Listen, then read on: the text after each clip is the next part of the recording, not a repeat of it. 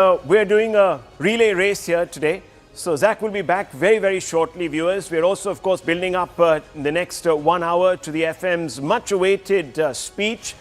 It's going to be another one of those records that she has set as one of the longest-standing FMs in India's history. But welcome to Budget Day Studio, presented by DBS, viewers, as we take you through the big day. And TDS Bank Budget Day Studio.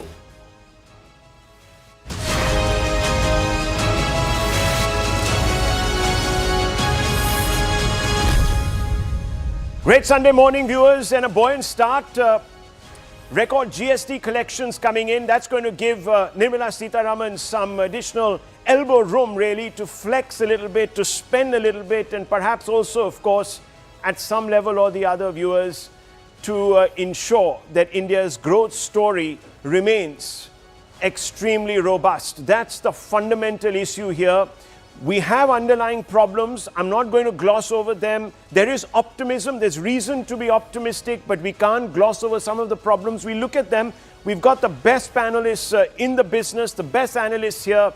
You don't need to go anywhere else to get even Insta analysis for the budget. As the FM speaks, our experts will be giving you their take on what you can make of this budget. But let's get some details into this conversation, because what we're really looking at, and we're being told, viewers, there are going to be massive policy decisions, and they're going to be packed into the part B of the budget. And let's shoot some of those graphics out here that set the context for this conversation. Remember, viewers, GST collections up, gold and silver taking a bit of a beating, as you know.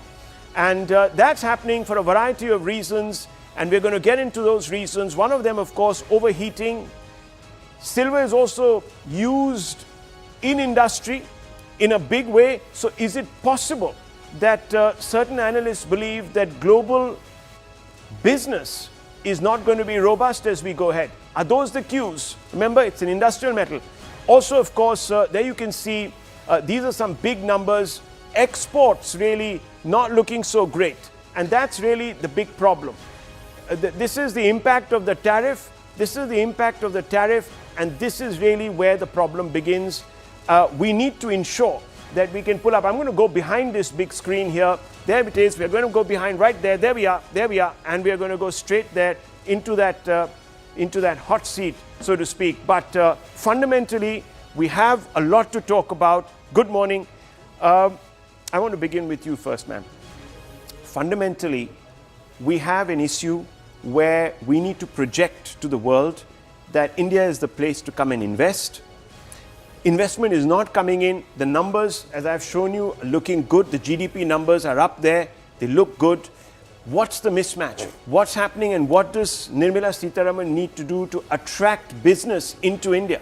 Right. The foreign portfolio investment is volatile, and the foreign direct investment, we've had about $81 billion in the last year. So that's quite sizable, but it's offset by the capital outflows.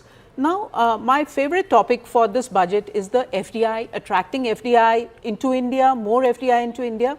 And for that, there'll be a lot of expectation that the Honorable Finance Minister will look at strengthening the manufacturing ecosystem, whether that is by way of institutional reforms or structural reforms, more allocations to the industrial parks, the amenities, utilities for plug and play, water supply, quality electricity, and so on and so forth. And also, how do we attract the MNCs? How do we target them and enable them to bring their supply chains into India? So I think there's a lot of focus there which would help us, and look forward to a big announcement on customs today, rationalization of the customs duties, also simplification of the GST systems, more digitization in the economy for ease of doing business, single window clearances, deemed approvals, and so on and so forth. Well, this is one aspect, deregulation, Mr. Rajiv Kumar. Deregulation, can't stress that. Why is it taking so much time? This is a conversation that has been going on for years altogether. Rahul, it's taking so much time because it's not just the central government's job. a lot of it, maybe the majority of it today, is in the state government, and the responsibility of the state governments, and these state governments behave the way they would. Which is why I had suggested at one point that this is now the time maybe to revive the interstate council and bring all the states together, or create a council on deregulation and list all of these numbers, list all of these provisions, and say as to what is the timeline in which you will remove them. So that's one.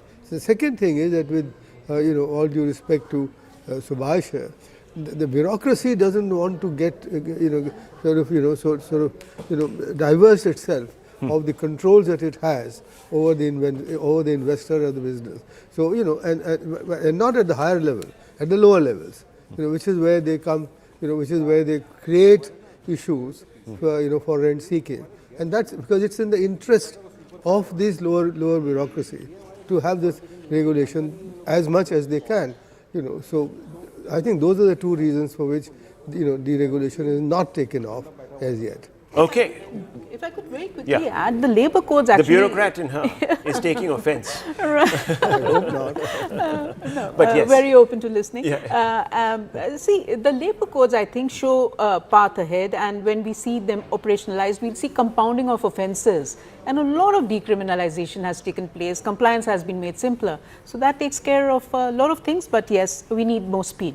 So what are we expecting? For example, the standard operating codes, like whatever the BIS thing, when you import some intermediate goods, the inspector has to go to the factory from where you are importing and clarify that and certify that you can import it from there, and then it takes a year after her certification for then this to be notified. Now, how do you get the investment working on that on those lines? Let me just very quickly, viewers, give you what we think are going to be some expectations. And I want to bring in Suhail Seth also. Let's put them out. Come on, let's fire them. Let's not waste time. Let's bring in Nalin onto the panel also. Nalin, please join us and grace us with the big breaking news that you're picking up from your money control system. I know that there's a lot happening and you need to share that with us. On your screens, viewers, deepening foreign direct investment, the impact of that. But here we have some important, the budget wish list, incentives for innovation, R&D, very, very important. R&D remains a very, very critically low, underperforming or underfunded sector of our economy. And when you want to make in India, when you have to compete, when you're signing all these big trade deals, you need to have manufacturing up there, you need to be cutting edge, you need to have enough in the bank to innovate so that you are competitive globally. Support for AI-led incentives. Also, of course, duty cuts on EVs and related components. Will this happen? Will this not happen? We're going to have this big conversation. What's in it for us? You and I, the Aam Aadmi viewers, we're expecting a few things. We're expecting a higher disposable income boost, consumption savings, perhaps for married couples. Will that actually happen? Big talk around this, which will really, really help a large number of households. Let me tell you, scrap or cut securities transaction tax. That's the big one. That's the big budget wish list from a tax point of view.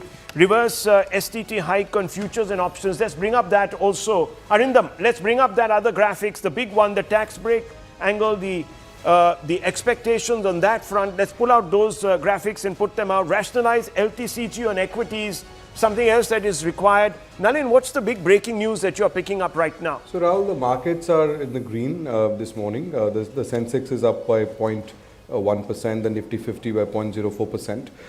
The markets opened on a weak Q, largely because the global sentiment has been weak. The metals have been collapsing. Gold and silver have been significantly down, largely because with the changes in the Fed, there is an expectation that about interest rates with the dollar, about a lot of people are buying metals to hedge against the dollar, right? Yeah. So if the Fed changes its positioning, so that's why the metals have been going down. So at the moment, what we are hearing from markets people who are on a money control broadcast and various analysts in the markets, the expectation from the markets is not too high from the budget, which actually is a good thing. Because if you go into a budget with virtually no expectations, then unless there's some catastrophe, anything it is likely to be positive, right? So that's why I think. But at the moment, the market expectation is not very high. Market expectation not very high. Why is that? Largely because of the global environment. FIIs have been this is now, we are also the lead up to this budget, right? This is the weakest January in many years on the markets. FIIs have been leaving the markets for a while, and because if you on Friday the global markets closed on a low. If you look at the Dow Jones and the New York Stock Exchange, they were down. So that's why India, and also the weak currency. So all of that is affecting. It's not just the budget in isolation, right? So. Okay, Santosh Mehrotra, how do we get the sentiment going? You've got some ideas, you've got some thoughts. Do you think the FM is going to walk you halfway there? Reforms is what the market is looking for. Are we going to go deeper in? What else do we need to do? Well, budgets are rarely about reforms, as you know. You know, I think we seem in our country to be very fixated on budgets. Nowhere else in the world is the budget such an important, seen to be such an important document. Yeah. Budgets are inevitably about taxation, expenditure, and the borrowing that the government is going to undertake. So that's where we should be focused on. So what I'm hopefully looking for on the, we've had already a lot of action on the, forgive me, on the taxation side, both corporate as well as GST as well as personal income tax. So what we are looking for now is, as I think you were suggesting, private investment to rise, and for that to happen, the government will need to put in a much greater focus on its expenditure for packages for labor intensive manufacturing, and labor intensive manufacturing is largely carried out by the MSMEs, and they are the ones who will create the jobs. If the process of job creation through the MSMEs is put in place, Rahul, we will begin to see an increase in aggregate demand over a period of time, as a result of which down the road we will see greater private corporate investment. So you're looking at that very closely in the budget. Nalin, you were raising your hand. I was saying that I expect a huge focus on AI in the budget. With the AI Impact Summit is just a few weeks away. We are expecting announcements around investments in AI and deep tech. There was already a hint of this when the government was preparing the India AI Mission 2.0. I think but there is a fear globally also that AI is overhyped. Is that a fact? No, absolutely. I mean, there are. In fact, that's been the big speculation around the US stock market as well, right? There's a lot of over-indexing on the AI stocks. I think what we are expecting is a move away from this on sector-specific AI models, and the idea that you focus on applications as opposed to LLMs. I think that's what that's what I think the drift of the conversation at the moment is. Okay, give India a tax break.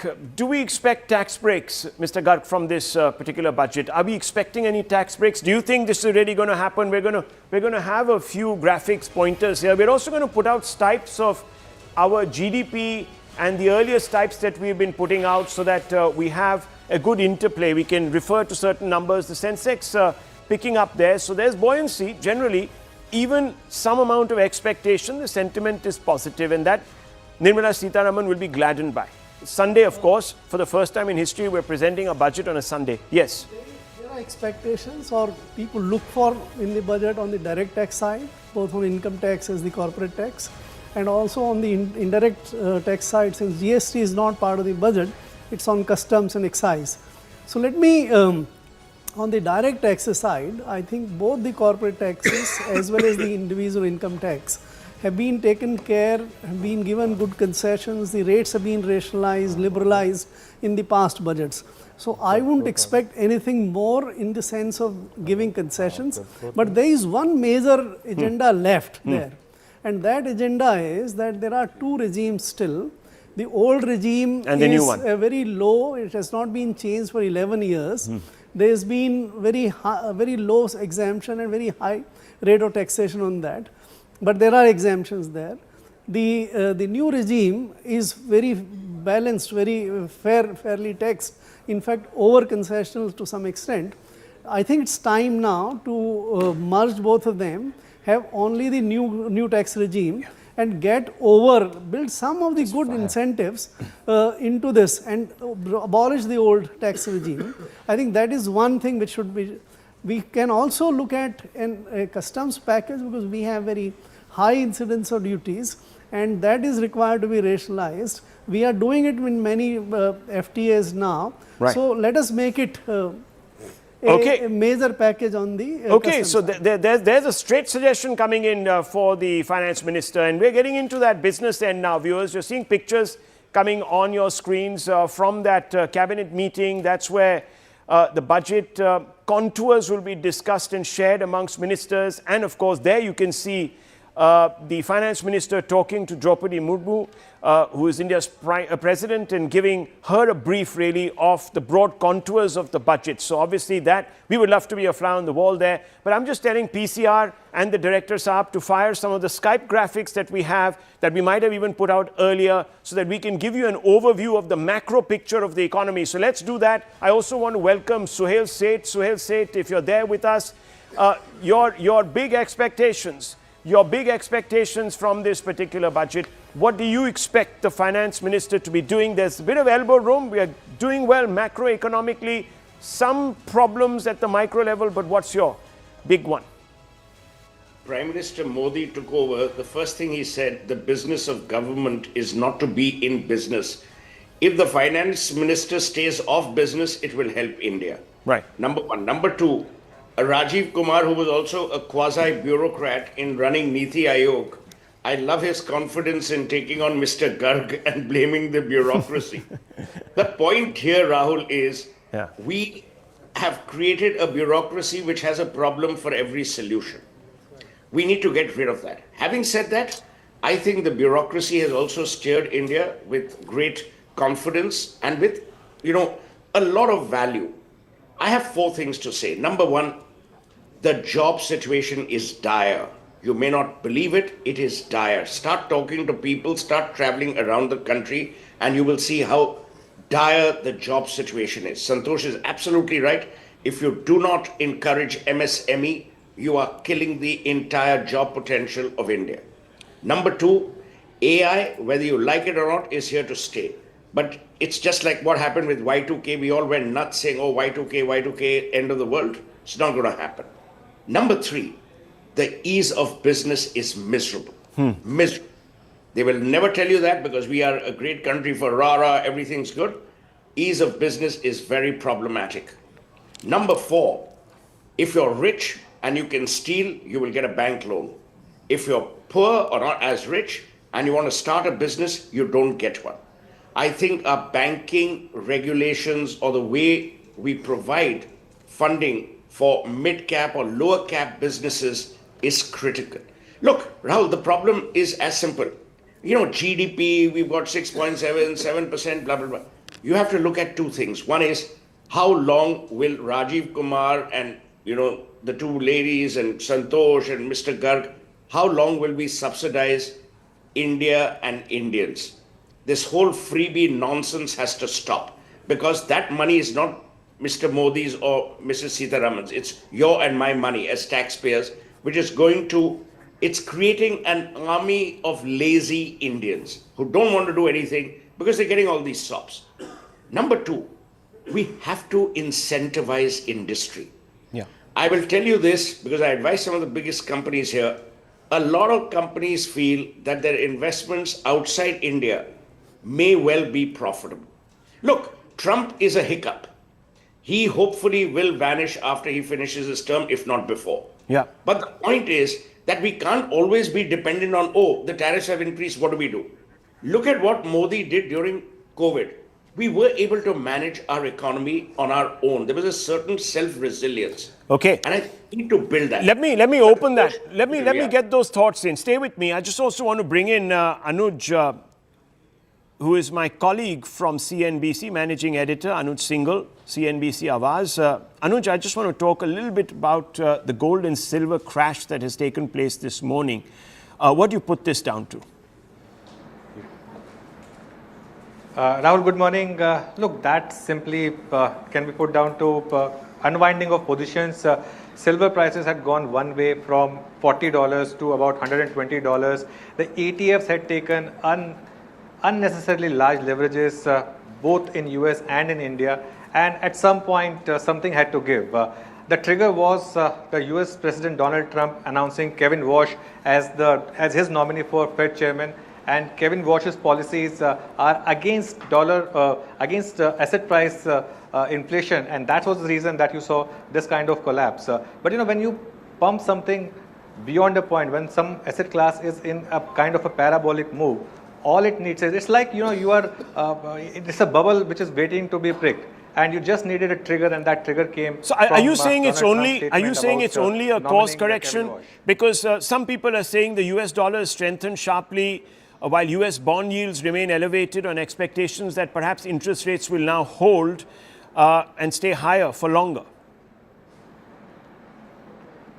Rahul, this might be above my pay scale, because anyone who can answer this question correctly over the next 1 year is going to be multi-millionaire. Whether this is actually a top in gold and silver, or this is just a fall in a parabolic market, like you saw in the case of Bitcoin. You never know. An asset class which goes up 10 times in between will have 30-40% corrections. Now, if this is one of those big parabolic moves in gold and silver, which is going to take gold and silver much higher, and keep in mind, this is actually right now a big global battle between US and China is not going to let it go easily. So this is about de-dollarization over the next 3 years. Donald Trump is going to be in office for next 3 years. There's going to be a bit of a China versus US playing out. Who wins? I think that's going to be a multi-trillion dollar question. But right now, I'm going to ask you a simple one. It would be too early to call it the. Yeah. I'm going to ask you deceptively. I'll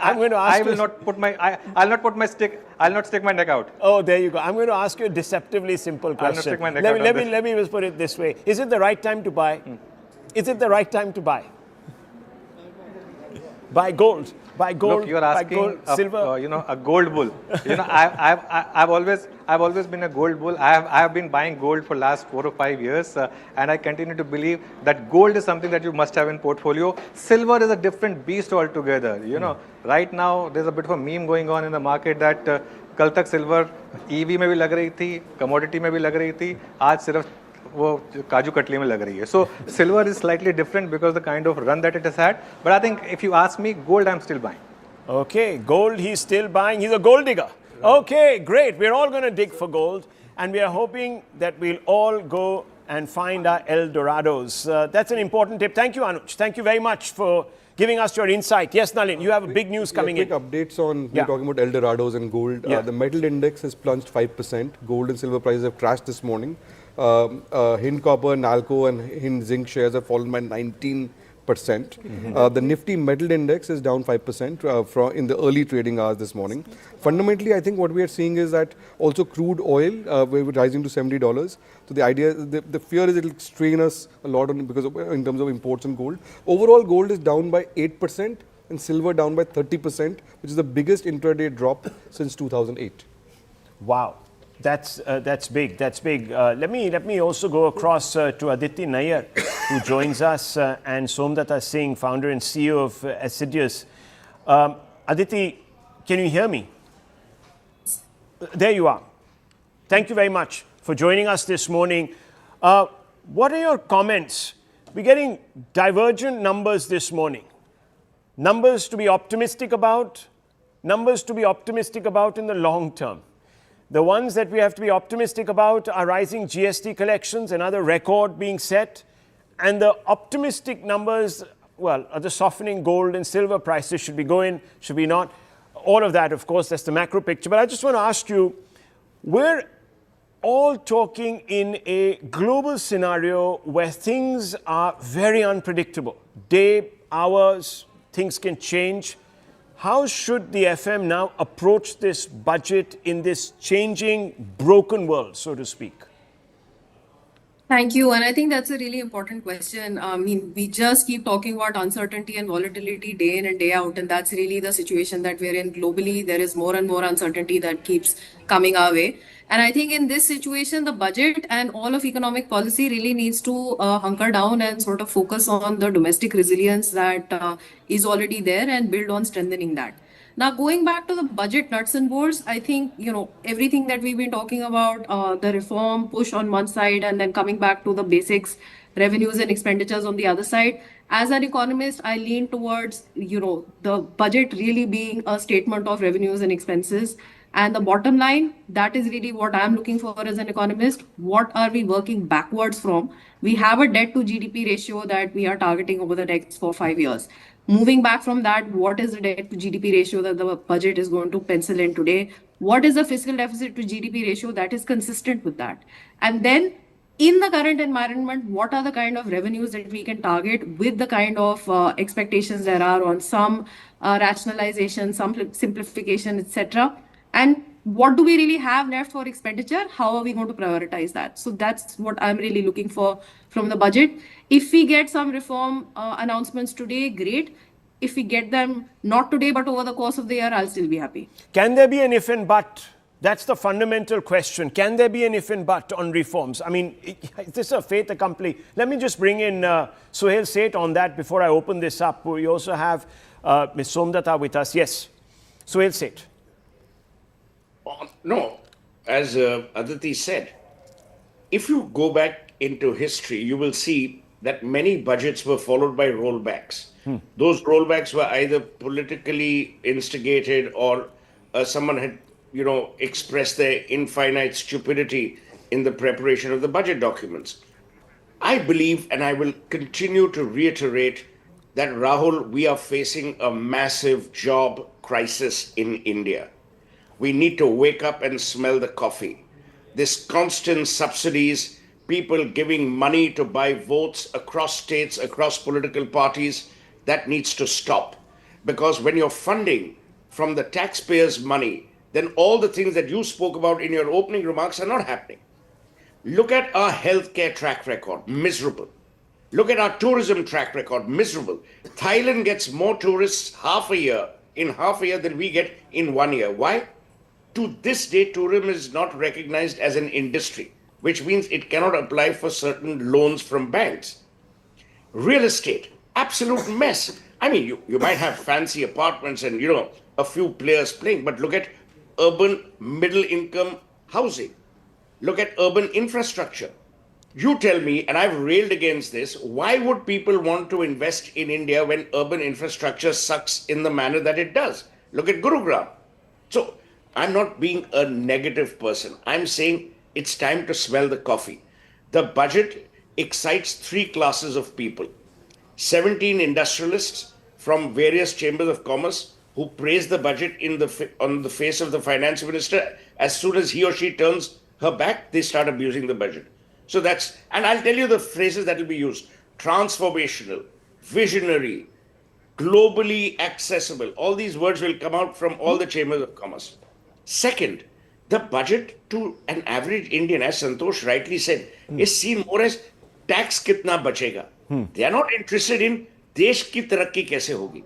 And the third, my appeal to the Prime Minister and the Finance Minister would be that please focus on ease of business. We need to make India a great manufacturing hub. We cannot be just the factory of the world. Well, as if on cue. And I will end by saying that we keep talking about our software prowess and what a great country we are in terms of brilliance of minds. Why are we not producing a Facebook or a Google out of India or NVIDIA? The reason is ease of business and a fertile environment. Well, as if on cue, we have the Prime Minister's pictures coming through. Suhail Seth addressing himself to the Prime Minister there, the Prime Minister coming through there on those pictures. He's entered Parliament. Let's just open this up because, plain speaking is required. No one is being negative here. We're just speaking the bare... Smelling the coffee. Yeah. For example, you've got to bring down the cost of capital. For that, you have to reduce your fiscal deficit and your borrowing. For that, what you need to do is disinvestment and asset monetization. I hope this budget has that. Second, not the subsidy burden? I mean, look at the amount of... Forget the subsidy because that's politically very difficult to touch. No, but why? Why shouldn't there be... Look, the government said that this is going to be reforms... Which subsidy will you cut? Fertilizer subsidy you can't touch. Food subsidy you can't touch because it will be political. You're distributing food to 80 crore people. You can't touch that either. So, improve your revenues, and improving your revenues, there is a lot of scope for disinvestment and asset monetization. Second, the banking sector's credit flow to industry has been actually declining. So, you got to set that right. It's the personal loans, which are higher, which are rising and so on, but the credit flow to industry has been very weak. So, do something about that, and maybe what you need to do, and I suggested that long ago, is that you start moving on banking sector reforms. But I was speaking to Piyush Goyal yesterday, and he was saying that, look, now we've opened markets to Indian business. We've opened major markets. We've opened the whole continent of Europe. That's huge. That's 1 billion potential consumers that enjoy greater prosperity than perhaps anywhere else on earth. And industry needs to walk. But it needs to, yes. What you need from the industry is to have the supply side facilitation for industry to take care of it. And that's the third point that I was going to make, which I made earlier. You choose 3, 4, 5 industries, which are labor intensive, textiles, garments, leather, tourism. And you focus all your attention on that, and I hope the budget will do that. And finally, the real estate sector has something like 200 backward linkages and huge employment potential. Why have a 12.5% long-term capital gains tax on that? Maybe you can remove that and therefore encourage the real estate industry in a big way. So, those are the sort of specific things that you want the budget to have. And what about look, I mean, obviously you would want to see that in the budget. I'm surprised that it hasn't struck us, even when we know that the emergence of Trump will mean that there will be headwinds, Mr. Mehrotra. Why are we not coming to the party? To use and paraphrase Sohail Seth's slogan, smelling the coffee. What's going on? Rahul, so let me pick up on I'm not even talking about the politically tough decisions. We're talking about the basics here. We're talking about what Mr. Rajiv Kumar is saying. No, and I will pick up on what Rajiv was also saying, but let me first pick up on what Sohail was saying. Yeah. So, it's very important that he did mention middle income housing. Yeah. What he didn't mention, unfortunately, was low income housing. This country needs massive investment in low income housing, both from public investment, but also the private sector. Yeah. Now, public investment can happen partly on government land. Well, I'm just going to tell the director to open the studio so that we can be seen speaking to each other. Yes, Mr. Mehrotra. Yeah. Right. Yeah. Public investment can happen on government-owned land. Government has a fair bit of land that it is holding. Unfortunately, it is not being utilized. Secondly, low income housing is absolute necessity if we want our cities to look a little bit more reasonable, and if we want urbanization to happen and workers to come back in. Workers went away. Well, let's take a long shot on this. Let's take a long shot. Director Saab, let's take a long shot. Please wake up and smell the coffee. Yes, go ahead. Sir, yeah. So I'm saying... Brilliant. Yeah. So I'm saying, can in the budget we think about some subsidy on interest rates for low-income housing. So, that's building up. So, because otherwise we can't have a situation where simply luxury housing continues to grow. But, I'm looking at what the opposition is saying. The opposition is saying we have no expectations from this budget. Is that a rational, reasonable statement? Are we going to go through just the motions today? Because we've done so well? No, I think there's a very defining moment because this year is very important. And this year is going to build on the future years which are to come. And this is when we, give allocations to the reforms which have happened in financial year 2025.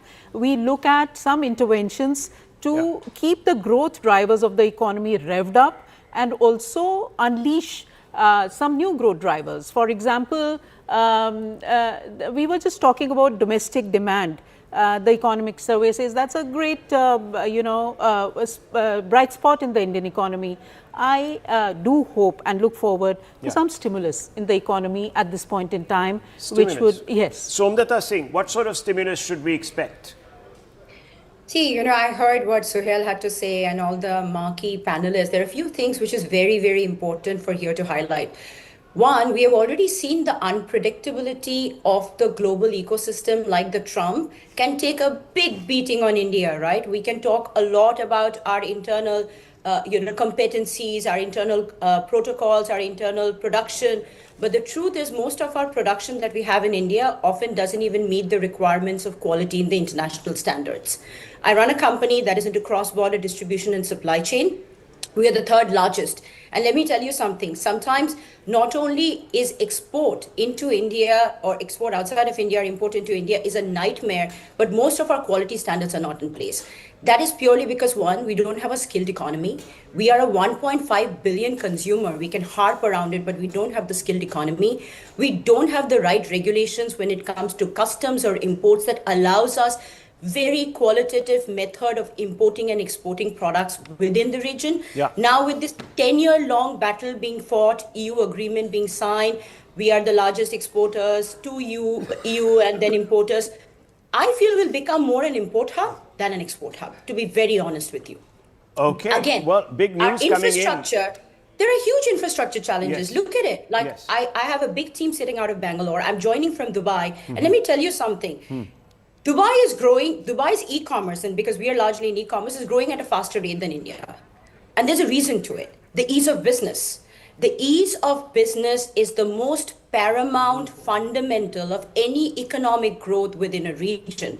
No matter how much you talk about the budget, which is more like an annual operating plan for a country, unless you have the basics, which is access to working capital, access to proper supply chain, subsidized warehousing and infrastructure management, skilled labor, and there is a minimum capacity optimization on quality and infrastructure, we can talk about budget year on year. Okay. You know, Rahul, but it is I not going to give us the... completely agree with you. I think you're absolutely right. And I think, Suhail, plain speaking from both of you, absolutely spot on. Let me also bring in Parikshit Luthra, colleague of mine from CNBC TV 18. Straight across, he's going to be interviewing Piyush Goyal today, probably the first journalist who will get that interview. So it'll be interesting because we're looking really at very unpredictable times, Parikshit. We're looking at trade being politicized, weaponized.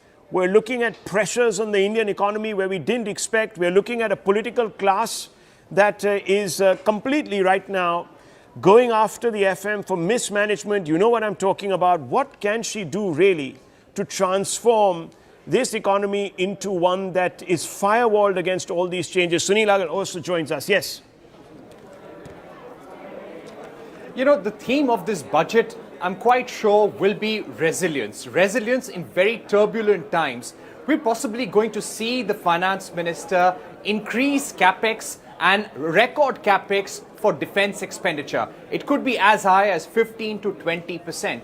We're going to see a major rejig of customs duties. Why is this important? Because you want to make exports more competitive. You're having trade deals with a number of nations, but at the same time, you want to make sure that the import of raw materials comes at the lowest possible cost to the Indian manufacturer and the exports go out at the lowest possible cost as well. We will see ease of living, ease of taxation, ease of compliance. All these messages will be very important. Somehow there will be a message to global investors that we want to create a very sustainable, durable environment for foreign portfolio investors and FDI investors as well. Now, talking about the turbulent times, we're seeing that India is embarking on a very strong diversification strategy. Be it energy, be it trade as well. Donald Trump has tweeted to say India will be buying Venezuelan oil. We are getting to know from analysts that perhaps there's only one company which is buying Venezuelan oil right now. It's going to be difficult in terms of buying oil from Venezuela because it's very hard crude, it's difficult to refine, it's costly to refine as well, but Venezuela will be a part of our diversification strategy. So be it trade, be it energy, we will diversify, we will not put all our eggs in one basket, that is the United States, but at the same time, we have our eyes on the ball. I'm sure Piyush Goyal has his eyes on the ball when it comes to the United States, and they are working on trying to negotiate and conclude a trade deal with the US at the earliest. Okay, so Parikshit, thank you very much for giving us that overview. Custom duties, ease of living, ease of compliance are his top picks. We're going to be focusing laser-like, viewers, and we're going to have Insta analysis. As the FM starts speaking, our experts will give you their take on what she's saying. Now, let's just pull out some of these numbers, because this export shock is what we're really worried about, because this is what really has been unfortunate aspect of these Trump tariffs. So there are certain sectors, the textile and apparel sector, orders have been deferred and cancelled, and you can see that on your screens. It's coming out through our studio floor, this particular graphic. Let's look at engineering goods, price uncompetitive, that's a problem. Sunil Alag, you probably involved with industry, auto components, margins wiped out. This is a problem. This is a problem, and I'm going to ask both of you to tell us how this can be addressed, and is the budget the place? See, all I'm saying is 75% is budget for the year is 75%. And 25% is strategy, which is the vision of Mr. Modi. See, that's the issue. The vision is correct, but what the person is wanting to do is to increase employment. Internally, he has to increase employment. Otherwise, he will not be elected. So there's no question of anyone, which I was on the Hindi channel downstairs. But I was saying that, look, either in infrastructure, what China did was infrastructure spending. It did not decrease at all. So consumer spending internal, that has to be done. Now manufacturing has to be increased, but the Hindi channel said, but manufacturing, only the power sector, which is the power private companies are actually generating power, and they are losing money. So where's the question of manufacturing coming in? The government might say manufacturing, wo, but it's not going to happen.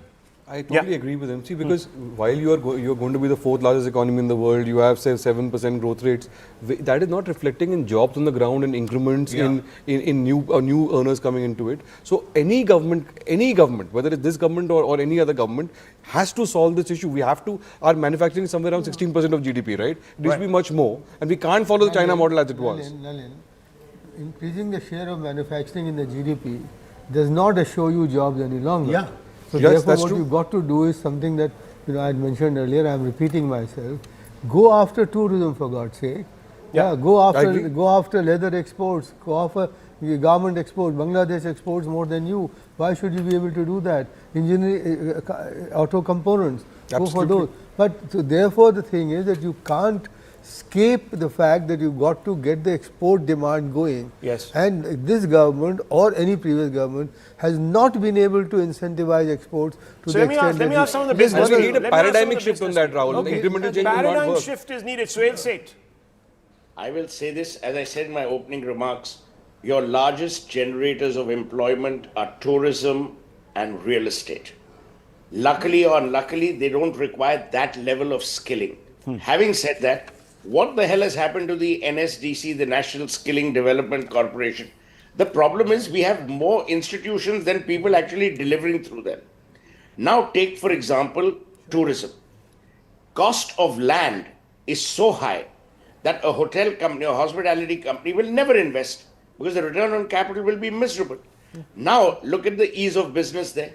To open a bar in a hotel will take you forever. Today, the Gift City in Ahmedabad is an outstanding example of an international financial center. It took them, with Mr. Modi's intervention, years to, get a liquor license. I'm only saying two things. One is you need jobs and jobs and jobs, and you need more skilled Indians. I hate to say this. Try getting hold of a skilled plumber. And here, some of our famous industrialists used to use words like jugaad. That is what has destroyed India's competence. Because jugaad is more a shortcut than actually skilled process-driven work. We are not focusing on that, Rahul. And until we focus on that, Sunil also said, you will have a budget, but you will have vision which is not being implemented upon. And that's what you need. You need the budget to be transformational. Today, you can't get skilled people. I mean, I hate to say this, but I'm proud of that. The Northeast contributes almost 70% to front of house staff in most hotels. True. Because of language skills. Today, the language skills are abominable. So I'm saying all these things we need to work on here. We can't just keep saying, "Bhai, budget aayega to pura duniya change ho jayegi." Okay. If I could- Well, yeah, I'm just bringing you in, ma'am. I just also want to bring in the other entrepreneur, and news breaking also that the cabinet has approved the budget. This is almost an expected thing. It's part of the process. Ms. Somdata Singh, yes. So, as an entrepreneur, there's one of the things that I want to highlight here, because we were talking about skilled people, skilled laborers, where is skilling happening? There's a national skill organization, where is the output? And especially with India having 40% of our population under the age group of 35. It's all the brain drain. You may still think that, it's not happening. There's a lot of reverse brain drain happening from outside. Most of the Indian population, and we hire people in GCC, most of the Indian population is moving to GCC. One, because of tax, there's no income tax, right? So you get to save all the money. There's a minimum wage that the government mandates all the organizations that have to pay because of the quality of the labor that you're importing from a different nation into the GCC region. So where do you find talent? Most of the talent today is so subsidized, is so migrating towards other countries that you can't find talent within the home geography. The second thing that we were all talking about is that the subsidies or the access to working capital. How do you increase manufacturing, Rahul, when you have to sit in a bank and do paperwork for months together just to validate whether your business is worth funding? And in other cases, without even having stock in inward stock ratio or a manufacturing setup, there are businesses that are getting funded. Also, the competency when it comes to Indian production, we say we are innovators. We are innovators outside of our country. We are innovating for Google and Microsoft. Yeah. But can I tell you something? Even in food and beverages, we are copycats. We copy what has worked in United States, try to bring it into India, try to subsidize the quality, and then try exporting the same product out. And the reason I'm able to draw these statistics to you is because we are one of the largest exporters of food and beverages outside of India for some of the largest Indian names. Right. They don't pass the quality test. Well, so okay. At the end of the day, these are very important suggestions coming from stakeholders, viewers. These are not people who don't know what they're talking about and are just being negative for the sake of being negative. This is not that. This is a constructive conversation. I just want to quickly bring in Sumita Daura. You had a point to make. Yes, we were talking about exports. Yeah. You see, quality of exports, testing labs for exports is something we can expect in the budget. Similarly, the customs we've already spoken about, the rationalization, the inverted duty structures, we can expect some reform there. We can also expect the QCOs. The already good work has been going on, and probably more focus on withdrawing the unnecessary QCOs which are hindering the quality upgrade in the economy, more outreach to the market, and also bringing in more investments. Again, I would say the FDI is to build the scale and the connectivity to the regional markets, the regional trade agreements. We should also look towards ASEAN, and probably we could consider the Trans-Pacific Partnership. We need to look at other regional. They're being renegotiated, Mr. Garg, on this whole issue of trying to get investment to come in, demand to increase. The budget has a very important role to play in attracting investments. I think this goes without saying. Through the FDI route, through the FPI routes, and even otherwise. I'm asking you, is this make or break time? There is never a make or break time. It's a continuum which is always going on. And the policy is also, you don't make for the 100% of the economy all the time. You make the policy for what is going to sort of add value in future. That's why, to my mind, if we look at the policy framework for attracting investment, we should be looking at the policy on the products of the future. The future products are in the renewable energy transition space, the solars, cells, modules, wind, hydrogen, and those kind of things. Can we get those technologies here? Can we guys get those investment here? And one of the things which is very important there is that most of these are sort of controlled by the Chinese companies. Can we allow the Chinese investment to come in the country?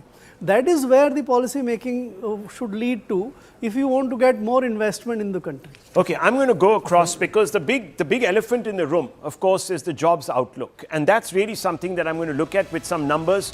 Always put the data first, and I'm going to take gentlemen in our studio as well as Sumita ji. get her to give us a little bit of an overview on this. This is the problem, viewers, as you can see. Employment, while absolute numbers might have grown, many people say that these are not jobs that are quality jobs. And that's really the issue here. It's not absolute numbers, but it is quality jobs. So while that number looks about 20-15% up, you have to look at this. Yes, sir. Yeah. 3 crore translates to 643 million, Yeah. which is actually the size of our workforce. Yeah. Pretty much. Yeah. So I don't know where this number is coming from. If this is all coming out of the EPFO, then the whole workforce is therefore formalized. Well, this is another question that people have sort of put. The youth unemployment numbers are, well, at 10.2%. Some people say they're actually higher. They're in the 18 or 17% category. So, look, I mean, numbers, and I'm sorry to say this, but there is always a debate around the numbers, the quality of the numbers, the quality of the data itself. Is that a problem to begin with first, sir? Huh? Is the quality of the numbers suspect? First of all, I want to ask you this question because this is what is constantly talked about. The definition of employment in this country, and along with, according to which the PLFS survey is done, that's right, has to be changed very quickly. 1 week's employment for the whole month qualifies you to be said that you're employed. 1 month in a year qualifies you to be. If you're self-employed on family labor without pay, and that is where the women participation rates have gone up, you are employed. So I think all of those numbers, definition. So the definition is the problem, perhaps not the data. No one's fiddling the data, it's just that the definition needs to be changed. Would you agree? But I'd agree with everything, but South India is where when I was in Hyderabad, and it is not our government at all, but not BJP government. But when South India accounts for so much of GDP growth comes from South India and Northeast, as somebody else has said. But where do we pay attention? We pay attention only around Delhi when the budget, and budget has no meaning anymore. Has no meaning? Has no meaning because every 3 months Modi is going to change. Would you say that, Sunita, has no meaning? I would again say this budget is a chance to turbocharge India onto a higher growth trajectory. Is it one of the last few chances? Or will we then settle in a very comfortable middle income trap and that's it? It's a that's why I continuous asked you, is this a make or break moment? Are we in that place? We are going to have continuity in whatever reforms we brought in for Viksit Bharat and also for inclusive growth. But Viksit Bharat needs sustained 8%. If you have to hit those targets, you want to be the #1 economy, you want to be the world leader, 8%, we're not hitting 8%. Come on, we let's need be to grow honest. faster, and there are certain sectors. Okay, not hitting 8%, Mr. Garg, why? See, I'll bring in Suhail Seth. He's going to cut through all of this and going to give you absolutely the hard one. So let us first deal with this employment and the worker question. I think there are two aspects of it. One is the quality of data, about 65 crores or something. That includes a lot of people who are employed for a very little while. Okay, and so the also definition is those who are not employed. Yeah. But that's fine. 65 crore is the number which is actually put out as counted as workers. But the side which we generally miss is that what is the wages they are earning? What is because that is where the demand comes, where the income of the workers. So workers work for wages, and that wage increase you would find is not taking place at all, and that is what the worry is. The chief economic advisor in last year's economic survey put out a number, again taking from the EPFO survey, that the real wages for the whole lot of self-employed and the casual workers is actually declining in nominal terms. So that is the cause of concern. Now about 8% kind of thing, 8% growth will come. You see, we know in composition of our economy. No, can this budget give you, can spur the growth engine, yes or no? Because someone here said budgets don't matter. Not much. It can. It can, is not important, much. but it can make very important intervention. Okay. But it is not the decider of the growth. Rahul, not the decider. Rahul, okay. There's an old aphorism that India only reforms when there's a real big crisis. We saw that in 1991. In the last year, we've dealt with a lot of crises induced by Trump after Sindoor. So you've seen a slew of reforms, a slew of movements, GST reform, reforms in pension, a regulatory push has been happened with SEBI and RBI to clear a lot of things. We've seen a reform in our legislation on nuclear energy as well as on coastal, and that is an important one, because if you look at logistics, the cost of logistics in India is higher than in most other countries. You know, the point I want to make is this reform momentum has to continue, and you know, we get happy we've removed 12 QCO orders, but problem is that those were put by ourselves only a couple of years ago. There are still 800 more to be removed. Okay, the so measure is not where you are yes. compared 2 years ago. Measure is where we are compared to Dubai or Vietnam or Indonesia. There are still 760 odd QCOs in place. Right. Which are, but two things that the budget can do, which will take it to 8%, reduce the cost of capital for the private sector, especially for the medium and small enterprises, by reducing the burden of your fiscal deficit. Yeah. And two, ease of doing business. Really go Ease after of doing business. Those really are go after it. Go after it in a manner that four words, Suhail said 4 words. Which What I do you started want? What do you exactly, which you started with? What do you want? What do you want to hear the FM say today? Look, we can listen to another 1 hour long, another 1 hour long speech, but inside scoop of what the Prime Minister told the Cabinet.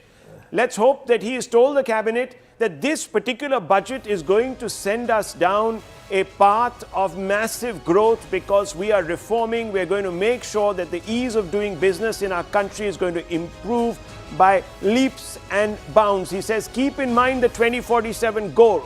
Is this budget going to meet those expectations? Is this budget going to reload reforms in a manner that haven't been done before? Is it going to be instrumental in getting rid of those bottlenecks that we keep talking about year after year, but only act upon when there's crisis? And why should that be the case, viewers? Why should that be the case? Why should we only wake up when we get a tight slap? Why can't we move quicker, faster, stronger, swifter, and do what is needed without crisis? Yes. Mainly because. Yeah. Okay. Suhail said. I asked him. Yes. The union budget. Yeah. The union budget is excitable for three classes. You said. One is for television channels, because they have a full day. TRPs go up, you get sponsorships, blah blah blah. Okay. Number two, for chambers of commerce, because people who you had forgotten or you had assumed were dead will be brought back from the woodwork to hail the budget as transformational and visionary. Number three, you will hear secretaries to the government of India waxing eloquent about jargon that you and I can never understand in our lifetime. So I'm not bothered about the union budget. It is just a statement of accounts where, depending on who the finance minister is, you will also get a minuscule crash course in civilizational history by quoting some poet who the whole world has forgotten. So forget the union budget. What is important are the issues that the entire panel has raised. My belief is that the finance minister and the prime minister have good intent. We need execution. The situation with India is operation successful, patient dead. So being happy with a budget is like getting married to a corpse. Only you will feel good because the corpse doesn't even know. So my point is, make the budget either a policy document or a statement of accounts.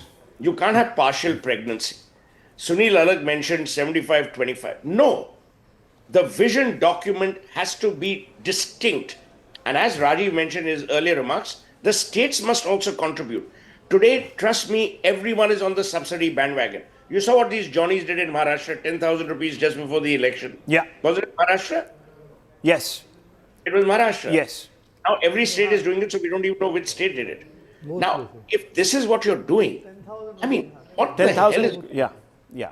Well, look, I mean, yes, you have a point there, but as someone was saying on the panel, I think it was Rajiv Kumar, these are politically loaded issues. Cannot mess about. The budget is not being presented by Karan Johar. Okay. So you're saying it's a okay. So you're saying it's a political statement at the end of the day. It's got nothing to do with anything. But this is the point, Rajiv Kumar. Are you sort of giving the government too long a rope? I think the time has come to bite the bullet. I mean, you can't say, and that's what we've heard from Piyush Goyal many times, telling industry, "Come on, walk with me," but then you don't incentivize industry. No, but you don't have. Yes, go ahead. Rahul, just the opposite of giving the government a long rope. I've been saying the government has to bite the bullet and get the ease of doing business. No, that is fine. But what about subsidies, sir? Two, huge expense. It bloats our fiscal. You have to focus on a few sectors and incentivize them so that they can, they can grow at that is 12, true. 15%. Look, those are narrow prescriptions, but there are larger issues, and we talk about it all the time. Larger issues like inflating subsidy bill, which puts so much pressure on the fiscal deficit. It's getting worse. The Prime Minister came up with Revdi, said that, look, we shouldn't get into this competitive race, but then the BJP itself put out some Revdi. So how does this work? It doesn't work. Yeah, so when are we going to bite that bullet? And why can't the budget take a position and say, look, from now on, we're increasing taxes here on these people who are out of the net and so forth? Why can't that happen? Okay, it's all coming together. In just a minute, Parliament is going to be convening and the Finance Minister will be speaking. So we're in the countdown minute now. Anand, we are in the countdown minute. He joins me. Anand, you've been speaking to a lot of our guests and our panel. What's really the focus? What are you hearing now? We're getting all sorts of breaking news. Can we put some money to these words and say that this is going to be a budget that is going to take the hard decisions? Well, the Bahikhata has become electronic and I'm walking with my laptop around, but and I'll keep it here. But the fact is, the question that you asked, is the government going to facilitate, let me say, is the government going to facilitate job creation? Is the government going to give hard policy and give... I rise to lay on the table a copy each of the following papers, Hindi and English versions, under Article 281 of the Constitution, Report for 2026 to 2031, Volume 1, Main Report of the 16th Finance Commission. 2. Report for 2026-2031, Volume 2, Annexures of the 16th Finance Commission. Number 3. Explanatory memorandum as to the action taken on the recommendations contained in the above report. Item number 2, माननीय वित्त मंत्री Nirmala Sitharaman ji.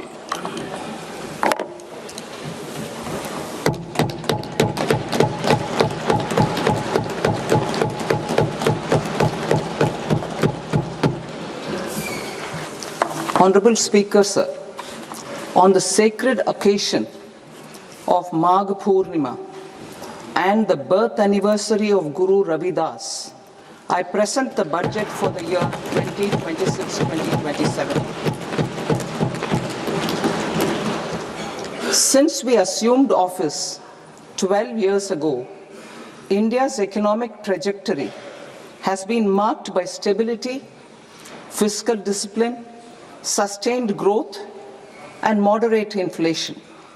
This is the result of conscious choices we have made, even in times heightened uncertainty and disruption.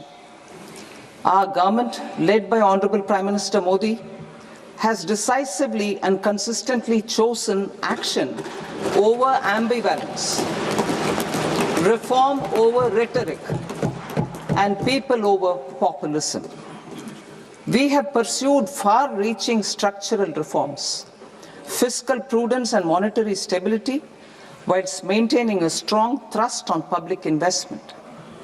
Keeping Atmanirbharta as a lodestar, we have built domestic manufacturing capacity, energy security, and reduced critical import dependencies. Simultaneously, we have ensured that citizens benefit from every action of the government, undertaking reforms to support employment generation, agricultural productivity, household purchasing power, and universal services to people. These measures have delivered a high growth rate of around 7% and helped us make substantial strides in poverty reduction and improvement in the lives of our people. Today, we face an external environment in which trade and multilateralism are imperiled and access to resources and supply chains are disrupted. New technologies are transforming production systems, while sharply increasing demands on water, energy, and critical minerals. India will continue to take confident steps towards Vikasit Bharat, balancing ambition with inclusion. As a growing economy with expanding trade and capital needs, India must also remain deeply integrated with global markets, exporting more and attracting stable long-term investment. As I begin part A, I want to express my gratitude to the people for standing firmly with us as we forge our way together towards becoming one of the largest economies of the world.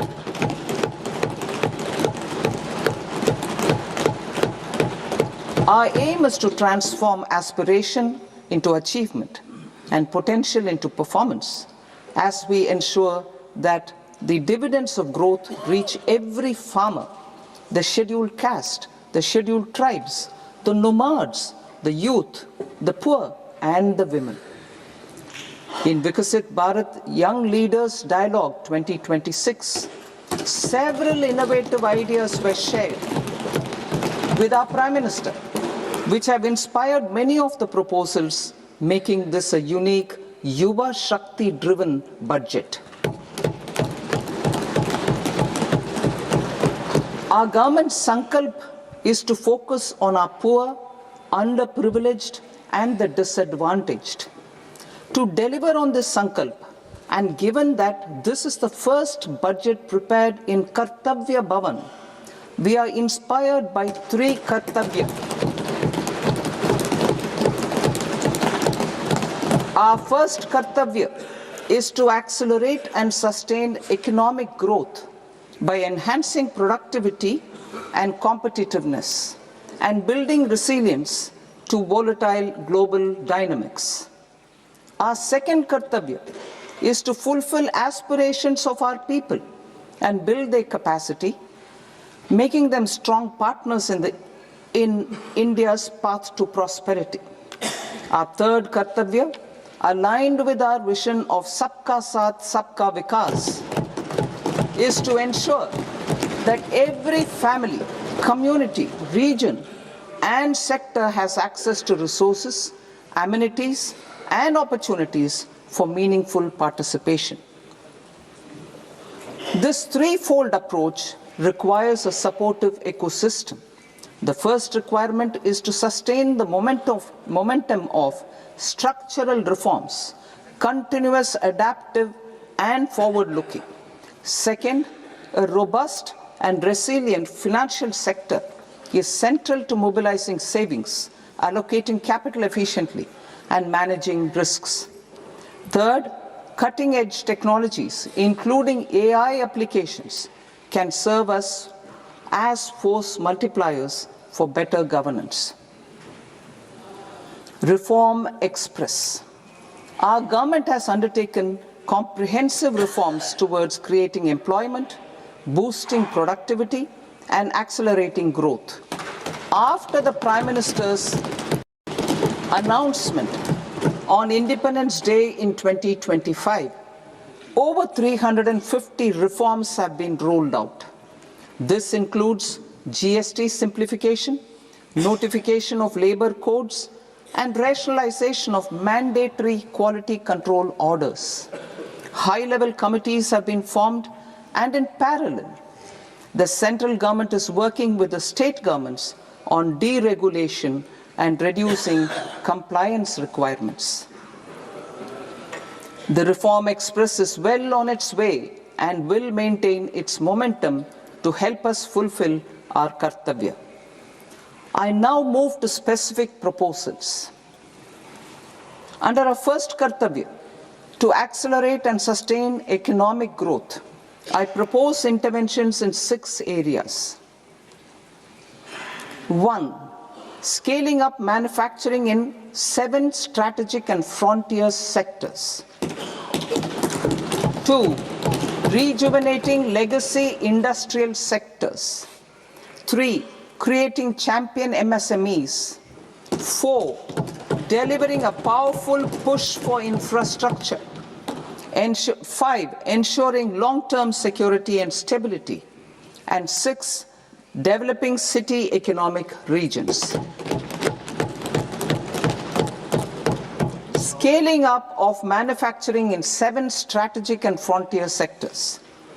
Biopharma Shakti, meaning biopharma strategy for health advancement through knowledge, technology, and innovation. India's disease burden is observed to be shifting towards non-communicable diseases like diabetes, cancer, and autoimmune disorders. Biologic medicines are key to longevity and quality of life at affordable costs. To develop India as a global biopharma manufacturing hub,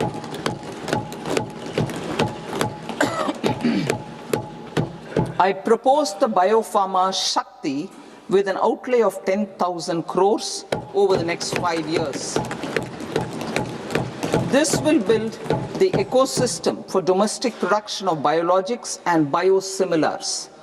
The strategy will include a biopharma-focused network with 3 new national institutes of pharmaceutical education and research, popularly known as NIPERs, and upgrading 7 existing ones. It will also create a network of 1,000 accredited India clinical trials sites. We propose to strengthen the Central Drug Standard Control Organization to meet global standards and approve timeframes through and approval timeframes through a dedicated scientific review cadre and specialists.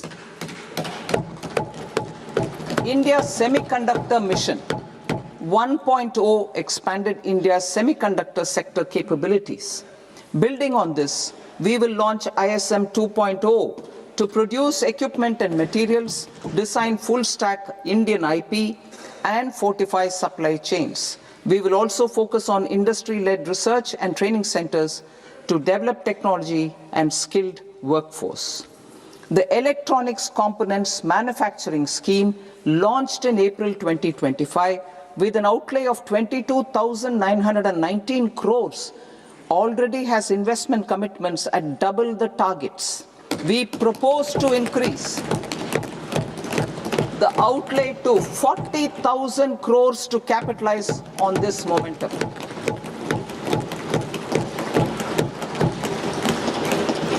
A scheme for rare earth permanent magnets was launched in 2025 November. We now propose to support the mineral-rich states of Odisha, Kerala, Andhra Pradesh, and Tamil Nadu to establish dedicated rare earth corridors to promote mining, processing, research, and manufacturing. To enhance domestic chemical production and reduction import dependency and reduce import dependency, we will launch a scheme to support states in establishing 3 dedicated chemical parks through challenge route on a cluster-based plug-and-play model. Strong capital goods.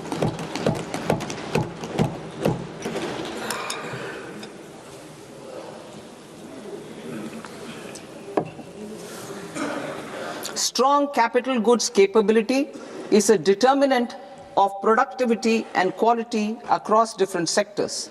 Towards building this capacity, I propose the following.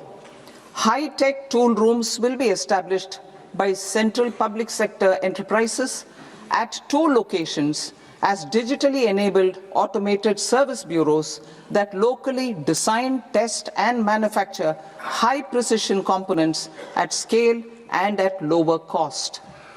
2. A scheme for enhancement of construction and infrastructure equipments will be introduced to strengthen domestic manufacturing of high value and technologically advanced CIE. This can range from lifts in a multi-storied apartment or firefighting equipment in multiplexes, large or small, and to tunnel boring equipments for building metros and high altitude roads. I also propose a scheme for container manufacturing to create a globally competitive container manufacturing ecosystem with a budgetary allocation of 10,000 crores over a 5-year period. For the labor-intensive textile sector, I propose an integrated program with 5 subparts. 1.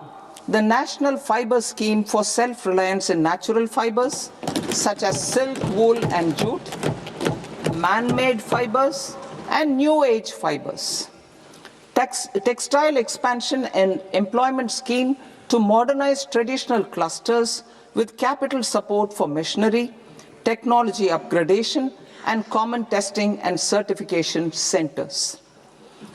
3. The National Handloom and Handicraft Program to integrate and strengthen existing schemes and ensure targeted support for weavers and artisans. Tex Eco Initiative to promote globally competitive and sustainable textiles and apparels. Samarth 2.0 to modernize the upgrade the textile skilling ecosystem through collaboration with industry and academic institutions. Further, I propose to set up mega textile parks in challenge mode. They can also focus on bringing value addition to technical textiles. I propose to launch the Mahatma Gandhi Gram Swaraj initiative to strengthen khadi, handloom, and handicrafts. This will help in global market linkage and branding. It will streamline and support training, skilling, quality of process, and production. This will benefit our weavers, village industries, One District, One Product ODOP initiative, and also our rural youth. India has the potential to emerge as a global hub for high quality, affordable sports goods. I propose a dedicated initiative for sports goods that will promote manufacturing, research, and innovation in equipment design as well as material sciences. Rejuvenation of legacy industrial clusters. I propose to introduce a scheme to revive 200 legacy industrial clusters to improve their cost competitiveness and efficiency through infrastructure and technology upgradation. Creating champion SMEs and supporting micro enterprises. Recognizing MSMEs as a vital engine of growth, I propose a 3-pronged approach to help them grow as champions. Equity support. I propose to introduce a dedicated 10,000 crores SME growth fund to create future champions, incentivizing enterprises based on select criteria. I also propose to top up the Self-Reliant India Fund set up in 2021 with 2,000 crores to continue support to micro enterprises and maintain their access to risk capital. Liquidity support. With TREDS, more than 7 lakh crore has been made available to MSMEs. To leverage its full potential, I propose 4 measures. 1. Mandate TREDS as the transaction settlement platform for all purchases from MSMEs by CPSEs, serving as a benchmark for other corporates.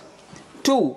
Introduce a credit guarantee support mechanism through CGTMSE for invoice discounting on TREDS platform.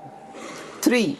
Link GEM with TREDS for sharing information with financiers about government purchases from MSMEs, encouraging cheaper and quicker financing. 4. Introduce TREDS receivables as asset-backed securities helping develop a secondary market, enhancing liquidity and settlement of transactions. Professional support. Government will facilitate professional institutions such as the ICAI, ICSI, ICMAI to design short-term modular courses and practical tools to develop a cadre of corporate mitras, especially in Tier 2 and Tier 3 towns. These accredited para-professionals will help MSMEs meet compliance requirements at affordable costs. Infrastructure. During this past decade, our government has undertaken several initiatives for large-scale enhancement of public infrastructure, including through new financing instruments such as Infrastructure Investment Trust (InvITs) and Real Estate Investment Trust (REITs), and institutions like NIIF and NABFID. We shall continue to focus on developing infrastructure in cities with over 5 lakh population, that is Tier 2, Tier 3 cities, which have expanded to become growth centers. Public capital expenditure has increased manifold from 2 lakh crore in 2014-15 to an allocation of 11.2 lakh crore in BE 25-26. In this coming year, that is financial year 2026-27, I propose to increase it to 12.2 lakh crores to continue the momentum.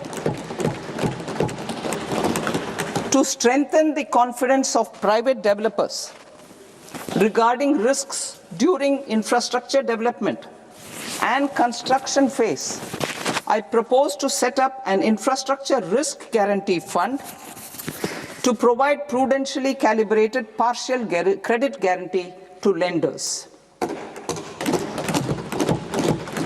Over the years, REITs have emerged as a successful instrument for asset monetization.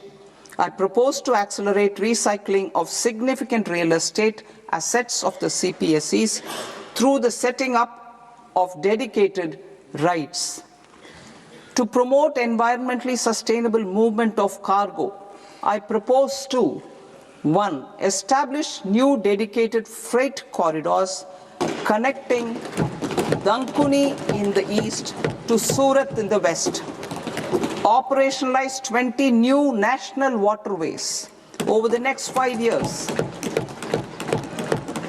Starting with National Waterways 5 in Orissa to connect mineral-rich areas of Talcher and Angul and industrial centers like Kalinga Nagar to the ports of Paradeep and Dhamra. Training institutes will be set up as regional centers of excellence for development of required manpower for these waterways. This will benefit youth in the entire stretch of the waterways to train and acquire skills. Further, a ship repair ecosystem catering to inland waterways will also be set up at Varanasi and Patna. And C, launch a coastal cargo promotion scheme for incentivizing a modal shift from rail to road to increase the share of inland waterways and coastal shipping from 6% to 12% by 2047. To enhance last mile and remote connectivity and promote tourism, I propose to give incentives to indigenize manufacturing of seaplanes. A seaplane VGF scheme will be also introduced to provide support for operations. Carbon capture, utilization and storage. Aligning with the roadmap launched in December 2025, the carbon capture, utilization and storage technologies at scale will achieve higher readiness and in end-use application across 5 industrial sectors including power, steel, cement, refineries, and chemicals. An outlay of 20,000 crore is proposed over the next 5 years for this purpose. City economic regions. Cities are India's engines of growth, innovation, and opportunities. We shall now focus on Tier 2, Tier 3 cities, and even temple towns, which need modern infrastructure and basic amenities. This budget aims to further amplify the potential of cities to deliver the economic power of agglomerations by mapping city economic regions based on their specific growth drivers. An allocation of 5,000 crore per CER over 5 years is proposed for implementing their plans through a challenge mode with a reform-cum-result-based financing mechanism. In order to promote environmentally sustainable passenger systems, we will develop 7 high-speed rail corridors between cities as growth connectors, namely Mumbai to Pune, Pune to Hyderabad, Hyderabad to Bengaluru, Hyderabad to Chennai, Chennai to Bengaluru, Delhi to Varanasi, Varanasi to Siliguri.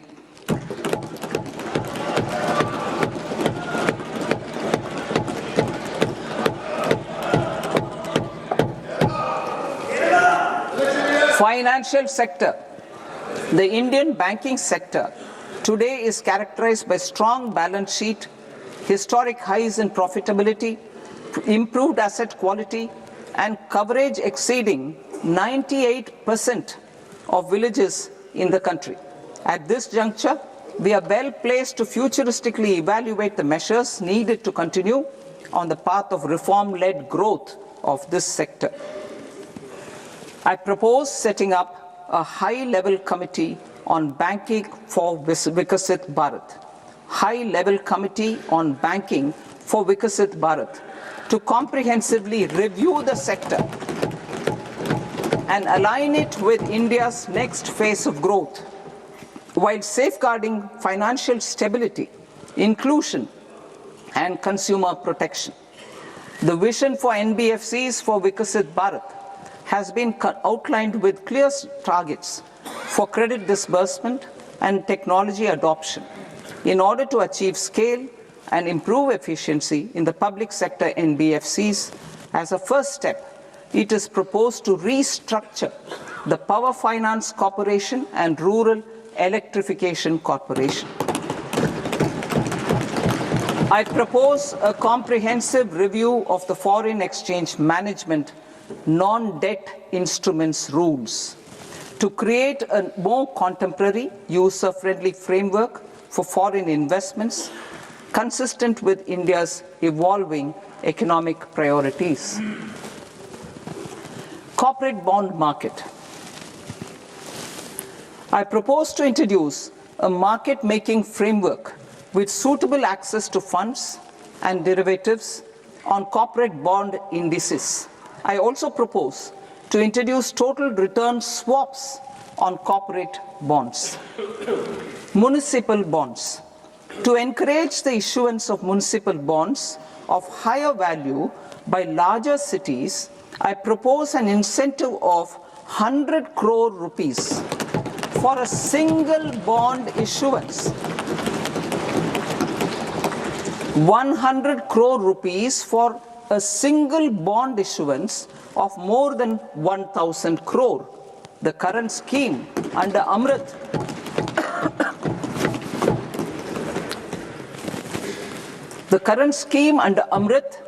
which incentivizes issuances up to 200 crores only, will also continue to support smaller and medium towns. That will also continue to support the smaller and medium towns. Ease of doing business. Individual persons resident outside India, PROI, will be permitted to invest in equity instruments of listed Indian companies through the portfolio investment scheme. It is also proposed to increase the investment limit for an individual PROI under the scheme from 5% to 10% with an overall investment limit for all individual PROIs to 24% from the current 10%. Emerging technologies including AI. 21st century is technology driven. Adoption of technology is for the benefit of all people. Farmers in the field, women in STEM, youth keen to upskill, and Divyangjan to access newer opportunities. The government has taken several steps to support new technologies through AI Mission, National Quantum Mission, Anusandhan National Research Fund, and Research and Development and Innovation Fund. Our second kartavya is to fulfill aspirations and build capacities. Close to 25 crore individuals have come out of multi-dimensional poverty through a decade of our government's sustained and reform-oriented efforts.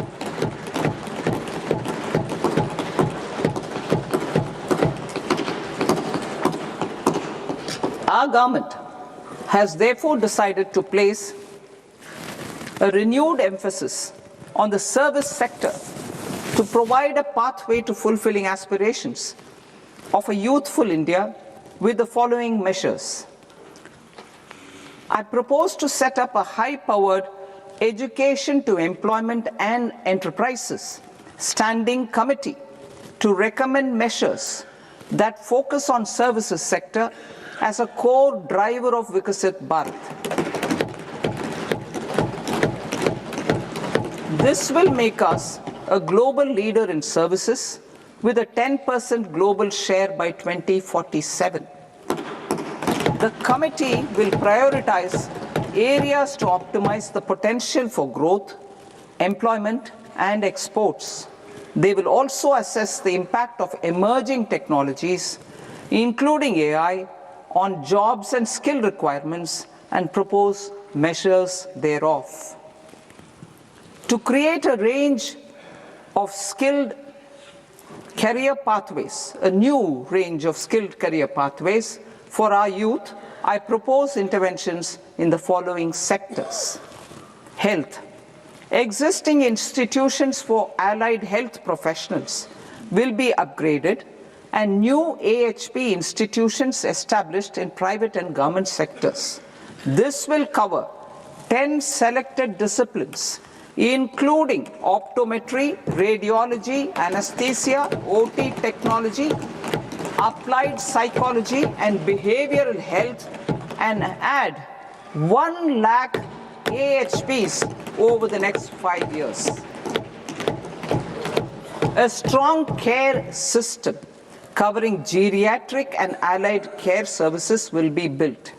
A variety of NSQF aligned programs will be developed to train multi-skilled caregivers, combining core care and allied skills such as wellness, yoga, and operation of medical assistive devices. In the coming year, 1.5 lakh caregivers will be trained.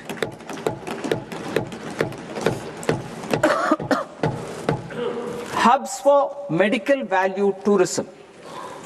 To promote India as a hub for medical tourism services, I propose to launch a scheme to support states in establishing 5 regional medical hubs in partnership with the private sector. These hubs will serve as integrated healthcare complexes that combine medical, educational, and research facilities. They will have Ayush centers, medical value tourism facilitation centers, and infrastructure for diagnostics, post-care, and rehabilitation. These hubs will provide diverse opportunities, job opportunities for health professionals, including doctors and AHPs. Ancient Indian yoga, already respected in several parts of the world, was given a mass global recognition when Honorable Prime Minister took it to the UN. Post-COVID, Ayurveda gained a similar global acceptance and recognition. Exporting quality Ayurveda products helps farmers who grow the herbs and youth who process the products. To meet growing global demand, a few more steps are being taken. I propose to 1. Set up 3 new All India Institutes of Ayurveda. 2. Upgrade Ayush pharmacies and drug testing labs for higher standards of certification ecosystem and make available more skilled personnel. 3. Upgrade the WHO Global Traditional Medicine Center in Jamnagar to bolster evidence-based research, training and awareness for traditional medicine. Animal husbandry. Livestock contributes to close to 16% of farm income, including of poor and marginal households. To scale up availability of veterinary professionals by more than 20,000, I propose to roll out a loan-linked capital subsidy support scheme for establishment of veterinary and para-veterinary colleges, veterinary hospitals, diagnostic laboratories, and breeding facilities in private sector. Collaboration between Indian and foreign institutions will also be facilitated. Orange economy. India's animation, visual effects, gaming and comics sector, AVGC sector, is a growing industry projected to require 2 million professionals by 2030. I propose to support the Indian Institute of Creative Technologies, Mumbai, in setting up AVGC content creator labs in 15,000 secondary schools all over the country and 500 colleges. The Indian design industry is expanding rapidly, and yet there is a shortage of Indian designers. I propose to establish, through Challenge Route, a new National Institute of Design to boost design education and development in the eastern region of India. Education. Our government will support states through Challenge Route in creating 5 university townships in the vicinity of major industrial and logistics corridors. These planned academic zones will host multiple universities, colleges and research institutions, skill centers and residential complexes. In higher education, STEM institutions, prolonged hours of study and laboratory work pose some challenges for girl students. Through VGF, Viability Gap Funding and capital support, 1 girls' hostel will be established in every district.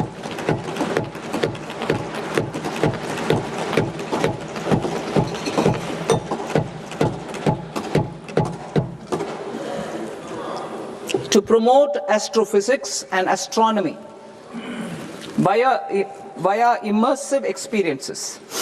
4 telescope infrastructure facilities will be set up or upgraded. The National Large Solar Telescope, the National Large Optical Infrared Telescope, the Himalayan Chandra Telescope, and the Cosmos 2 Planetarium. Tourism. The tourism sector has the potential to play a large role in the employment generation, forex earnings, and expanding the local economy. I propose to set up a National Institute of Hospitality by upgrading the existing National Council for Hotel Management and Catering Technology. It will function as a bridge between academia, industry, and government. I also propose a pilot scheme for upskilling 10,000 guides in 20 iconic tourist sites through a standardized, high-quality, 12-week training course in hybrid mode in collaboration with the Indian Institute of Management. A national destination digital knowledge grid will be established to digitally document all places of significance, cultural, spiritual, and heritage. This initiative will create a new ecosystem of jobs for local researchers, historians, content creators, and technology partners. India has the potential and opportunity to offer world-class trekking and hiking experience. We will develop ecologically sustainable mountain trails in Himachal Pradesh, Uttarakhand, and Jammu Kashmir. Also in Araku Valley in the Eastern Ghats and Podigai Malai in the Western Ghats. Turtle trails along key nesting sites in the coastal areas of Odisha, Karnataka, and Kerala. And 3 bird watching trails along the Pulikat Lake in Andhra Pradesh, Tamil Nadu. It's on the border. Under the visionary leadership of Honorable Prime Minister, we established the International Big Cat Alliance in 2024. This year, India is hosting the first ever Global Big Cat Summit, where heads of governments and ministers from 95 range countries will deliberate on collective strategies for conservation. Heritage and culture tourism. I propose to develop 15 archaeological sites, including Lothal, Dolavira, Rakhi Gadi, Adichanallur, Saranath, Hastinapur, and Leh Palace into vibrant experiential cultural destinations. Excavated landscapes will be open to the public through curated walkways. Immersive storytelling skills and technologies will be introduced to help conservation labs, interpretation centers, and guides. The sports sector provides multiple means of employment, skilling, and job opportunities. Taking forward the systematic nurturing of sports talent, which is set in motion through the Khelo India program earlier, I propose to launch a Khelo India mission to transform the sports sector over the next decade. The mission will facilitate an integrated talent development pathway supported by training centers, which are foundational, intermediate, and elite levels. B, systematic development of coaches and support staff. C, integration of sports science and technology. D, competitions and leagues to promote sports culture and provide platforms. And E, development of sports infrastructure for training and competition. Our third Kartavya aligns with our vision of Sabka Saath, Sabka Vikas towards Vikasit Bharat. This requires targeted efforts for 1, increasing farmer incomes through productivity enhancement and entrepreneurship, with special attention to small and marginal farmers. B, empowering Divyangjan through access to livelihood opportunities, training, and high-quality assistive devices. C, empowering the vulnerable to access mental health and trauma care. D, focus on the Purvodaya states and the Northeast region to accelerate development and employment opportunities. Fisheries. We will undertake initiatives for integrated development of 500 reservoirs and Amrit Sarovars. 2, strengthen the fisheries value chain in coastal areas and enable market linkages involving startups and women-led groups together with fish farmer producer organizations. Animal husbandry. To provide quality employment opportunities in rural and peri-urban areas, we will support the animal husbandry sector in entrepreneurship development through A, a credit-linked subsidy program, B, scaling up and modernization of livestock enterprises, C, enhanced creation of livestock, dairy and poultry,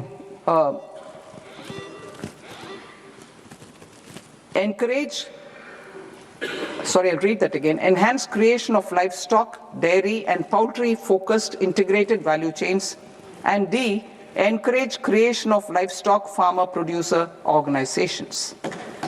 High value agriculture. To diversify farm outputs, increase productivity, enhance farmers' incomes, and create new employment opportunities, we will support high value crops such as coconut, sandalwood, cocoa, cashew in the coastal areas, agar trees in northeast, and nuts such as almonds, walnuts, and pine nuts in our hilly regions. These, all of them, will be supported. India is the world's largest producer of coconuts. About 30 million people, including nearly 10 million farmers, depend on coconuts for their livelihood. To further enhance competitiveness in coconut production, I propose a coconut promotion scheme to increase production and enhance productivity through various interventions, including replacing and non-productive trees with new saplings or plants or varieties in major coconut growing states. A dedicated program is proposed for Indian cashew and cocoa to make India self-reliant in raw cashew and coconut production and processing, enhance export competitiveness, and transform Indian cashew and Indian cocoa into premium global brands by 2030. Sandalwood. Sandalwood is closely linked to India's social and cultural heritage. Our government will partner with state governments to promote focused cultivation and post-harvest processing to restore the glory of the Indian sandalwood ecosystem, to rejuvenate old, low-yielding orchards, and expand high-density cultivation of walnuts, almonds, and pine nuts. We will support a dedicated program to enhance farmer incomes and in bringing value addition by engaging youth. Bharat Vistar, that is virtually integrated system to access agricultural resources. I propose to launch Bharat Vistar, a multilingual AI tool that shall integrate the AgriStack portals and the ICAR package on agricultural practices with AI systems. This will enhance farm productivity, enable better decisions for farmers, and reduce risk by providing customized advisory support. She-Marts for rural women-led enterprises.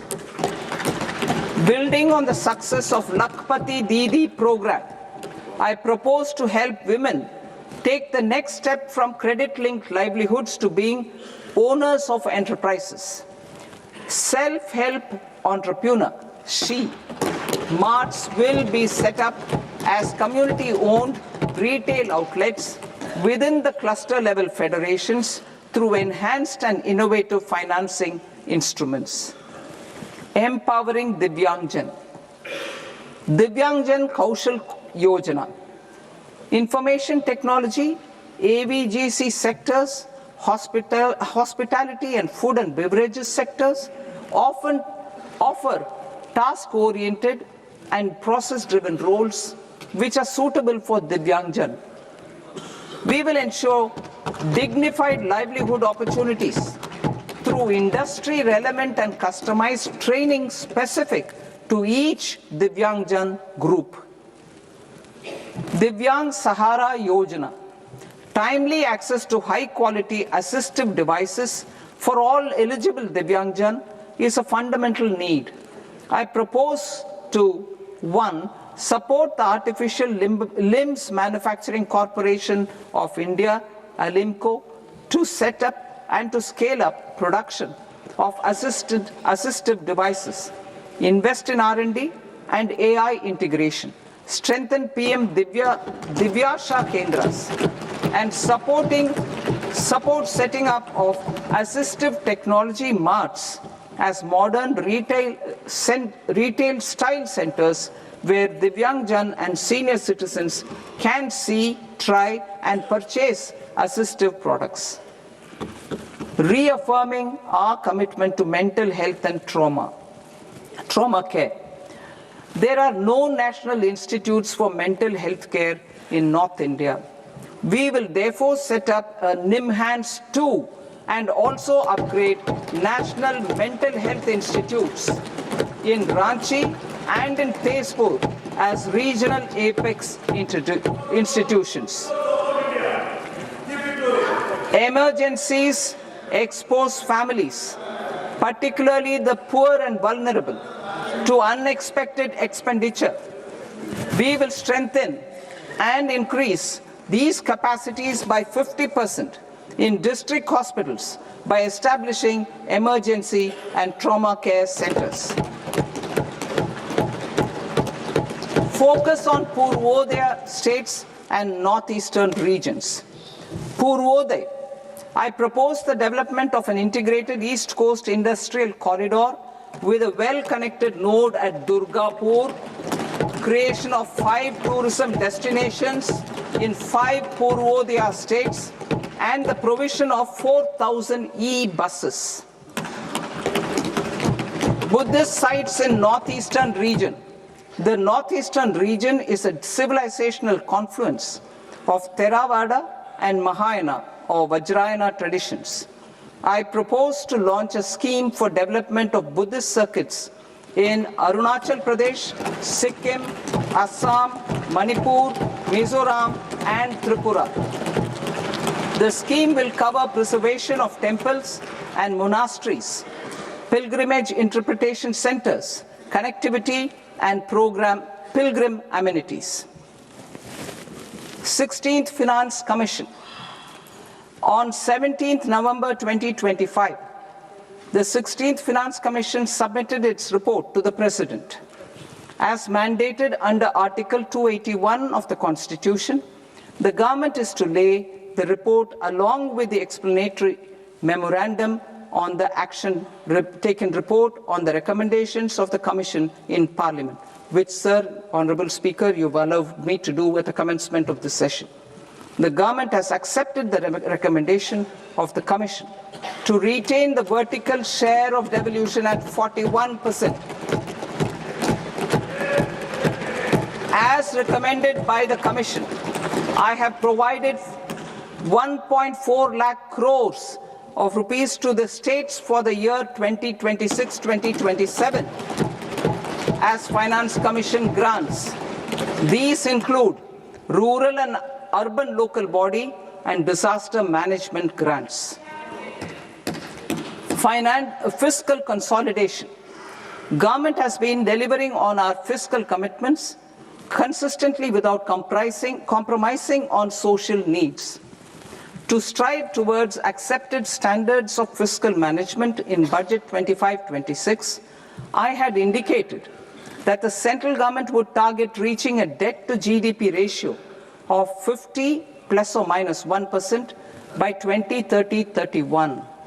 In line with this, the debt to GDP ratio is estimated to be 55.6% of GDP in BE 26-27, compared to 56.1% of GDP in RE 25-26. A declining debt to GDP ratio will gradually free up resources for priority sector lending and expenditure by reducing the outgo on interest payments. One of the main operational instruments for debt targeting is the fiscal deficit. I am happy to inform this august House that I fulfilled my commitment made in 2021-2022 to reduce fiscal deficit below 4.5% of GDP by 25-26. In RE 25-26, the fiscal deficit has been estimated at par with BE of 2025-26 at 4.4% of GDP. In line with the new fiscal prudence path of debt consolidation, the fiscal deficit in BE 26-27 is estimated to be 4.3% of the GDP.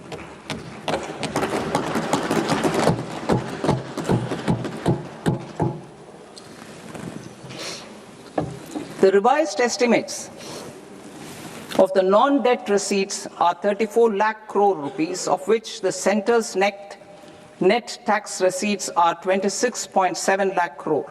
The revised estimate of the total expenditure is 49.6 lakh crore rupees, of which the capital expenditure is about 11 lakh crores. Budget estimates 2026 to 2027. Coming to 26-27, the non-debt receipts and the total expenditure are estimated as 36.5 lakh crore and 53.5 lakh crore respectively. The centre's net tax receipts are estimated at 28.7 lakh crore rupees. To finance the fiscal deficit, the net market borrowings from dated securities are estimated at 11.7 lakh crore rupees. The balance financing is expected to come from small savings and other sources. The gross market borrowings are estimated at 17.2 lakh crore rupees.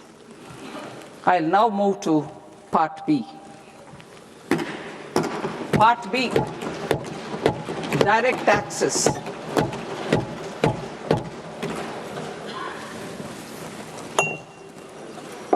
Honorable Speaker, sir, I now present my proposals on direct taxes. New Income Tax Act. In July 2024, I announced a comprehensive review of the Income Tax Act 1961. This was completed in a record time, and the Income Tax Act 2025 will come into effect from 1st April 2026. The simplified income tax rules and forms will be notified shortly, giving adequate time to taxpayers to acquaint themselves with its requirements. The forms have been redesigned such that ordinary citizens can comply without difficulty. Ease of living. I propose that any interest awarded by the Motor Accident Claims Tribunal to a natural person will be exempt from income tax, and any TDS on this account will be done away with. I propose to reduce TCS rate on the sale of overseas tour program package from the current 5% and 20% to 2% without any stipulation of amount. I propose to reduce TCS rate for pursuing education and for medical purposes under the Liberalized Remittance Scheme, popularly known as LRS, from 5% to 2%. Supply of manpower services is proposed to be specifically brought within the ambit of payment to contractors for the purpose of TDS to avoid ambiguity. Thus, TDS on these services will be at the rate of either 1% or 2% only. I propose a scheme for small taxpayers, wherein a rule-based automated process will enable obtaining a lower or nil deduction certificate instead of filing an application with the assessing officer. For the ease of taxpayer holding securities in multiple companies, I propose to enable depositories to accept Form 15G or Form 15H from the investor and provide it directly to various relevant companies. I propose to extend time available for revising returns from 31st December to up to 31st March with the payment of a nominal fee. I also propose to stagger the timeline for filing of tax returns. Individuals with ITR 1 and ITR 2 returns will continue to file till 31st July, and non-audit business cases or trusts are proposed to be allowed time till 31st August. TDS on sale of immovable property by a non-resident is proposed to be deducted and deposited through resident buyers and his or her PAN-based challan instead of requiring a TAN, which is a temporary accounting number. To address practical issues of small taxpayers like students, young professionals, tech employees, relocated NRIs, and such others, I propose to introduce a one-time 6-month foreign asset disclosure scheme for these taxpayers to disclose income or assets below a certain size. This scheme would be applicable for two categories of taxpayers, namely A, who did not disclose their overseas income or assets, and B, who disclosed their overseas income and or paid due tax but could not declare the asset acquired. For category A, the limit of undisclosed income or asset is proposed to be up to 1 crore rupees. They need to pay 30% of fair market value of asset or 30% of undisclosed income as tax and 30% as additional income tax in lieu of penalty, and would thereby get immunity from prosecution. For category B, asset value is proposed to be up to 5 crore rupees. Here, immunity from both penalty and prosecution will be available with a payment of fee of 1 lakh rupees. Rationalizing penalty and prosecution. Multiplicity of proceedings are hindrance to the ease of doing business. I propose to integrate assessment and penalty proceedings by way of a common order for both. There will be no interest liability on the taxpayer on the penalty amount for the period of appeal before the first appellate authority, irrespective of the outcome of appeal process. Further, quantum of prepayment is being reduced from 20% to 10% and will continue to be calculated only on core tax demand. As an additional measure for reducing litigation, I propose to allow taxpayers to update their returns even after reassessment proceedings have been initiated, and an additional 10% tax rate over and above the rate applicable for the relevant year. The assessing officer will then use only this updated return in his proceedings. There is already a framework for immunity from penalty and prosecution in the cases of underreporting. I propose to apply this framework for immunity to misreporting too. However, in such a case, the taxpayer will need to pay 100% of the tax amount as an additional income tax over and above the tax and interest due. Penalties for certain technical defaults, such as failure to get accounts audited, non-furnishing of transfer pricing audit report, and default in furnishing statement for financial transactions, are proposed to be converted into fee.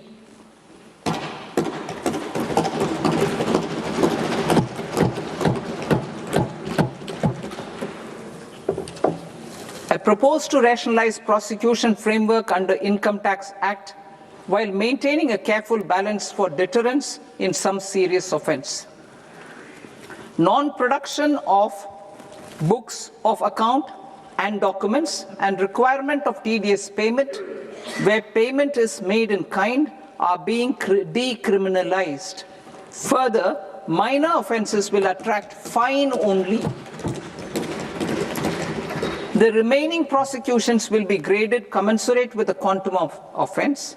They will entail only simple imprisonment with maximum imprisonment reduced to 2 years and power to courts to convert even those into fines. There is no penalty. There is no penalty presently for non-disclosure of non-immovable foreign assets with aggregate value less than 20 lakh rupees. I propose to also provide them with immunity from prosecution with retrospective effect from 1/10/2024.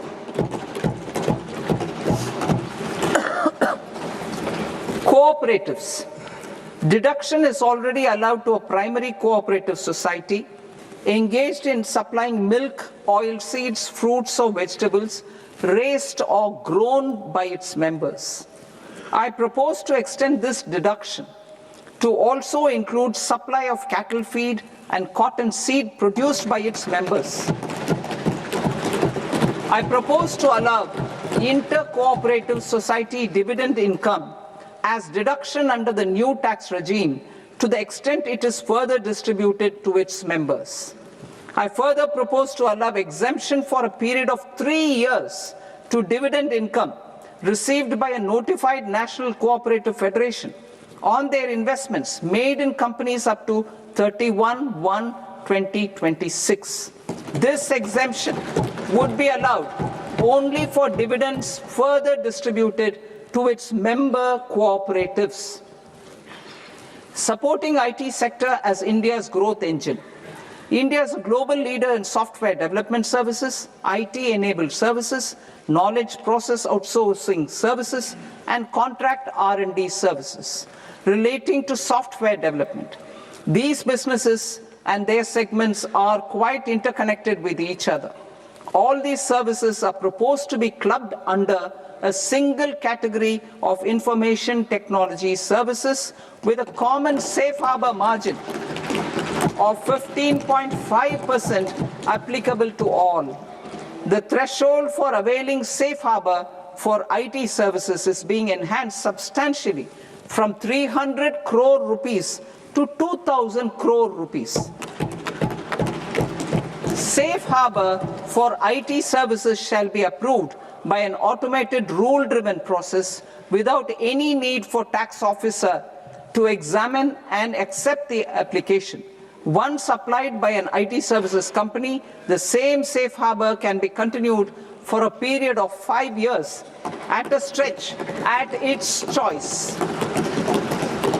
For IT services companies who want to conclude advanced pricing agreement, APA, I propose to fast-track unilateral APA process for IT services and endeavor to conclude it within a period of 2 years.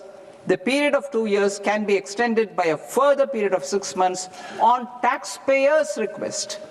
I propose to extend the facility of modified returns available to the entity entering APA to its associated entities also. Attracting global business and investment. Recognizing the need to enable critical infrastructure and boost investment in data centers, I propose to provide tax holiday till 2047 to any foreign company that provides cloud services to customers globally by using data center services from India. It will, however, need to provide services to Indian customers through an Indian reseller entity. I also propose to provide a safe harbor of 15% on cost in case the company providing data center services from India is a related entity. To harness the efficiency of just-in-time logistics for electronic manufacturing, I propose to provide safe harbor to non-residents for component warehousing in a bonded warehouse at a profit margin of 2% of the invoice value. The resultant tax of about 0.7% will be much lower than in competing jurisdictions. To provide fillip to toll manufacturing in India, I propose to provide exemption from income tax for 5 years to any non-resident who provides capital goods, equipment, or tooling to any toll manufacturer in a bonded zone.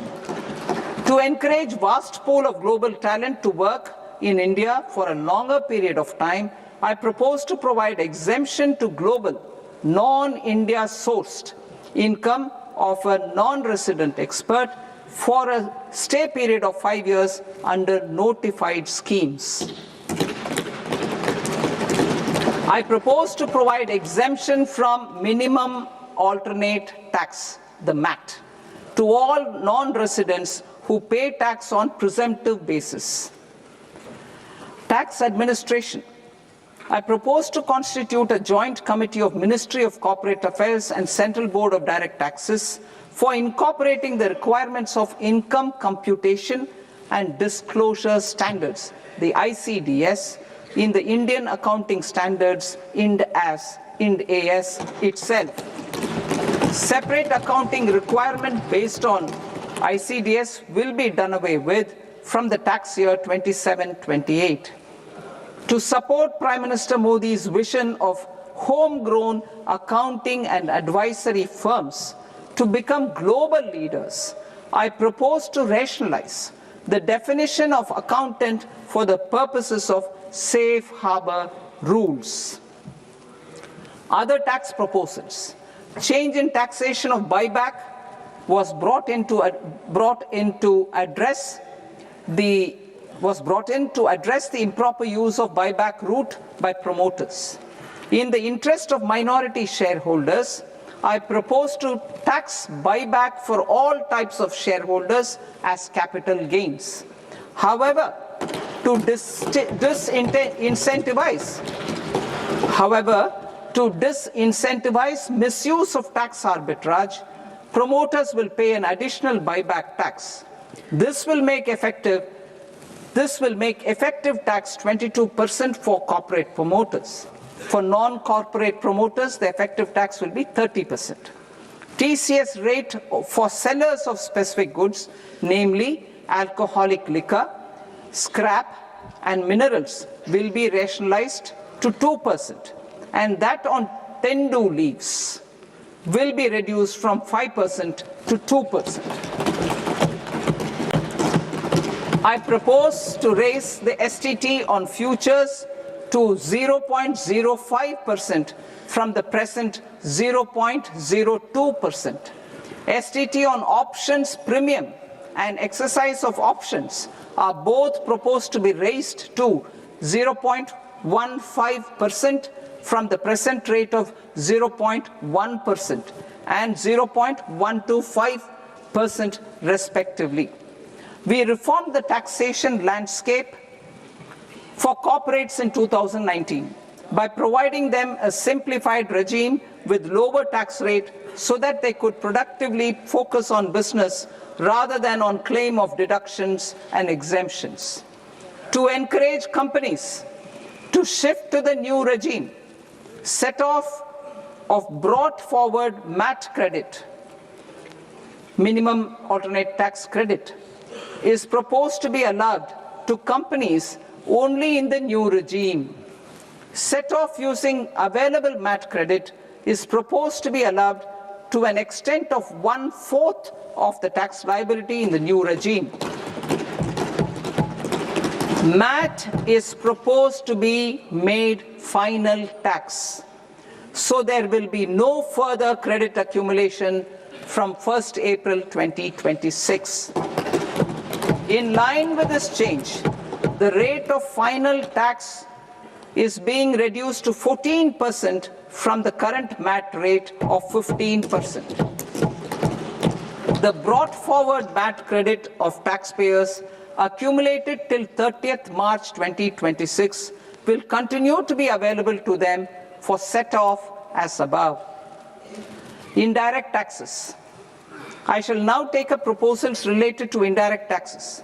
My proposals for customs and central excise aim to further simplify the tariff structure, support domestic manufacturing, promote export competitiveness, and correct inversion in duty.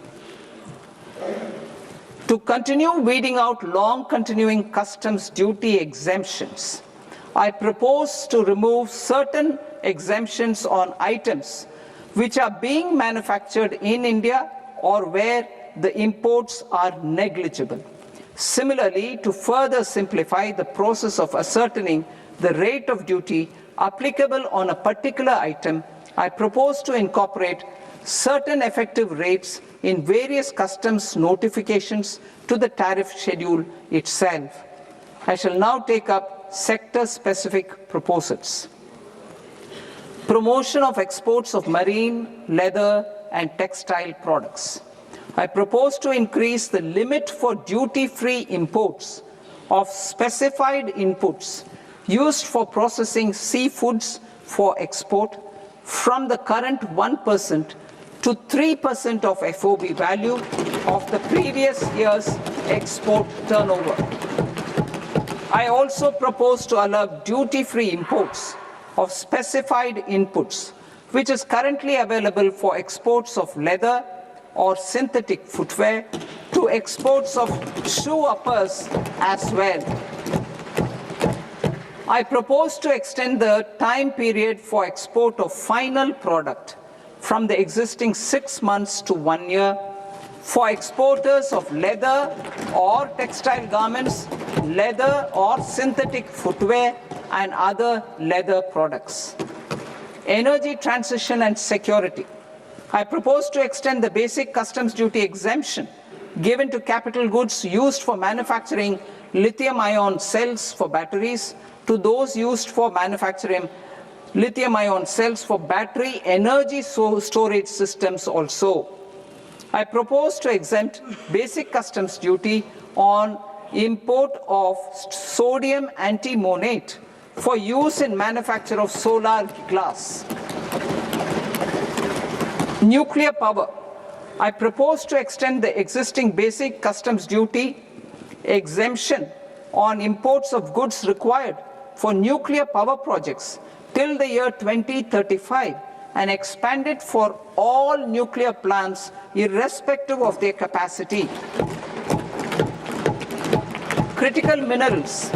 It is proposed to provide basic customs duty exemption to the import of capital goods required for the processing of critical minerals in India. Biogas blended CNG. I propose to exclude the entire value of biogas while calculating the central excise duty payable on biogas blended CNG. Civil and defense aviation.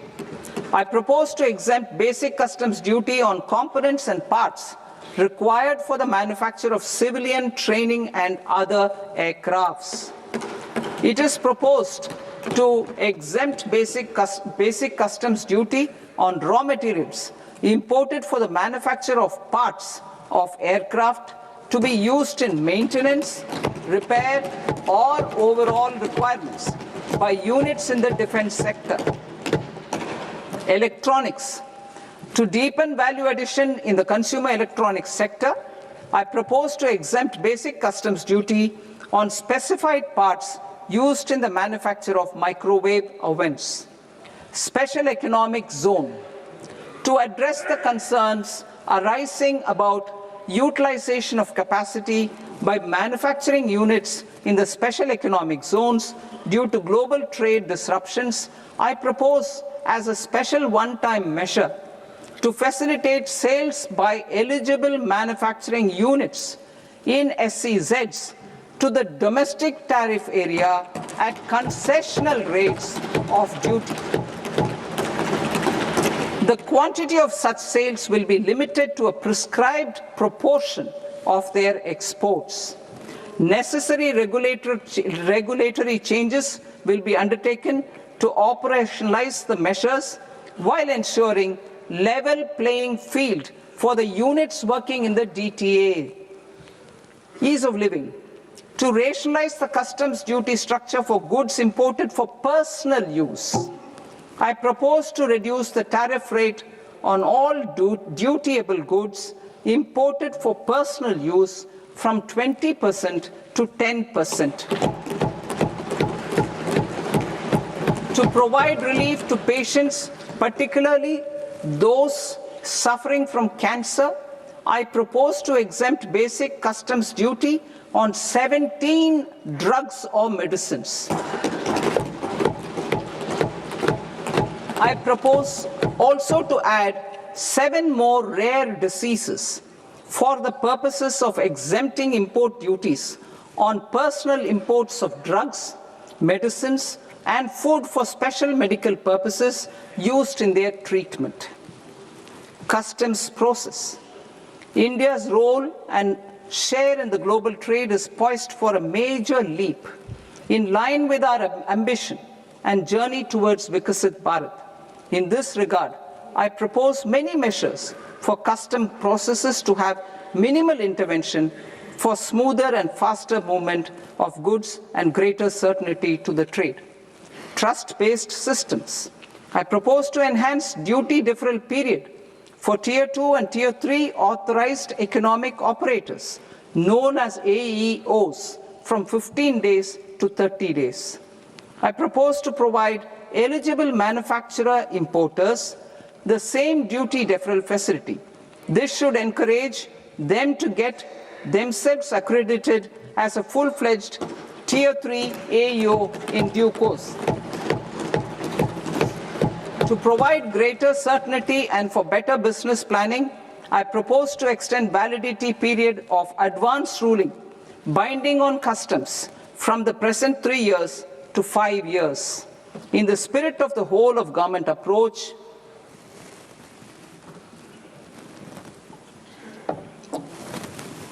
government agencies will be encouraged to leverage AEO accreditation for preferential treatment in clearing their cargo. Regular importers with trusted long-standing supply chains will be recognized in the risk system so that the need for verification of their cargo every time can be minimized. Export cargo using electronic sealing. Export cargo using electronic sealing will be provided through clearance from the factory premises to the ship. For import of goods not needing any compliance, filing of bill of entry by a trusted importer and arrival of goods will automatically notify customs for completing their clearance formalities. This will enable goods to be released immediately on arrival. The customs warehouse framework will be transformed into a warehouse operator-centric system with a self-declarations, electronic tracking, and risk-based audit. These reforms will move away from the current system of officer-dependent approvals and reduce transaction delays and compliance costs. Ease of doing business.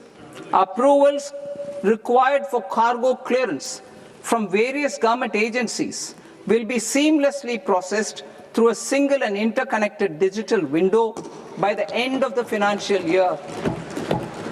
Processes involved in clearance of food, drugs, plant, and animal and wildlife products, accounting for about 70% of interdicted cargo, will be operationalized on this system by April 2026 itself. For goods not having any compliance requirement, clearance will be done by customs immediately after online registration is completed by the importer, subject to the payment of duty. Customs integrated system will be rolled out in 2 years as a single integrated and scalable platform for all customs processes. Utilization of non-intrusive scanning with advanced imaging and AI technology for risk assessment will be expanded in a phased manner with the objective to scan every container across all the major ports. New export opportunities to support Indian fishermen to fully harness the economic value of marine resources beyond our territorial waters. The following measures will be taken. A. Fish catch by an Indian fishing vessel in exclusive economic zone or on the high seas will be made free of duty. Landing of such fish on foreign port will be treated as export of goods. Safeguards will be put in place to prevent misuse during fish catch, transit, or transshipment. To support aspirations of India's small businesses, artisans, and startups to access global markets through e-commerce, I am pleased to announce complete removal of the current value cap of 10 lakh rupees per consignment on courier exports. In addition, handling of rejected and returned consignments will be improved with effective use of technology for identifying such consignments. I propose to revise provisions governing baggage clearance during international travel to address genuine concerns of passengers. The revised rules will enhance duty-free allowances in line with the present-day travel realities and provide clarity in temporary carriage of goods brought in or taken out. There are honest taxpayers who are willing to settle disputes by paying all their dues, but they get deterred due to negative connotation associated with penalty. They will now be able to close cases by paying an additional amount in lieu of penalty.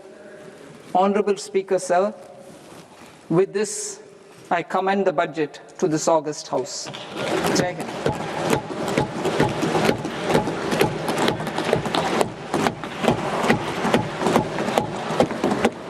One and a half hours. Item number 3 माननीय वित्त मंत्री जी।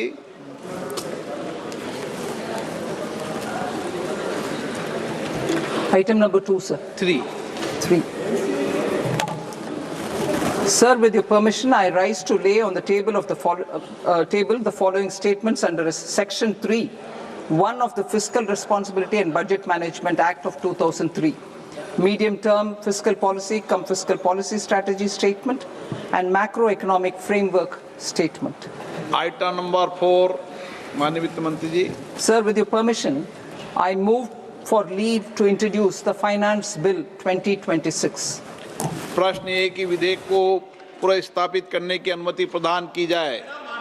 जो सदस्य इस पक्ष में हाँ गए, जो सदस्य विरोध में ना गए, मेरे विचार में निर्णय हाँ वालों के पक्ष में हाँ वालों के पक्ष में अनुमति प्रदान की जाती है। माननीय मंत्री जी, अब विधेयक पुनर्स्थापित करें। Sir, I introduce the bill.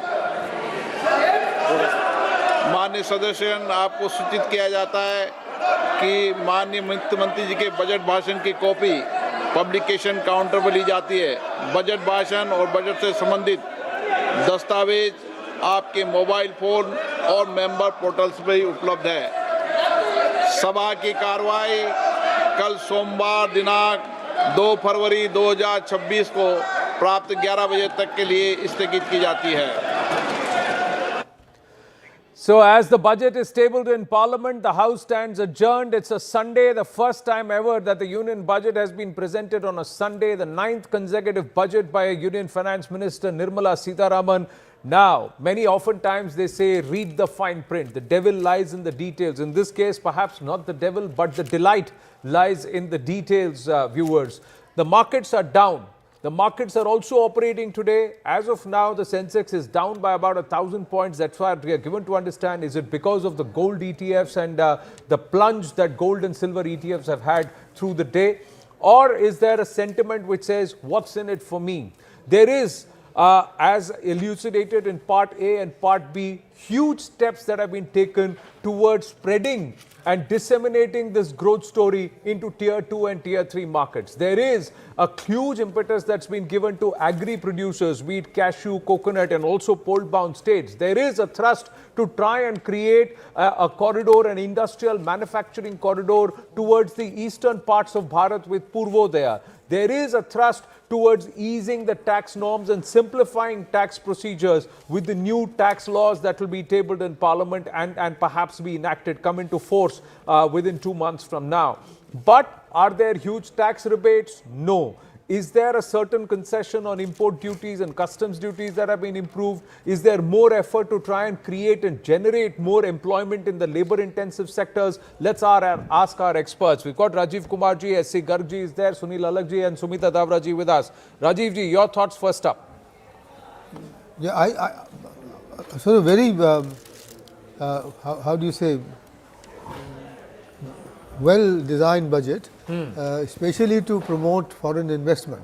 Okay. So therefore, the exemptions on NRI taxes, then the ability of the NRI to buy property here, and also the facility for the foreigners to invest in equity here. All of those are meant to attract FDI into the country, which is a very good thing to do.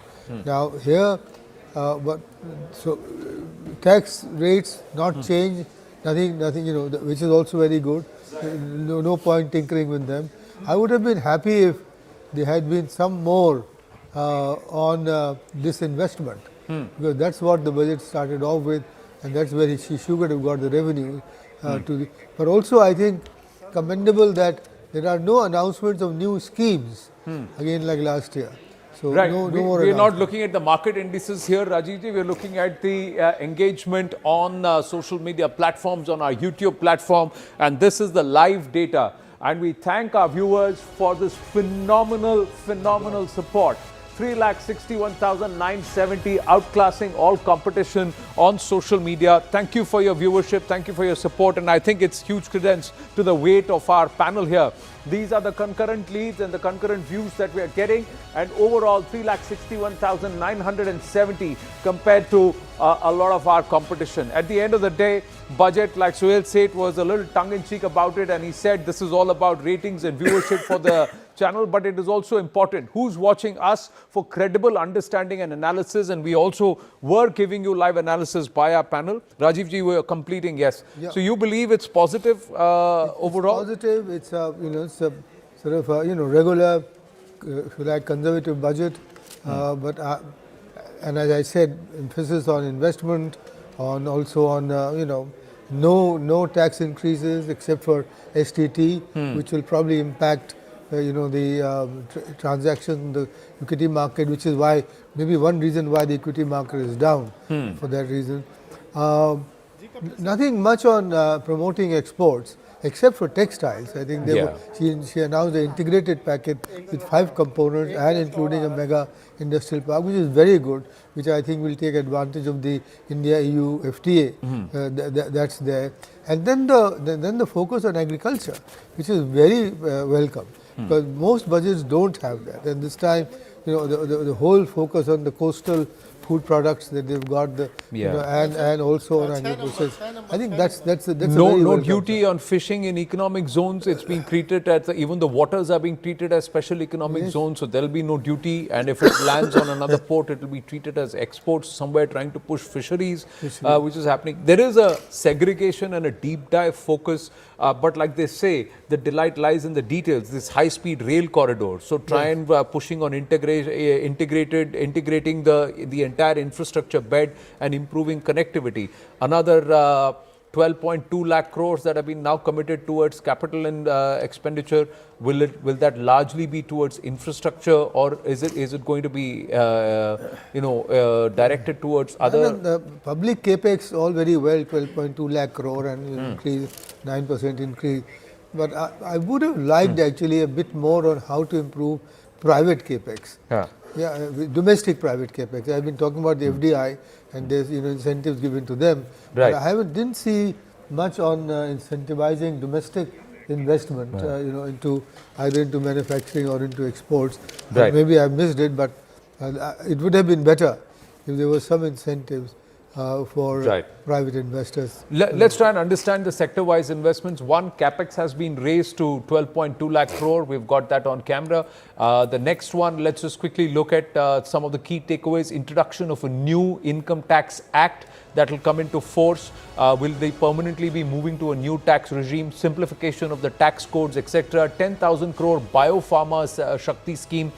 These private healthcare advisors and workers. So is that again creating, adding to the labor force and alternative employment? Aim to lower fiscal deficit to about 4.2%. This time around, she says that she stuck to the brief, keeping of the fiscal deficit targets. Budget estimates and also the revised estimates, and also more importantly boost for labor intensive sectors. The labor expert is sitting right next to me, so let's go to her, and then Garg Saab, I'll come to you, and then Sunil Alagji. Yes ma'am, you've been taking copious notes right through the last 90 minutes. Yeah, so please tell us. Yeah, no, I'm just trying to understand the landscape of the budget. It covers a lot of sectors. What I feel most happy about is that on infrastructure, the allocation is the highest ever, and there was some debate about that before the budget, whether that will be maintained. So that is a growth driver, and that's a growth driver in many ways for the labor force that works in construction, also for the labor force that works in factories which produce components, steel, cement, so on and so forth, for the logistics sector also, which will be carrying all these goods to infrastructure points, and for the capital goods manufacturing, this will be very attractive. At the same time, the 7 high-speed rail corridors between the cities, that will be a growth connector. It will help the mobility of labor, and also help them to reach the places where the jobs are, where the employment is. The waterways brings in a lot of multimodality. Climate-friendly multimodality into the logistics framework. So this is something to really feel happy about, and also the focus on services. What the Honorable FM has announced, a high-level education to employment for services. Correct. We talked about education, improving and focusing on education. So 5 university townships have been focused on. We looked at tourism, and then they're saying that we're going to improve also cultural tourism and also medical tourism. There's going to be huge impetus on these two because they're also labor intensive. They also generate a lot of jobs. The local ecosystem gains from that. They generate a lot of jobs. Mr. Garg, Shivani is also joining us from the CII dugout. A quick word from there, and then we'll come back, bring it back into the studio. Yes, Shivani. Yes, so certainly, Anand, as far as the industry is concerned, there are mixed reactions and very first few reactions that are coming in right now. We're going to, of course, get you some of the top industry voices and reactions here, but there's a lot for many, many industries.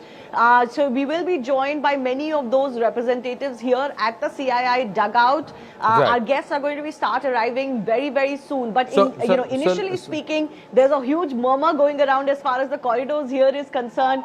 And the focus that the Finance Minister has announced, which is, as you were saying, in tourism, there's education, there's the future sunrise sectors as well.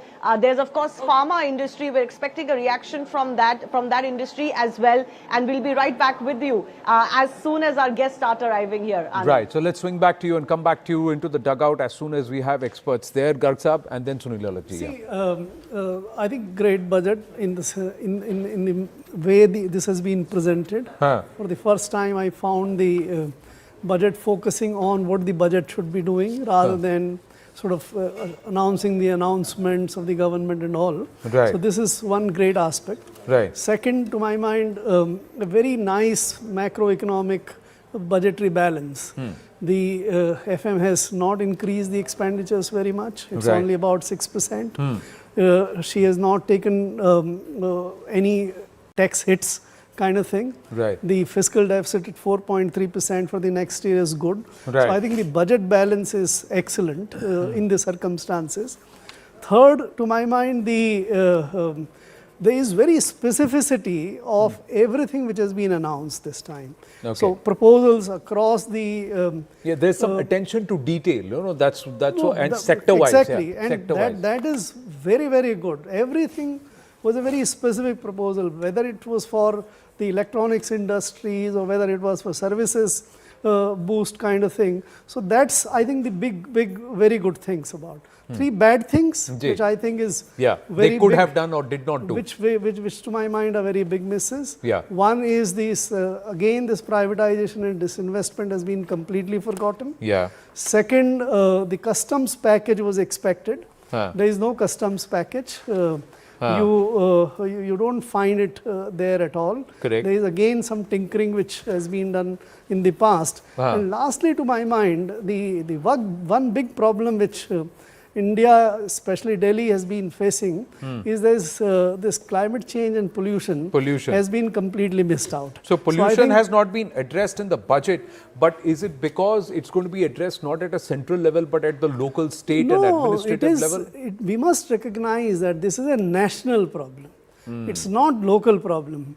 Anywhere else in the world, whether it was China after 2010, this has been handled and dealt with at the central level. But we must not forget, I agree and I buy this point with all respect, but Beijing 2008 has everybody forgotten. Did we see the athletes wear masks and choke? Correct. So that is... And then till 2016, Beijing could not solve it. Beijing also took 8 years to get rid of the Exactly, it takes time, but you have to start. Yeah.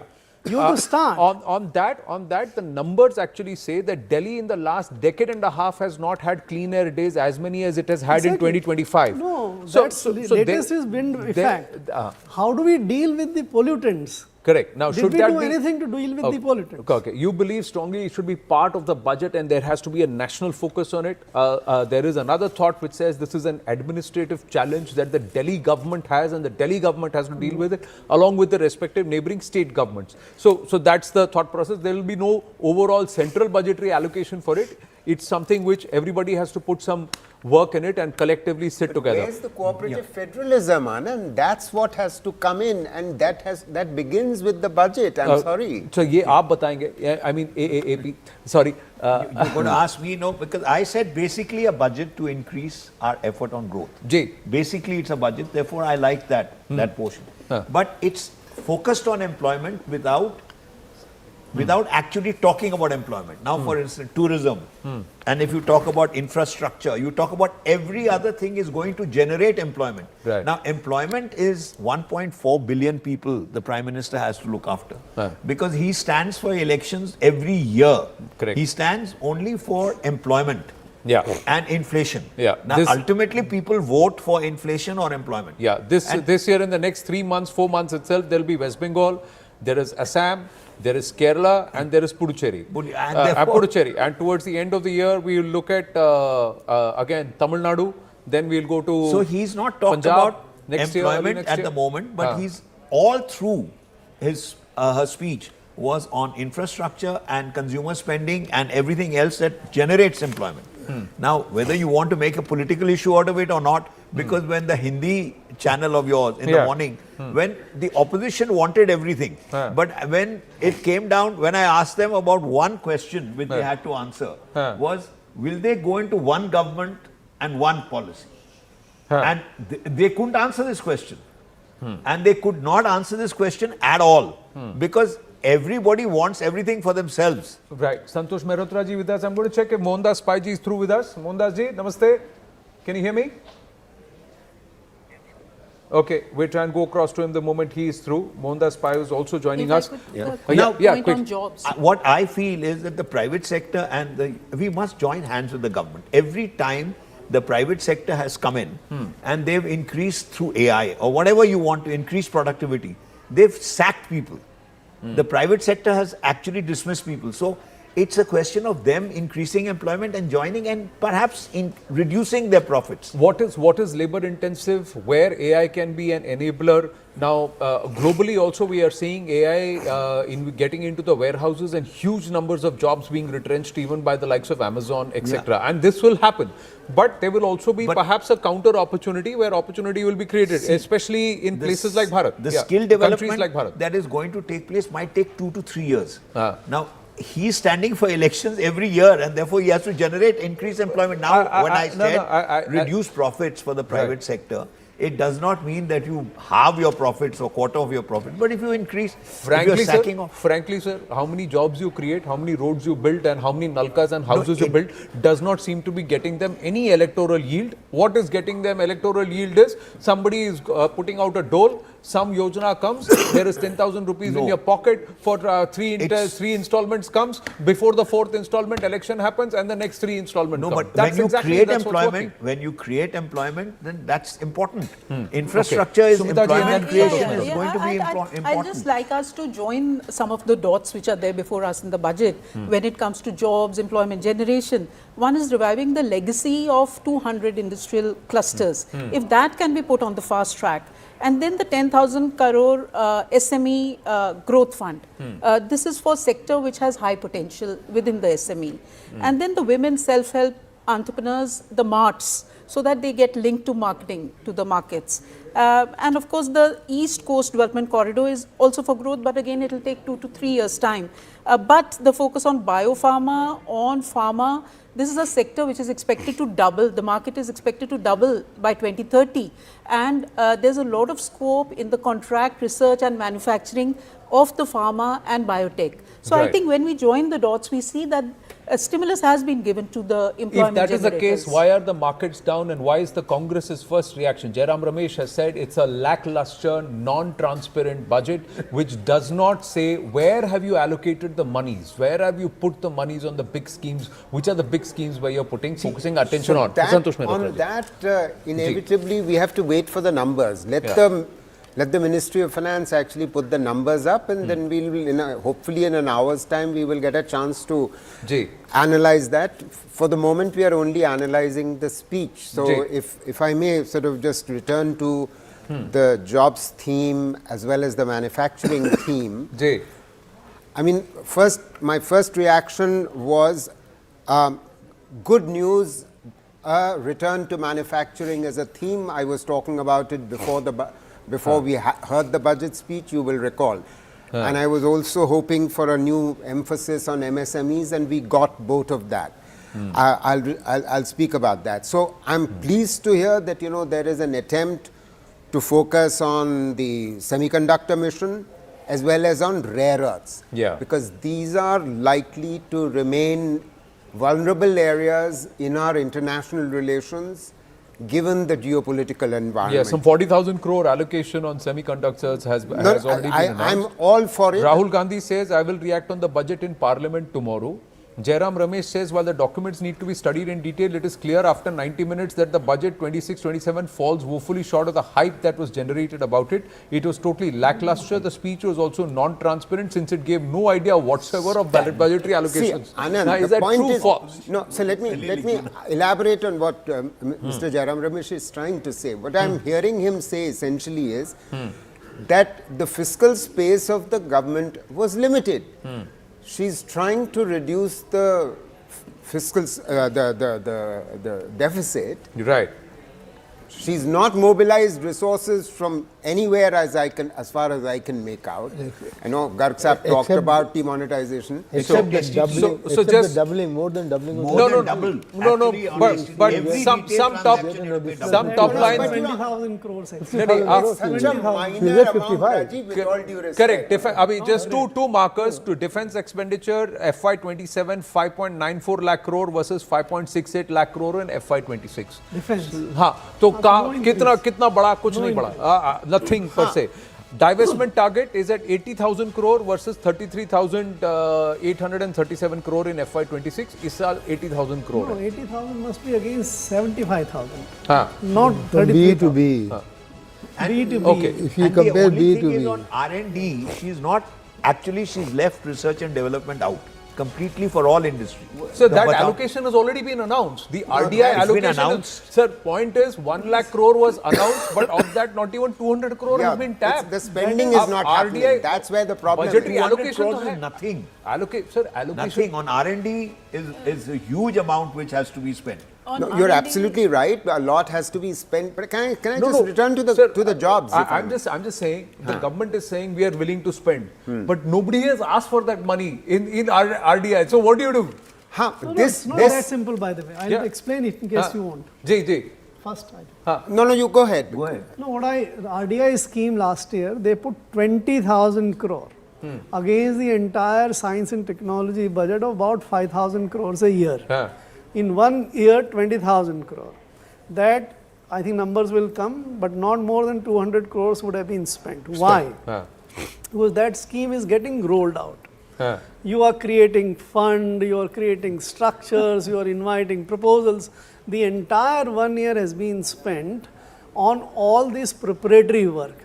Let us see that in the next year, can you move further? By the way, this NRF was first announced in 2021 budget.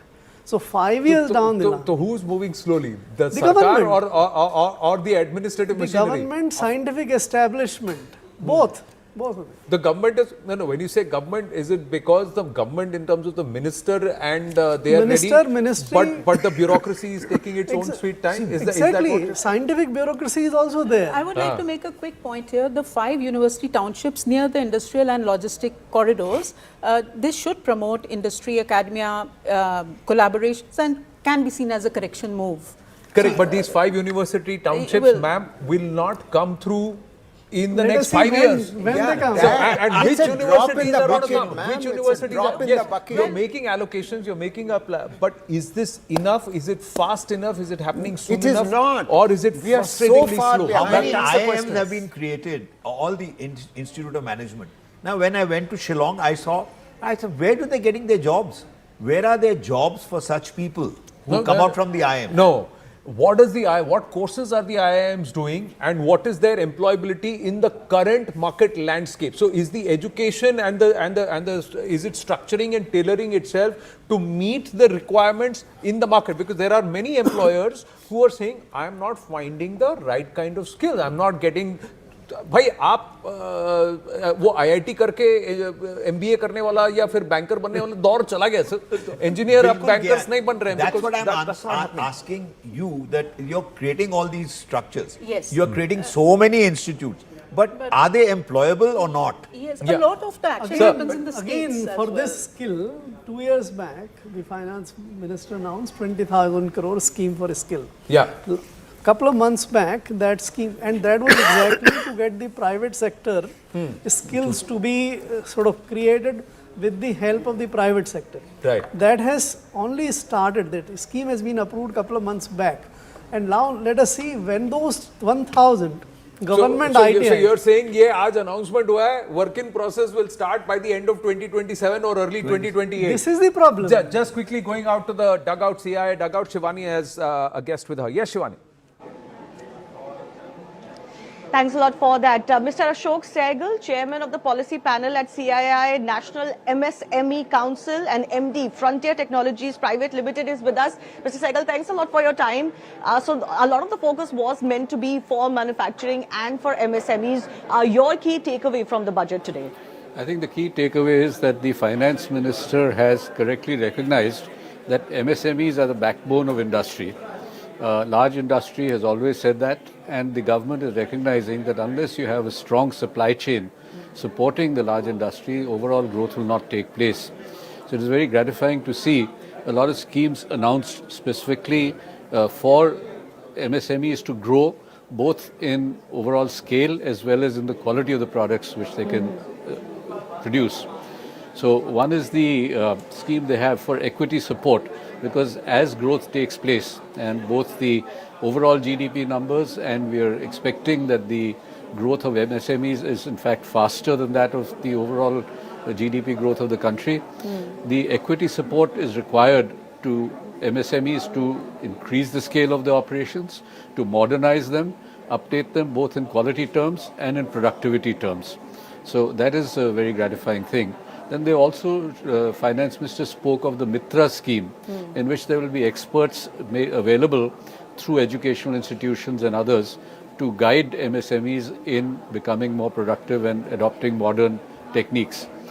Another thing is the geographical spread. MSMEs are spread out not only in the large cities, but there's an emphasis, and repeatedly the FM mentioned tier 2 and tier 3 cities. She also mentioned remote areas like the northeast and far east and the eastern states. She also mentioned the Himalayan region. She also mentioned certain specific areas in the south like the Araku Valley, where specific focus is being given, and this is where MSMEs are spread out. And the MSMEs who are not in the metro areas are significant both in terms of turnover, in terms of number, and the number of people they employ. So all this will have a major impact on the economy as a whole. So there is there's a integrated program for textiles, affordable sports good manufacturing, dedicated chemical parks, rare earth permanent magnets, semiconductor mission, container manufacturing scheme, electronics components scheme, of course, the biopharma Shakti, high value construction and infrastructure equipment, and of course revival of 200 legacy industrial clusters. So a lot for the industry here across many sectors. Yes, coming back specifically to the focus area we were talking about earlier of MSMEs, you missed out leather, you missed out fisheries. These are two areas which were seriously impacted.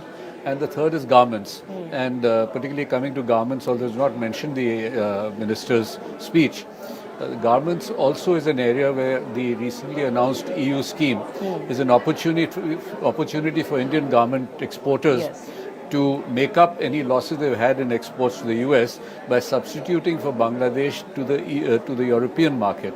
So these are all steps which will help a lot. The electronics thing is something where there will be a supply chain benefit, because as the electronic sector grows, of course the final product will be made by bigger companies, but part of the supply chain has to be MSMEs for the components. And I think that is a great opportunity, because that has a certain quality and systematic improvement required in the supply chain, which would be something which would improve the approach of all MSMEs on how to do business, how to do production, and how to stick to timelines. Shivani, just hang on. Professor Santosh Mehrotra has a question for Ashish ji. So can you just pass on, relay the question, please? Yes. Yeah. Ashish ji, with all due respect, I mean, you represent the MSME industry within the CII. The big concern that all MSMEs have, receivables from the big corporates as well as from the government. What are you attempting to get the government, so as well as receivables from corporate and government? Just I mean, there's so much the government can do. Shivani has to relay the question. There's only so much the government can do in the budget in this regard on receivables. Right. Okay. On receivables. Yeah. Query. Yeah, Mr. Ashok Sehgal with me. One of our guests, Santosh Mehrotra, economist in the studio, is asking you a question that, you know, there's only so much the government can do in the budget, but when it comes to the receivables from the government that the industry needs, what is it that you needed? What is it that your expectation is? Or how do you, plan to make up for that? Okay, I think outside of what was announced for the budget, I would like to share that 2 days ago there was a meeting of the Controller and Accountant General's office, which has done a survey of MSME industries, and it was reported by the MSME Ministry Additional Secretary that against a mandated procurement by PSUs of 25% of the requirement from MSMEs, in fact the procurement is closer to 45 to 47%. So there's a very direct help there. Another aspect of today's presentation by the FM was a recognition of the need for timely payment and expanding the TREDS network to cover and make it mandatory for all PSUs regardless of their size, and to link it up with the GEM portal which has been created, and both of these would improve the liquidity of MSMEs to a very large extent. I hope that suffices. Anand, any more questions? Well, thanks indeed for that. Viewers, big day today, big day. The markets not reacting very positively. That's because there is no real one big headline. This is sectorally focused budget, but it is a budget for resilience. Viewers, headwinds globally. The government's focus is to insulate the economy, but also encourage growth. And therefore, the focus has been heavily on the SME sector, which is most exposed to global disruption. And I think some of our panelists might be happy that there are allocations to that effect to make the supply side stronger, especially in a new innovating economy and a global scape, by ensuring that we look inwards to try and farm rare earths and other minerals that will be required to boost productivity and production in a new economy, viewers, in a new global economy. Also, of course, massive capex outgo there. record levels, increased even from last year. So the government is focusing on infra, which has been a gripe across sectors for years altogether. All of this tying in with a few tax tweaks here and there to encourage investors from abroad to put some money in, especially PIOs who are living abroad in increasingly stressed circumstances and perhaps looking backwards towards India to try and fulfill their destinies, their economic and financial destinies. So some giveaways there. So there you can see it. Despite all of that, the FM believes that fiscal deficit numbers will stay range bound, that they won't leap through. We can, of course, discuss that.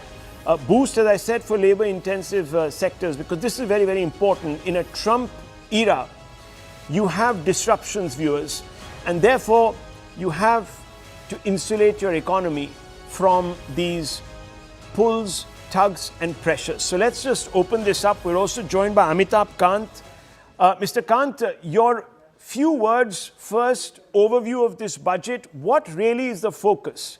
Clearly, in a stressed environment such as this, the finance minister has to ensure first that the country stabilizes. Is this resilience? Is this a budget for resilience? Is it also to release the reform spirit that is required? And if so, how?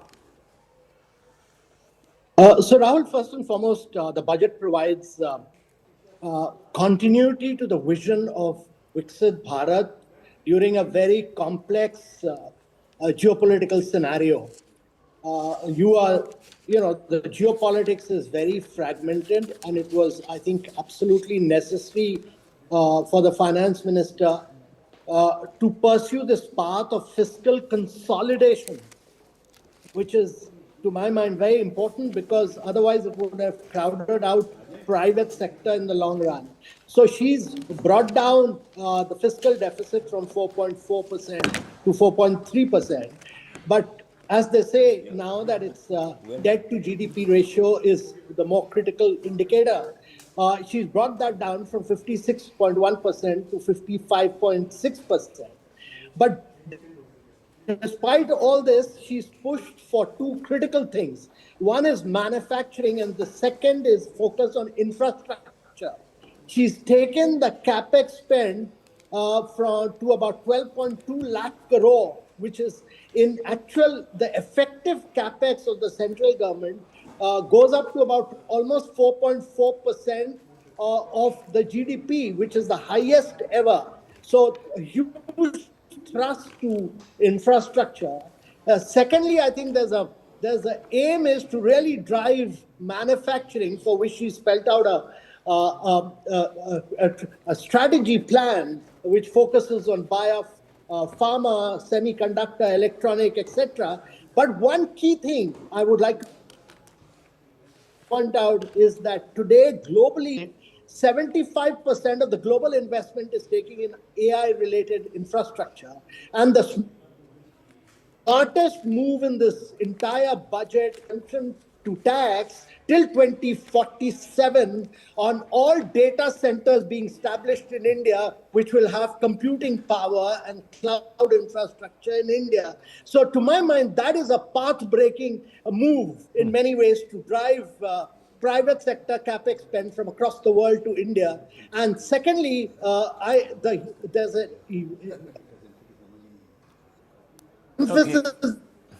We're having a few issues. Sir, we're having a few issues with your connection. Yeah, you keep freezing on air. Maybe you can reconnect in just a few seconds when the line stabilizes. We're having a few problems there. But yes, let me try again. Amitabh Kant, you were making a point, and your voice broke up there about AI and the future face of the global economic scenario. So how is that being addressed? And I want to ask you a couple of specific questions, because the four kartavyas that the finance minister has listed is stability, fiscal discipline, moderate inflation, and sustained growth. How are these being addressed by her budget? So Rahul, first and foremost, I think this budget is a budget of great fiscal discipline. It's a budget of fiscal consolidation. because it really aims to bring down the fiscal. If you look at it, the fiscal deficit is being brought down to 4.3%. The GDP, the debt to GDP ratio is being brought down, and the capex spent is going up to 12.2 lakh crore. This is huge. But overall, I would say it's a budget of great continuity during very complex geopolitical times. And second is that one of the smartest moves in this budget, to my mind, is the focus on infrastructure and manufacturing. To take the budget spend high is good, but more important than that is to have these cities linked up with high-speed corridors, and also to say that the data centers being established in India till 2047 will be totally exempt from tax. That means you're driving computing power, artificial intelligence, cloud infrastructure to India. And if you look at it, the budget lays a lot of emphasis. This, to my mind, is very, very critical. Secondly, the budget also lays a lot of emphasis on sectors which have been impacted by Trumpian tariffs. That is, the focus on textiles, the focus on marine, the focus on leather sector. These are sectors where job creation is critical. And last point I want to make is, in this brief intervention, is that if you look at it, the emphasis on the MSME sector, creating 10,000 crore MSME growth fund, creating MSME champions, and laying a huge emphasis on trade, which will then ensure that there is adequate liquidity for them. There is a credit guarantee scheme for them that is linked to GEM. There is an asset-based lending, and there is a huge emphasis on trade lending. So these to my mind are very, very critical in terms of protecting jobs, in terms of accelerating infrastructure, accelerating manufacturing, and yet maintaining fiscal discipline, which was really critical in a very complex geopolitical scenario. Okay, brilliant, brilliant. Thank you very much, Amitabh Kant, for that exposition, setting out, viewers, the aims of this budget and how the FM has tried to sort of future-proof against or hedge against global disruptions. I'm also joined by N.K. Singh, former chairman of the 15th Finance Commission and former Revenue Secretary. Peerless Mr. N.K. Singh with us from CII. Mr. N.K. Singh, your first take on this budget. There is a need for India to build with resilience, but also a need to be competitive globally so that we can push our products across geographies. Has that largely happened while also welcoming new money? So, my first reactions are, if you ask me, it is credible, it is sagacious, it is in consonance with the emerging geopolitical challenges. It augurs well for what the economic survey has now said. It significantly takes up the baseline from 6.5% GDP to a new baseline of around 7%. It is credible, Rahul, because if you look at the fiscal consolidation roadmap, not only has the fiscal deficit target of 4.4 been achieved, but it is designed to go down to 4.3, which is in consonance with taking the central government debt down to 50-51. From the viewpoint of any potential investor or rating agencies, adherence to the roadmap or the well-defined roadmap on fiscal consolidation under these circumstances is very credible and assuring. Second, I think that the new trade agreements, which offers enormous new market and access, enables India to become competitive in terms of its products and in terms of seeking out these new European destinations, which are very credible. We must realize that in the last 2 months, there have been two very important developments. One is that India has successfully signed many credible trade agreements which deeply expand its reach and its diversification. The simplification in terms of the customs duties framework and the emphasis now on permitting import-free duty on many items which have been mentioned, and also the rationalization within that framework is really quite consistent with our approach to try and sustain a rate of growth of a firm 7.2%, 6.8 to 7.2%, which was articulated in the economic survey. The budget fully aligns itself with some of the expectations that the economic survey had laid down. And two other important factors. Look at some of the emphasis which has been given on youth and employment. And youth and employment, as you can see, the special efforts which have been articulated in the budget are credible, along with the fact of the services sector in recognizing the high tourist potential areas, in, for instance, illustratively outline some of the Buddhist circuit package, in training skills which are designed to do that. In the emphasis on the health sector, in making India a health destination from the viewpoint of the kind of specialization and facilities we have. So all taken together, this augurs well for India to continue its growth trajectory of 6.8 to Okay, so we've also got with us Amitabh Kant, but NK Singh, I want to ask you very importantly, while Amitabh Kant is also there with us, I want to ask you this important question. You said credible. Now, one of the requirements that industry had was to ensure that there would be deregulation so that we could become not just a manufacturing powerhouse, but also one attracting investment, because the economic survey suggested that there was a lag between our top line numbers and sentiment internationally. We weren't getting enough investment. Does this budget address that gap, sir? So I'm glad Amitabh is here. I'm sure that he has also read the economic survey with as much of a fine comb as perhaps I have endeavored to glance through. What does the economic survey basically says? It says three things in my view. First of all, it bumps up India's potential from an average of 6.5 to 7%. And it does so, as it explains, riding on the backs of the multiplier effects of recent economic reforms, which have been quite substantial. Those have been continued. It rides on the back of a strong macroeconomic fundamentals. In fact, if you look at the figures, the debt to GDP is along the same trajectory which was mentioned. It is designed on the basis of the center-state federal compact, with the 16th Finance Commission, which has laid its report today, continues with the award which I had given of 41% going to the states. It continues some of the sectoral allocations which I had done.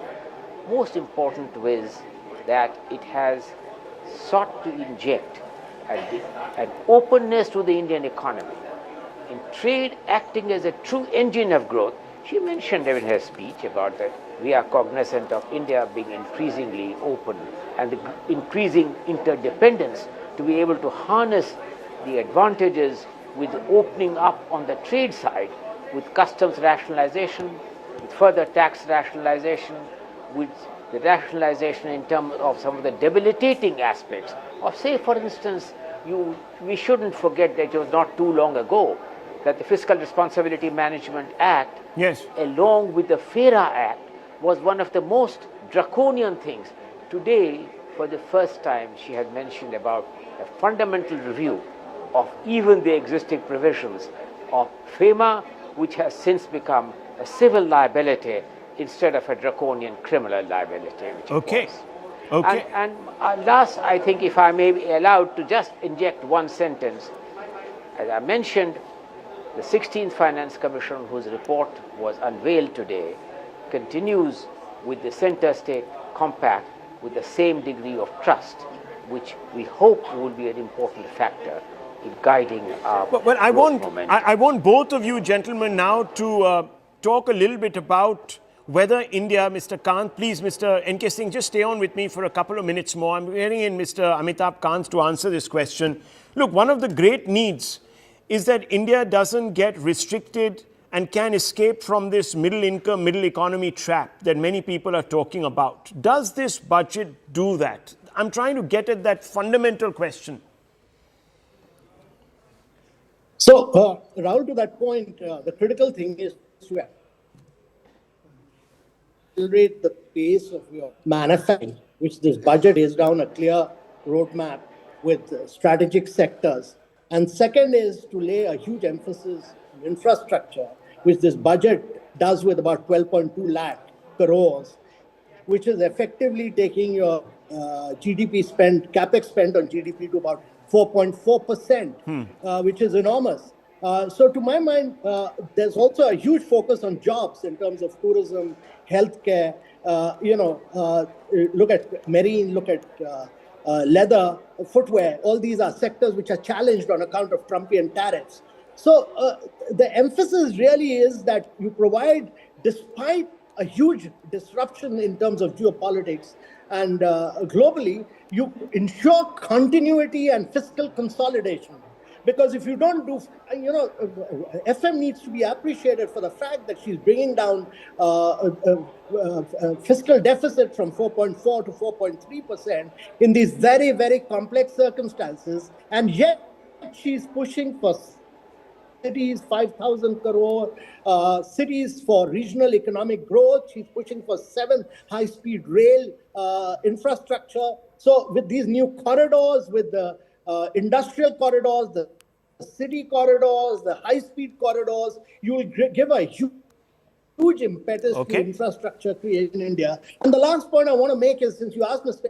this question about reforms, there's a huge focus on reform of FEMA, which is the non-debt rule, the huge focus on rationalization of duty, and there's a huge focus on financial sector reforms through a high-level committee. So the reform process continues regardless. A budget is one instrument, but the push for reforms and the ease of doing business continues regardless. Okay, Mr. N.K. Singh, weigh in on that question that I posed to Mr. Amitabh Kant, please. Whether we can escape that dead income, dead economy trap that many people sort of talk about. So what is a middle income trap? To some extent, the response to this has been beautifully given by the governor of our central bank, reiterating that famous quotation of Ben Bernanke, that this is indeed a Goldilocks period for India, which has high growth with modest inflation. And India is well poised to escape that middle income track. I agree with Amitabh that the 11 lakh crore investment in capex with a 3 lakh crore bump which has taken place, notwithstanding fiscal pressures and the commitment to live up to the fiscal consolidation roadmap, would greatly strengthen the cost, the quality of infrastructure in multiple ways. And I think that that augurs well for investor confidence and being able to attract direct foreign investment. By the way, the budget, the economic survey pointed out to be 2 big worries, and I'm sure, Rahul, you are aware of this. One big worry which the economic survey pointed out was the stabilization of the currency.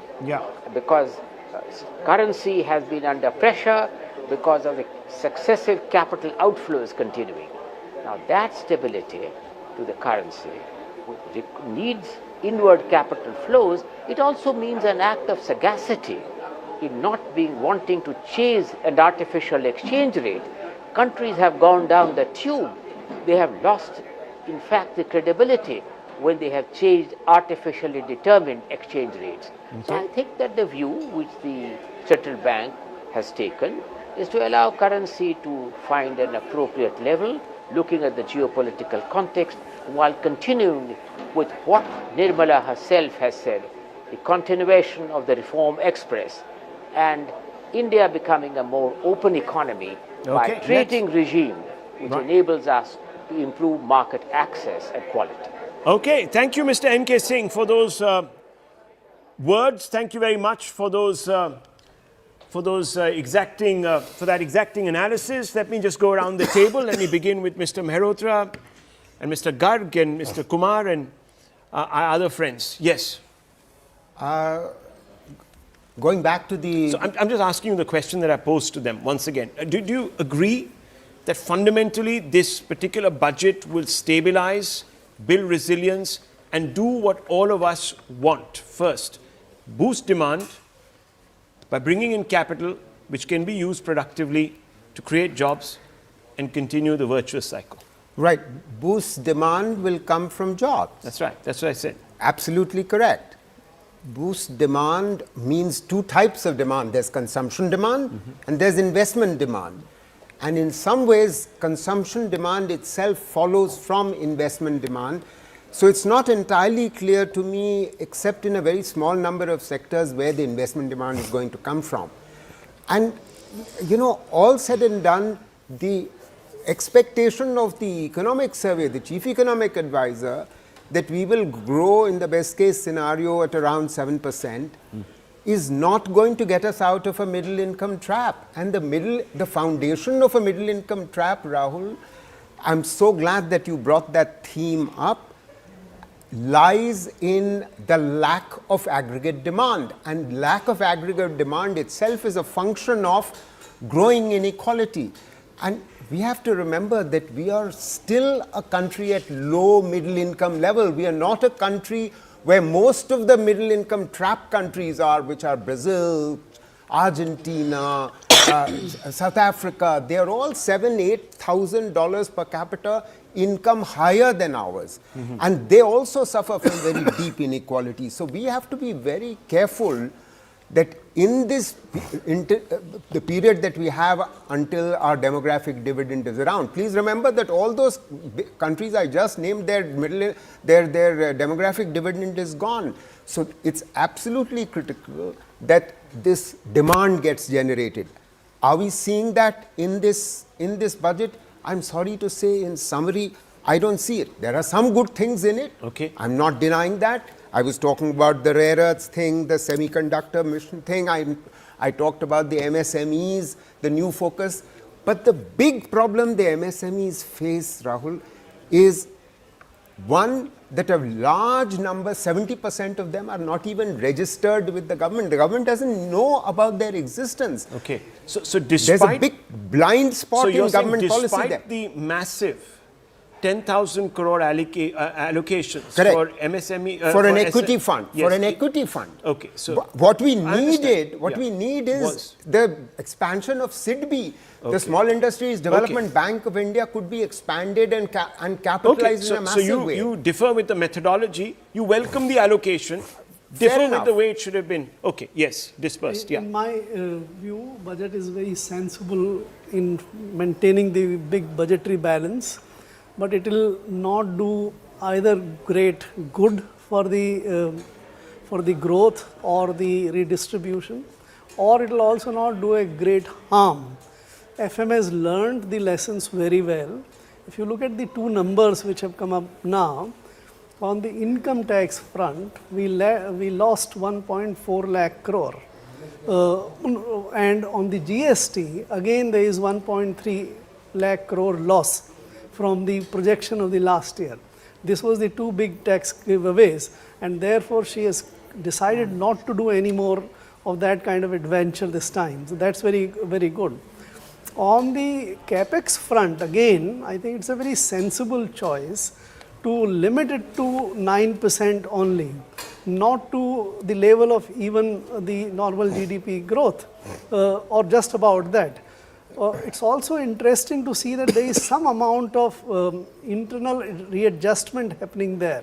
So you have data centers being emphasized, you have service-led growth being emphasized, but I think the bulk of the outlay still is on railways and roads. So good budget balance, but I don't think it's going to make any great difference to the national. So Rahul, avoiding the middle income trap, essentially mean that you got to raise your rate of growth from about 6-7% to about 8%. 8%, yes. And for 8%, you need a capital investment. Let's say if the ICOR is about 4 or something, you need at least 32-33%, the capital to GDP ratio. So now for that, what has she done? So I think there's some things that have been done, and I therefore credit the budget with making an effort on that. One, I think she's made it much simpler for the NRIs to bring in equity here, to sell their property out here, etc. Then they've got also the other things on several things on the foreigners bringing in. So that's made it attractive for the FDI to come along. And for the domestic investor, she's got a whole slew of announcements on the manufacturing sector, whether it's the semiconductor mission or is the biopharma or is the integrated textile package with 5, the tourism package that she's talked about, and these are all employment intensive. Then the 10,000 crore equity fund for the MSMEs. So I think all of that put together.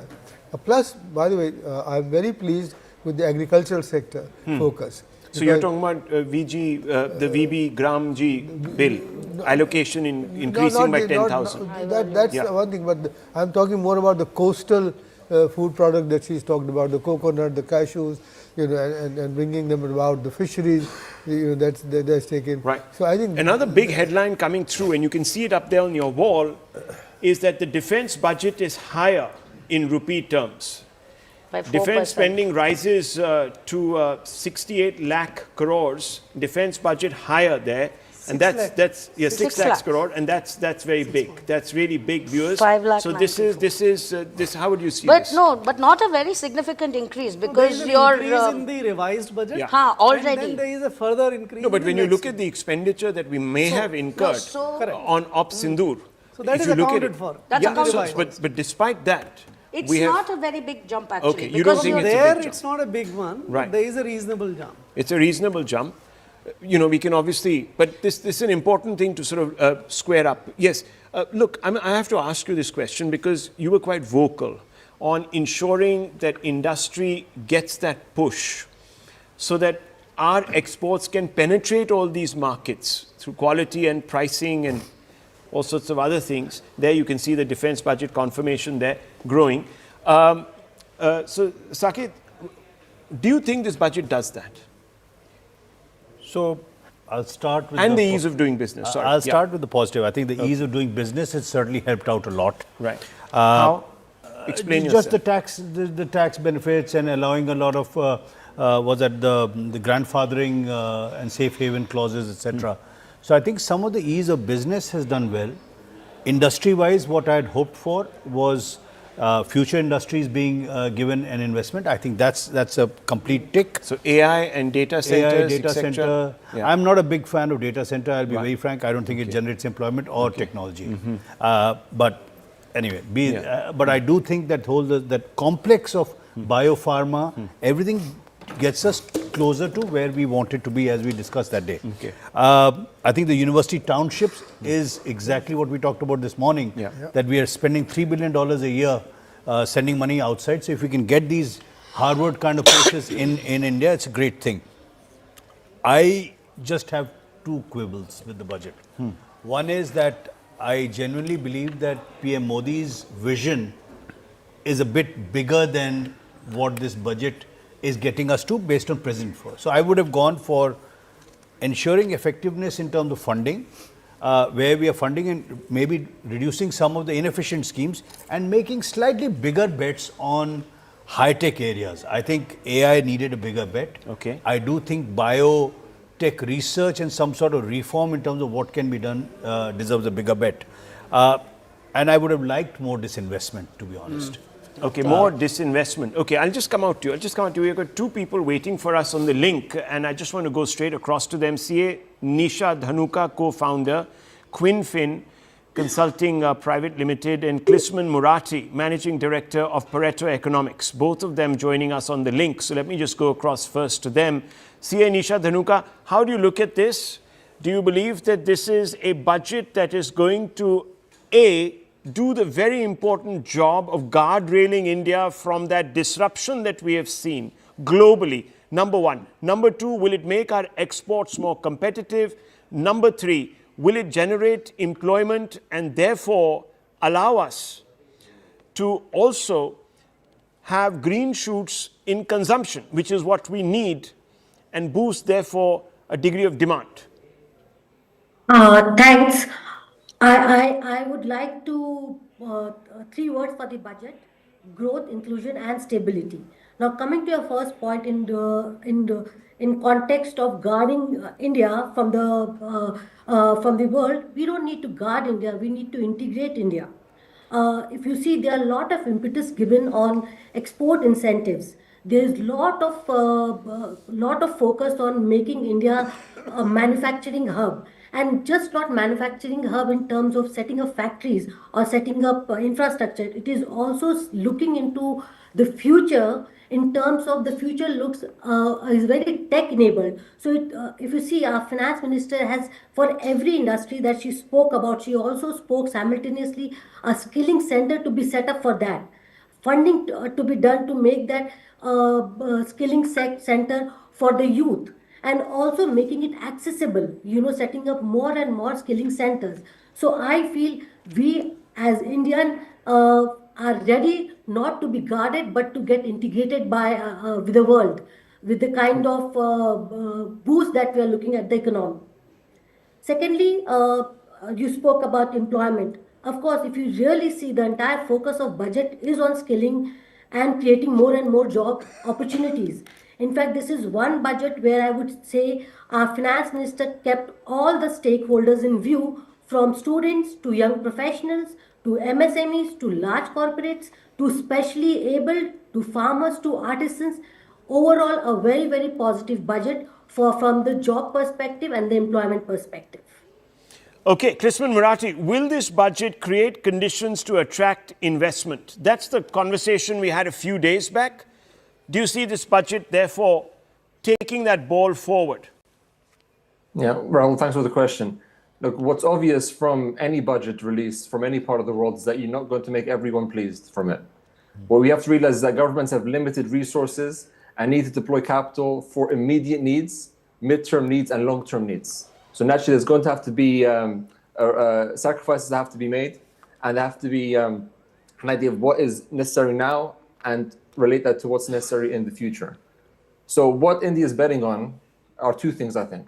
The first one is that the world will continue to be uncertain, right? And the second thing they're betting on is that they need to rely on their own manufacturing capabilities to de-risk themselves from these externalities and these risks. So with these things in play continually, they need to pick. They need to be able to pick industries which have the need to be resilient for manufacturing, semiconductors, the supply chain as it relates to technology, and also investing in industries which don't require high tech but require industrial input, right? Which is why manufacturing, which is why things like connectivity is so important, to connect regions with themselves within India, intra-Indian trade corridors and travel corridors. This, as a result, should increase employment. This also should increase GDP. This also should reduce the fiscal deficit of the country, if done correctly. Naturally, what they can control is the policies they put into place. What they can't control is how businesses will respond to this, and what they can control to a limited ability is the macro picture, which India, I think, is playing a much smarter role than many other countries in the region and also globally. Well, thanks, Krisman Marathi, for that. Viewers, in a world where sovereignty is stressed and diplomacy is being increasingly weaponized, we're seeing an allocation under several different heads, the defense side. So we are seeing a 21% rise in defense capital expenditure and an 8-fold increase in intelligence gathering capacity. So you are putting money to boost intelligence, and this can only be correlated to what we're seeing around us, and obviously the hangover of the Op Sindoor, which was an operation that pulled us into a 4-day conflict, 4-day war, so to speak, with Pakistan, an undeclared war, but nonetheless it was a conflict, viewers, on any scale. So here is an attempt there And I want to bring in Saket Mishra. This is a very, very crucial aspect of this budget. Yes, we may not be impressed by the huge numbers, but look at the focus. Intel Bureau gets a 8-fold increase in its budgetary support. That is an important aspect of what we're looking at in a modern scenario, where, as I said, diplomacy is so weaponized today. Yeah. Saket Mishra. Well, I mean, it's not, I think it's a fantastic move. It's obviously required for national security, but I think what this does is people like Intelligence Bureau, like Defense, actually use the most modern technology. The IDX program has been an immense success for the government in terms of new talent coming in, doing research, problem solving for our defense sector. So I think not only does this actually improve our national security, but I think not only indirect, I think it's direct.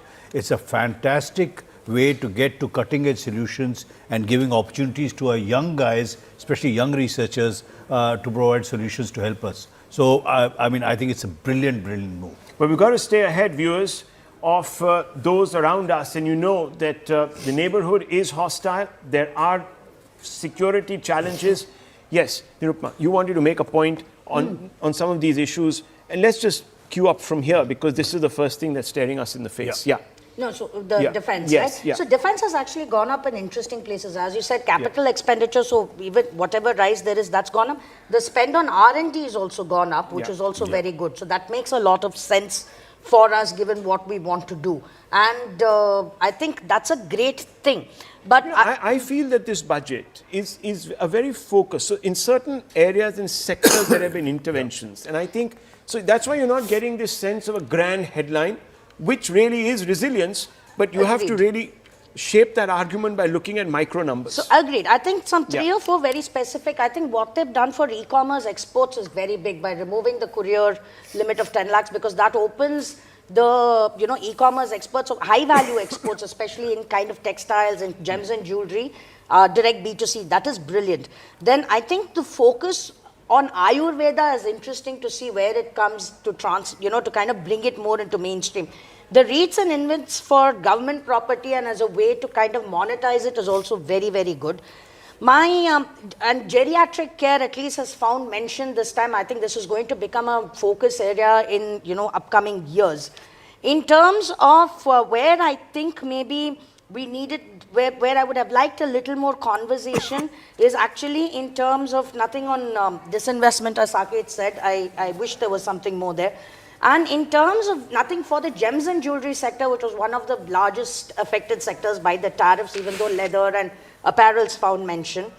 In the entire conversation on pollution, environment, green financing, green FDI, none of that is there. Great news on tourism, lots that's done for tourism, but again, the problem is we're not focusing on how we're going to attract foreign tourists in, which is where your forex is going to come in. So somewhere we haven't really kind of still managed to differentiate between encouraging domestic tourism, which is great, but foreign tourism, which is where we're going to get our money and foreign exchange from.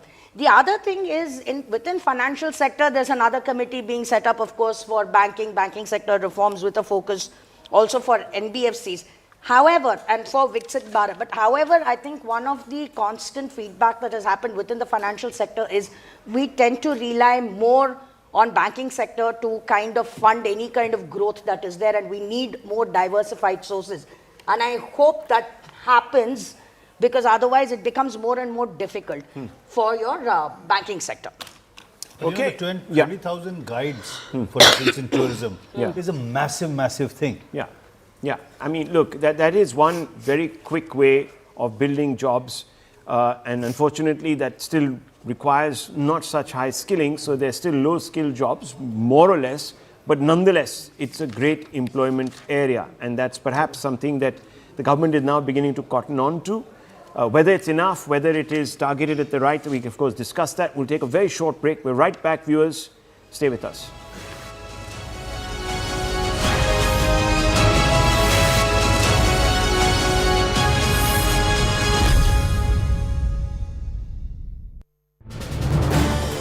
This is News 18. Biogas blended CNG,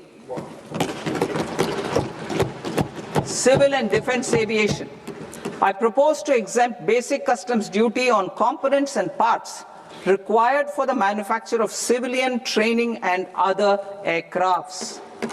It is proposed dedicated freight corridors connecting Dankuni in the east to Surat in the west. Operationalize 20 new national waterways over the next 5 years. Starting with National Waterways 5 in Orissa to connect mineral-rich areas of Talcher and Angul and industrial centers like Kalinga Nagar to the ports of Paradeep and Dhamra. Training institutes will be set up as regional centers of excellence for development of required manpower for these waterways. This will benefit youth in the entire stretch of the waterways to train and acquire skills. Further, a ship repair ecosystem catering to inland waterways will also be set up at Varanasi and Patna. And C, launch a coastal cargo promotion scheme for incentivizing a modal shift from rail to road to increase the share of inland waterways and coastal shipping from 6% to 12% by 2047. To enhance last mile and remote connectivity and promote tourism, I propose to give incentives to indigenize manufacturing of seaplanes. A seaplane VGF scheme will be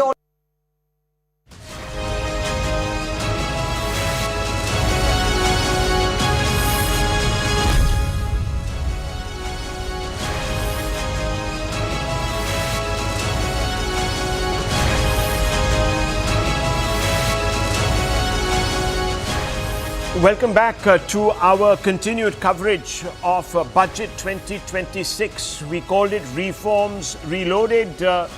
FM Nirmala Sitharaman is talking about Resilience Reloaded, viewers.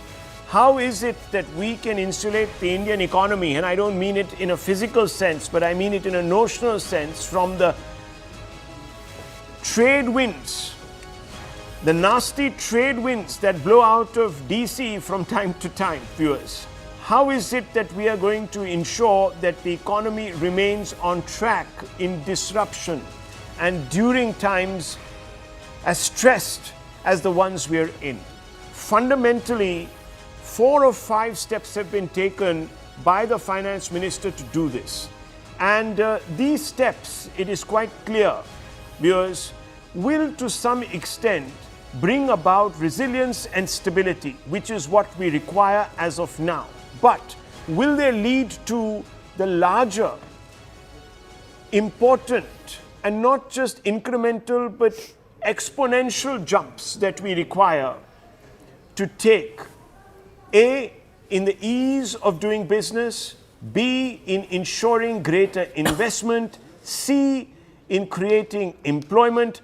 Those are open questions. And we are joined by J.N. Mehta, MD of Amul. And I'm going to go straight across to him. Your sector, from that perspective, really falls under, in today's context, a very vital part of our economy that is also, of course, in a lot of conversations, sir, given the fact that we are engaging in some high-end and very, very, as you know, structured conversations with foreign and global blocs, trading blocs, including the United States. So, first of all, from a sectoral point of view, what does the budget mean for you? And then, of course, we'll have a quick take from you on the overall the trajectory of this budget and what it attains to do. Thank you so much. On behalf of the dairy sector and the cooperative sector, I would like to thank Honorable Finance Minister for a very, very futuristic and a visionary budget, touching almost every single member of the cooperative society. Amul has 3.6 million farmers, and I'll talk about how it benefits them through this budget. There was a taxation on the dividend income that we used to pass on as a part of the Amul model. We have 3-tier structure. So the surplus of GCMMF, the Marketing Federation, were passed on to the district union in form of dividends of their investment, and all the villages invest into a district union, and they used to get benefit of that dividend income. Okay. Now, in the new scheme of things, the double taxation has been removed, as a result of which it will benefit every single farmer of the state of Gujarat and all cooperatives across the country.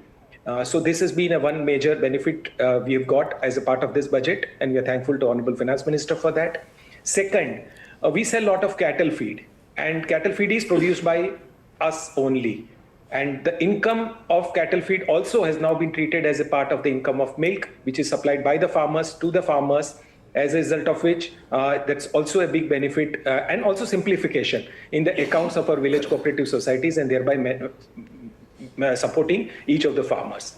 Apart from that, the government has recognized the importance of this sector, and when they talk about setting up of colleges to produce 20,000 veterinarians, itself is a very, very significant step in improving the presence of veterinary doctors who support our farmers and the cattle in the villages of the country. For Gujarat, I can tell that we have at the moment 2,200 veterinary doctors, both of the state government and the district cooperative societies, unions serving farmers across 18,000 villages. And as we move to White Revolution 2.0 across the country, this will provide a major, major fillip. The budget of our ministry, Animal Husbandry and Dairy, has actually doubled in last 2 years. So that itself is a significant step. And also the cooperative ministry, the newly formed cooperative ministry also has been working to strengthen the sector. So apart from the support given to NCDC in the last budget, which continues, the newly formed export cooperative, the National Cooperative Exports Limited, also has got in about 450 crore rupees as support to build exports of Indian dairy products globally. There are many such initiatives, but really it's a very visionary step in the right direction. Continuing from what she started in the last budget, when the income tax exemptions increased the purchasing power, the GST the government had, and now this. Well, there are many stories coming out from different sectors, viewers such as these. So there are, as I said, very targeted interventions. But I want to bring in Tuhin Sinha to get a sense really of this budget from the political perspective, because some of your opposition and your critics have already said that this budget really has nothing. Just look at the way the Sensex has reacted. In fact, you've even allocated a tax on transactions, which will hurt even the small investor.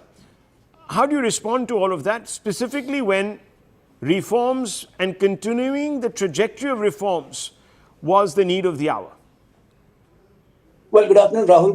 Good afternoon, everybody. Well, the way I see it is an extension of the reform express which Prime Minister Modi has been talking about. So there is unprecedented impetus on manufacturing. The idea is to make a concerted effort to raise the share of manufacturing in the overall GDP beyond 16%, where it has been stagnant for the last few years. Plus, if you look at the capex, the 12.2 crores expenditure on capex, which is a good, more than 10% higher than the previous sanctioned amount, it would work in tandem with the increase in manufacturing, and it would work towards making India a hub of defense manufacturing and just semiconductor manufacturing and manufacturing in other forms. Now, as far as the criticism over the increased taxation in the future trading is concerned, if you look at the increase in taxation, that very minor 0.05%, the stock market tends to react spontaneously, but I don't think it will have any long-term effect on the stock market. In fact, I don't think the opposition should react in a knee-jerk manner, because the points laid out in the budget, in fact, the impetus on education for that matter, after many years, the impetus on education and the impetus on other sectors, all of which are very crucial components going ahead in our larger attainment of Viksit Bharat goals from here. So yes, it's more of a vision statement. It lays out the clear focus areas, the components which are going to play a very pivotal role ahead in our surge, in economic surge from here. And I think, the focus is very clearly underlined. Okay, so Look, Mr. Mehrotra, you'd spoken about MSMEs and you talked about equity support and maybe deeper intervention there. But there's also liquidity support via maximizing trades, and I think that Amitabh Kant had made that point. And professional support to develop a cadre of corporate mitras, as he called it. So, I mean, all this is good news. Yeah. Rahul, I welcome all of this. Yeah. These are all important innovations that are happening. Yeah. These are things that are desperately needed. There's no question about that. I am saying that the need for creating jobs is so great that the public sector itself has to come in. And we are saying, SIDBI, we are saying that a one-time capitalization of Small Industries Development Bank of India, let the SIDBI expand. They have decades of experience of giving loans to MSMEs, and they can give loans at rates of interest which is what MSMEs need. So, because they need working capital. Normal commercial banks are not able to give that. Okay. I mean, and I also welcome the focus on the 200 industry cluster cities. That's right. Town, Yes, town 2 and 3. Very good thing. Yeah. Finally, the government is waking up to the need for a focus on 5,500 clusters exist across our wonderful country. 200 are being focused on. I can see that, some of those are likely to be in tier 2, 3 cities. Yeah. I would even go so far as to say, can we marry the Amrut funding to the industry cluster program so that we get synergy across programs and program funding? Well, the one thing I want to point out, and very quickly to Sinha on this, the government perhaps, and I don't know, please correct me if I'm wrong on this, the government still fears that perhaps private industry or private capital will be continue to be a little tentative, and therefore they have continued capex support. 4.4% of GDP, big number, highest in the last 10 years, 17.1 lakh crore. Is that a good way of reading this, or are you just going to do the heavy lifting irrespective? On the contrary, if an increase in capex from the government side only, spurs or only incentivizes or only, motivates the private sector or gives them more confidence to come out and spend in larger numbers, I think it should serve the purpose. As far as the government approach is concerned, we are going all out to ensure that the capex spending ensures the development of these 200 plus. So you see it as perhaps an affirmation of not just government confidence, but confidence in general in the growth shoots of the economy. Okay, I mean, let's see if that spurs private capital to put their money down. I'm going to take a very short break. We'll be right back, viewers. Don't go away.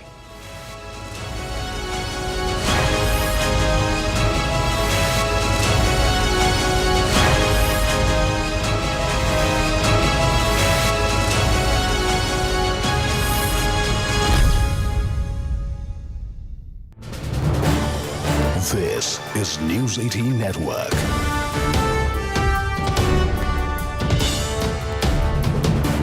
India's largest news network. To promote environmentally sustainable movement of cargo, I propose to 1. Establish new dedicated freight corridors connecting Dankuni in the east to Surat in the west. Operationalize 20 new national waterways over the next 5 years. Starting with National Waterways 5 in Orissa to connect mineral-rich areas of Talcher and Angul and industrial centers like Kalinga Nagar to the ports of Paradeep and Dhamra. Training institutes will be set up as regional centers of excellence for development of required manpower for these waterways. This will benefit youth in the entire stretch of the waterways to train and acquire skills. Further, a ship repair ecosystem catering to inland waterways will also be set up at Varanasi and Patna. And C, launch a coastal cargo promotion scheme for incentivizing more.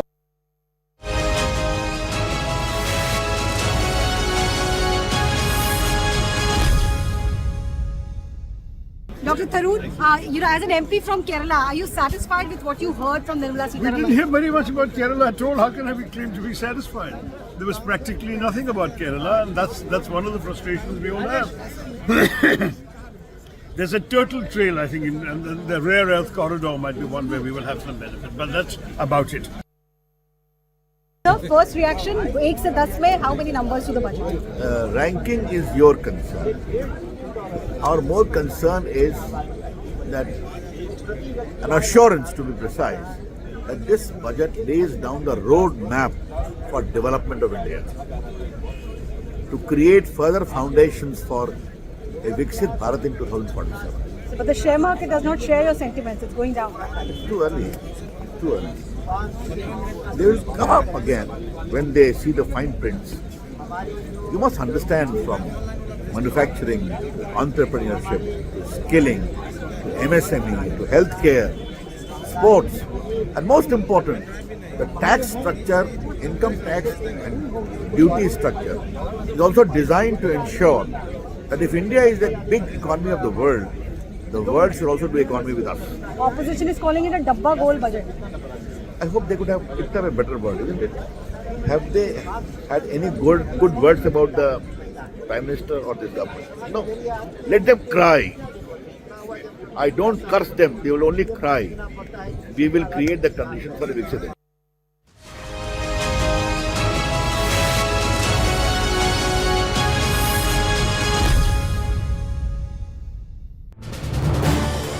This is News 18 Network.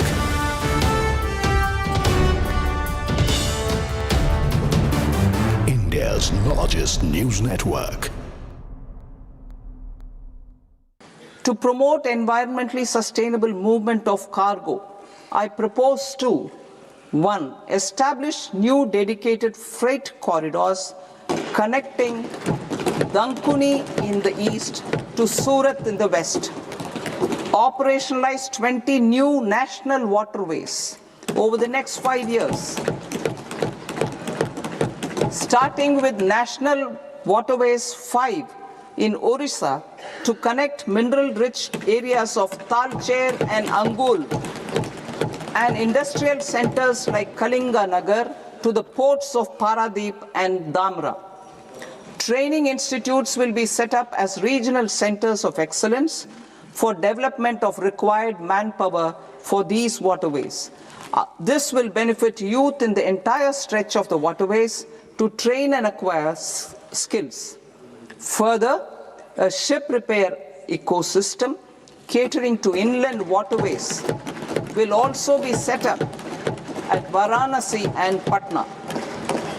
And C, launch a coastal cargo promotion scheme for incentivizing a modal shift from rail to road to increase the share of inland waterways and coastal shipping from 6% to 12% by 2047.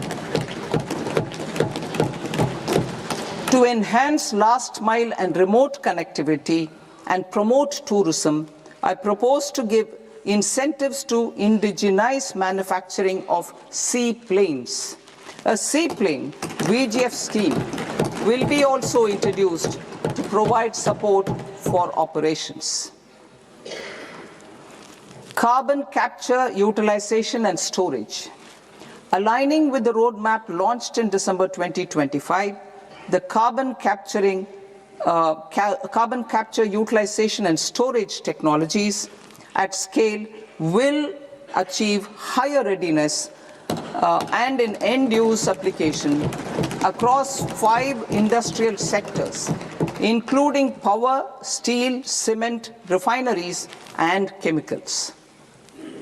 An outlay of 20,000 crore is proposed over the next 5 years for this purpose. City economic regions. Cities are India's engines of growth. You are watching CNN News 18 and TDS Bank Budget Day Studio.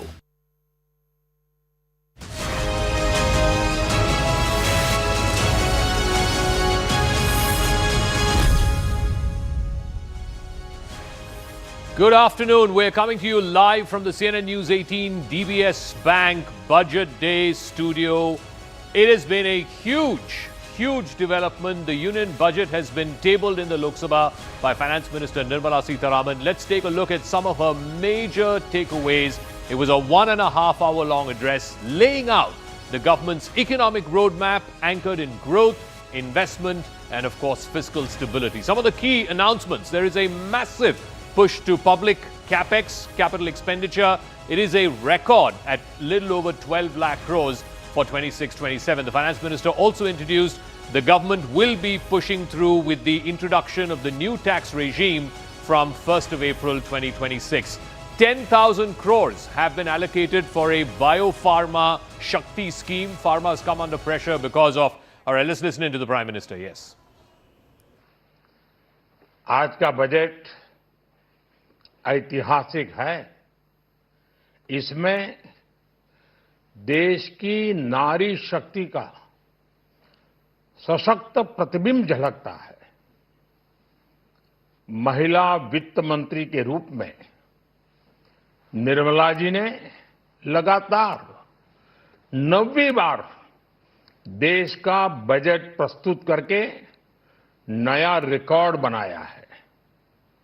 ये budget अपार अवसरों का राजमार्ग है।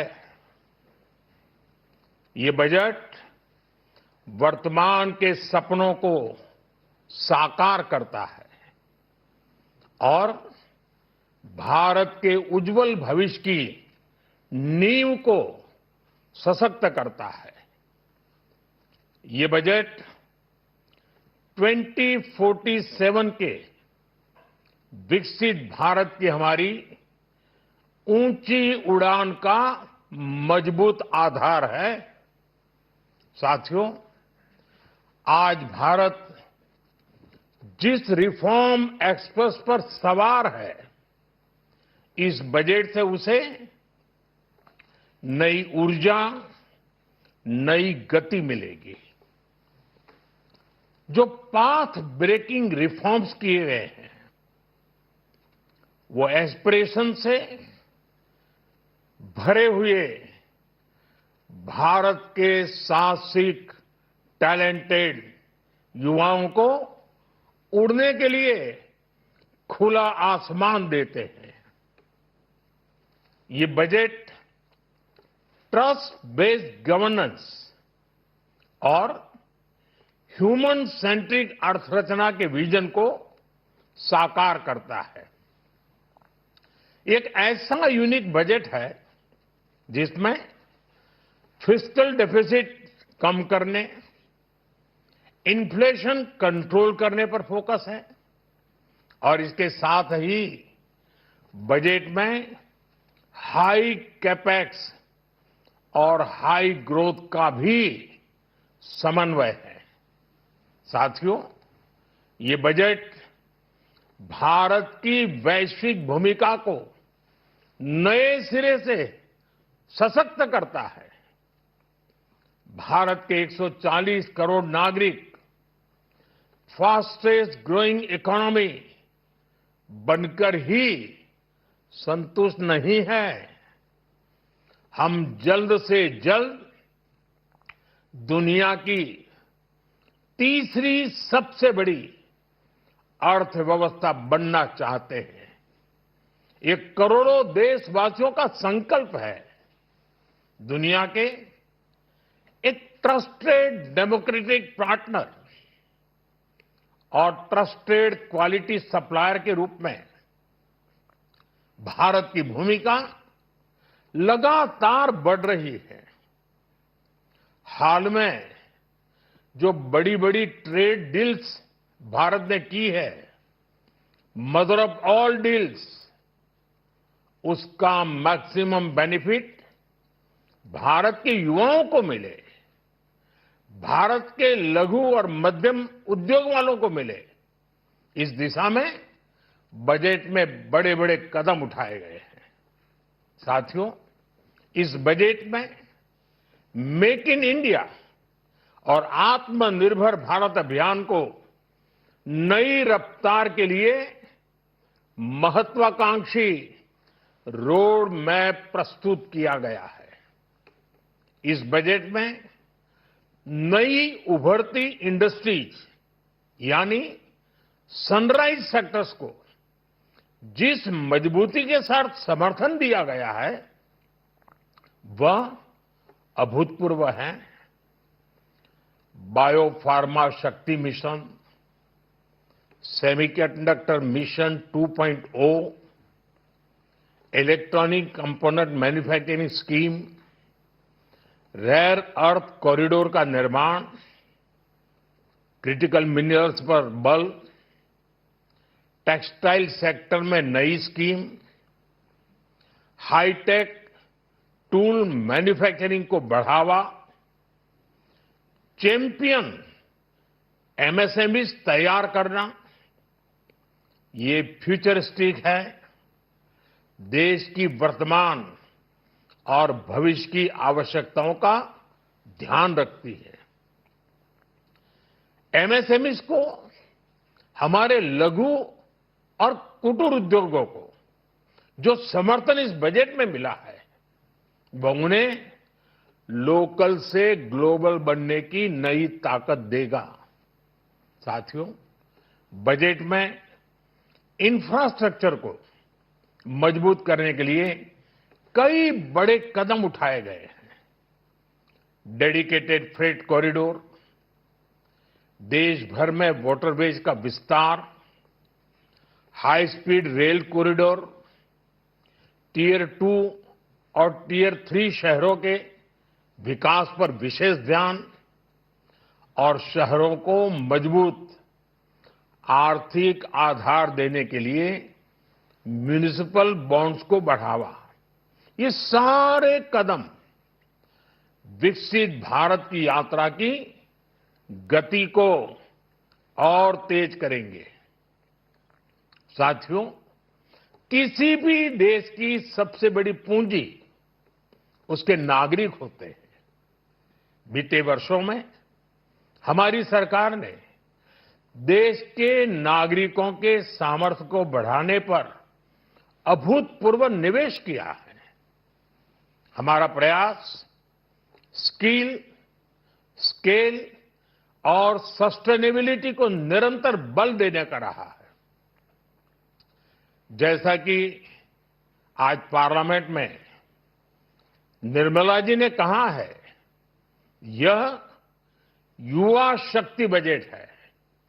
उसमें युवा की सोच भी है, युवा के सपने भी हैं, युवा का संकल्प भी है और साथ साथ युवा की गति भी है।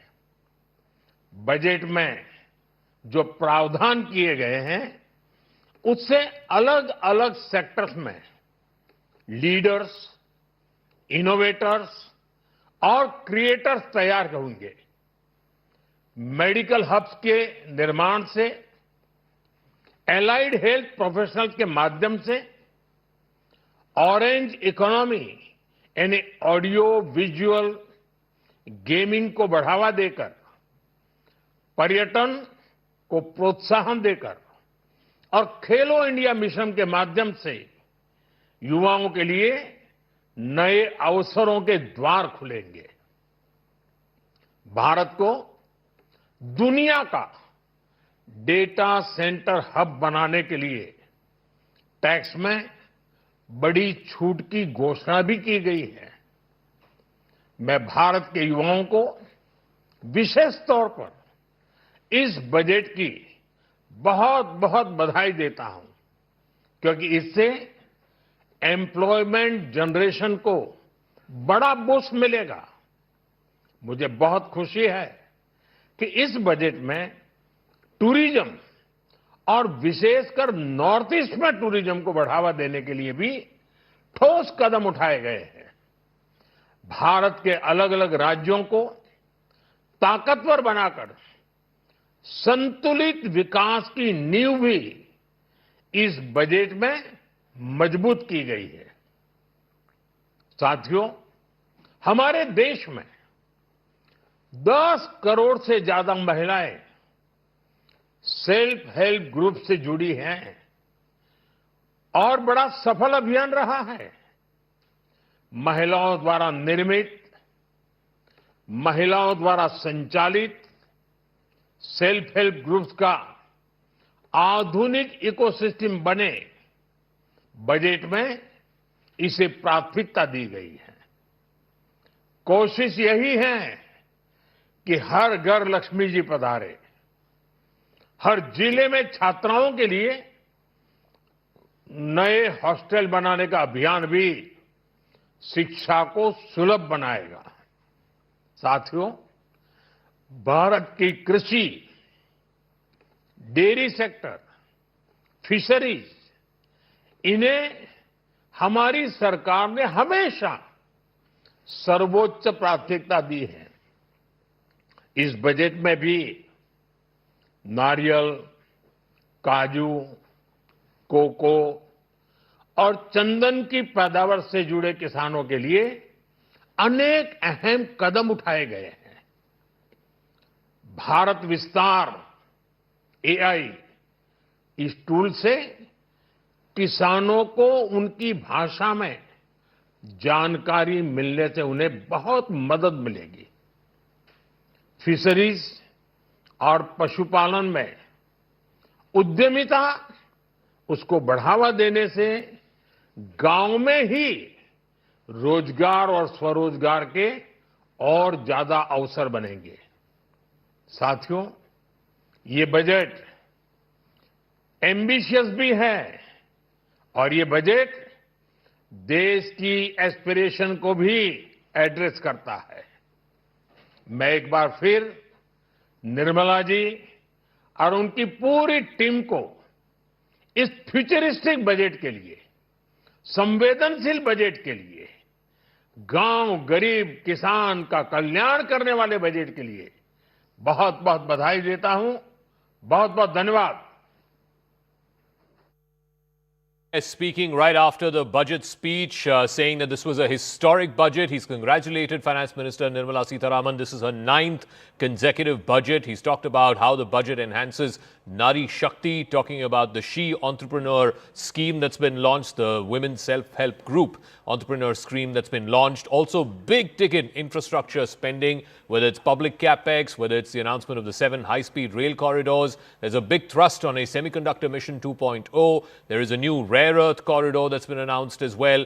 Big push for the southern states as well, because there's going to be elections due in a couple of those southern states in the next few months. So let's bring you up to speed first with the big takeaways as far as budget 2026 is concerned. What are the thrust areas for the finance minister? I'm going to just lay that out for our viewers. The big headline, the big takeaways from budget 2026. Number one, public capex. We've been talking about this. Capital expenditure has been rising and rising over the last 10 years. It's a standing feature of the Modi government. For the first time now, it's above 12 lakh crore rupees. That's a massive increase in public capex. The introduction of the new tax regime will begin from 1st of April 2026. Pharma, and we've seen some stress in pharma because of the tariffs and the fight around the tariffs. 10,000 crore Biopharma Shakti scheme has been announced in the budget. The fiscal deficit for this current financial is at 4.4%. The next one will be targeted at 4.3% and eventually to 4.2%. A focus on labor-intensive sectors, textiles, footwear, leather, etc., all of which have been having a bit of a tough time with the Trump tariffs. So, massive. Let's look at some of the sector-wise announcements that the finance minister has made today. Some of these sectors had been facing some stress. So the big one is the 7 high-speed rail corridors that have been proposed.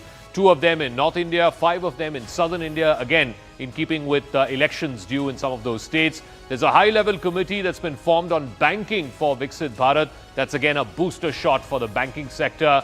There is the launch of the Semiconductor Mission 2.0. Remember, semiconductors have become a critical asset, particularly in the stressed global supply chains. A 10,000 crore scheme has been announced for container manufacturing. Also, 10,000 crores for MSMEs. Again, MSME Growth Fund. It's an equity fund dedicated for MSMEs. 10,000 crores has been allocated for that.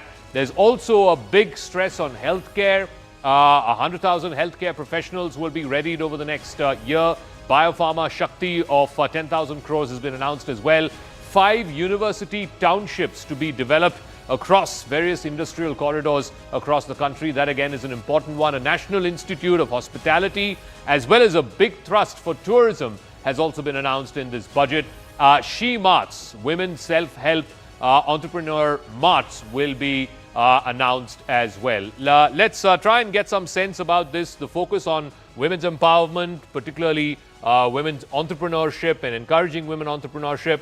Also, what is the stress as far as 2047, the Viksit Bharat dream, and how this budget sort of moves India in that direction? Here in our studios, I'm joined by Sumita Davra. Nirupama Soundarajan is also there here in our studios. And our guest joining via link, L. Badri Narayan is executive partner with LKS Attorneys, Ashutosh Nath, chartered accountant and TradeWin. Arvind Srivatsan is partner in India Tax. And Achit Pushkarna is CEO of Haribol. Let's start with the Nari Shakti Trust. I think the Prime Minister also mentioned that it was a 9th budget by Finance Minister Nirmala Sitharaman. The self-help entrepreneur groups that have been announced for women. Lots of stress to all in a bid to try and increase the female labour participation rate. See, the Viksit Bharat goal is that by 2047 we'll have 70% of the women in the workforce. At the moment we have something like 35 to 40%. Now, the entrepreneurial aspect, which has been emphasized through the She Hub, the marts, is important because we see a lot of women in the self-help groups in the rural areas, and the 46% labor which is in the rural areas is dominated by women. We say feminization of the agriculture workforce. So this gives a very good access to markets for the women's self-help groups. They could be putting together organic foodstuffs, it could be pulses, edible oils, it could be organic fruits, vegetables, so on and so forth. So coming on to the marts, it could be through digital infrastructure, it could be through physical infrastructure. So it definitely is a big push, a big boost for marketing, particularly for the women's self-help groups. So, Nirupamaji, in terms of the emphasis on physical infrastructure, we've seen this through Modi over the last 10 years. Public capex now at 12 lakh crores. Okay, we've got the Vice Chairman of the Niti Aayog, Mr. Suman Berry, who's now joining us. Thank you very much, Mr. Berry. The big takeaways, as far as you are concerned, in this budget 2026, the emphasis continues on physical infrastructure, at the same time also looking at some of these global challenges through rare earths, the Semiconductor Mission 2.0. Walk us through what was the big takeaway for you.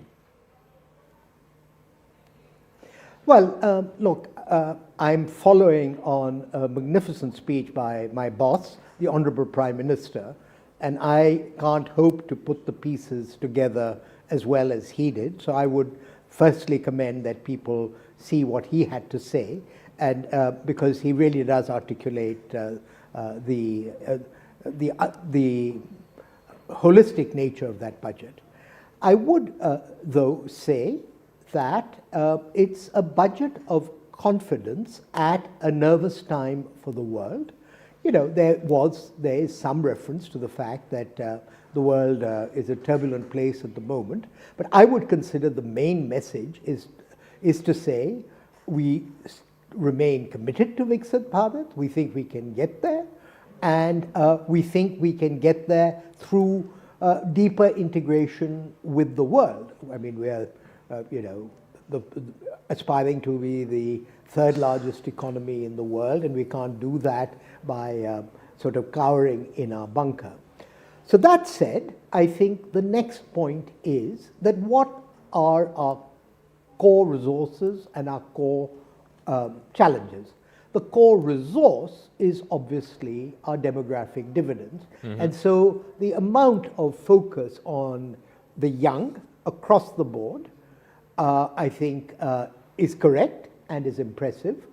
But, to have people enter the labor force without the aspiration of higher labor productivity. You can call it jobs, but a lot of this is self-employed. So to me, those are the two pillars of the growth dimension. I also think, look, I mean, I got involved with the debate on India when I came to NCR in 2001. And, it's a very different debate now. It's a debate about cities. It's a debate about finance. It's a debate about building on our connectivity. I mean, my thought, we are planning to, or we're aspiring to host the Olympics in 2036.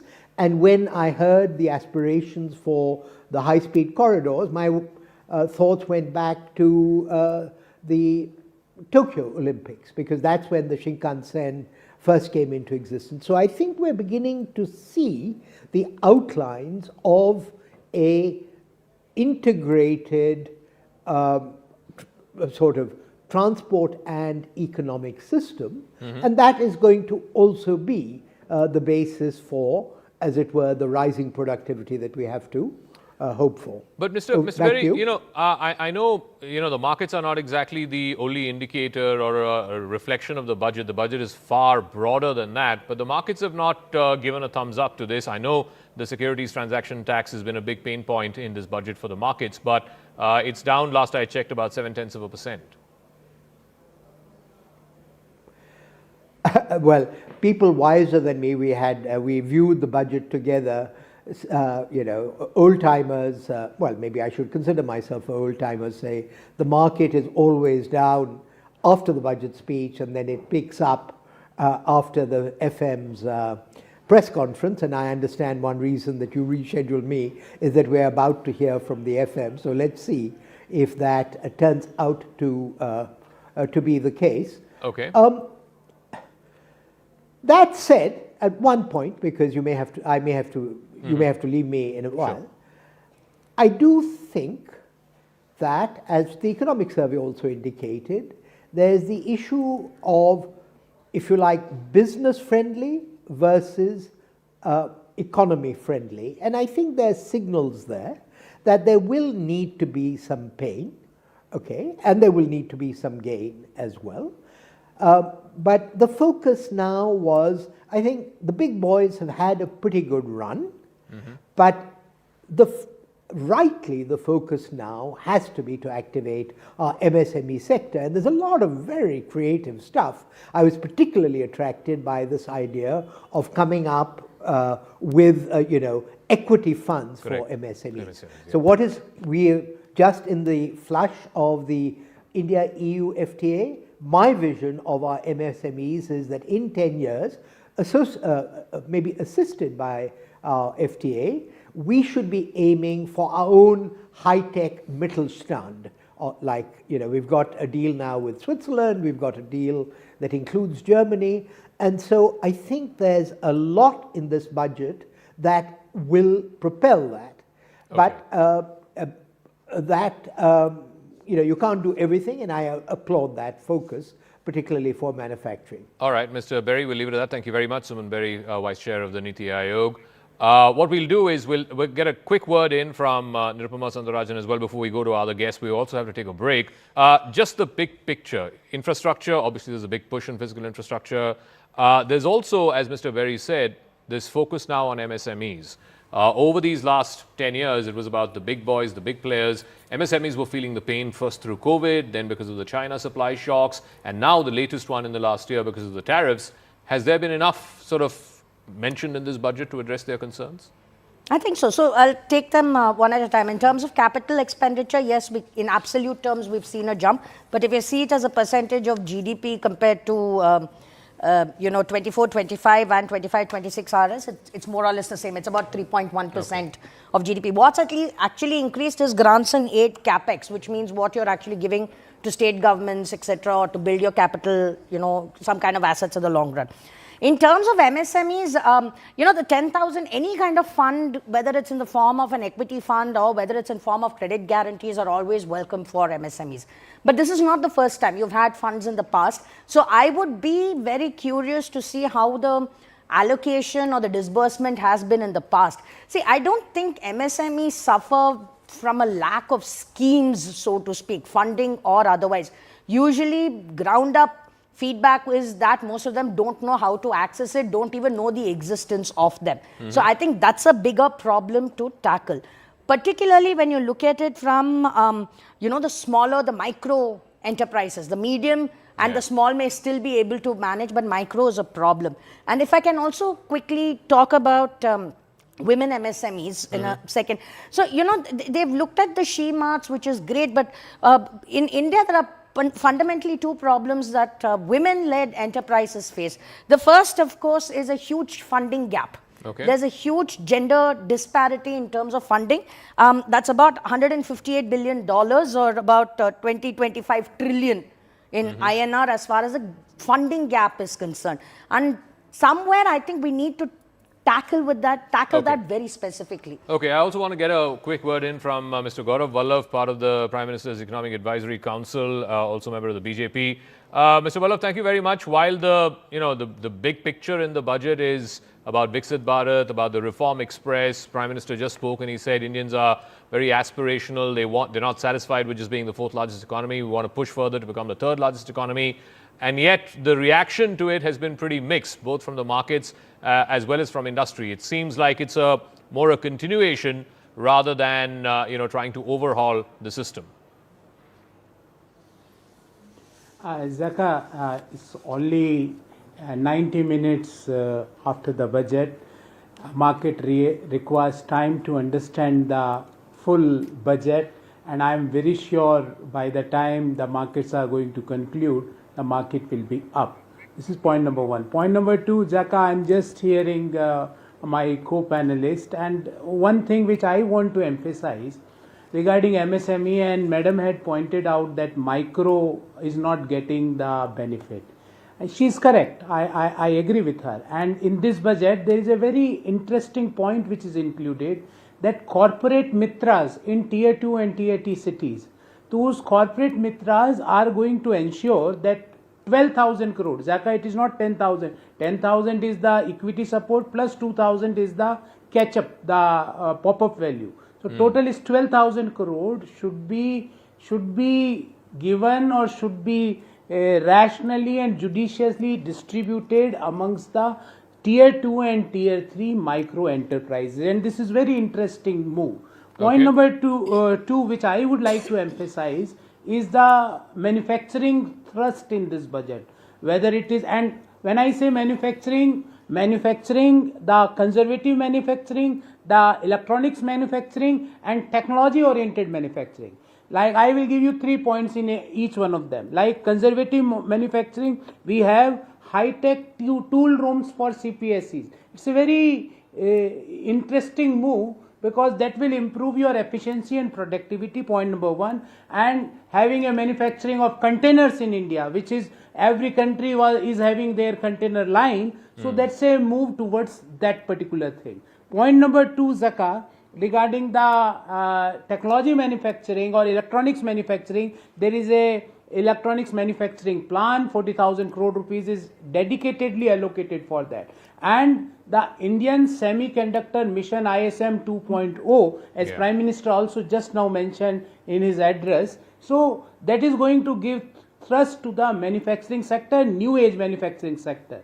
And last, which is the, I will say, a finishing touch of this budget, no country in the world, I can tell you at least developed countries had never thought of young and aspiring population as this budget is addressing. Like orange economy.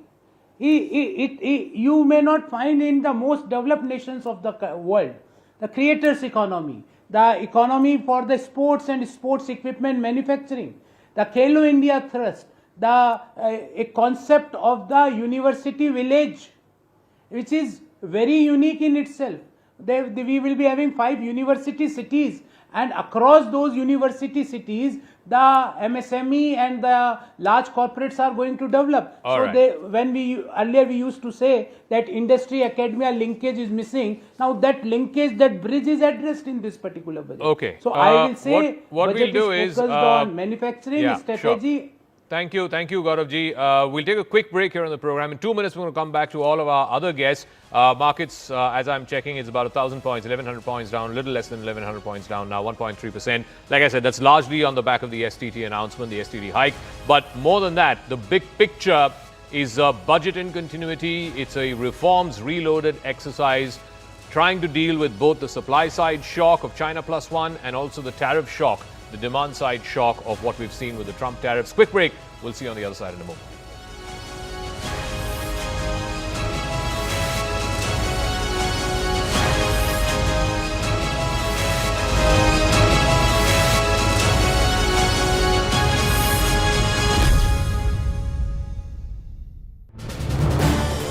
This is News 18 Network.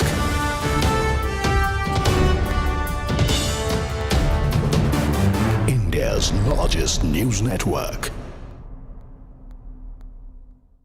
To promote environmentally sustainable movement of cargo, I propose to 1. Establish new dedicated freight corridors connecting Dankuni in the east to Surat in the west. Operationalize 20 new national waterways over the next 5 years.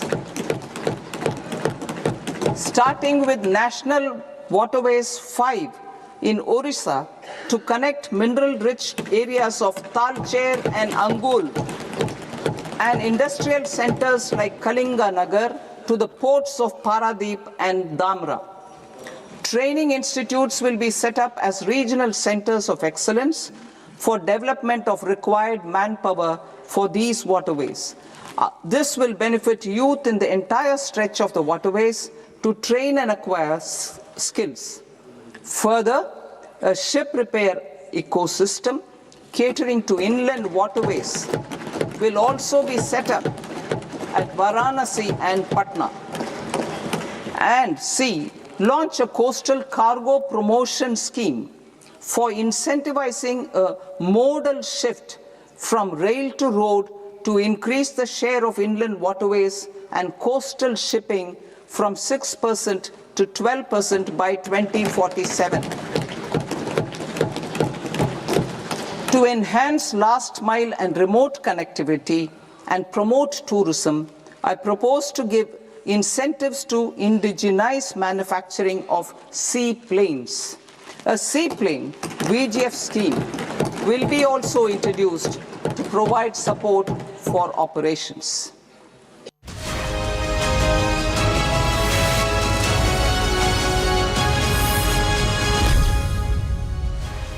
Back to our Budget 2026 coverage, Budget Day studio here at CNN News 18 and DBS Bank Budget Day studio. I'm Zaka Jacob. We're still in conversation about the big picture of the Union Budget 2026. L. Badri Narayan is joining us, Ashutosh Nath, Arvind Srivatsan, and Maninder Singh is also joining us. Yashneet Pushkarna is also with us. Let me start with our guests who are joining by link now. Mr. Badri Narayan, your big takeaway from the budget. Yes, infrastructure push. Yes, push for MSMEs, push for women, entrepreneurship, etc. Youth has been a big focus. But why aren't the markets as enthused as the commentators seem to be in studios? I think thank you very much, Zaka, and good afternoon, everyone. I'm going to focus a little bit more from the tax point of view because I've had the benefit of the last hour reading the finance bill, and I think the market should improve a little bit at least because I think there are some interesting provisions and benefits provided in the finance bill. As you know, not everything is covered in the finance minister's speech. I think one big takeaway for me is that I think it's really going to streamline. This budget is really a streamlining budget, a cleaning up budget. And I think one of the areas which is going to get a big boost from this is going to be ITES services. Mm-hmm. We've traditionally had a lot of issues with respect to transfer pricing, income tax, and these have always been a big problem because tax uncertainty with respect to what's the rate or what's the profit margin I need to decide on when I am going to have GCCs in India, software development in India, services of IT nature, software development, electronics. That's an issue in India. Mm-hmm. They have brought in safe harbor provisions They have made amendments to encourage unilateral APAs. There are some other provisions with respect to providing exemptions for companies that are going to bring capital goods into India as non-residents, for tolling and manufacturing and supplying for electronic manufacturing in India. So the entire electronics, electronic manufacturing, IT service, and that's a big bulk of the market, right? So I think once people understand the true impact of what this might be, both in terms of tax certainty and in effective reduction of tax rates, I think we would see some good results So, going forward. Ashutosh Nath, in terms of the personal tax side, obviously there's no changes in the rates or the slabs, and you wouldn't expect any finance minister for 2 years in a row to be able to do that. She did that in the last budget, but there's been a lot of announcements for simplification of rules, some decriminalization of penalties, etc. Walk us through that. She spent a considerable amount of time about how the income tax procedures are going to be made more people-friendly, less regulatory, and less this sort of stick of the tax man, as it were. Thank you. Thank you very much. Actually, not only now, over a period, what we have seen is that the focus is entirely on the reforms, and to make any reform effective, you need to have the participation from the stakeholders. And how do you do that? By boosting the confidence, and therefore, the personal income tax reforms are essentially steps toward that. Not only that, in the personal income tax overall, in the budget as well, if you see, the focus is on the reform side, even on the customs and some of the tax changes that we saw. Say, for example, in the AEO scheme, they are saying that from a 15 days now you pay the duty in a 30 days time. Now that's kind of a lot of confidence into the industry, which is very and encouraging, and truly defines the reformative mindset of the government. Maninder Singh, in terms of the specifics about the 7 high-speed rail corridors, the 20 new waterways to be set up, 5 regional hubs for medical tourism, the thrust on university townships near industrial corridors, how much do you make of this? Of course, announcements are one thing, actualization, translation into sort of reality on the ground, that's also a big question mark. How much will that address concerns, particularly around youth, unemployment, quality of jobs, etc.? Thanks, Zach. I think it's a very good point. One of the things that I wanted to raise here was, while all of these provisions and recommendations have been made, I think the concern in general has been in execution and governance around all of these schemes. And to the points that you made, while it will help create employment, also alternative businesses in general, but I think the key to success will be how the government actually implement it on the ground and govern it. Because we've seen announcements being made in the past for a lot of new schemes, but then on ground, the reality doesn't change for a lot of years. Specifically to our industry, I'll bring the attention to the services side. We set up GCCs for foreign firms in India, and we service them from here. One of the things that we see as positive is the rationalization and clarification of the safe harbor. There was, as the earlier gentleman said, there were a lot of ambiguity around which bracket do you fit in vis-a-vis the services that you are providing. And this clarification of bringing a lot of these related services into one basket is definitely helpful, and also clarification in terms of the tax bracket. Although I would also say that a lot of these IT services companies were availing the safe harbor rates of about 14-15%. Yeah. This is going to be marginally higher for them. But having said this, you don't have to go to independent consultants to do the study every year. The overall ease of doing businesses is much better. Having said this, I think one thing is still ignored is what we feel is, in general, the services industry. I mean, a lot of focus on manufacturing and MSMEs. But if you look at the overall export, higher than 45% of the export comes from services. So there were some expectations in terms of setting up, economic zones that focuses on GCCs and GCC establishment, making capital available and rationalizing the overall policies around it. I think that's missed, which could have been, especially for the fact that immigration changes, in the US could have been leveraged by doing investment in this area, Okay. which is missed. Just give me one 1 second about the big announcements. I want to go across to our Budget Day studio wall here. The big announcements that have come, like I said, this is a sort of continuing feature of the Modi era budgets, whether it's physical infrastructure, whether it's focus on MSMEs, focus on R&D, focus on, of course, now in this budget we've seen Semiconductor Mission 2.0 and also rare earths. The big announcement, 20 new waterways over the next 5 years to be allocated, new dedicated freight corridor between Gujarat and Bengal. That again is going to boost your infrastructure spending as well as easing connectivity. 5 new regional hubs to promote medical tourism. Tourism has been one of the underfunded sectors, so I think this is something that's going to push tourism. 3 new All India Institutes of Ayurveda. This government has been pushing Ayush in a big way. So 3 new All India Institutes, just like your AIIMS, now there will be All India Institutes of Ayurveda. A new National Institute of Design, NIDs in Ahmedabad. There's going to be a new one in the eastern region catering to Bengal, Assam, the northeast. 5 university townships in the vicinity of industrial corridors. This has been again a big pain point. There is no match between the skills with which young people come out today from colleges and institutions and what industry wants. This will hopefully try to bridge some of those skill gaps. 1 girls' hostel in every district in the country. There are 700 districts, so 1 girls' hostel will again improve the female labor participation rate. 4 telescope infrastructure facilities to be set up. A new National Institute of Hospitality, again the push for tourism. A national destination digital video grid. Khelo India Mission 2.0 for sports sector for the next 10 years. A development of 500 reservoirs for fisheries. That again is a big plus for fisheries and small aqua industry. Bharat Vista multilingual AI tool for farmers so that they can access farming tools in their own languages. Ecologically sustainable mountain trains in Jammu and Kashmir, Himachal, Uttarakhand, etc. First ever global Big Cat Summit will be held. India will be holding that summit for promoting wildlife conservation.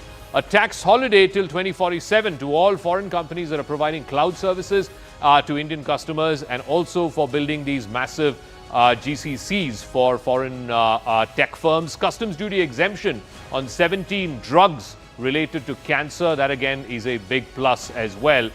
I want to go across to a piece of breaking news that's just coming through. The first political reaction from the leader of the opposition, Mr. Rahul Gandhi. He's just put out on Twitter, on the platform X.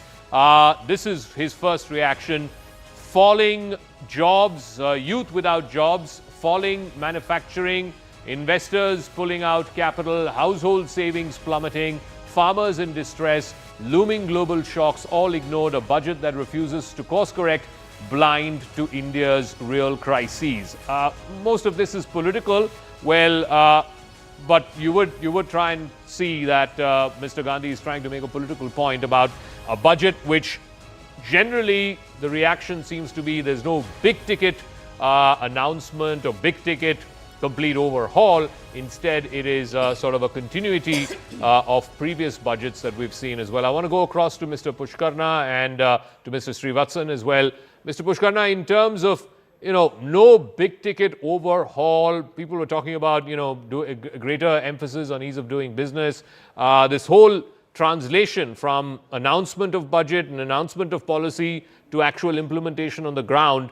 Do you see this budget addressing that to some degree, or do you think, again, while the statements and the announcement and the policy intentions are great, it's the actual implementation on the ground which requires a lot more thrust?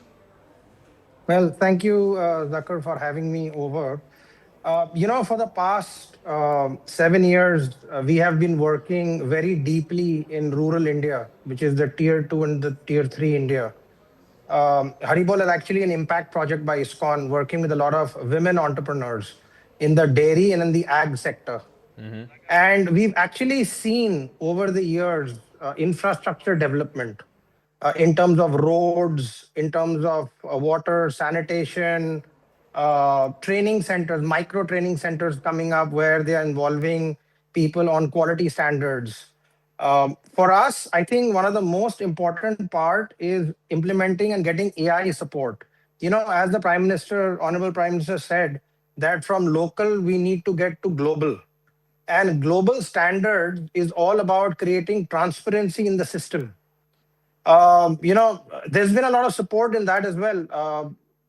2 years back, we were showcased at the Global AI Summit when we were first to use AI technology for protection of cows, you know. So it's something which is, and we get local support from administration, even to people in the villages, to the SDMs, to people, bureaucrats who are on ground, who are there, who even go to the level of tell us how to implement these, these schemes and systems which already exist. A lot of us, as my esteemed panelists say, one thing is getting an announcement in, and the other thing is getting it implemented, like you rightly say.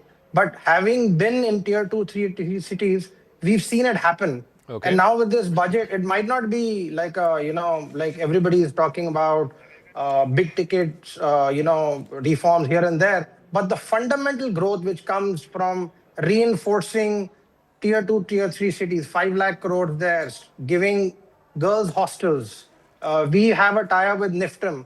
How can we take women from tier 1, and tell them to go educate, work with tier 2, tier 3 farmers, tell them what tier 1 is looking for, what are the global standards if they don't have proper systems. All right. I want to get a quick word before we take another break from Mr. Srivatsan. In terms of the market reaction, obviously the disappointment has been around the STT, the increase in both futures and options, but also the expectation that there'll be some sort of addressal of both long-term and short-term capital gains tax. That's not come through. Is that primarily why the market sentiment is negative today? Yeah. So, the budget really, there was a bit of an anticipation perhaps that was built, and possibly some options that was built ahead of budget day. Maybe people were liquidating these options. But I think in a budget there are two parts. One is a short-term fix, and the other is a long-term action plan. What we heard today was steps or a series of measures that will play out over a period of time if we implement them well and if we coordinate between center and state. I think the market was expecting some low-hanging fruits.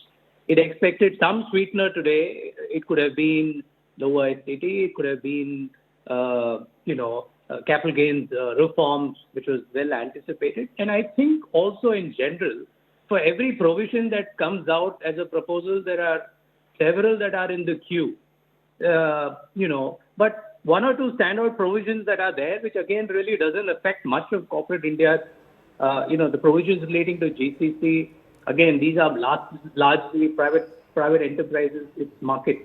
It doesn't really impact the market sentiment. Okay. I think there's one point in the budget which, where they've slashed the pre-deposit of tax, which was earlier 20% you had to pay upfront. That was the base amount you had to pay even if there was a high-pitched demand. So that has been brought down to 10%. I think market corrects over time, but I think to answer your question, I think people have shorted their positions and they didn't get to hear the news that they anticipated because there's a lot of anticipation that was built in. Okay. And most of the provisions of the budget, they are looking at a long term and they don't see a short term sweetener that was expected by many. Okay. All right. I want to thank our guests. Even as we speak, I'm just checking the markets again, 1.3% down the Sensex. But like I said, it could, again, get back into green territory over a course of time. But as of now, with these two concerns, STT being increased and no addressal of LTCG and STCG, maybe those are the two big factors that the market is responding to. We'll take a quick break. When we come back, we'll get serial entrepreneur and investor, Mr. Screwvala, Ronnie Screwvala will be joining us. But quick break. It's a big, big budget, 2026. It's a budget for continuity. It's a budget for reforms. It's also a budget that tries to address the twin shocks of one, supply side issues with China plus one, and on the tariff side, on the demand side, with the tariffs that have been caused by Trump. Quick break. We'll come back on the other side in a moment.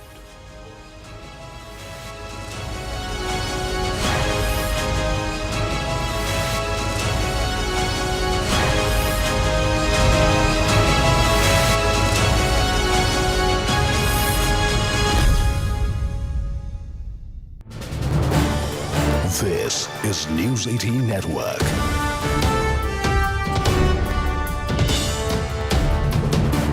India's largest news network. To promote environmentally sustainable movement of cargo, I propose to 1. Establish new dedicated freight corridors connecting Dankuni in the east to Surat in the west. Operationalize 20 new national waterways over the next 5 years. Starting with National Waterways 5 in Orissa to connect mineral-rich areas of Talcher and Angul and industrial centers like Kalinga Nagar to the ports of Paradip and Damra. Training institutes will be set up as regional centers of excellence for development of required manpower for these waterways. This will benefit youth in the entire stretch of the waterways to train and acquire skills. Further, a ship repair ecosystem catering to inland waterways will also be set up at Varanasi and Patna. And C, launch a coastal cargo promotion scheme for incentivizing a modal shift from rail to road to increase the share of inland waterways and coastal shipping from 6% to 12% by 2047. To enhance last mile and remote connectivity and promote tourism, I propose to give incentives to indigenize manufacturing of seaplanes. A seaplane VGF scheme will be also introduced to provide support for operations. Carbon capture, utilization and storage.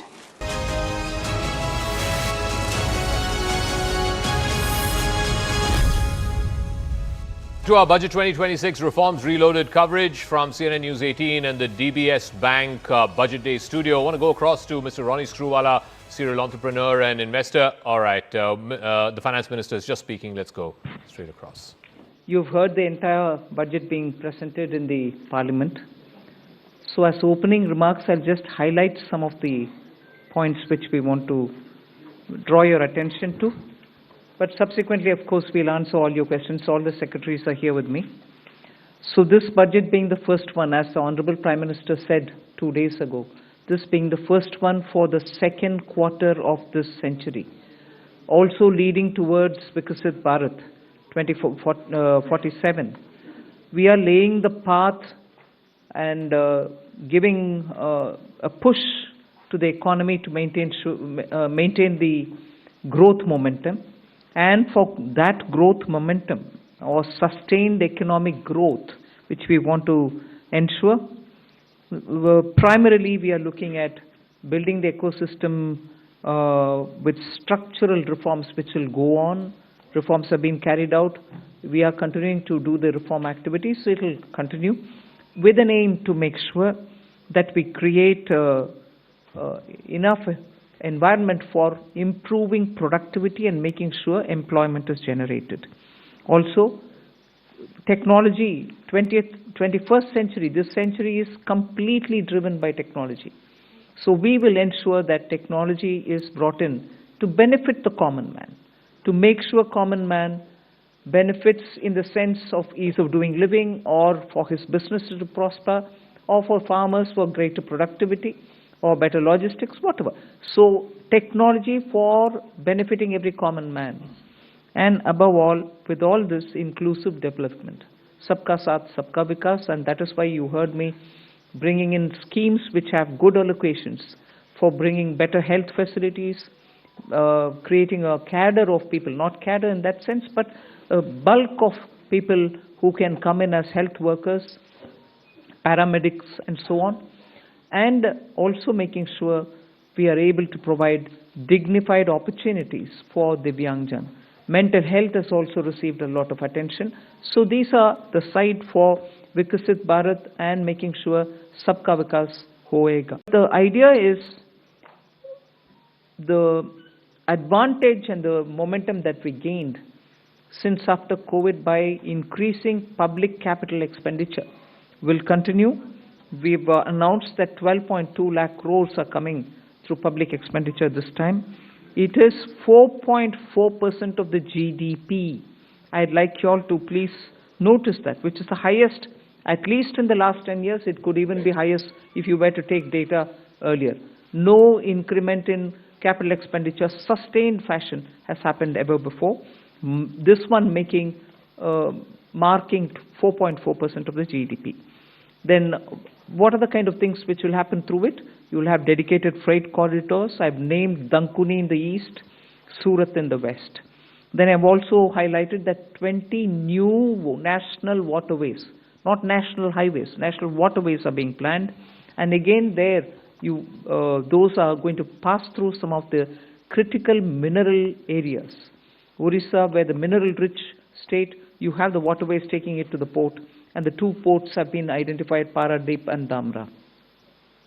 Similarly, we are also making sure that the coastal cargo movements will be enabled through a cargo route, so that through the coastal area we are able to cut down on cost of movement of goods. City economic regions, developing them is a very big new measure that we are coming up with. And for that, an allocation of 5,000 crore per city economic region. Imagine the amount, 5,000 crores in 5 years. 1,000 crore per year per city is being given, and the emphasis is going to be largely on tier 2, tier 3 cities. And then talking of infrastructure further, with the capital expenditure coming with the big number, you're having also the high-speed rail corridors. 7 of them announced, and the destinations are clear, so that they become the bridge for all these economical robust centers. So those are for making sure that the infrastructure and the capital expenditure are getting tied up, and the country benefits from the ripple effects that these can bring in. The 7 strategic and frontier sectors in which we've highlighted that will increase productivity and also have new investments come in and give emphasis for India's own brand on those things is on the biopharma sector. I think that's going to be a big change in the way in which we are looking at giving capacity for those who are able to research, who are able to undertake research and development.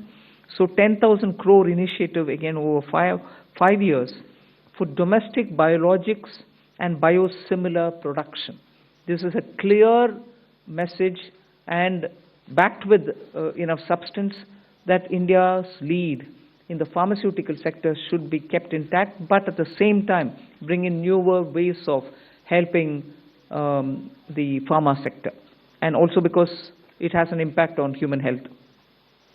Semiconductor mission had 2 major announcements that will improve the India stack and also the IP related matters. Electronic components manufacturing scheme for 40,000 crores is a major encouragement for electronics to become self-sufficient. We have also announced establishing rare earth corridors so that India can face and be able to meet its own requirements with its materials. So once we identify and are able to explore these minerals and process them, make them available for us, our dependency on external sources for bringing in the rare earths will be lesser. And we've identified the states where we want to establish this rare earth corridors. They are going to be in Orissa, Kerala, Andhra Pradesh, and Tamil Nadu. So these are very important developments, and they are going to have multiple decadal impact on the Indian economy. Our dependence on magnets and rare earths will be brought down. 3 dedicated chemical parks, again for reducing our import dependence. High-tech tool rooms for research, that will be set up in 2 locations. Very important thing is about the construction equipment being imported.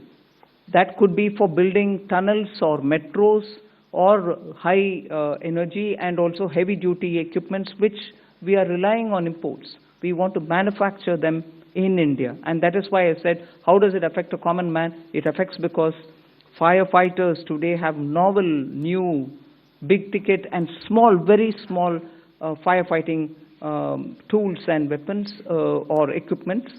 We don't have them in this country. That's why if there is a fire accident in some very congested area, our equipments are not able to reach those points, whereas there are equipments which today are produced abroad, which can navigate those small corridors and go save people's lives. Whether they or huge ones, all of which we want to make sure that we will have production in this country itself, whether they are tunnel boring or anything else, from small to big, we want to bring in those very impactful infrastructure into India. So we'll support domestic manufacturing. Then container manufacturing is another which we'll support. I think I've gone in detail talking about the textile support in various forms.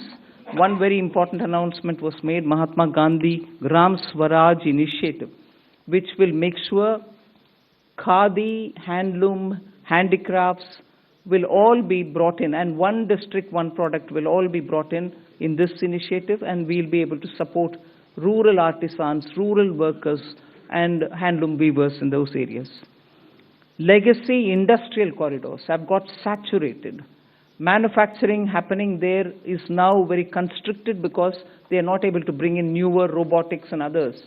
So we want to upgrade these legacy industrial clusters so that they become cost competitive and efficiency comes into these places.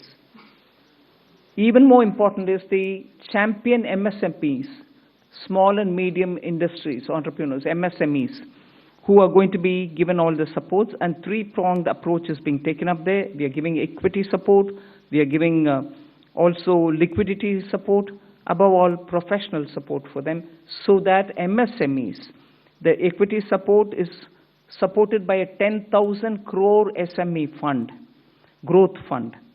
Above all, we are also topping up the Self-Reliant India Fund with 2,000 crores. So MSMEs should not feel any dearth of resources for equity. Similarly, they shouldn't feel any difficulty for liquidity in their hands, because the TREDS platform will now be treated almost as a backed up, security backed up instrument with which they'll be able to discount and get their monies. For professional support, we're working with the Chartered Accountant and Cost Accountant Institutes so that they can create corporate mitras who can help these MSMEs in filing their returns, doing their accounts, and so on. Above all, for youth and training, there's so much. You've heard the speech, so I won't want to take your time on it. High-powered education to employment enterprise, standing committees being formed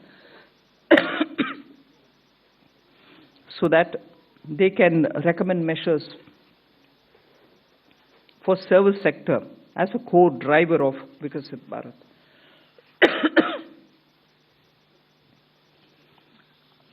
Part B concentrated a lot on tax and related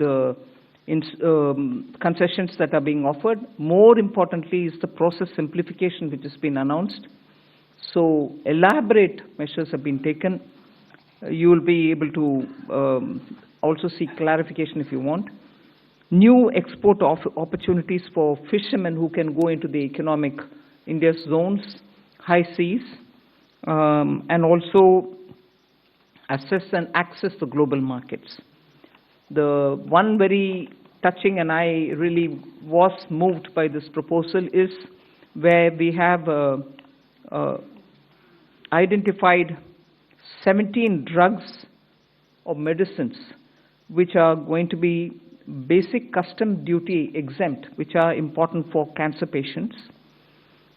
Similarly, 7 more rare diseases are added to the import exemption list of the import duties.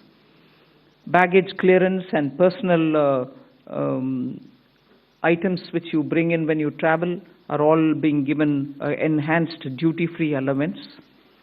Besides that, there are quite a few direct tax and indirect tax proposals.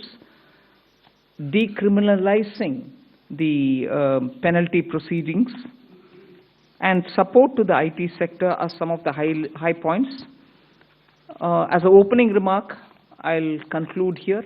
I'm sure you'll be able to ask questions and seek clarification. Thank you for coming. Thank you, ma'am. I'll start this question, taking the questions. First question is 17.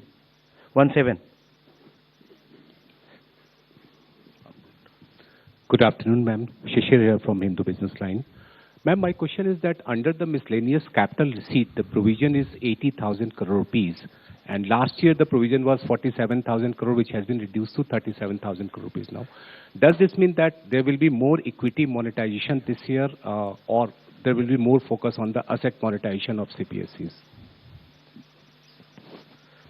So you've got it rightly. The intent is that we will have a very strong asset monetization plan in place. Last year, ma'am had announced in the budget that there will be a pipeline prepared, which is being done. So we hope to reap the dividends from that. 238. Ma'am, Timsi Jaipuria, this side from CNBC TV 18. I just wanted to know the rationale behind the hike in STT in futures and options.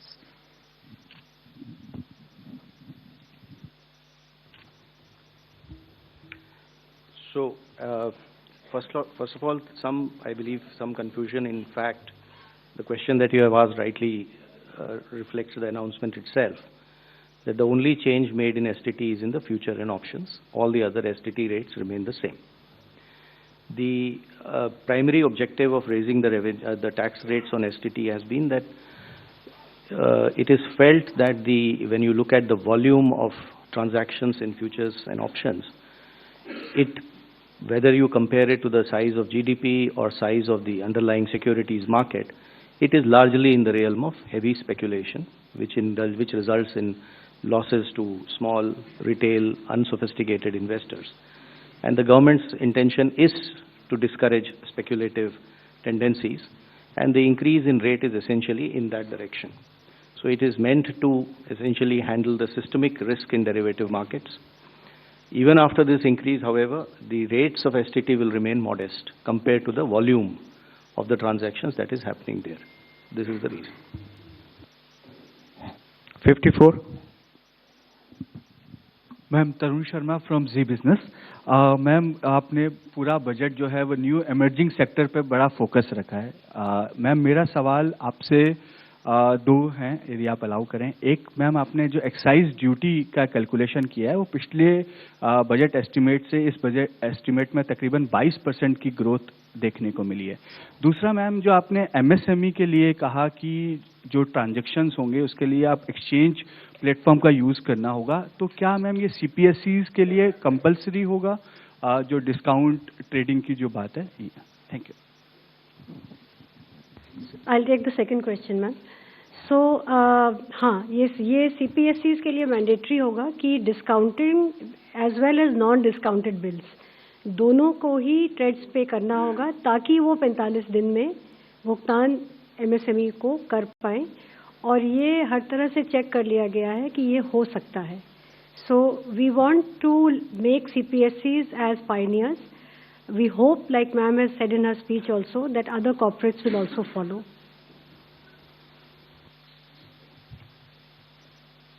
On excise?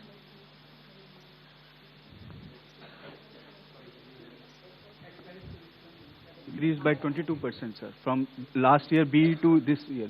Because there is from 1st of February, all the tobacco products have come back into excise, and all those revenues will account for the increase of the next year.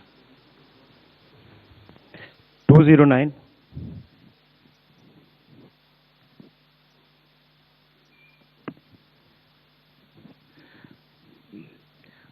Ma'am, Prakash Pedashi from ET now.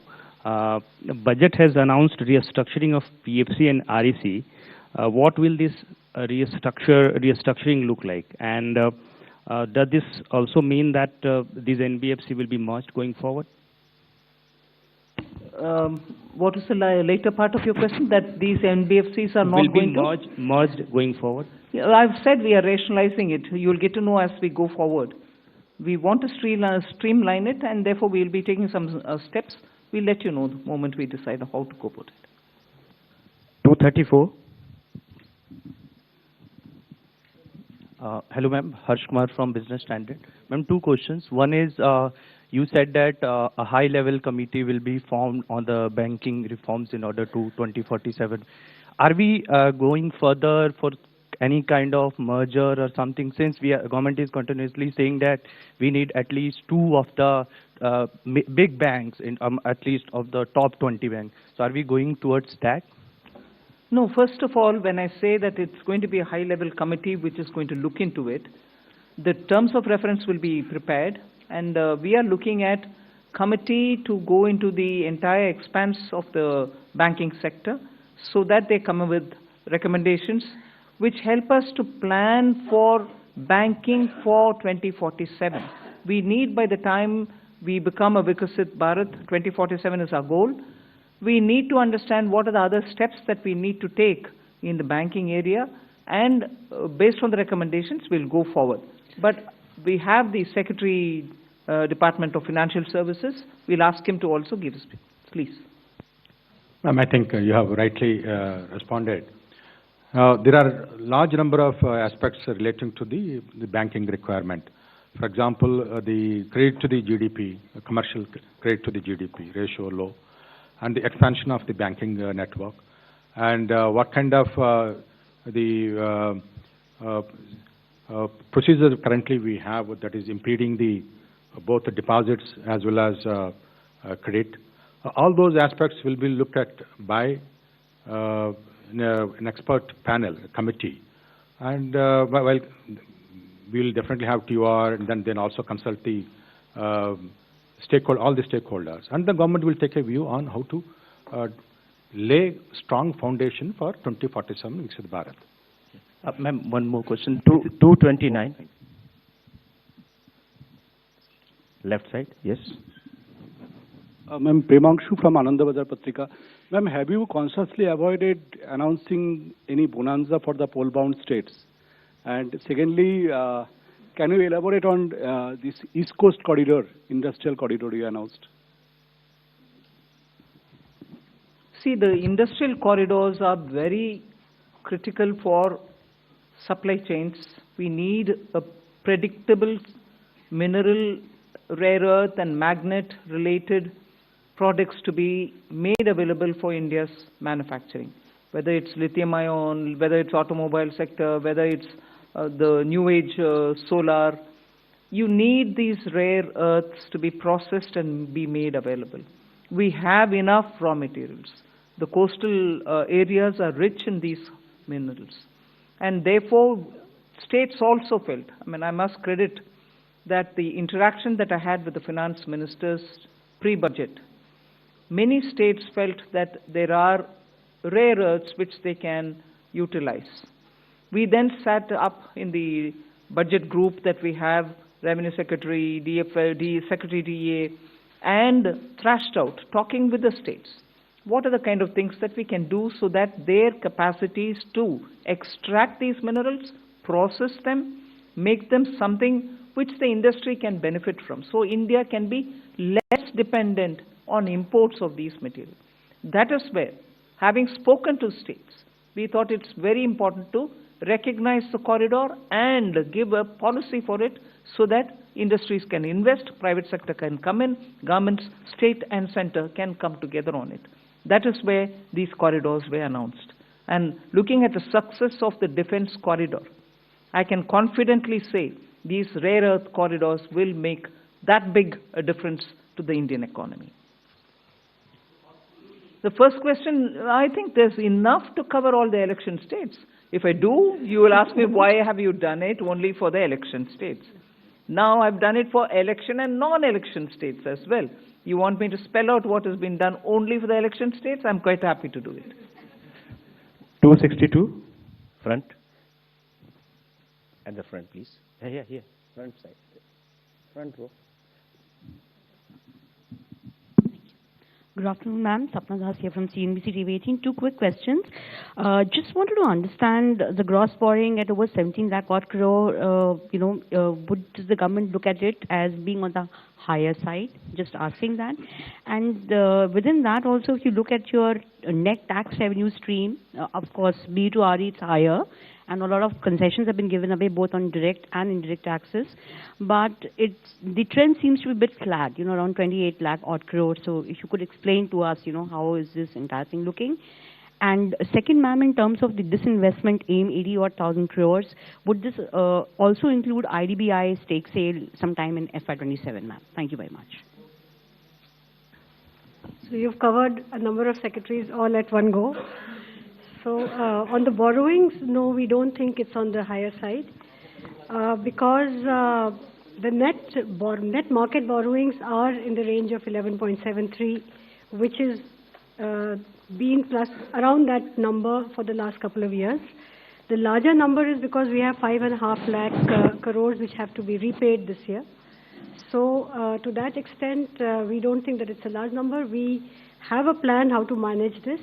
And according to that plan, which also gets released from time to time, the markets would also know, as well as all of you all. 4. Okay. So, on the tax stream, because of some concessions that were given this year, there has been some course correction. But if you look at the next year, the direct tax is growing at 11.4% and continues to be 3.1% of the GDP. The total collection would be 6.9%. The indirect tax excise is growing very healthily because of the base correction, the base which has got added. Customs too is showing a decent buoyancy. So on the tax revenue, I think we are looking up. And even GST, as you would have seen the collection figures today, after rate rationalization, the buoyancy which we had expected, and in this hall we had discussed about it, you can see that coming back on that tax. Hi, ma'am. Meghna Mittal from Money Control. The fiscal deficit target that you have set for next year from 4.4 to 4.3 is being seen as very, very gradual. Is there a specific reason, or is it because of the global uncertainties as one of the major factors for being such a gradual fiscal consolidation path?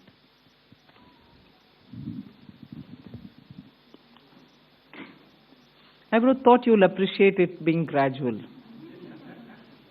Because particularly fiscal, drastic changes don't go down well. One or the other section gets hurt.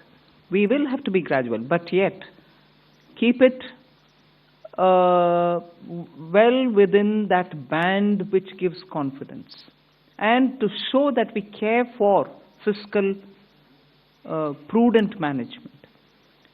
There's no point in me dropping it to, let's say, 4.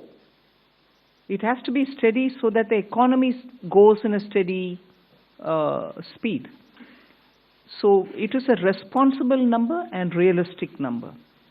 It's not as if I wanted it to be so gradual. It is a responsible number. We should achieve it and equally not bring in any kind of turbulence anywhere. Thank you. From the center flank, 190. Thank you, and congratulations on a very comprehensive budget. Before you start, I was going to look at PIB and say, this side is being ignored. Yes. But good that he called you. Thank Come. you. I'm Aprajita Saxena from CNBC International in Singapore. I'm very curious because you started talking about tech, and I want to ask a question about the ISM 2.0. There are those on the outside who say that India sort of lags when it comes to AI innovation, especially innate, innovative LLMs. Is the strategy of ISM 2.0 to sort of become part of the global value chain, or are you more positioning towards India creating its own native LLMs? Thank you. I think Kashmini Vaishnav, the minister, has been speaking extensively about this.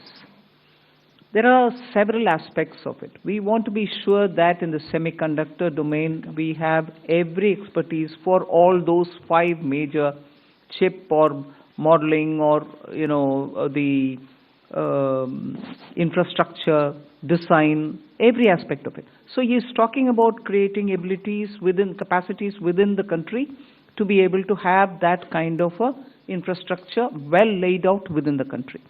And similarly, if you're looking at the way in which our startups are working, using AI, and very clearly we have also shown a path that it is not just the large language models, but also smaller ones, medium-sized ones, which can serve the requirement of your economy.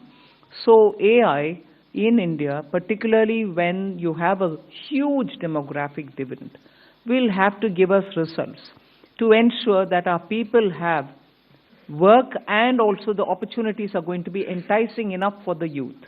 It cannot replace human efforts. So we are at the same time redefining for ourselves, if I may use that expression, on how to use AI, what is the capacity that we have to create, the kind of infrastructure that we have to lay in the ground for it. Equally, the products which come out of it will have to benefit our people, because our youth are revving to do more and new. For them to do something new and for them to do something more, we have to create benefits out of AI rather than, push along with AI unthinkingly that it doesn't serve our people.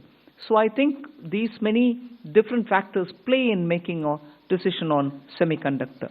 And that is where Semiconductor ISM 2.0 looks into these aspects as well. And I'll ask the CEA to speak a bit on it, because he spent a lot of time so that he could write effectively capturing what's happening down. Ananta, you want to say anything on it? Actually, we have to see the semiconductor mission and the announcements related to the rare earth corridor, which ma'am talked about a few minutes ago. All of them as part of the framework that we presented a couple of days ago here on the strategic resilience part. So, in fact, many elements of this ma'am's budget speech focus both on equipping us to handle the AI-related technology as well as skilling the population in areas where they can be immune to some of the AI-related impacts as well. So it covers both dimensions, and therefore the semiconductor mission, the rare earth corridor, and also some of the Part B announcements ma'am made about the various electronics and manufacturing sectors were all part of the initiatives to make sure that we make ourselves strategically resilient in a very fraught global environment. 138 at the back side. Yeah. I'm Rishabh with NDTV Profit. Just wanted to ask on the buyback tax, the rationale behind it, because was it essential to do it now? Because in 2025, there were a lot of companies that came out with significant share buybacks. Also because, and also do you foresee some sort of a reduction in buybacks? And secondly, on pollution-related schemes, the outlay has been very stagnant, but pollution as a problem remains. Is this not a policy priority for the government now? On the buyback, I'll have Revenue Secretary brief us. So first of all, on the buyback, I'd like to clarify. I hope that the point was clear enough in the speech also, that it is in fact a relief. It's not a tax, additional tax. It is a relief. Buyback tax system was changed to make it as a dividend income, which is income at the applicable income tax rate at the hand of the shareholder.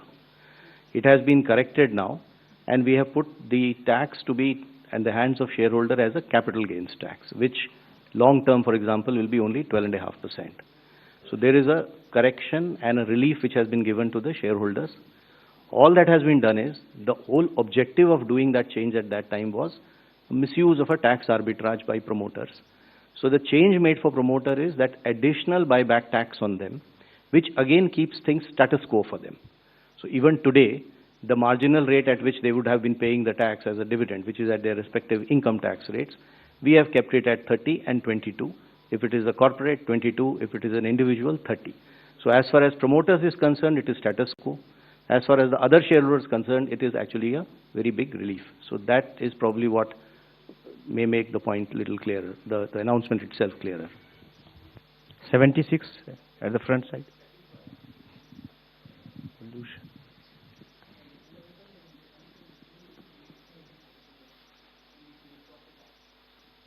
So pollution is a priority with government, and not everything has to appear in the budget speech is how I would put it, ma'am.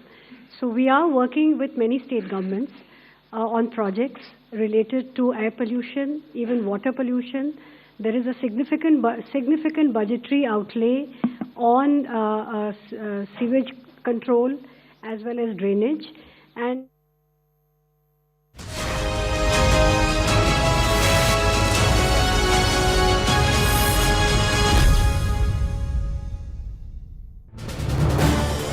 This is News 18 Network.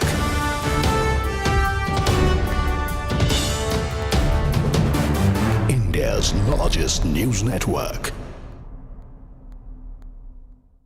To promote environmentally sustainable movement of cargo, I propose to 1. Establish new dedicated freight corridors connecting Dankuni in the east to Surat in the west. Operationalize 20 new national waterways over the next 5 years. Starting with National Waterways 5 in Orissa to connect mineral-rich areas of Talcher and Angul and industrial centers like Kalinga Nagar to the ports of Paradeep and Dhamra. Training institutes will be set up as regional centers of excellence for development of required manpower for these waterways. This will benefit youth in the entire stretch of the waterways to train and acquire skills. Further, a ship repair ecosystem catering to inland waterways will also be set up at Varanasi and Patna. And C, launch a coastal cargo promotion scheme for incentivizing a modal shift from rail to road to increase the share of inland waterways and coastal shipping from 6% to 12% by 2047. To enhance last mile and remote connectivity and promote tourism, I propose to give incentives to indigenize manufacturing of seaplanes. A seaplane VGF scheme will be also introduced to provide support for operations. Carbon capture, utilization and storage.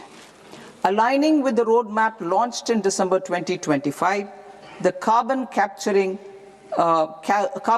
utilization and storage technologies at scale will achieve higher readiness and in end-use application across 5 industrial sectors, including power, steel, cement, refineries, and chemicals. An outlay of 20,000 crore. News 18 and TDS Bank Budget Day Studio.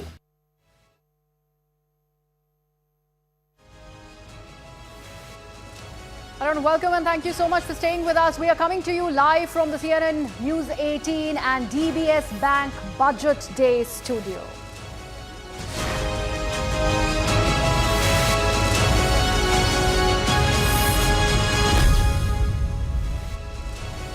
Union Finance Minister Nirmala Sitharaman has concluded her Budget 2026-27 speech in the Lok Sabha in a 1.5-hour long address.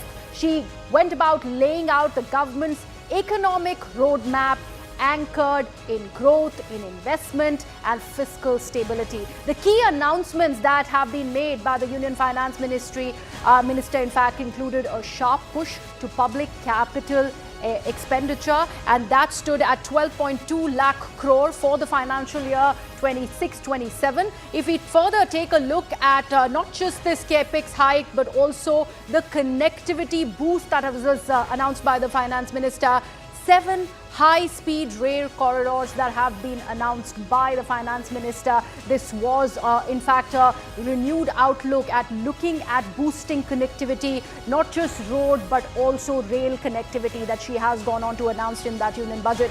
Also, there is a renewed focus on corporate bond market, the market making framework with access to funds and derivatives. Very important announcement that came in as far as that is concerned. There was also this entire Viksit Bharat goal that has been announced, and for that a high-level committee on banking is to be set up, something that was addressed by the finance minister in that press briefing as well, where she was talking about this entire expansion of the country's banking infrastructure to look at the 2047 goal. So that was underlined by the finance minister. Also, NRI investment limit. That investment limit for the NRIs has been increased from the earlier 5% to now 10%. Another big announcement that was made by Ms. Nirmala Sitharaman. There's also an important focus on fiscal consolidation, where the fiscal deficit that was estimated at 4.3 for the financial year 27 and 4.4 for the financial year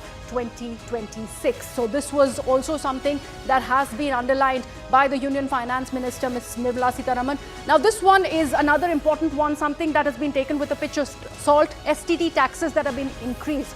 So as far as the security transactions, that tax that has now been increased from 0.1% earlier to 0.15%. So there is some amount of tax hike as far as F&O traders are concerned. So that has not been, in fact, going down well with many, and that is what the chatter is around as far as online is concerned. Focus on medical sector. Another important point that we'd like to highlight for our viewers as 5 regional medical hubs in partnership with private sector. That has been announced by Ms. Sitharaman. So this is another important aspect that needs to be a very important special focus as far as this year's budget is concerned.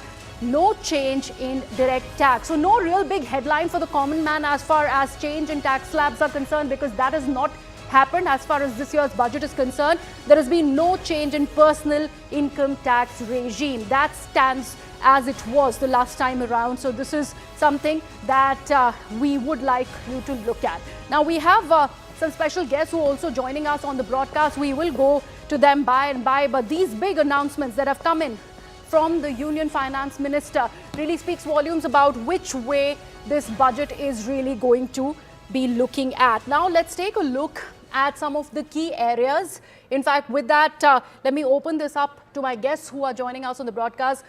Shirish Kurada, who's the MD and CEO of BINS, is with us. Apalla Sai Kiran, entrepreneur and India's youngest investment banker, is also with us. Also joining us is Shankaram, and he's the MD and CIO of Spark Capital. Also joining us is Deep Chanda, CEO, Ampka Cyber. Gagan Kumar, who's a tax and corporate lawyer, is with us, and also a part of Heightened Legal Associates. So let me begin with our first guest, Mr. Kurada, who's joining us. First of all, sir, we just had a look at the press briefing by the Finance Minister as well. One thing that she's going about underlining is how this is going to be a very, very renewed and important push, particularly when we take a look at this special committee that's been set up for the banking sector. And she's not majorly talking about key reforms at the moment. She's talking about a larger goal, that goes up to 2047. And that is one of the key headlines that's also come about. So we'd like to begin our conversation with you throwing light on that. How do you look at that assessment of the Finance Minister and the way she wants this budget really go forward when it is about that special committee that's also been set up for it? Thank you so much, and hopefully you can hear me. Yes, please go ahead, sir. Great. Yep. Look, this is traditionally speaking, a boring budget, but boring is good. You know, as an entrepreneur and from representing the corporates, it's doubling down on the policy targets and the vision. So it's a long-term budget, and key panels such as looking at the banking, what we're going to do with the banking industry, what are we going to do with the AI services, and also MSMEs. I think that only just talks about the vision and the continuity from the previous budgets towards that vision. So I think from a common man perspective, there may not have been many specific things called out because there's a lot done from last time. But this is a very good budget from a long-term perspective, and the continuity factor gives a lot of credibility and also makes corporates very comfortable because it's not flip-flopping on the policies as such. From my perspective, there's a few amazing things that have been called out, apart from the big headline on, key priority sectors like defense and pharma and textiles, etc. But, for GCCs and the entrepreneurs out there, this budget has been more about tax compliance and ease of tax compliance, right? And simplifying that. Yeah. The safe harbor rule from a transfer pricing mechanism has always been very great. I think putting a slab at 15.5% for IT services, it's a godsend. It helps and gives continuity and stability for foreign direct income and foreign companies coming here in terms of how do you play with the transfer pricing. I think the other big thing that we're looking at is the capital expenditure on developing tier 2 and tier 3 cities. I think if we are going to expand on our PLI schemes, we're going to expand on not just manufacturing but services as well. We need those tier 2 and tier 3 right now. So that capital expenditure is amazing. And given the sort of services firms and kind of contribute about 45% of exports, I think a harmonization of the rules has been welcomed as well. Right? There's been harmonization attempted in a lot of pockets, and I think that's only just that those stepping stones are incredibly consistent from previous sort of agenda items, and I think seeing that again and again just gives us a lot more comfort. Okay. Mr. Sai Kiran, since you are one of India's youngest investment banker, and that is one thing that I'd want to understand from you also, the key things that have been said about the banking infrastructure as far as the country is concerned, and has been particularly highlighted by Ms. Sitharaman in that press briefing, is also something that we'd want you to share your insights, and also the fact that there's so much of impetus that has been given to entrepreneurs like yourself, where she's not just mentioned about the good use of AI. We will speak about how the farmers are going to be impacted and assisted well with the use of artificial intelligence. At least that is what the goal is. But how in fact, startups are coming into, this entire system of AI, the use of AI that can be used to assist and not really take over what human intelligence can do. How do you take this statement by Ms. Sitharaman?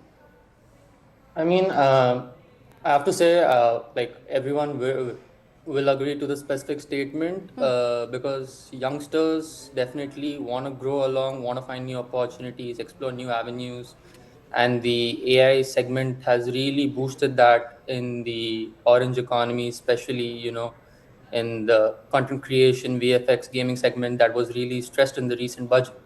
So I guess the steps taken are exciting, and holistically speaking, the whole startup landscape, not many big reforms have been provided, but definitely the interests have been specified in the AI infrastructure segment, pharma segment, and I guess that is where it will be. So the current budget definitely is going to be a plus for very long-term investors in the infrastructure space, and it would be really green for them. But apart from that, nothing very exciting or relief for the startup segment specifically. Okay, all right. Mr. Shakaram, would you agree to this?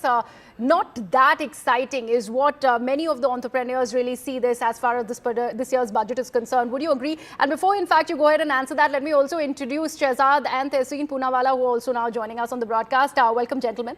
Yes, sir. Do go ahead. Yeah, thank you for having me on the show.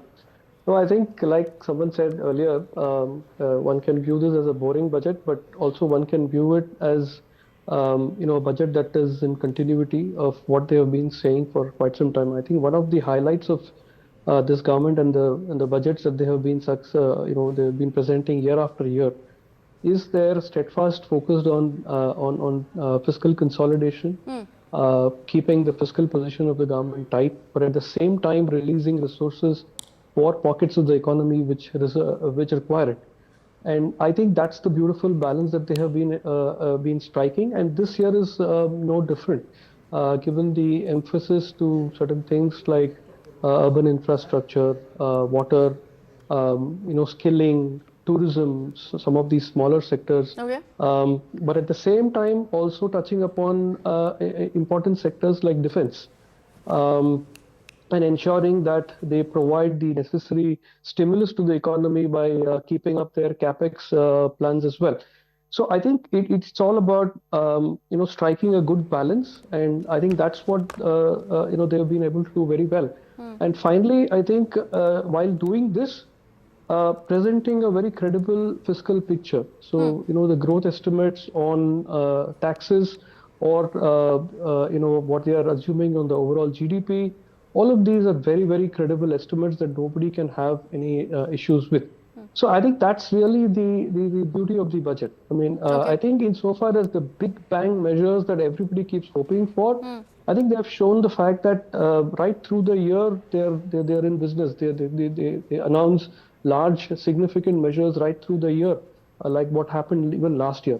So I think we should not think about this as a one-day kind of an episode where we expect everything to be announced in one day, but more like a plan that's laid out on this day, but executed over the rest of the year and over the years. Right. So you're saying that keeping the momentum going is what this budget majorly did of the reforms that have been announced all through the year, this year, which has begun, and the last year, 2025, because the finance minister did go ahead and also make a mention of the Prime Minister's address during the Republic Day 2025, where he'd spoken about the GST reforms. That too was a part of the budget announcement that was made by Nirmala Sitharaman. Tessin, I want to bring you in. There was a particular question that came in from the scribes, which spoke about how the reforms are merely reserved for the election-bound states. Since we are also wanting to make some amount of politics, there was an apt response that came in from the finance minister, and she said, if you want me to begin laying out what we've done for the non-election-bound states, that also is a long list, really.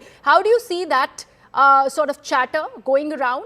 And if you actually add to it the kind of announcements that have been made when it is about increasing the rail infra, or the kind of corridors that have been announced, one particular one also makes a mention of Varanasi when it is about Delhi to Varanasi or Varanasi to Siliguri. All of that included, where do you see the chatter really going, Tessin? Thank you so much for having me on the show. Thank you. This is a government big on announcements, short on delivery, and pathetic on its financial management. This, perhaps in the history of India, is the worst finance ministry, I'm not talking about the honorable finance minister, to have ever run the government. It is incompetent, which is why you have the most number of high net worth individuals leaving India after England.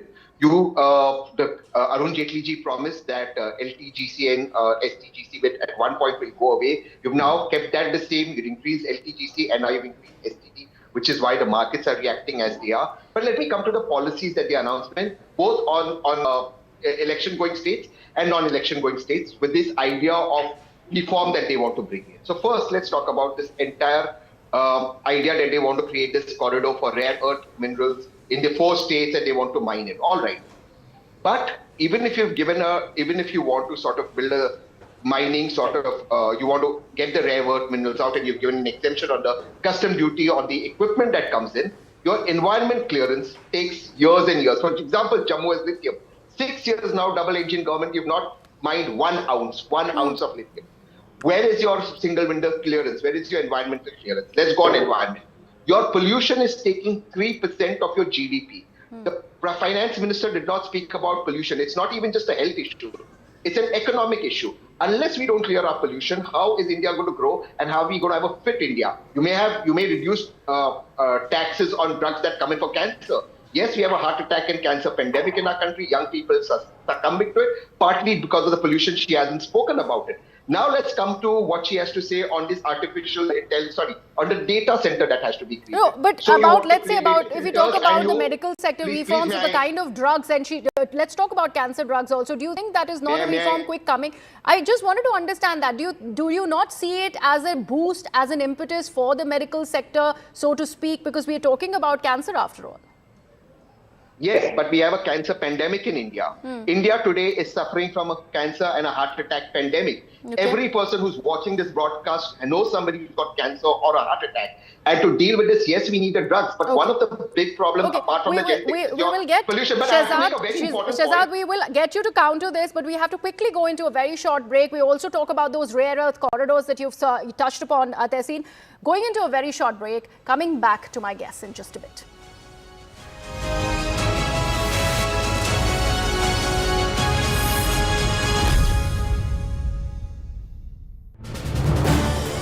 This is News 18 Network.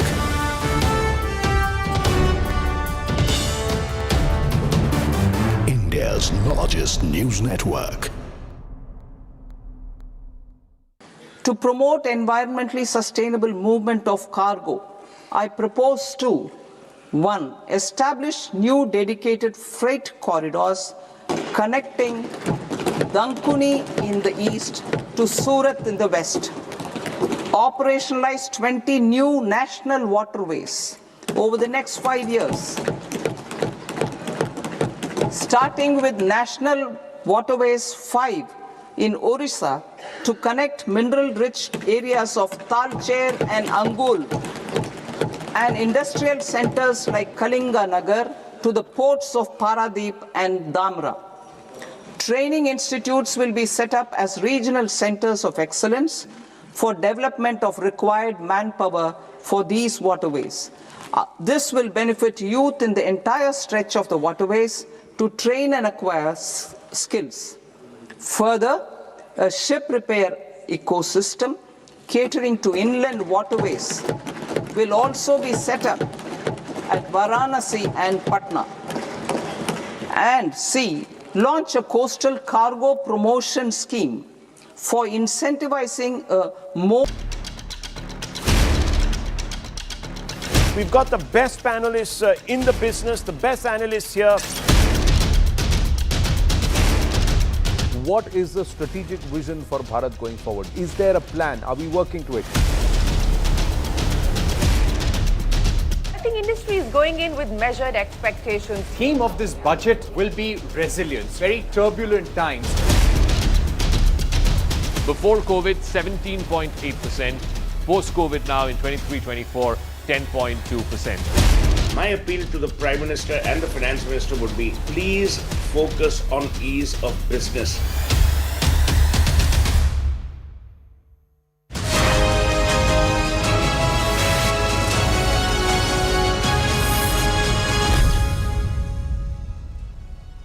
We're talking about Budget 2026 with my guests here in the studios. Let me now, in fact, go to Shehzad. Shehzad, Tehsoon was making that point, not very happy with this budget announcements, made a particular point on the rare earth corridors that has been announced by the Union Finance Minister, and also the fact that this budget really does not come up with any headline for the common man as far as direct taxes are concerned.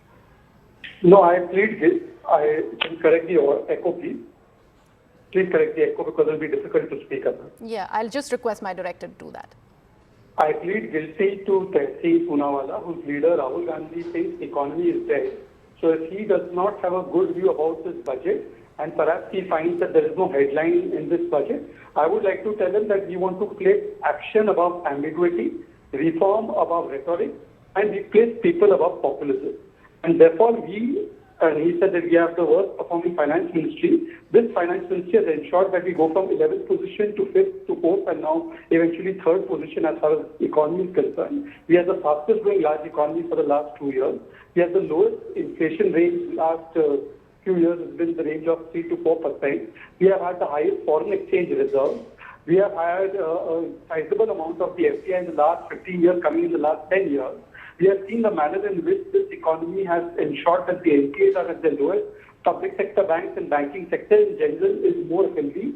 And despite the global headwinds that we are facing, we have been able to ensure that this kind of economy continues to deliver. And we are going to build a resilient and strong economy. And for that, we've taken some steps in today's budget. What are those steps? One step is that we have to enhance the productivity, competitiveness, and the resilience within our economy. So we are focusing on certain sectors where we are pushing for manufacturing in biopharma. We are going to be pushing for semiconductor mission. We are pushing for the rare earth corridors in Odisha, Kerala, Andhra Pradesh, Tamil Nadu. We are strengthening our capital goods manufacturing. We are pushing for the MSME manufacturing. We are giving a boost to the textile sector and handicraft sector. This is what we are doing because on the other hand, with the India-EU trade deal and with other FTAs, we are opening up diversified markets for precisely these labor-intensive goods. Secondly, we have been able to ensure that the fiscal deficit is maintained. Even though there have been several challenges, it is now in the range of 4.3, 4.4%, which is something that should be commended. And finally, I think that what you can sum up is that this is the budget that has delivered and continues on the path of high growth. We have been giving reforms over the last 11 years, whether it's the implementation of GST, whether it's the implementation of direct tax reform, whether it's increasing the tax slab, But this point that you made about the taxation, let me get in Mr. Gagan Kumar, who's a tax and corporate lawyer, who's now joining us on the broadcast. Mr. Kumar, how do you see this? No change as far as the tax slabs are concerned. However, that STT announcement for F&O traders has been taken with a pinch of salt. Thank you for having me here.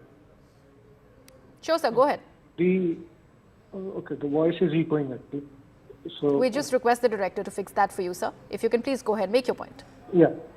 So essentially, from a tax perspective, huge amendments have already been made in the previous couple of years, and on a personal tax front, be it income tax and the recent reduction in GST rate.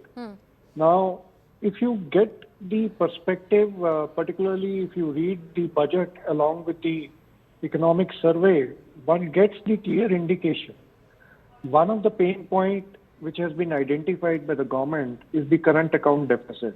Yes. And the panacea to deal with that is found to be in the Swadeshi manufacturing.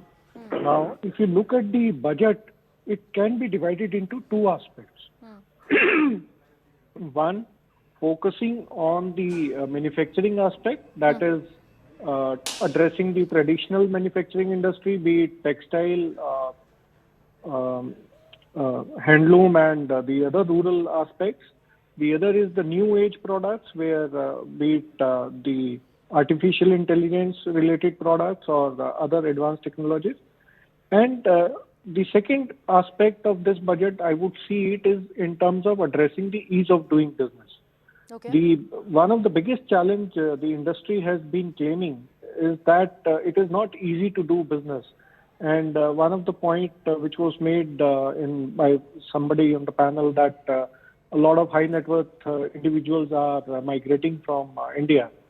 Now, one of the reasons for that migration is the lucrative offer of golden visas by various countries, be it Portugal, Spain, or US also. So that is one aspect. The second is when we look at the ease of doing business and the amendments which have been proposed in the Income Tax Act, both the 1961 and the 2025 Act, one would notice that a lot of legacy tax issues have been put to rest, be it the jurisdictional issue, whether the jurisdictional assessing officer can issue notice or the faceless assessing officer can issue the notice. What should be the time limit for completion of assessment in case of a transfer pricing dispute? And also, the trust has been demonstrated on the industry by way of reducing criminal offenses as well as replacing some of the criminal offenses with the penalties, instead of penalties, now with fine. So from a tax and law perspective, what we call the legal maxim is parent patriae, that is Latin for parent of nation. Okay. So, all right. In a way, it is an enabling budget where the concern of industry has been sought to be addressed. All right. Mr. Deep Chanda, about that point, particularly on the Swadeshi pitch that the budget also goes on to make yet again, something that has been underlined. We're talking about semiconductor, computer chips to be made in India. How do you see this as a growth opportunity or something that will be giving that kind of impetus that is much required here in the country?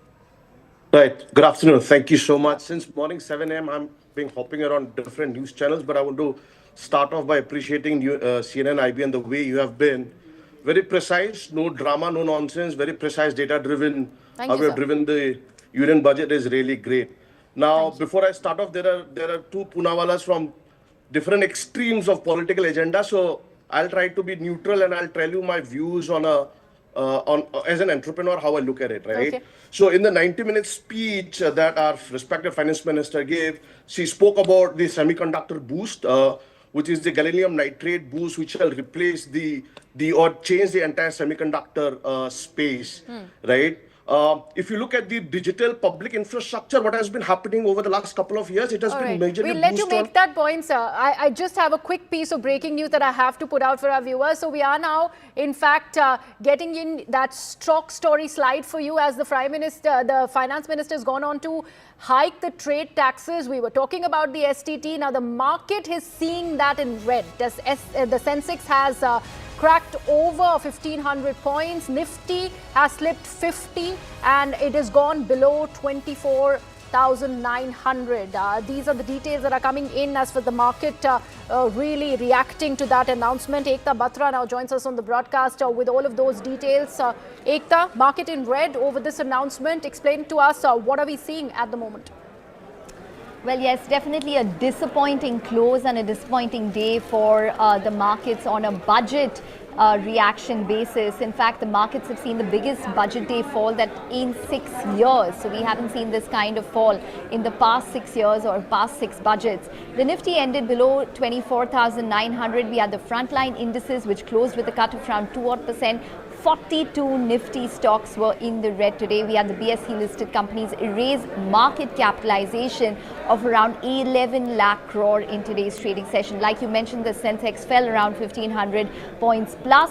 And we had the Nifty Bank, which slipped quite considerably in today's trading session. It was down over 1,100 odd points. We had the Nifty PSU Bank Index, which underperformed today. So banks such as State Bank of India, the largest lender in the country, along with Bank of Baroda, as well as Bank of Maharashtra, Union Bank, all of these stocks went home with cuts in the red. The other sector which was really pressured today was the entire metal space, which remained under pressure on the back of a sell-off. So we had the Nifty Metals Index, which was down around 4%. And if you're talking about metals, we had the entire precious metals ETF space, which did see profit booking in today's trading session as well. So, for example, gold Bs, we had the Nippon Silver ETF, all of them which were down in today's trading session. Now, one of the bigger, two sectors which were really involved in today's trading session was the entire defense space. So remember that the street was going in with hopes of a really high budget allocation in terms of defense. It did increase, but maybe it disappointed the street in terms of how much the allocation or the spend or the incentives towards defense was. So we had defense stocks which were under pressure. Ekta, for that important update. While we speak about the kind of budgetary allocation that has increased, clearly the markets really are not favorably responding to that announcement by the Finance Minister. Keeping an eye on every detail from Budget 2026, but right now taking a very short break.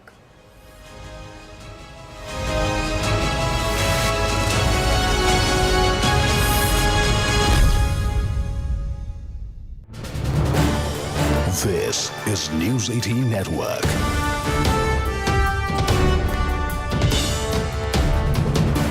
India's largest news network. To promote environmentally sustainable movement of cargo, I propose to 1. Establish new dedicated freight corridors connecting Dankuni in the east to Surat in the west. Operationalize 20 new national waterways over the next 5 years.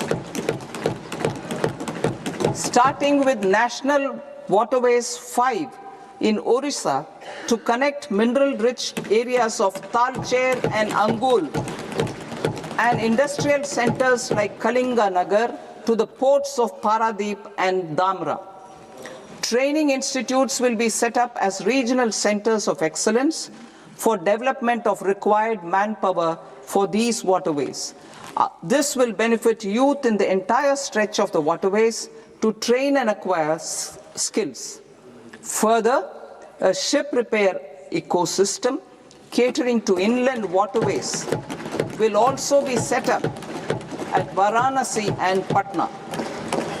And C, launch a coastal cargo promotion scheme for incentivizing a modal shift from rail to road to increase the share of inland waterways and coastal shipping from 6% to 12% by 2047.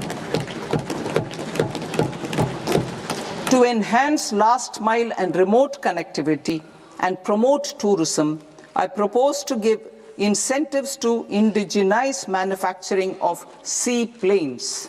A seaplane VGF scheme will be also introduced to provide support for operations. Carbon capture, utilization and storage. Aligning with the roadmap launched in December 2025, the carbon capture, utilization and storage technology.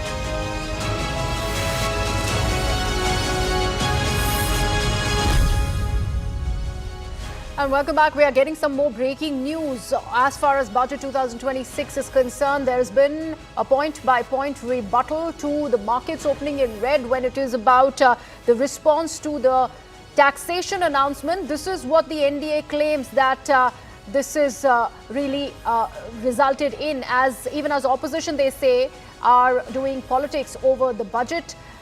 The NDA really, as per sources, is suggesting that the negative reaction in the stock market is due to the increase in the STT in the futures, the security transaction tax that has been imposed as far as future and options trading is concerned is the result why the markets have in fact responded in red. The government wants to discourage excessive participation in F&O trading. This is what the finance minister has also mentioned in that press briefing. However, the market conditions are also now expected to stabilize. This is what we are learning of at the moment, and this is as per sources, NDA really suggesting that the markets are responding only because of the STT that has been increased in F&O trading. We go into a very short break for that.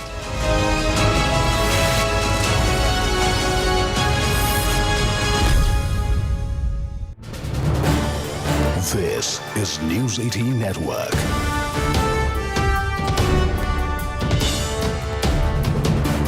India's largest news network.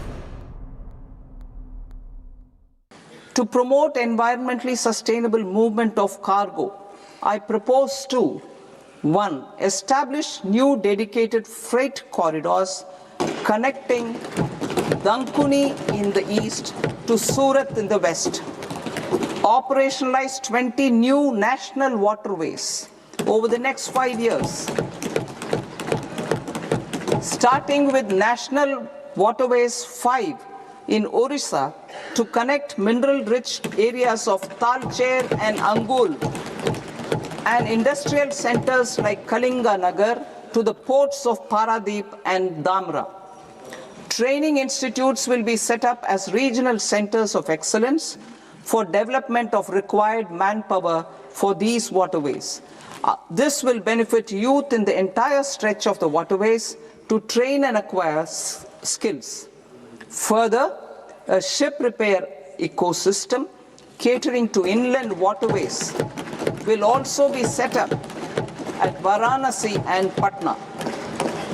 And C, launch a coastal cargo promotion scheme for incentivizing a modal shift from rail to road to increase the share of inland waterways and coastal shipping from 6% to 12% by 2047. To enhance last mile and remote connectivity and promote tourism, I propose to give incentives to indigenize manufacturing of seaplanes. A seaplane VGF scheme will be also introduced to provide support for operations. Carbon capture, utilization and storage. Aligning with the roadmap launched in December 2025, the carbon capture, utilization and storage technologies at scale will achieve higher readiness and in end-use application across 5 industrial sectors, including power, steel, cement, refineries. 18 and TDS Bank Budget Day Studio.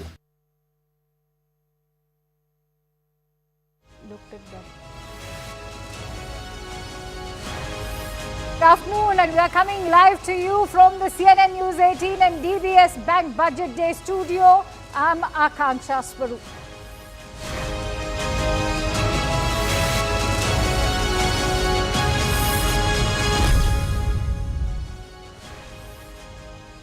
Union Finance Minister Nirmala Sitharaman concluded her Budget 2026-27 speech in the Lok Sabha in a 1.5 hours long address today. She's laid out the government's economic roadmap anchored in growth, investment and even fiscal stability. Key announcements included a sharp push to public capital expenditure at 12.2 lakh crore rupees in the current fiscal year. The Finance Minister announced government's renewed outlook with a thrust on manufacturing, even semiconductors and MSMEs.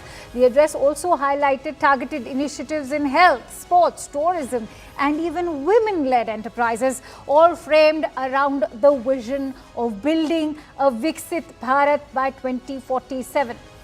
But is this going to also satisfy the taxpayer? That's a question we'll be posing to our guests in just a bit. But it's marked her own historic 9th consecutive union budget address in the Lok Sabha, which is also being seen as a moment of Nari Shakti. Listen in to what Nirmala Sitharaman had to say. This is the first budget prepared in Kartavya Bhavan. We are inspired by 3 Kartavya. Our first Kartavya is to accelerate and sustain economic growth by enhancing productivity and competitiveness and building resilience to volatile global dynamics. Our second Kartavya is to fulfill aspirations of our people and build their capacity, making them strong partners in India's path to prosperity.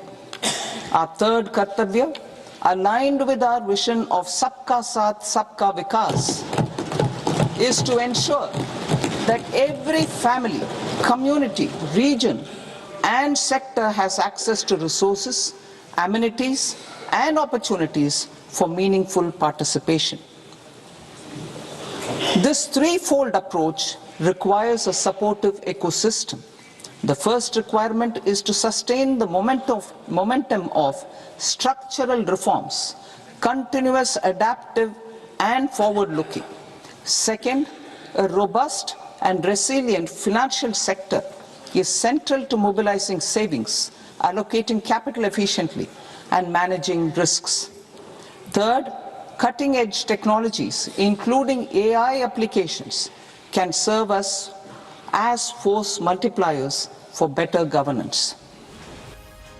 All right, let's take you through the key takeaways of this budget. What has it got to offer? To begin with, there's been a massive capex hike. You're looking at an increase of up to 12.2 lakh crore rupees for the financial year up to 2027.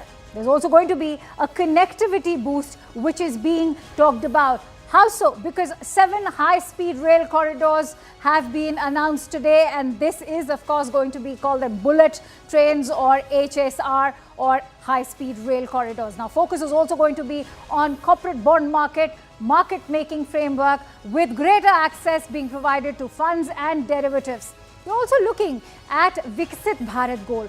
What is that going to be all about? It's going to be about a high-level committee that's now going to ensure and look towards banking, which will be set up only to ensure that idea of a Viksit Bharat of 2047.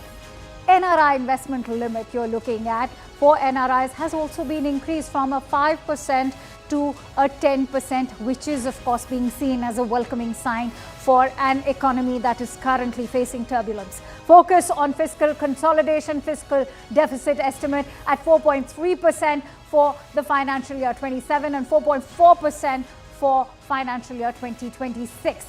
STT taxes, they've been increased, and that's the securities transaction tax, the increase from 0.1% up to 0.15%. That's already having an impact on the market. How this moves forward would be interesting in the days ahead. But there's also going to be focus on the medical sector. You're looking at regional medical hubs being created in partnership with private sectors as well. New Income Tax Act. The new Income Tax Act is now going to come into effect from 1st of April, as has been highlighted by Nirmala Sitharaman in her speech as well. Now, let's also break down for you what is going to be the major expenditure, those sectors. So to begin with, you're looking at transport. That's been allocated, in fact, 5,98,520 crore rupees. Let's come to defense. Remember, this is a post-Operation Sindoor budget, and so defense is playing a very key role. Defense spending, of course, has increased. You're looking at 5,94,585 crore rupees of, in fact, allocation over here. Rural development, 2,73,108 crore rupees. Home affairs, 2,55,234 crores. Agriculture, 1,62,671 crore rupees. Education, again, another priority area of focus. You're looking at 1,39,289 crore rupees being allocated to this sector. Energy, remember, is very crucial today on a day when US President Donald Trump has already announced that India is going to be purchasing more Venezuelan oil. And so energy has been allocated 1,09,029 crore rupees. Health sector, over 1,04,000 crore rupees. Again, urban development, 85,522 crore rupees. IT and telecom sector, over 74,000 crore rupees. Commerce and industry, over 70,000 crore rupees. Social welfare, over 62,000 crore rupees. Scientific departments, 55,000 plus crore rupees. Tax administration, over 45,000 rupees. External affairs, over 22,000. Finance, over 20,000 crore rupees. And development of Northeast is being given a separate allocation, which is heartening indeed for that entire region, which is going to be over 6,000 crore rupees. On that note, getting in some breaking inputs, let's quickly dive in, as what we're being told is that the Raksha Mantri Shri Rajnath Singh has hailed the budget for this sector, and he has hailed this provision of 7.85 lakh crores, saying the budget, which comes after the historic succession of Operation Sindoor, has strengthened our resolve to make the country's defense system even more strong. Remember, this is a time when India is looking towards increasing its defense spending in a global climate where all countries are looking to do so, from China, Japan, the United States. But let's also listen to what the defense minister had to say.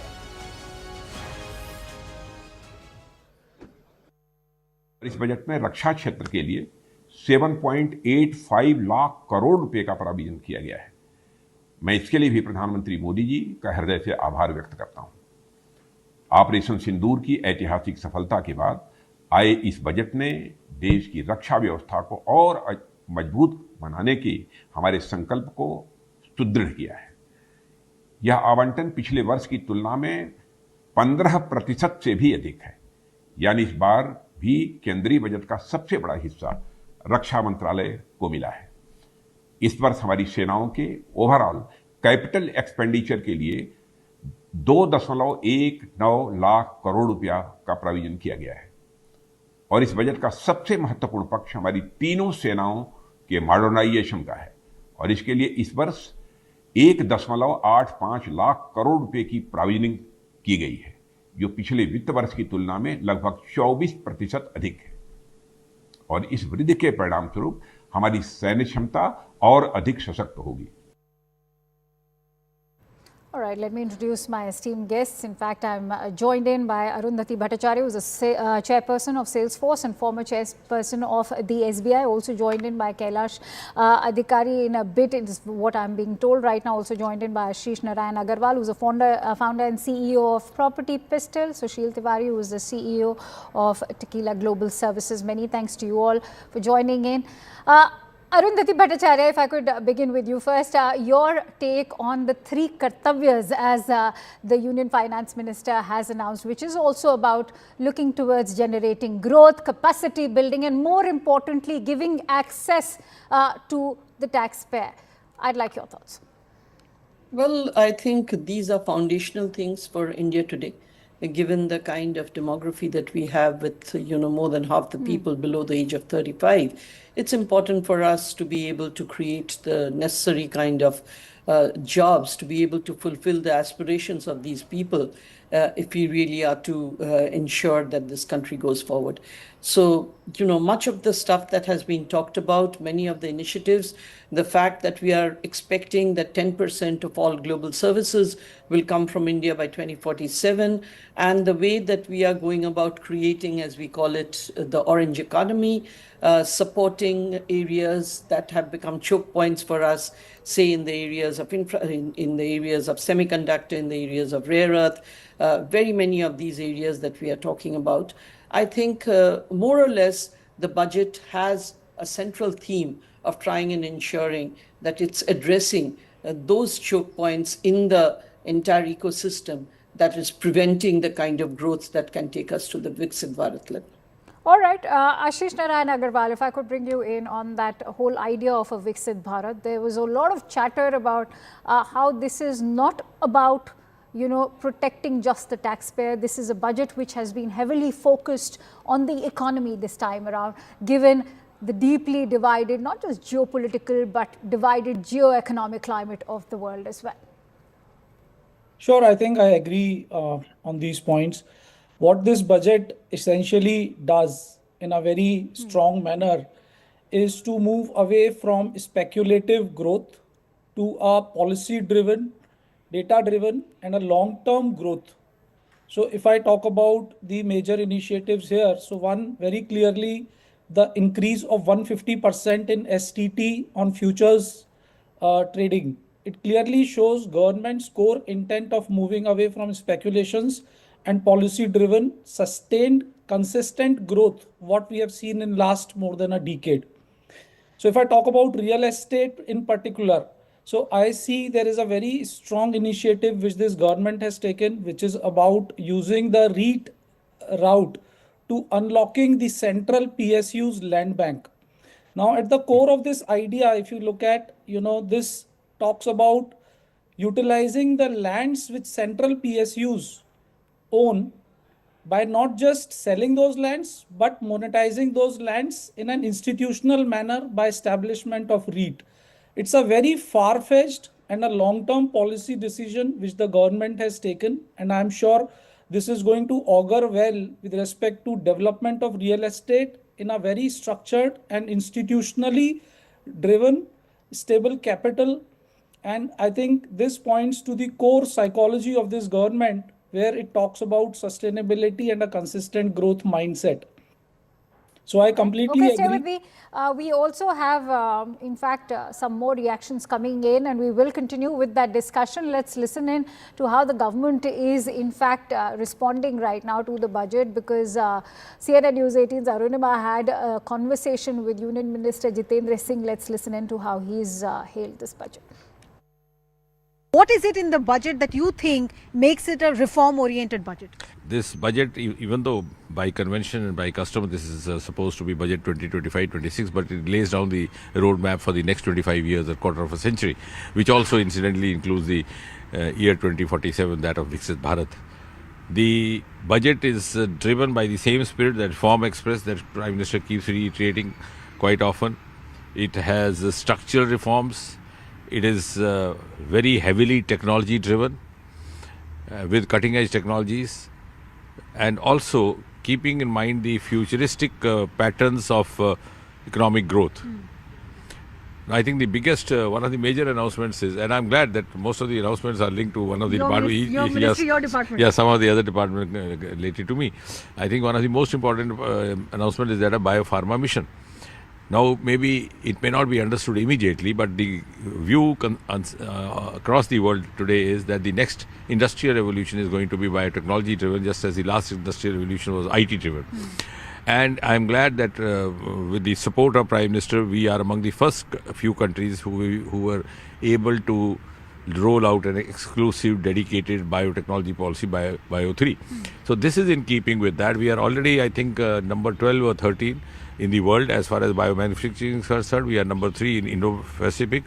And this mission will enable us also to tackle our social issues, like, for example, increasing prevalence of non-communicable disease. So it's a huge lot of futuristic thing. All right, also joined in by Sunil Pandita, who's the Chief Division Officer of NEMS Tech. Many thanks to you for joining in as well. Sunil, if I could bring you in on the focus areas that are being discussed right now. Jitendra Singh was also talking about biopharma. There's focus on critical minerals and semiconductors. How, in terms of securing supply chains at the moment, how much do you think that this budget speaks to those concerns? Great question. I think this budget is really about building infrastructure and thereby securing the supply chain. There's roughly 12.5 crores capex, which gives you 50 years state loans, and that builds project certainty. In my view, it's less populous, but really more growth oriented. Second thing about supply chain, which it really brings to future, is the investment in technology, because the technological backbone that India is building over the years helps not only the infrastructure, but all other sectors at the same time as well. Roads, metros, airports, hospitals, water, infra. This is national scale construction and not just announcements, which is why it's very exciting for India as a nation to really send it to the world a clear message that we are serious about the growth of our country for the years to come. That's why. Okay.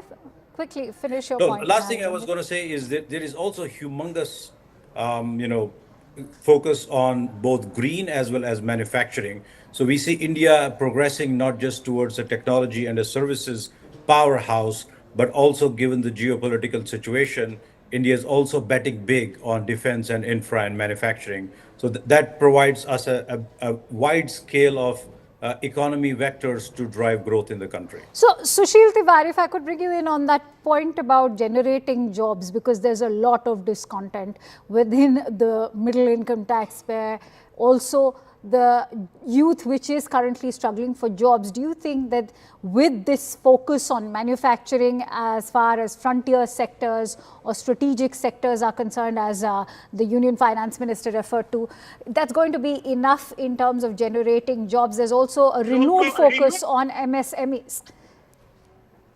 Yeah, so if you look at the one of the central themes of what FM has presented is what she called as E2E, which is education to employment, right? Right. That is going to be one of the core, and the central, theme and the action of the government, as far as I understand, because the whole approach is service-led growth, which is based on technology, right? And if you look at the technology sector, there are 2-3 key elements that the industry sector is looking forward for intervention on, right? One is the continued, focus on AI and AI enablement. Second is one of the largest revenue generator, that is global capability centers, that GCCs. So there have been some of the concerns on the GCC side. So the industry has been looking for some intervention there. And last but not the least, the employability part that you talked about, right? So very clearly through this E2E, I think government is going to make that intervention in terms of going to create something called, resources which can be deployable finally, right, into the industry, and they can be trained probably in the institutions itself. And so that they are deliverable from day one. Yeah. All right, Kailash Adhikari, on the focus as far as capital expenditure is concerned, infrastructural development, that's the big talking point today. I'd like your thoughts on how this is now going to ensure that our economy remains insulated from external disturbances. Yeah, Akanksha, this budget has focused completely on certain aspects and very positively shied away from poll populism. That is a very big takeaway, I feel. Now, coming back to the point that public expenditure is definitely raised to 12.2 lakh crore from last year, from 11.2 lakh crore. So that's a good sign. When you boost up public capital expenditure, the private expenditure also, follows, and that actually levers the economic growth. And the major focus of this public capital expenditure is made on infrastructure, freight corridors, as we have seen, inland waterways, high-speed rail, and development of tier 2 and tier 3 cities as the economic hubs. Apart from that, services sector, skilling, employment generation, which actually act as a peripheral, to be very honest, Akanksha, they are also the key themes, covering your basics of healthcare, tourism, education, creative industries, and sport. But what is most eye-catching is the push for artificial intelligence and data centers, and the kind of tax holidays till 2047 that has been announced for data centers. So overall, yes, with new schemes and the renewed focus towards MSMEs. Like this government since 2014 has been very clear on the fact that a major contributor to India's economic growth and a major sector for Viksit Bharat are our MSMEs. And they have been consistently positioned as growth engines, with the capital, 10,000 crore of capital for the SMEs, as well as the other schemes that have been pushing SMEs as well as MSMEs. So the fresh equity support, easier access to credit. That the Modi government has actually taken those steps to protect the MSMEs, whether it is, say, from the disturbances created by the US tariffs. But, just protecting them is not going to suffice. You're also looking towards propping them further, maybe also paving a way where we take our MSMEs over to, say, international shores like the US economy itself. But going to request you to continue staying with me. We have some breaking inputs, in fact, coming in as we decode the impact of this budget 2026 on the middle class. Remember, that's a key area of focus as well. The finance minister has already announced that the income tax rules have been simplified. The automated nil deduction certification has also been brought in. There's going to be no tax on motor accident claims, which seems to be a bit of a respite to the taxpayer. Rationalization of tax cut at source is important as well. You're looking at a revised ITR deadline, which has been extended. There's an ease of selling homes for NRIs as well. Foreign asset disclosure scheme has also been brought in. At the same time, you have the tax penalty and prosecutions, which have been rationalized. There's duty for personal goods, which has been slashed to just half. Trade tax hike has been reduced as far as the guests are concerned. I want to quickly go back to Sunil on that note. Sunil, while you decode this and weigh in on how this is now going to simplify our ITR filings, there were also a whole set of disappointments which were being discussed today by the middle income taxpayer. Many of them were also expecting that there will be an ease in terms of filing for married couples. Many of the elderly ones were looking towards easing tax filing when it comes to retirements and, the tax that's levied on them when they have to withdraw their savings. I'd like to hear from you. Any set of disappointments now? Of course, the budget that's right now being talked about is not populist in manner, right? There are no major tax cuts, if you may, take home. So this is more investment that will drive growth and then middle class prosperity, because you cannot tax cut your way to growth. Also, I feel there is one disappointment where we are becoming a $5 trillion economy. And what does it mean right now for me? So instead of discussing just the 2026 growth prospect, sure, this is a mandate for India to become hopefully the third biggest economy in the world. It's already on a good path to become the fourth biggest economy in the world. So from middle income relief, from wages, not just slabs. So there is a little bit of disappointment, but net, I would say this is the mandate for growth, not necessarily for populism. Okay, I can see I'm also joined in by Sandeep Jhunjhunwala, who's a partner at Nangia Global. In fact, Sandeep is seated right next to me in the studio. Welcome to our studio, Sandeep. Taking that point forward that's just been made by Sunil, he's talking about how this is a budget which is talking about India's growth outlook, keeping 2047 the roadmap ahead. What's your take when it comes to, even if we have to say, compromised with the populism factor over here, will this budget be able to ensure the kind of long-term vision that Prime Minister Modi also spoke about in his speech? Yeah, I agree to that point. See, we have to keep in mind the fact that this is a budget which has come mid-term somewhere, and therefore there was no expectation that something populist would either come for the middle class. But looking from a long-term perspective, let's look at the two sunrise sectors that the government has focused on, one being the GCC and the second being the data centers. Data centers tax holiday till 2047, I think, has been one of the asks from the industry, because data centers are picking up in India. Of course, it came in a different way because the ask was largely for the foreign companies to say that there is no permanent establishment exposure for them if they are catering to the Indian customers. The government here has probably tried to bring in a tax holiday regime saying that a foreign player can still continue to service the Indian customers, but they need to have an Indian reseller entity in between, which in some sense means that they can service the Indian customers through their Indian arm and obviously, then enjoy the tax holiday benefit. The other aspect is on GCC, which is definitely one of the sunrise sectors, and hints that the government is probably looking at a longer term vision in this respect. They have consolidated software development, KPO, BPO, all of it under the umbrella of IT services, given a 15.5% safe harbor rate. which is applicable for 5 years, and they have said that we are going to legislate this through a simple automated process. I think this is going to be a big kind of reform for the IT industry. Ashish Narayan, do you see this as an interesting reform that's being brought into the picture, especially when you talk about consolidation via the use of technology? Is this also going to sort of feed into the ease of business, ease of doing business that's being so far demanded by the MSMEs, by the young aspiring entrepreneurs?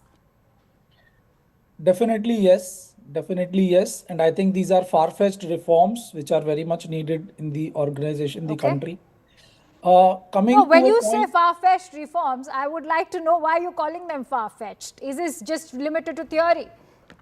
No, so I think one is technology, second is the sunrise sectors, which we talked about. We also referred to affordability and how the how the middle class people are getting benefited out of this budget. So I would like to highlight one point which I see has far-fetched effects towards the affordability, particularly in real estate. If you look at, there is a dedicated fund of 5,000 crores which has been given to tier 2 and tier 3 cities for their infrastructural push. And also there are high speed corridors between major urban centers, which is passing through not so developed regions. Let's say if I talk about a high speed corridor between Varanasi and West Bengal, so Siliguri. So all these high speed corridors is going to unlock the potential of our cities which have not been focused so far. So I think affordability, our tier 1 cities are already non-affordable if I talk about the middle class in terms of buying real estate. But all these unlocking of hinterlands and unlocking of tier 2 and tier 3 cities potential.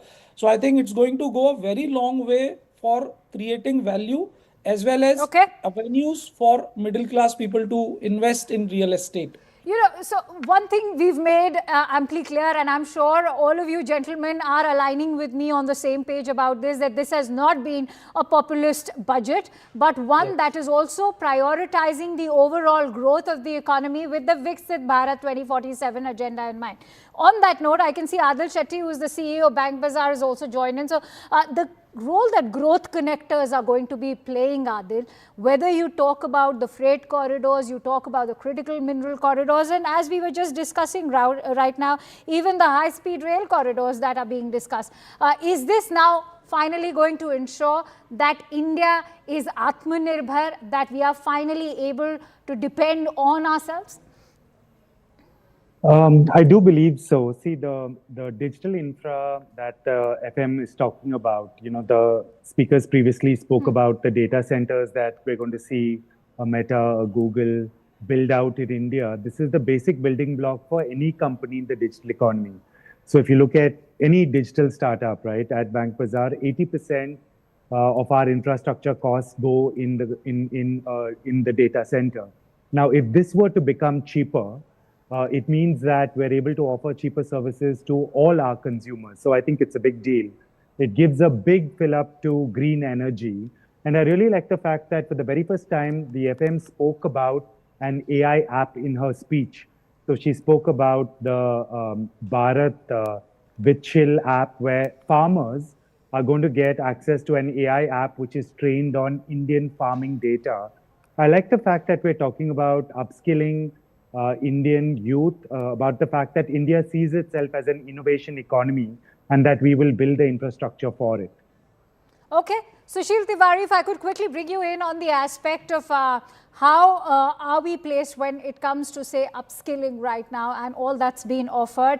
And, while you just give me that quick 5 seconds, I'll also take our viewers through what's been offered right now in terms of the next 5 years, the connectivity that we are going to be discussing about, because these were the major announcements. You're looking at 20 new waterways over the next 5 years, which will now be the area of focus. Remember, the Finance Minister spoke about how from rail and road transport, it will be the waterways. You're also looking at a new dedicated freight corridor between Gujarat and Bengal. That in fact is going to be playing a very critical role, especially when it comes to critical minerals. Also, you're looking at 5 new regional hubs. They are all set to promote medical tourism with focus on private sector. Let's come to the 3 new All India Institutes of Ayurveda. This is in fact about focusing on indigenous medication. This is in fact going to be a prime area of focus. Finance Minister also spoke about how Prime Minister Modi is taking Ayurveda to the global stage as well. New National Institute of Design in Eastern region will also be created. At the same time, you're looking at 5 university townships. The vicinity of industrial corridors is then going to be worked upon. It's going to also get reduced. Interestingly, when you talk about Nari Shakti, with women entrepreneurship also becoming critical, one girls' hostel will also be provided in every district only to ensure their safety. You're looking at telescope infra facilities to be set up. You're looking at new National Institute of Hospitality. You're looking at national designation of a digital knowledge grid. Here's what you can expect for the youth of India. Khelo India is also going to be part of it. Then you're also looking at custom duty exemption on 17 drugs related to cancer. At the same time, getting in some breaking inputs. In fact, government sources are telling CNN News 18 that the political tinge to the budget and a rebuttal of Tamil Nadu and Bengal government that they are not going to do anything for these 2 states. Coconuts and cashew. Remember, they are staples from Kerala and Tamil Nadu. That's been in fact presented by government sources to us. There's also a corridor which has been announced via Bengal for fisheries. Kerala, Tamil Nadu and Bengal have been given these adequate resources as well. Markets will stabilize in a day or 2 is what government sources are telling CNN News 18. Remember this, as there's been a plunge which has been observed today as far as markets are concerned. No going back on transactions tax.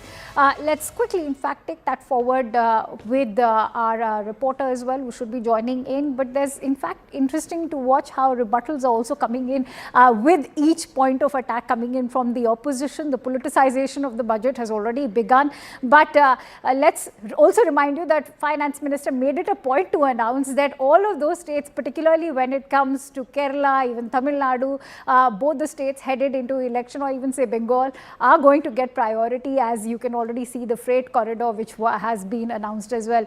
Let me quickly bring in Sushil. Sushil, what's your point of view when it comes to say prioritizing the states in our country? Has this also, is it being unnecessarily politicized, or has there been adequate attention given by the centre at the moment?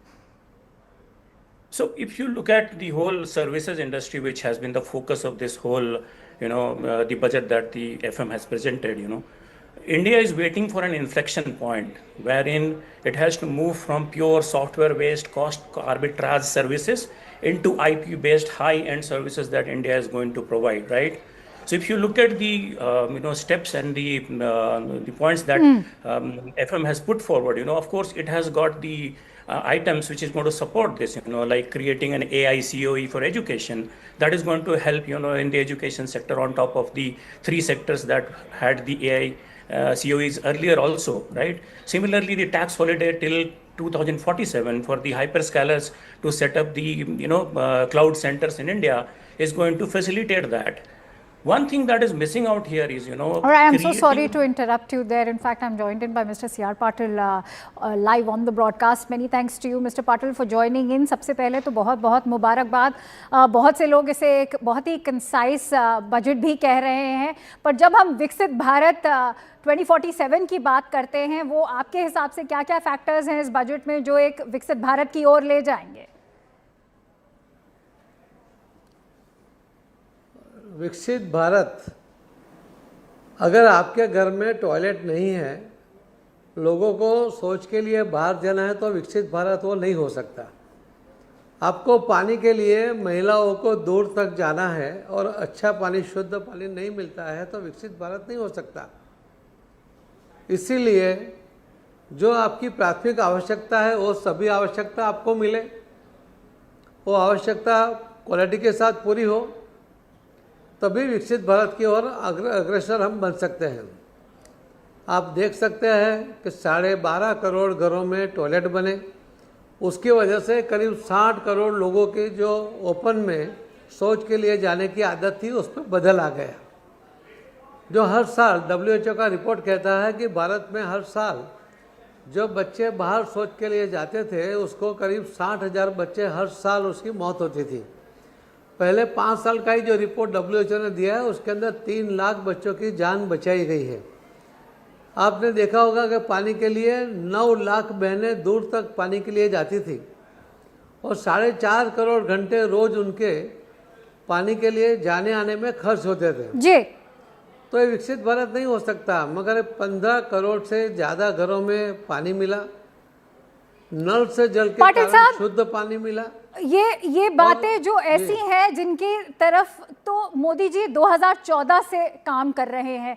आज बात करते हैं tax payers की भी। बहुत से tax payers ये सवाल उठा रहे हैं कि हमारे लिए कुछ नहीं किया गया। और ये बहुत ही पॉपुलिस्ट बजट नहीं कहा जा रहा है, कहा जा रहा है कि प्रैग्मेटिक बजट है, समझदारी वाला है, जो कि एक कंट्री की इकोनॉमी को सिक्योर कर रहा है, पर जो टैक्स पेयर्स हैं उनका ख्याल नहीं रखा गया है। पाटिल साहब, आपके ख्याल जानना चाहूँगी। देखिए, टैक्स पेयर के लिए बहुत सी योजनाएं आज तक में मोदी साहब ने जितना उनको रिलैक्सेशन दिया है उसमें कभी किसी भी सरकार में उनको नहीं मिला है। उसके कारण उनकी अपेक्षा बड़ी होगी और उनका अधिकार भी है, मगर पूरे अगर देश को आगे लेके जाना है तो सिर्फ एक टैक्स पेयर को ध्यान में रखेंगे तो 2 लाख का टैक्स, 2 लाख के ऊपर 2 लाख तक ही जो सीमित रखा था टैक्स फ्री का, वो सीधा 12 लाख लास्ट टाइम कर दिया जी। तो क्या हम उसको टुकड़े में कर देते? इतना बड़ा बेनिफिट उनको मिला है, टैक्स पेयर को भी मिला है और हर हमें योजना भी चलनी। अभी एक बात और भी देखिए ना कि पूरे देश में माननीय प्रधानमंत्री मोदी साहब ने कई योजनाएं बनाई मगर एक भी योजना उन्होंने अपूर्ण नहीं छोड़ी या फंड की वजह से एक भी योजना रुकी नहीं, यानी कोई ठाला प्रॉमिस किसी को दिया नहीं गया। इंटरप्ट कर रही हूँ, उसके लिए क्षमा चाहूंगी, लेकिन अभी ब्रेकिंग न्यूज आ रही है। केरला के चीफ मिनिस्टर पिनरई विजयन जी का कहना है कि आप जो है ये सरकार ने जो भी क्रिटिकल मिनरल्स को लेके आज बात, जो केरला के चीफ मिनिस्टर हैं श्री पिनरई विजयन साहब, उन्होंने कहा है कि सरकार केरला के जो क्रिटिकल मिनरल्स हैं उन पे हक जमाना चाहती है और केरला की स्टेट को उनके क्रिटिकल मिनरल्स से वंचित कर दिया जाएगा। आप ऐसे जो जिस तरह का पॉलिटिसाइजेशन अब शुरू हो गया है, उसमें बंगाल हो या तमिलनाडु हो या केरला हो, जो कह रहे हैं कि हमारी स्टेट के लिए कुछ किया नहीं गया। क्रिटिसाइज करना उनका अधिकार है हाँ, और उनको लगता है कि वही उनकी ड्यूटी है। सही में ऐसा नहीं होता है। अगर कुछ ठीक काम चल रहा है योग्य दिशा में जाने के लिए, आपको आज ऐसा लगता होगा मगर वो ऐसा सही में होता नहीं है। बहुत सोच समझ के जब ये बजट बनता है तो फाइनेंस मिनिस्टर प्रधानमंत्री जी के साथ बाकी जो लोग हैं उनके साथ चर्चा करके जब ये प्लान बनाते हैं, योजना बनाते हैं और बजट बनाते हैं तो दूरगामी असर उसकी होती है, वो जो पॉजिटिव होती है। तो कोई एक बात का एक मुद्दा या उसमें से लेकर कोई विरोध करे वो ठीक भी नहीं है, मगर विरोध पक्ष को विरोध करना ही है ऐसा हमारे यहाँ माना गया है, इसके लिए वो विरोध करते रहते हैं। क्योंकि आप विरोध की बात कर रहे हैं तो ये स्टेट क्रिटिकल है, इलेक्शन होने वाला है, तमिलनाडु में भी इलेक्शन होने वाला है, बंगाल में इलेक्शन होने वाला है। इन सब स्टेट से अब आवाज़ें आना शुरू हो गई हैं कि हमारे राज्य के लिए कुछ नहीं किया गया।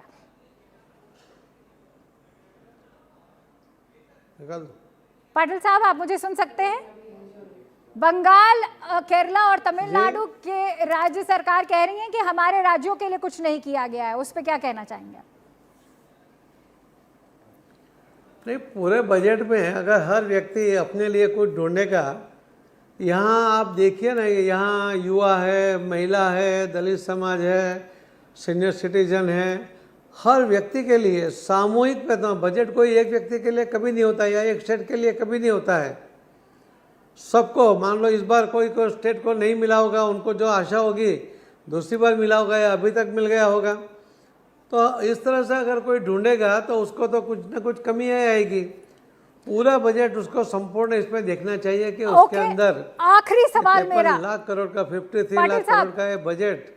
राहुल गांधी का कहना है कि आज के युवा पीढ़ी के लिए इस बजट में कुछ नहीं किया गया है, स्पेशली अगर नौकरियां जनरेट करने की बात हो तो जो है कॉस्ट ऑफ लिविंग क्राइसिस, रोज़ महंगाई बढ़ती जा रही है, युवा और बेरोजगार भी बढ़ता जा रहा है। युवाओं के लिए उस बेरोजगारी को एड्रेस करने के लिए इस बजट में कुछ नहीं किया गया है। CR Patil, what would you like to say to Rahul Gandhi? मुझे राहुल गांधी जी को आपके माध्यम से पूछना है कि उनके 60-70 साल तक जब कांग्रेस की सरकार रही, अगर उस टाइम उन्होंने युवाओं के लिए, महिलाओं के लिए, दलित भाई बहनों के लिए, सीनियर सिटीजन के लिए, सबके लिए अगर कुछ ना कुछ किया होता तो आज उनको कुछ करने की आवश्यकता नहीं होती, अभी तक पूरा हो जाता।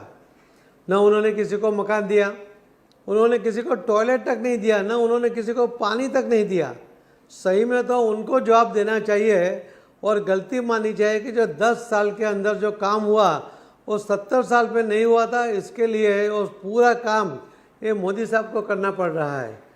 तो ये आज कंप्लेन करने के बजाय वो अपने पाटिल साहब, एक आखिरी सवाल, ये भी क्या गलती रही, ये भी आरोप लगाया जा रहा है कि आपकी मिनिस्ट्री को ज्यादा एलोकेशन मिला है, उसके लिए क्या जवाब देना चाहेंगे? क्या इस तरह की भागीदारी भी बढ़ जाती है? अगर हमें लास्ट ईयर भी 70,000 करोड़ रुपया जल जीवन मिशन के लिए मिला था, इस बार 70,300 करोड़ रुपया ज़्यादा मिला है। तो 300 करोड़ रुपया वो ज़्यादा नहीं होता है। हमें लास्ट टाइम में 99,000 करोड़ रुपया मिला था, इस बार 95,000 करोड़ मिला है। मगर हमारी जो आवश्यकता थी उसके आधार पर जो हमने डिमांड किया था उतना पैसा हमें मिला है, और जो हमें काम करना है और जो काम बाकी पड़ा है उसके लिए आवश्यकता उतना पैसा ही मिला है। तो इसमें कम मिला, ज़्यादा मिला, ये जो उनकी बातें हैं वो गलत बात है। उन्होंने हर फिगर को देखना चाहिए, किस तरह से काम हुआ है और किस तरह की आवश्यकता है। इतने सालों का जो पेंडिंग काम था, इसके लिए मोदी साहब को इतना पैसा ये बजटों में देना पड़ रहा है। काम जो हुआ है, काम जो होना है और चलता रहेगा। मैं आशा करती हूँ कि आप इस देश को मोदी जी के साथ आगे बढ़ाएंगे। हमसे जुड़ने के लिए बहुत बहुत धन्यवाद। It was a pleasure speaking to you mister CR Patil. Modi ji देश को आगे बढ़ा रहे हैं, हम सब उनके सपोर्ट में काम कर रहे हैं। धन्यवाद जी, हमसे बात करने के लिए बहुत बहुत धन्यवाद mister Patil. And with that, we're slipping into a quick break. Stay tuned to our live and rolling coverage on Budget 2026.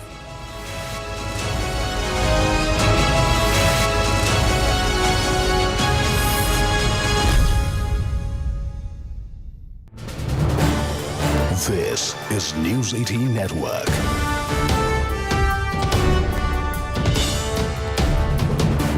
India's largest news network. To promote environmentally sustainable movement of cargo, I propose to 1. Establish new dedicated freight corridors connecting Dankuni in the east to Surat in the west. Operationalize 20 new national waterways over the next 5 years. Starting with National Waterways 5 in Orissa to connect mineral-rich areas of Talcher and Angul and industrial centers like Kalinga Nagar to the ports of Paradeep and Dhamra. Training institutes will be set up as regional centers of excellence for development of required manpower for these waterways. This will benefit youth in the entire stretch of the waterways to train and acquire skills. Further, a ship repair ecosystem catering to inland waterways will also be set up at Varanasi and Patna. And C, launch a coastal cargo promotion scheme for incentivizing a modal shift from rail to road to increase the share of inland waterways and coastal shipping from 6% to 12% by 2047. To enhance last mile and remote connectivity and promote tourism, I propose to give incentives to indigenize manufacturing of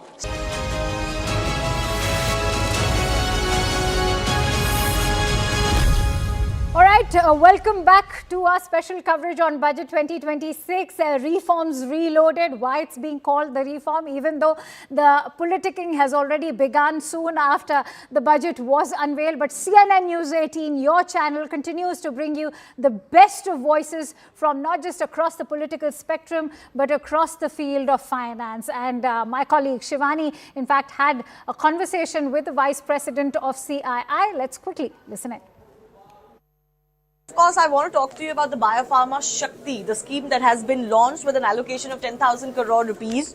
This is aimed at strengthening domestic pharmaceutical and biopharma production capabilities. Your first response on that, ma'am? Oh, it is welcome. In fact, this is something that the sector would have looked at in quite a few years from, from the past. It's a very welcome announcement. We are very happy about it. In fact, it's a great step forward for the Indian biopharmaceutical industry to reach to the next levels of being globally competent in terms of the products and services that we develop and manufacture from India. I mean, the Indian pharmaceutical industry is already, one of the best in the world. India is known as the pharma hub of the world. Yeah. What is it that you think the industry needed, and how will this be an impetus in that? No, undoubtedly the Indian pharmaceutical industry has already reached, levels of quality in terms of, having US FDA facilities in the country. Outside of the US, I think India has the highest number of the US FDA certified facilities. We also probably are one of the countries where we have the highest number of the WHO accredited pre-qualified facilities when it comes to vaccines and biotherapeutics, because it's very important to be on a level playing field when it comes to quality standards, and this happens only when we are compliant with international guidelines and the pharmacopoeia that exists, which is universal for many of the countries that are in the West, especially the advanced countries. So it's extremely important that we as a country and the industry has to be positioned in such a manner.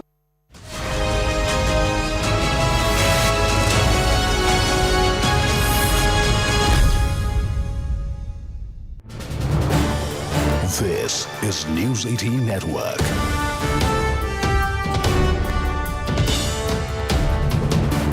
India's largest news network. To promote environmentally sustainable movement of cargo, I propose to 1. Establish new dedicated freight corridors connecting Dankuni in the east to Surat in the west. Operationalize 20 new national waterways over the next 5 years, starting with National Waterways 5 in Orissa to connect mineral-rich areas of Talcher and Angul and industrial centers like Kalinga Nagar to the ports of Paradeep and Dhamra. Training institutes will be set up as regional centers of excellence for development of required manpower for these waterways. This will benefit youth in the entire stretch of the waterways to train and acquire skills. Further, a ship repair ecosystem catering to inland waterways will also be set up at Varanasi and Patna. And C, launch a coastal cargo promotion scheme for incentivizing a modal shift from rail to road to increase the share of inland waterways and coastal shipping from 6% to 12% by 2047. To enhance last mile and remote connectivity and promote tourism, I propose to give incentives to indigenize manufacturing of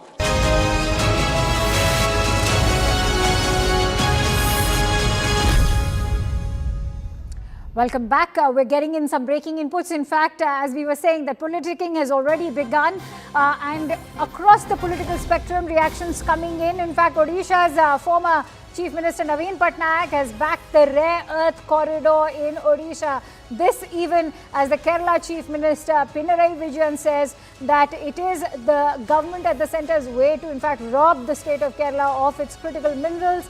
You still have the former Chief Minister of Odisha, Naveen Patnaik, backing that rare earth corridor in Odisha. Let me quickly take that forward with Sunil. In fact, Sunil, if you could hear me, Sunil Pandita, if I could quickly bring you in on the aspect of rare earth. Remember, the focus for India currently is to develop our own market, especially when it comes to say, all right, let's listen into what Prime Minister Modi is saying. In fact, all right, let me take that question forward. Sorry about the confusion, Sunil. I'm being told Prime Minister Modi is about to make that address, but quickly to bring you in on the critical minerals aspect, especially in comparison to China, at a time when the country like China is using it like a bargaining chip, how important it is for India to develop such a corridor. Absolutely critical. I think for those of you that follow stock market, you saw what happened to the stock market in gold and silver yesterday. And exactly what you said is this is China leveraging rare earth minerals to gain socio-economic, political-economic power in the world economy. That is why this budget is supremely important on rare earths. India is well bounded, but our ability to extract and then leverage that to the global political environment, I think it's great to see India stepping up. Like I said, right now, given what is happening between US and China and many other countries, we believe that rare earth minerals will become absolutely critical. One more important part is the things we talked about, the big spend in infra, the big focus on AI, data centers. A lot of it is built on these rare earth minerals as well. Silver, for example, is now coming as the technology for which the battery holding power is much bigger than the prior technologies. Even semiconductors. In the semiconductor, even semiconductors, to your point, phenomenal progress in India in this budget. Okay, running short of time, quickly want to bring in Sandeep Jhunjhunwala on why, despite so much focus on the Indian economy, what explains the plunge in the market, especially is it to do with the security transaction taxes or the taxpayers' own sort of discontent reflecting in the market somewhere? So I could possibly see two reasons. One, as you rightly said, could be the securities transaction tax, though that's not a very large component of the overall stock market.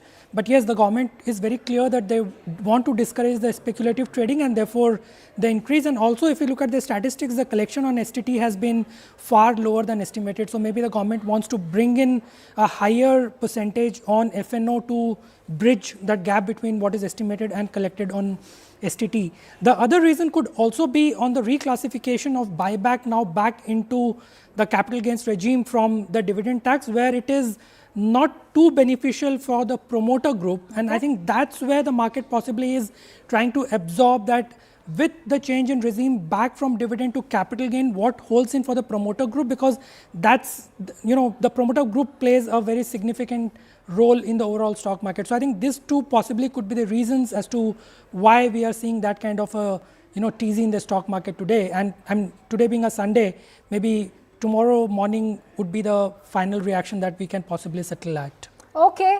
Deep Chanda, the CEO of Amcus Cyber, is currently joining me as well. Deep Chanda, I want to quickly bring you in on, say, the tax benefits that's being talked about, the tax holiday, a key proposal that's also been introduced, especially for those, cloud services being, in fact, routed through India. How is this now going to benefit the Indian tech industry? Right. See, here's the thing. The world is shrinking, right? If you look at the infrastructure growth and everything, the world is shrinking. Yesterday, from a Mumbai to a Nasik, travel would take 6 hours. Now it takes, let's say, 2 hours, right? And same goes for the international travels, right? For us entrepreneurs, we make travels day in, day out. And consumers today, tourists, they look at foreign destinations when they want to make a travel, right? So this really helps the common people to make those investments and make those travels. But having saying that, there are a few more points that I wanted to add in, but I'll come in again when you route to me. No, you can. Please, quick. Okay. Yeah, sure. See, apart from that, I was going through the whole news since morning 11 a.m. after respective finance minister came in. So the rare earth material, if you know the GAN, the gallium nitrate, GAN semiconductor, Right. which is going to replace the silicon semiconductor. We are the only 6 countries today, if I'm correct, which has this technology. Imagine with the all AI and everything that is coming in play, imagine what roadmap India is going to play for the whole future world, right? So I am totally game, All and I right. love. So at a time we are looking towards, in fact, building up our defense sector as well, and countries across the globe are looking towards an increased defense spending. India happens to be one of them, apart from China, Japan, even the United States. Let's see that even rare earth minerals sort of help and aid India in achieving those goals. Many thanks to you, gentlemen, for joining in on Reforms Reloaded, our special coverage on Budget 2026. It was a pleasure having you here, and that's all I have for you in this broadcast. Thank you so much for watching.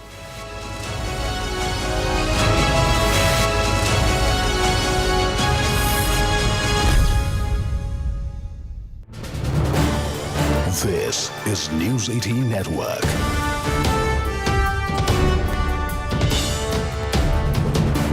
India's largest news network. To promote environmentally sustainable movement of cargo, I propose to 1. Establish new dedicated freight corridors connecting Dankuni in the east to Surat in the west. Operationalize 20 new national waterways over the next 5 years. Starting with National Waterways 5 in Orissa to connect mineral-rich areas of Talcher and Angul and industrial centers like Kalinga Nagar to the ports of Paradeep and Dhamra. Training institutes will be set up as regional centers of excellence for development of required manpower for these waterways. This will benefit youth in the entire stretch of the waterways to train and acquire skills. Further, a ship repair ecosystem catering to inland waterways will also be set up at Varanasi and Patna. And C, launch a coastal cargo promotion scheme for incentivizing a modal shift from rail to road to increase the share of inland waterways and coastal shipping from 6% to 12% by 2047. To enhance last mile and remote connectivity and promote tourism, I propose to give incentives to indigenize manufacturing of seaplanes. A seaplane VGF scheme will be also introduced to provide support for operations. Carbon capture, utilization and storage. Aligning with the roadmap launched in December 2025, the carbon... We've got the best panelists in the business, the best analysts here. What is the strategic vision for Bharat going forward? Is there a plan? Are we working to it? Industry is going in with measured expectations. Theme of this budget will be resilience, very turbulent times. Before COVID, 17.8%. Post-COVID now in 23-24, 10.2%. My appeal to the Prime Minister and the Finance Minister would be, please focus on ease of business.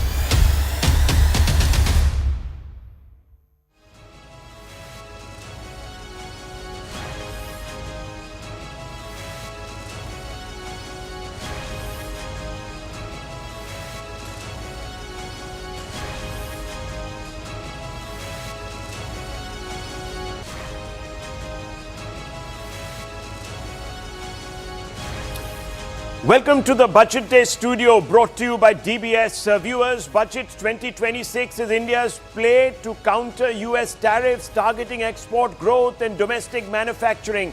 Finance Minister Nirmala Sitharaman unveiled key moves: customs simplified, red tape cut and sector-specific boosts for marine, leather, textile and electronics via duty exemptions. But the biggest punch was the soaring of the capital expenditure. Sitharaman announced an increase of about 9% in capital expenditure, raising allocations to a whopping 12.22 lakh crore. Additionally, personal imports get easier, trade processes streamlined, all to make India a global export champion. Hit by US tariffs, sectors like textiles and seafood have also given a big relief. First, duty-free import limits for seafood processing jumped from 1% to 3% of previous turnover. Second, shoe uppers now join leather footwear benefits. In short, Sitharaman's verdict was clear and simple: fire up growth and defy the tariffs. That was fundamentally, viewers, the message. But let me break this down for you in a more meaningful way. The budget introduces measures for farmers, education, MSMEs and healthcare. It also details, and this is important, plans for financial markets, the IT sector and transport infrastructure, for tourism, Divyangan and sports are also highlighted, aiming to improve lives and create jobs. The rules for filing income tax has also been simplified. Healthcare is now more accessible. Trade, travel, education has become cheaper. These are a few key steps. Here is a deeper dive.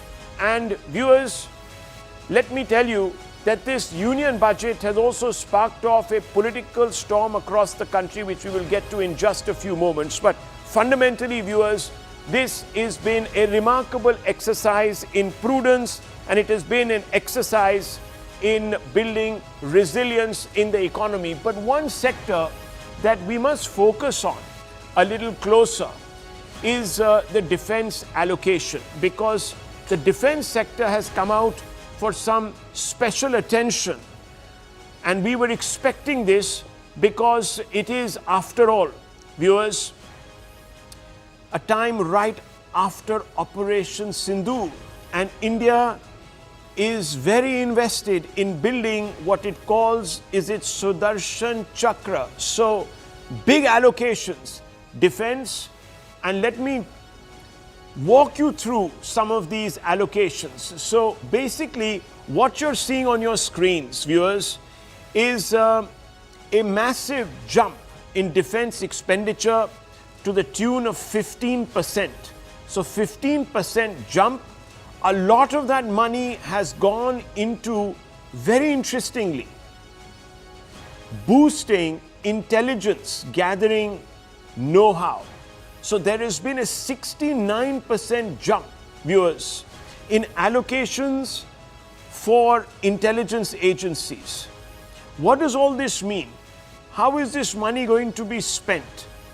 What is it going to translate into in meaningful terms?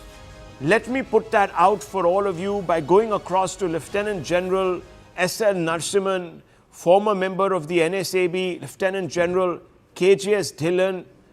None of these individuals need any introduction. Former GOC, 15 Corps of the Indian Army, and Sushant Sareen, Senior Fellow of the ORF. So let's go across to these gentlemen and get a broad sense of what this jump in defense allocation means, what it also means to put so much money on intelligence gathering. Why is that being done? And I want to begin first with General Dhillon. General Dhillon, you must have seen the allocations. Yes, of course, we require a huge amount of infrastructure. We require the weapon systems, but we also need R&D to be boosted so that we can develop our own weaponry over a period of time. Do you think this allocation will help in that direction? Do you have a take on it? There's also been a jump, and I'll bring in, of course, General Narasimhan on that. A lot of focus on the nuclear sector. But before that, General, your comments. Good afternoon, Rahul, and good afternoon, General Narasimhan and Mr. Sareen and all your viewers. First of all, I'll just reply to your specific question on increase in budget on intelligence acquisition, means and equipment, and probably the human resource.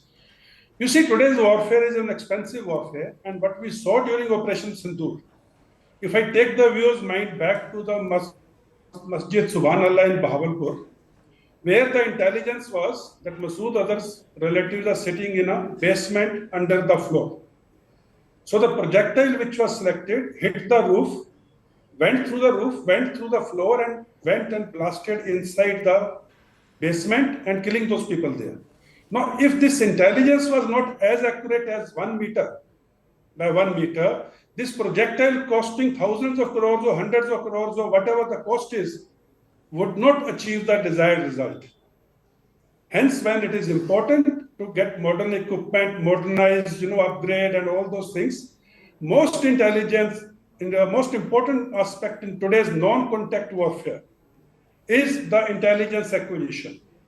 A good intelligence can destroy the target with lesser amount of or the less costlier weapon system. Then you're not, in exact terms, you're not beating around the bush. You're going specifically for the bullseye. That's why the money spent on intelligence is not wasted. It's a very good investment to save our expensive hardware and weapon systems. Very, very interesting. General Narasimhan, big push, of course, in the budget session and before, in liberalizing our nuclear sector. There has also been intervention in the budget in trying to bolster it. What do you take away from that, General? I think we just lost General Narasimhan. Sushant Sareen, bring your thinking cap to this table. When you've looked at the defense allocation, what do you make of it? So I think it's good that I think, look, in terms of the ratios, if I break the defense budget down, I will put the Ministry of Defense and the revenue budget in one category, the capital acquisitions in another, and pensions in the third. Thankfully, the pension bill does not seem to have gone haywire, so it's still under some kind of control. The good thing is that the capital acquisition budget has actually gone up by almost 30,000 crores, which is good. And the revenue expenditure has also gone up, as has the Ministry of Defense thing, because my standpoint is not the budget allocation, budget award of last year, but the revised allocations. I'm looking at the revised allocations and this year's budget allocations. And from that point of view, it's good that the bulk of the increase has gone in for capital acquisitions. So that part is good. Secondly, there will be a lot of carping sounds, I can assure you, of people who will say that, our defense expenditure as a percentage of GDP is not at an adequate level. But I think given the kind of fiscal constraints, this is not a bad allocation. But my problem, Rahul, and I am sitting in the company of very distinguished soldiers, so I hope they take it in the right spirit, what I'm going to say. I have a question as a citizen of this country, that if my defense allocations are 9x or 10x of Pakistan, why isn't the power differential 9x or 10x or even 4x or 5x compared to Pakistan? One. Second, are the acquisitions which we are going to be making going forward and the investments which we are going to be making, are we doing it in platforms of the 21st century, or are we investing in the platforms which are required for the 21st century? Because if Operation Sindoor told us one thing, yes, we need a good standing army, we need a navy, we need an air force, we need all those traditional platforms, but there is a completely new kind of warfare which is being fought. And how much are our allocations going to go there? How are we going to split that cake? Are we investing in the right kind of technologies? Do we really need an aircraft carrier, for example? Should we be investing? And what do we need an aircraft carrier for? If we want to do force projection, where do we want to do force projection? I think it's not so much the budget allocations I have questions over, but I think it's the larger direction of defense planning and defense policy on which I have questions. I think those are very legitimate questions, and I'm going to put them to General Narasimhan also. General Narasimhan, the one thing that one looks at from this particular statement that we've got of accounts, that there has been a concerted attempt to spend on R&D, which will, of course, mean that we can perhaps manufacture our own weapon systems. But will we get the potency, the power differential that Sushant Sareen is talking about, 9x times, he's put a sort of number on it, or 4x times of Pakistan, and so on and so forth. So how do you respond to that, number one? Number two, what do you make of this exponential increase in the budget this year for intelligence services? Thank you very much for getting me on my show, Rahul, and my compliments to Dylan as well as Sushant, my friends. First question on the why 4x or 9x is not there. Please understand, Pakistan is only facing us. We are facing Pakistan as well as China. China has got a 3,488 kilometer long LAC with us, and so we need to deal with both. That is one. Second thing is, of course, the internal issues that we have in the Northeast as well as in J&K, that again takes care of some of the expenditure that we need to do. So the problem that you face is that our threats are different. The way we need to handle them are different, and so to just put it on a mathematical figure of say 4x or 9x, I don't think will work in our case. So we need to cater for a lot more things than what Pakistan does. Of course, there's a question of Balochistan, and the Pakistan army gets attacked with the Balochis forces, that is there. But in addition to that, we have China to deal with, and so that is a different ballgame. That is one answer to your question. Second is about the intelligence agencies. One thing that any war fighting armed forces would like to have is the accurate intelligence. Dylan actually explained it very well, the way we targeted during Op Sindoor. So the thing is that accurate intelligence is something that is always required. That is one. Second thing, intelligence acquisition is becoming more and more expensive. It really needs more and more equipment. It needs more and more artificial intelligence to be included into it. And so there are a lot of other things that are getting developed. So I think we are in the right direction as far as allocating more funds for the intelligence agencies is concerned. Okay, General Dhillon, let me come out to you. Throwing money at boosting your intelligence, is that enough? Or is there really a technical fix that we should be looking at? Perhaps not just investing in material and listening equipment and surveillance, etc., but also hardware. Is that what is required? Where will this money go? I'm trying to understand that. Rahul, as General Narasimhan also brought out, this money which is going to be spent on intelligence would go into hardware. It would also go into software. It would go into upgradation of acquisition means, which will be strung all along the line of control and the international border. It will also go into paying hard cash to the assets and resources inside the neighbors and across the world. It would also go into training of the human resource. It would also go into embedding the artificial intelligence into the existing systems and making them talk to the newer systems or newer acquisitions. So there is a lot of things which are going to be done with this money. And as General Narasimhan and as I spoke about in my opening comment, intelligence, if it is accurate, you have won 80% of the war. And now commenting a little bit more on what Mr. Sareen was saying about 4x and 9x, and General Narasimhan has talked about China being another border. In addition to that, having been a Defense Intelligence Agency chief, let me tell you, Pakistan's declared defense budget, please don't go by it. I will only say this much, and let's not base our arguments and our logics on the declared figures. Right. And talking about the aircraft carriers, look at the coastline we have. Look at the security of the island territories which we have to carry out. And look at the Malacca State, the Strait of Hormuz, the Arabian Sea, the Bay of Bengal, and the international, economic trade routes passing through our neighborhood. Right.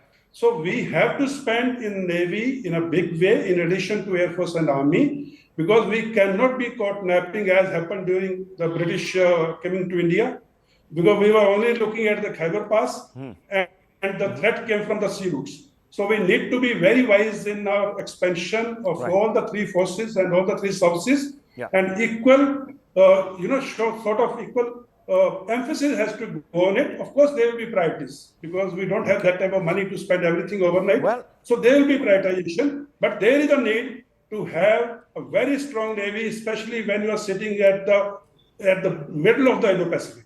Sure. I mean, look, we can always have differing views on those allocations, but the important thing is, viewers, that the Modi government is conscious of building that, and I'm borrowing this and using it in a loose sense, the Sudarshan Chakra. So thank you, gentlemen, for sharing your perspective. Viewers, you got a very clear reading of this defense allocation, but I want us to focus a little bit on the larger mission statement. And viewers, let me tell you, the Modi government has framed this budget at a time when the global economy is shaky. Uncertainty in the world markets and disruptions triggered by Donald Trump's policies have clearly influenced the finance minister's thinking. The priority this year is simple. Make sure India's economy stays strong and stable even if global conditions worsen. That caution shows up clearly in the numbers, and you can see these numbers on your screens, viewers. There they are. The government plans to keep its fiscal deficit essentially how much it borrows, 4.3% of GDP. This signals a focus on financial discipline and a long-term goal of bringing overall government debt down. Also, of course, while debt is still high at about 55.6% of GDP, this year the direction is towards gradual reduction. Spending on social welfare has also been carefully planned. Farmers and job creation receive the largest share of government funds, indicating that the focus remains on livelihoods and income support for ordinary citizens. At the same time, the government has not pulled back on building the economy for the future. It has allocated 12.2 trillion for capital expenditure, money meant for infrastructure like roads, railways and public assets. Even though private companies are slowly starting to invest more, the government continues to lead the investment push, making it important where and how this money is spent. And you can see the takeaways. They're all here. The 7 high-speed rail infra corridors, the massive attempt at really unearthing rare earths, all of that, viewers, is geared towards ensuring that there's resilience and there is growth. We'll take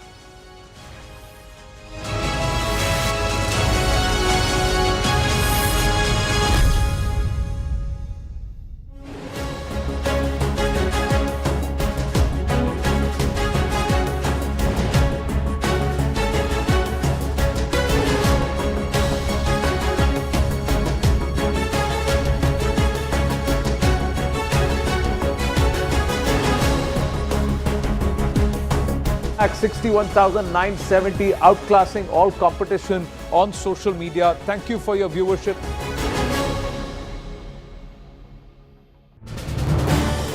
This is News 18 Network.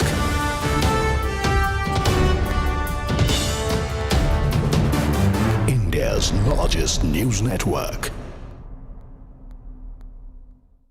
To promote environmentally sustainable movement of cargo, I propose to 1. Establish new dedicated freight corridors connecting Dankuni in the east to Surat in the west. Operationalize 20 new national waterways over the next 5 years. Starting with National Waterways 5 in Orissa to connect mineral-rich areas of Talcher and Angul and industrial centers like Kalinga Nagar to the ports of Paradeep and Dhamra. Training institutes will be set up as regional centers of excellence for development of required manpower for these waterways. This will benefit youth in the entire stretch of the waterways to train and acquire skills. Further, a ship repair ecosystem catering to inland waterways will also be set up at Varanasi and Patna. And C, launch a coastal cargo promotion scheme for incentivizing a modal shift from rail to road to increase the share of inland waterways and coastal shipping from 6% to 12% by 2047. To enhance last mile and remote connectivity and promote tourism, I propose to give incentives to indigenize manufacturing of seaplanes. A seaplane VGF scheme will be all.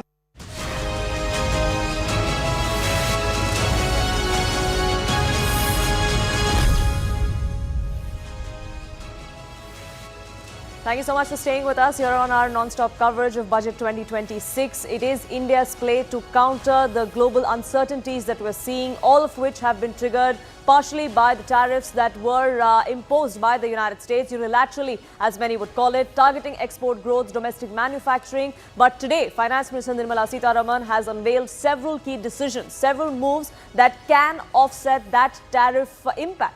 Customs duties have been simplified, red tape has been cut in multiple areas, sector-specific boosts have been given to marine, to leather, to labor-intensive industries like textiles, which heavily felt the heat of these tariffs. Electronics via duty exemptions has been also announced. But the biggest punch was the soaring of the capital expenditure that we have seen as far as the outlay in this budget goes. Nirmala Sitharaman, while she was presenting her 9th consecutive budget today, announced an increase of about 9% in capex, raising the allocation to a whopping 12.2 lakh crore. Additionally, personal imports get easier, trade processes have been streamlined, all of which could make India a global export champion at a time when we are facing 50% US tariffs in certain sectors. Textiles, seafood have been given a big relief in this budget to try and counter that impact, to try and offset that impact. First, duty-free import limits for seafood processing jumped from 1 to 3% of the previous turnover. Second decision that came in was that shoe uppers have now joined the leather footwear benefits. In short, Nirmala Sitharaman's verdict was clear and simple, that growth needs to be fired up. We need to defy the impact. We need to counter the impact that has come to the fore as far as tariffs imposed by the United States have been concerned. So what exactly does this budget aim to do, how it blunts the tariff threat? That's something that we need to see. There are several reasons and several moves that the government has done as far as offsetting that particular impact is concerned. One of which is to target export growth and domestic manufacturing, and several incentives have been announced in this particular budget to increase that particular production domestically. What they've also done is that they've simplified customs tax. Red tape has been reduced in multiple sectors. This ease of doing business is something that has been brought in or has been upgraded, so to say.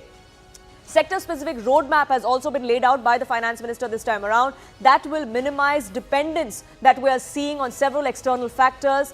Duty exemptions have also been announced. Incentives for key growth areas were focus areas, or what the Finance Minister called as her kartavya in this particular budget.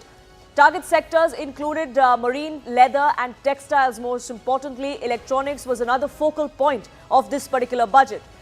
Personal imports and streamlining of trade processing has also been done by the Finance Minister this time around. There are several reforms that have been announced by her that aims to boost India's global market competitiveness, and that's how India could be taking on or trying to at least offset the kind of impact that we have seen, especially on labor-intensive industries like textiles, like footwear, like leather, that have felt the heat of the 50% tariffs that have been imposed by the United States. But even as India is trying to put its growth on the right track, to try and not be weighed down by these external factors, politics here back home is continuing. There are questions that are being raised here from the opposition ranks. Finance Minister P. Chidambaram, former Finance Minister P. Chidambaram, in fact, now the latest one, questioning the situation of the economy and the kind of announcements that have been made in the budget. P. Chidambaram there going on to say that the rupee has been continuously deteriorating, job and employment situation is precarious. There are several issues which should have found mention in the budget but did not find, is what he's claimed. There's a press conference that Mr. P. Chidambaram was in fact just addressing a short while ago. Several funds that are being cut in crucial sectors is also something that he did speak of. That's something that he pointed to during his press conference. Rahul Gandhi, several others within the Congress ranks have in the last couple of hours have also come out and questioned what is it really that this budget aims to do, because that message seems to not be clear. That's something that the former finance minister of this country, P. Chidambaram, also coming out and raising questions. Now, as far as the politics went, when Nirmala Sitharaman was asked about it, she came out and said that criticism for politics can be done, but if there are facts that the Congress puts out, then that's something that the government will counter. There are questions that are now being raised by Mr. Chidambaram on that front as well. Pallavi, my colleague, now joins us, getting us more details on this. Pallavi, there are several questions that have been raised by the former finance minister in that press briefing that he just held. Yes, I see the former finance minister, Mr. Chidambaram, has of course completely trashed the budget. So has Rahul Gandhi and almost everyone in the opposition spectrum. And they are saying that very clearly the budget is directionless. There's nothing really done for the common man. See, there was a huge expectation which was built up by the opposition parties, like last year in the budget, which gave a huge tax exemption. Will the budget do something similarly, especially to encourage people to shift over to a new tax regime? That kind of an announcement wasn't made. But the packaging of the budget as one for Viksit Bharat is something which the opposition parties have completely trashed. And Mr. Chidambaram, in his press conference, made the larger point that very clearly India and the Indian government is rattled by those tariff turmoil with America, and that has got reflected in it. But for the common man, there doesn't really seem to be anything much which is being offered. And that's something that several other analysts have also come out and said that there may have been some minor decisions or minor relief that in the long run may come to the fore, but the big headliner, so to say, for the Aam Aadmi seems to be missing. Well, we did ask this question to the finance minister at a press conference, the first after presenting the budget. And all of them, in fact, the economic advisor, the finance minister, all of them gave out a long list of what the government has planned. And speaking, these are plans which are not going to be seen as mere sops. If you're going to search for headlines, what the finance minister said, that's a wrong way of looking at budget, because it's very important that you look at the long-term perspective. But more importantly, one big focus has been done on making India resilient, independent, Atmanirbhar. But also very important is that a lot of infrastructural benefits have been given. There's something for the importers and the exporters. Now, if there's a slash in the import duties, the products become cheaper. Who does it benefit? It benefits people like you and me. Then there's a scope for infrastructural development, there's scope for education, defense, so on and so forth. So the government is convinced that so the government has there put out a point-by-point rebuttal, so to say, for criticism of what the Congress has been saying. For the moment, Pallavi, do stay on with us, because it's not just Mr. P. Chidambaram who's come out and raised these questions. Shashi Tharoor too now raising certain questions about the decisions that have been made as far as the budget is concerned. This is what Shashi Tharoor has now gone on to say. He's talking about the aims in Kerala, and he says that the glaring exclusion of Kerala as far as nation building is concerned, that's something that is indefensible. It's a high-density state that's crying out for modern transit. Why is it then being ignored is a question that Shashi Tharoor has now asked on social media, also alleging that the central government has been ignoring the state for far too long.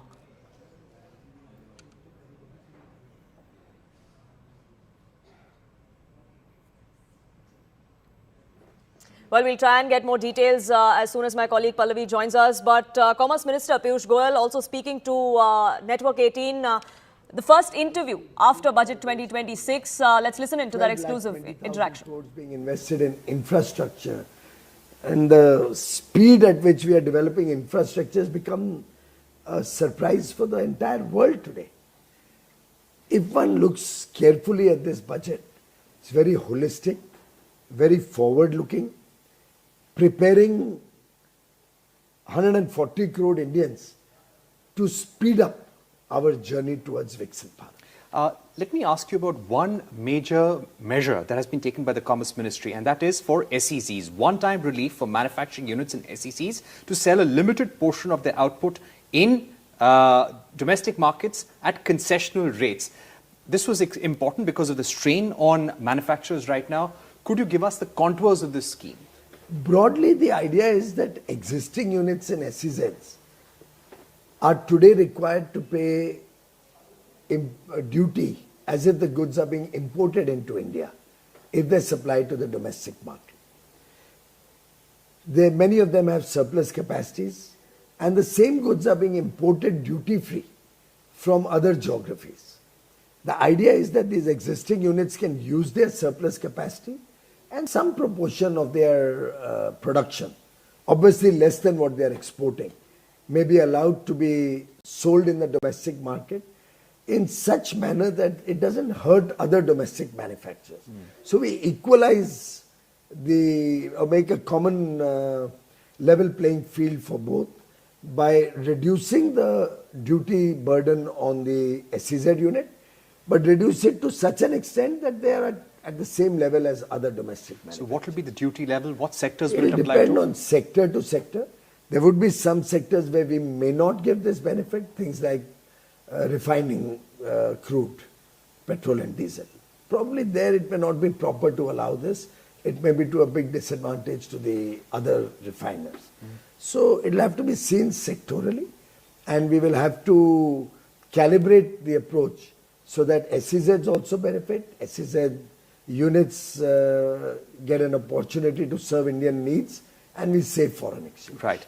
There's been a lot of focus also on labor-intensive exports from India, textiles, leather, footwear, especially rationalizing customs duty on the import costs. That's right. Give us a sense of the targeted measures that you've taken and the kind of sectors you want to support with the budget. Well, if you look at the budget, it is looking at labor-intensive sectors, it is looking at technology-intensive sectors, it is looking at traditional sectors, it is looking at futuristic sectors. I mean, the expanse is phenomenal. Textiles. It adds new textile parks, mega parks. At the same time, the thrust is on man-made textiles, because 2/3 of global trade today is on man-made textiles. It gives a thrust to the leather industry and sports goods and sportswear and sports shoes. Idea being that there's a large market out there which we can service very well because we have low labor costs. Marine fishing, it opens up avenues in the EEZ so that we can expand our marine exports also. It will also help us provide nutritious foodstuff for our domestic consumption. Animal husbandry and poultry has also been given a thrust. So wherever there is farmer or animal husbandry or fishery involved, we continue to support them to increase their incomes. All labor-oriented sectors, and for that matter, infrastructure also is a highly labor-intensive sector, are being given a thrust. Look at the data centers. Duty tax-free until 2047, 22 years from now. Can you imagine the huge thrust that this will give foreign companies who wish to invest in India to set up data centers and provide cloud services internationally? And look at the benefits for India. We get the material, we get investment into India. We sell material for construction, provide jobs to people to set up these data centers in terms of the infrastructure required. It needs tons and lots of power and lots of power redundancy. So it will promote investment in energy sector. By and large, these data centers prefer renewable energy. So it will give a thrust for nuclear energy, for green hydrogen, green ammonia. It will give a thrust for solar, hydro, battery storage, pump storage. It opens up avenues in a very holistic way, all of which lead to jobs, all of it lead to investment, all of it lead to economic activity, taxes. So the budget, I find, is an economically and fundamentally very strong budget which gives an impetus to our growth story. Are there certain sectors which are going to get more relief in the coming days, maybe leather for that matter? We are looking at a scheme which may help to promote the leather industry in a big way, and are trying to draw up the contours of that. On services exports, there was a substantial amount of time spent by the Finance Minister on boosting the services industry, including the IT industry. How does this safeguard the interests of our services sector, services exports? We have tried to simplify processes and improvise on the safe harbor rules on most of the services, also clubbing all the IT-related services into one. There's a committee going to be set up to look at the services sector holistically because we find that's an area of strength of our country. It's an area where we are growing already very rapidly, and we see tremendous potential to increase our share in global trade and services to at least 10% of the global trade. And by the way, that is a big amount. Just the European Union alone, with which we've opened up 144 services subsectors through the free trade agreement, imports 2.7 or 2.8 trillion worth of services every year. Currently, we export only 46 billion. If we can target at 10% over there, we're looking at nearly a $270 to $300 billion services export to European Union. That's the potential. So I think this is a aspiration budget which meets the aspirationals of New India, which meets the aspirations of Young India, which provides wings to the dreams of New India. Speaking about the FTA with the European Union, give us a sense of how this is going to safeguard our export growth story, and what kind of growth numbers do you expect once this FTA comes into effect, and possibly even a timeline if you could share with us. Your colleague, your counterpart, Maros Sefcovic, said hopefully early next year. Probably even earlier. Subsequent to that, we've had discussions at the highest level. We are looking at speeding up the legal scrub. We are looking at using artificial intelligence to get us the first cut of the 24 languages it needs to be translated into. And then, of course, the human beings can look at it. We are looking at the European Parliament fast-tracking approval, particularly since this is one agreement where no sensitive sector has been touched. So unlike the other agreement, Mercosur agreement, which from 19 to 26 took 6 years to approve, in this sector, all the 27 member states have welcomed it and are actually requesting that this should be fast-tracked.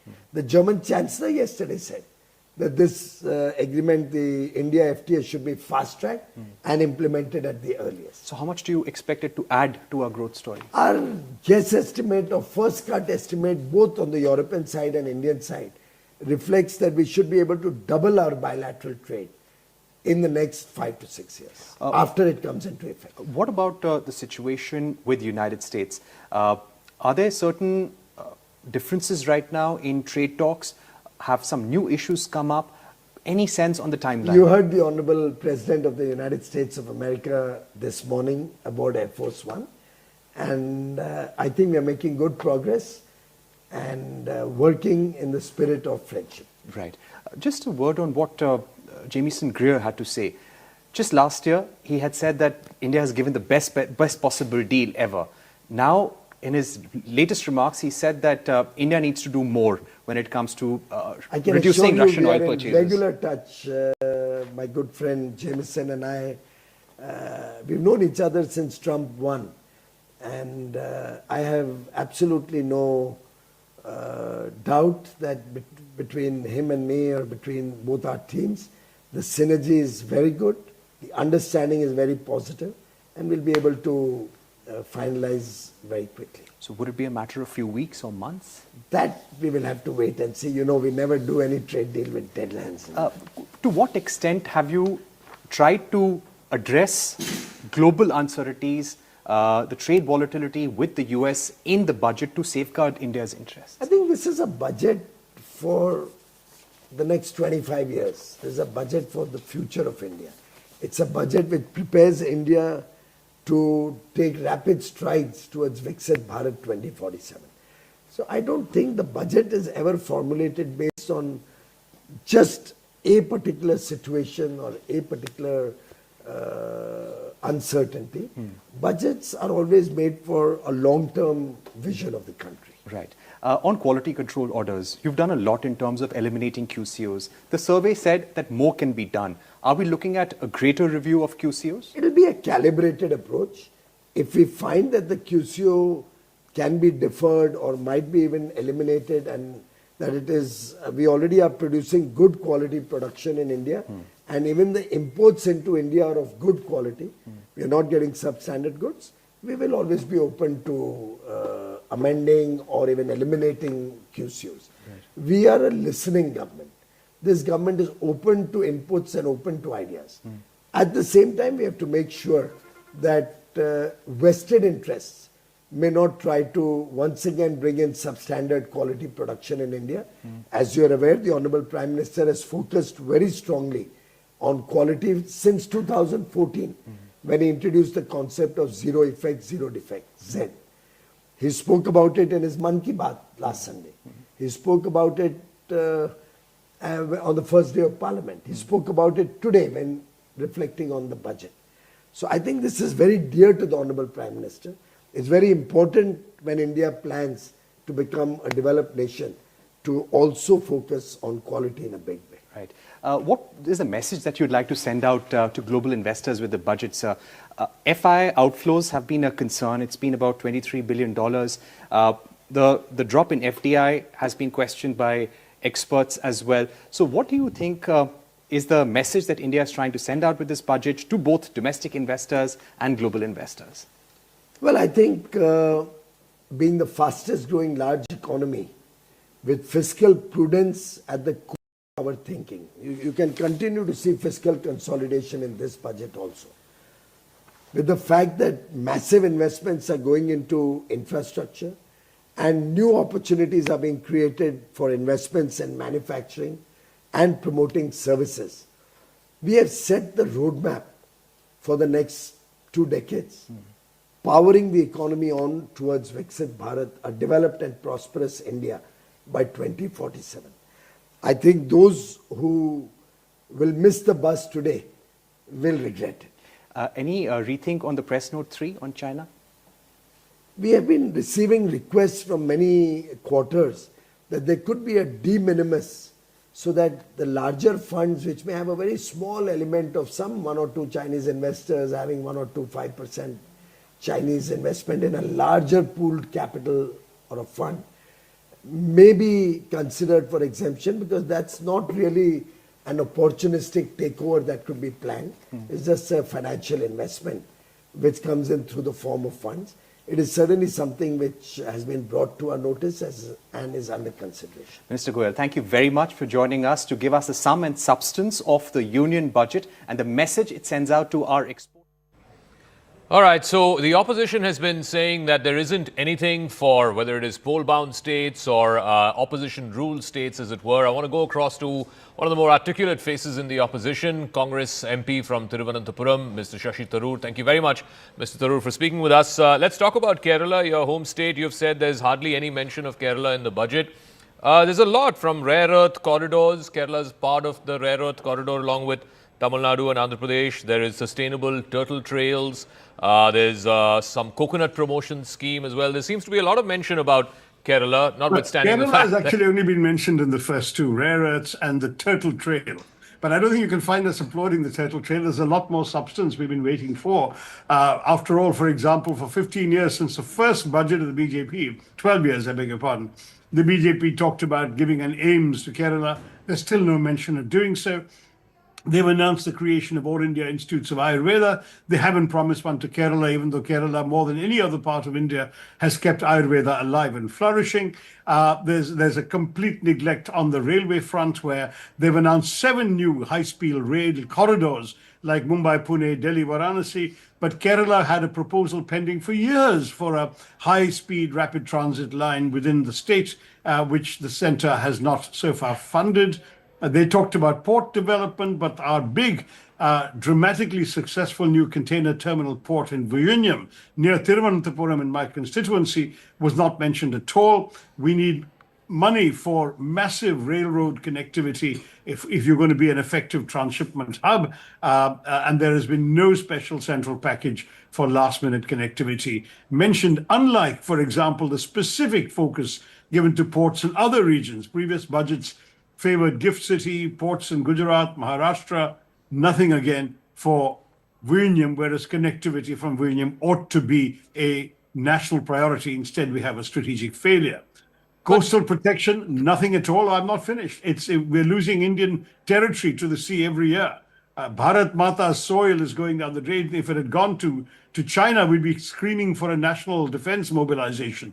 The sea is taking away our land. and the government can't be bothered. They say it's a state's problem. The state says they haven't got enough money. Center can't be bothered. And the result is our coast is ignored. We've got a serious fiscal crisis in Kerala. The center is indifferent to our pain. We have only 1.93% allocations from the central tax pool. It used to be 3.93 under UPA just 10 years ago. We're really in bad shape in Kerala. And across the board, you mentioned coconuts and cashews and so on. Correct. Kerala is not specified there. I mean, we're assuming we will benefit since we are the largest coconut producing state. Even the name Kerala comes from the coconut tree. But we'd like to see some specifics telling us what Kerala is going to get.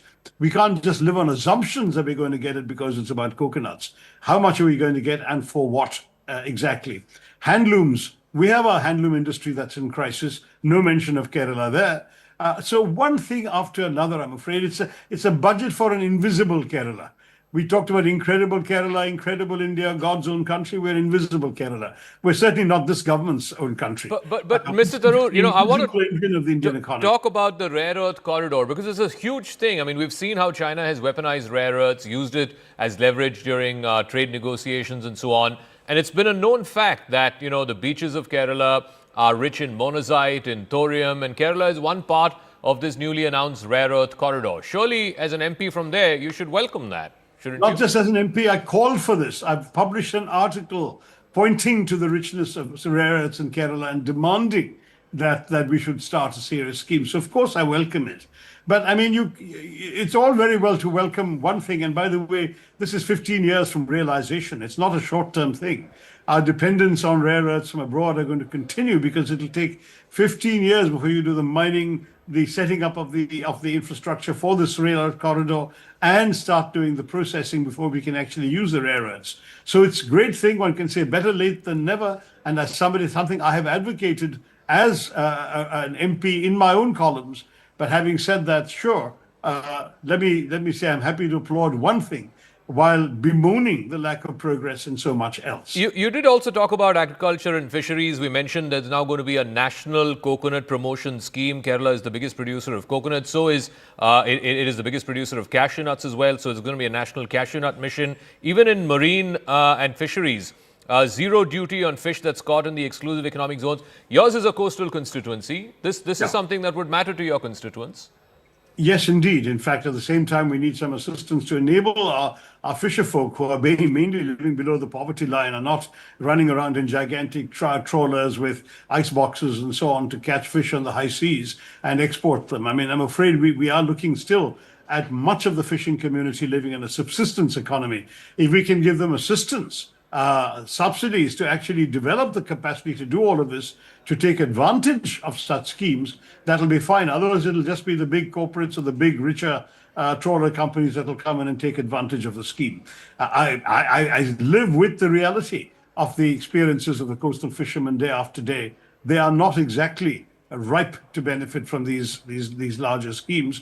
But yes, let's help them. And if the government can extend its blue economy concept to helping the simple, ordinary fishermen, the machwara of yore, and actually giving them an opportunity to become 21st century fisher people, we might indeed boost our fishing exports through this budget provision. You also mentioned about center-state relations. Today, the finance minister mentioned in a speech that the center has gone by the recommendation of the Finance Commission. 41% has been devolved to the states. So that was exactly what it was last time, and we already complained about it last time. So our complaints have not been heeded. The fact is, it's just 10 years ago, we were 3.93% of the central pool. We're now 1.93. That's a phenomenal drop.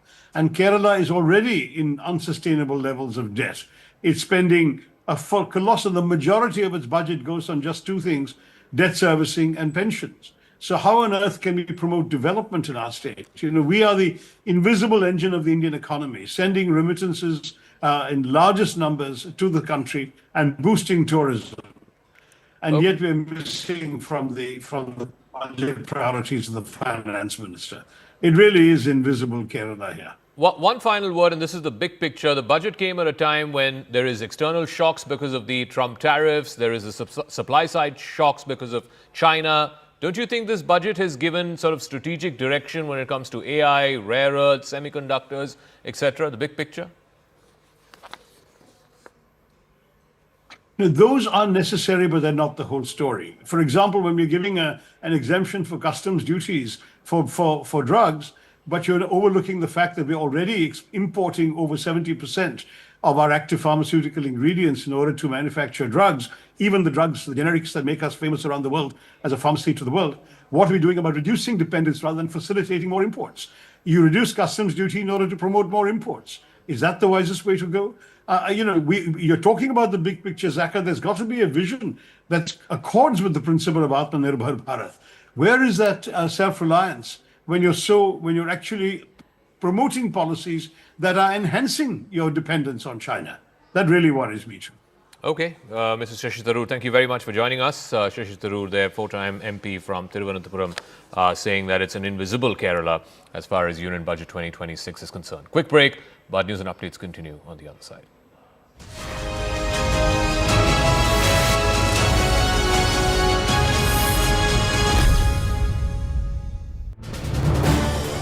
This is News 18 Network.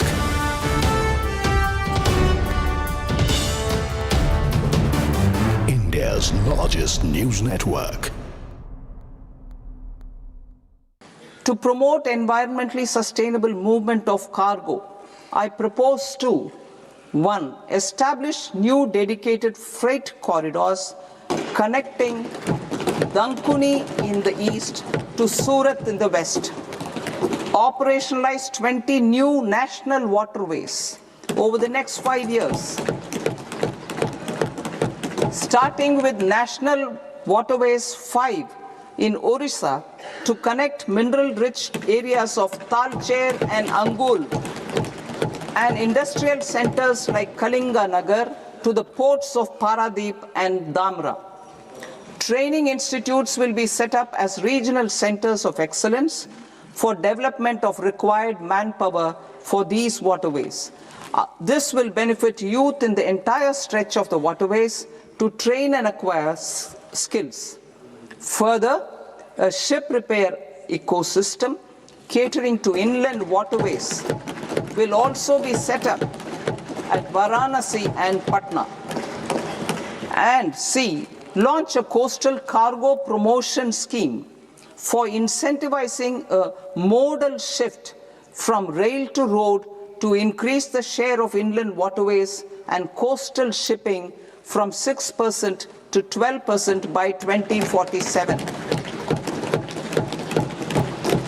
To enhance last mile and remote connectivity and promote tourism, I propose to give incentives to indigenize manufacturing of seaplanes. A seaplane VGF scheme will be also introduced to provide support for operations.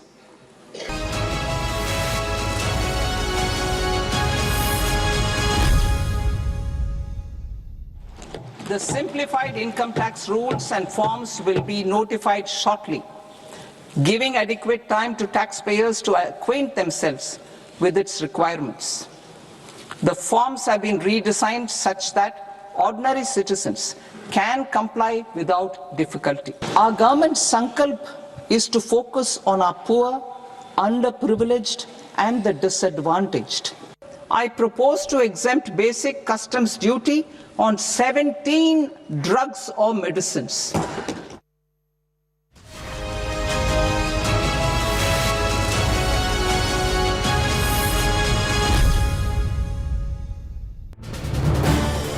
This is News 18 Network.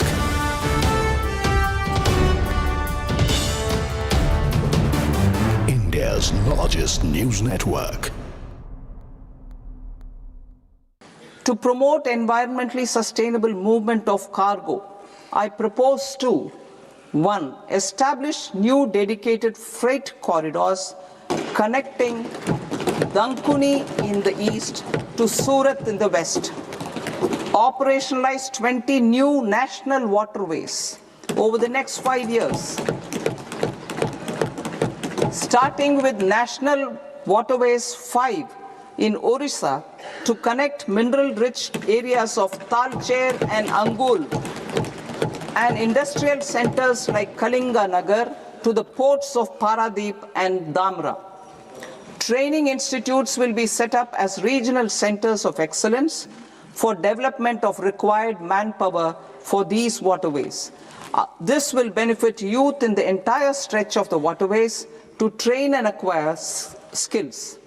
Further, a ship repair ecosystem catering to inland waterways will also be set up at Varanasi and Patna. And C, launch a coastal cargo promotion scheme for incentivizing a modal shift from rail to road to increase the share of inland waterways and coastal shipping from 6% to 12% by 2047. To enhance last mile and remote connectivity and promote tourism, I propose to give incentives to indigenize manufacturing of seaplanes. A seaplane VGF scheme will be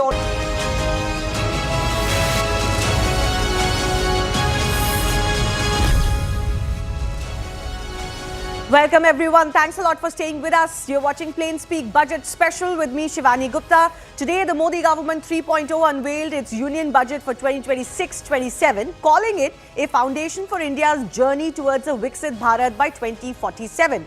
There was a clear emphasis on fiscal discipline and long-term growth, particularly focusing on certain key sectors. Presented by Finance Minister Nirmala Sitharaman for a record 9th consecutive time, the budget lays out the government's economic roadmap amid global uncertainties, easing inflation and sustained domestic demand. While the government has pitched the budget as growth-driven and future-ready, highlighting capital expenditure and structural reforms, political reactions have been sharply divided as always. The Prime Minister described the budget as historic, saying it opens a highway of opportunities and strengthens the vision of a developed India. But the Congress President, for example, Mallikarjun Kharge, accused the government of lacking policy vision, while leaders from regional parties questioned allocations, federal fairness and job creation priorities. West Bengal Chief Minister Mamata Banerjee went as far as calling the budget claims of several lies or garbage of lies, alleging neglect of non-BJP ruled states. The government maintains the budget prioritizes reforms over rhetoric, balances welfare with fiscal prudence, and lays the groundwork for sustained economic growth. So, is this a visionary budget or a missed opportunity? Is the opposition criticism fair, or is it nitpicking of a detailed-oriented budget? We'll break down all of that, the key announcements, the political flashpoints with our guests in just a bit. But first up, let's break down the top 6 budget highlights as the ones that are making the biggest headlines. There is, of course, that capex raising to 12.2 lakh crore, which is the highest so far as part of the government's strategy to accelerate economic growth, enhance productivity and build resilience against global uncertainties, as the government says. The introduction of the new Income Tax Act 2025, it will finally come into effect from April this year to modernize India's direct tax framework, focusing to simplify and streamline tax legislation. There is that 10,000 crore rupee Biopharma Shakti scheme that has been announced. This initiative aims to enhance the regulatory framework by significantly increasing manpower and operational efficiency.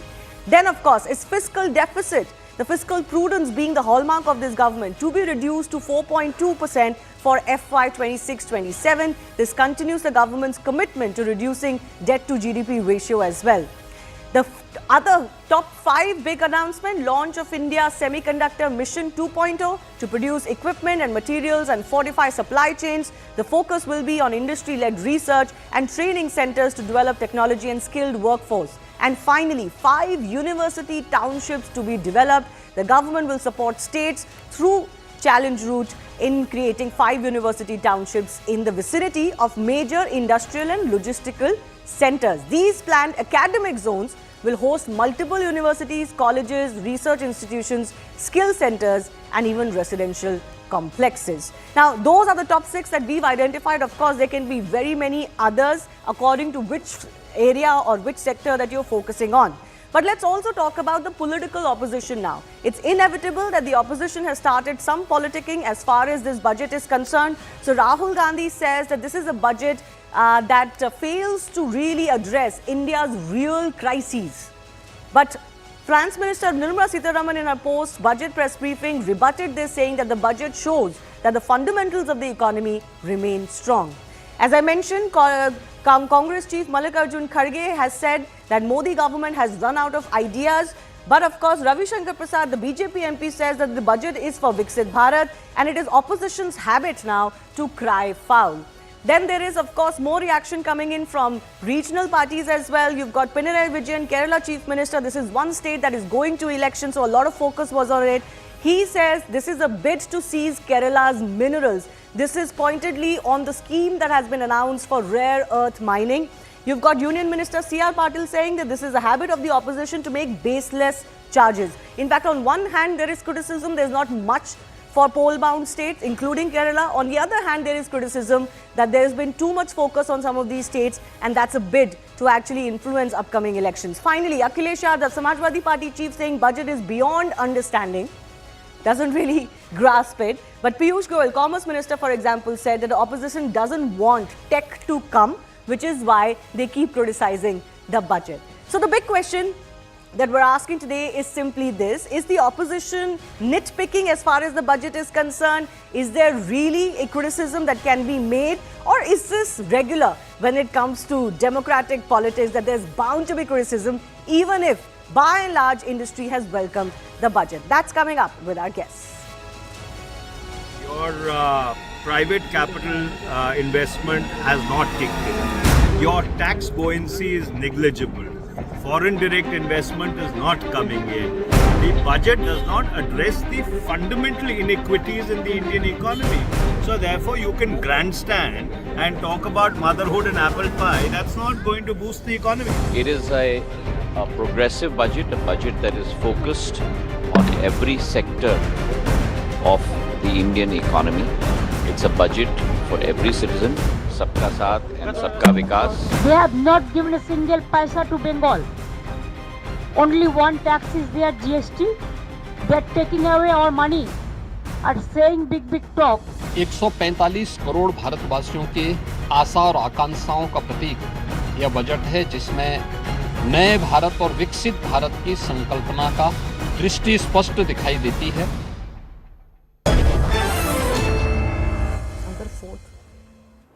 All right, first up, I want to go across to Vice President of the BJP, Jay Panda is now joining us. Let's begin with the politics. I have to ask you this, Jay Panda, because, you know, Rahul Gandhi, for example, has said that this is a union budget which is blind to India's real crisis. How would you respond to this first up?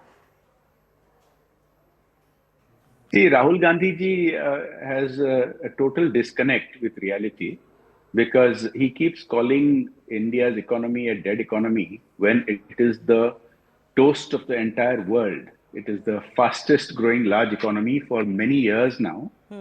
It has lifted the highest number of people out of poverty, 250 million in this century. It has got the lowest inflation among big economies. It is the best fiscally managed economy in terms of, if you look at the fiscal deficit, if you look at the debt to GDP ratio. These are all very important, because this is what gives the headroom for a budget to keep investing in our people, to keep investing in infrastructure. Whereas established and developed countries like the US have a fiscal deficit 50% higher than India's. Usually well-managed countries like Japan, Singapore, and European nations like the UK have between 100 to 200% debt to GDP ratio, when ours is only 55%. I give credit to Finance Minister Nirmala Sitharaman ji under the leadership of Prime Minister Modi. This budget shifts gear with the massive investment in infrastructure, job creation, and this takes forward the track record that the Modi government has already established, which I was just referring to. Yes. A lot of specific announcements have been made for some poll-bound states. There's Tamil Nadu, there's Kerala, there's a lot of reaction from opposition parties on that. West Bengal, Mamata Banerjee, she's criticizing it for not having enough for West Bengal. There's Odisha, for example, not really a poll-bound state, but a state that you come from as far as minerals is concerned.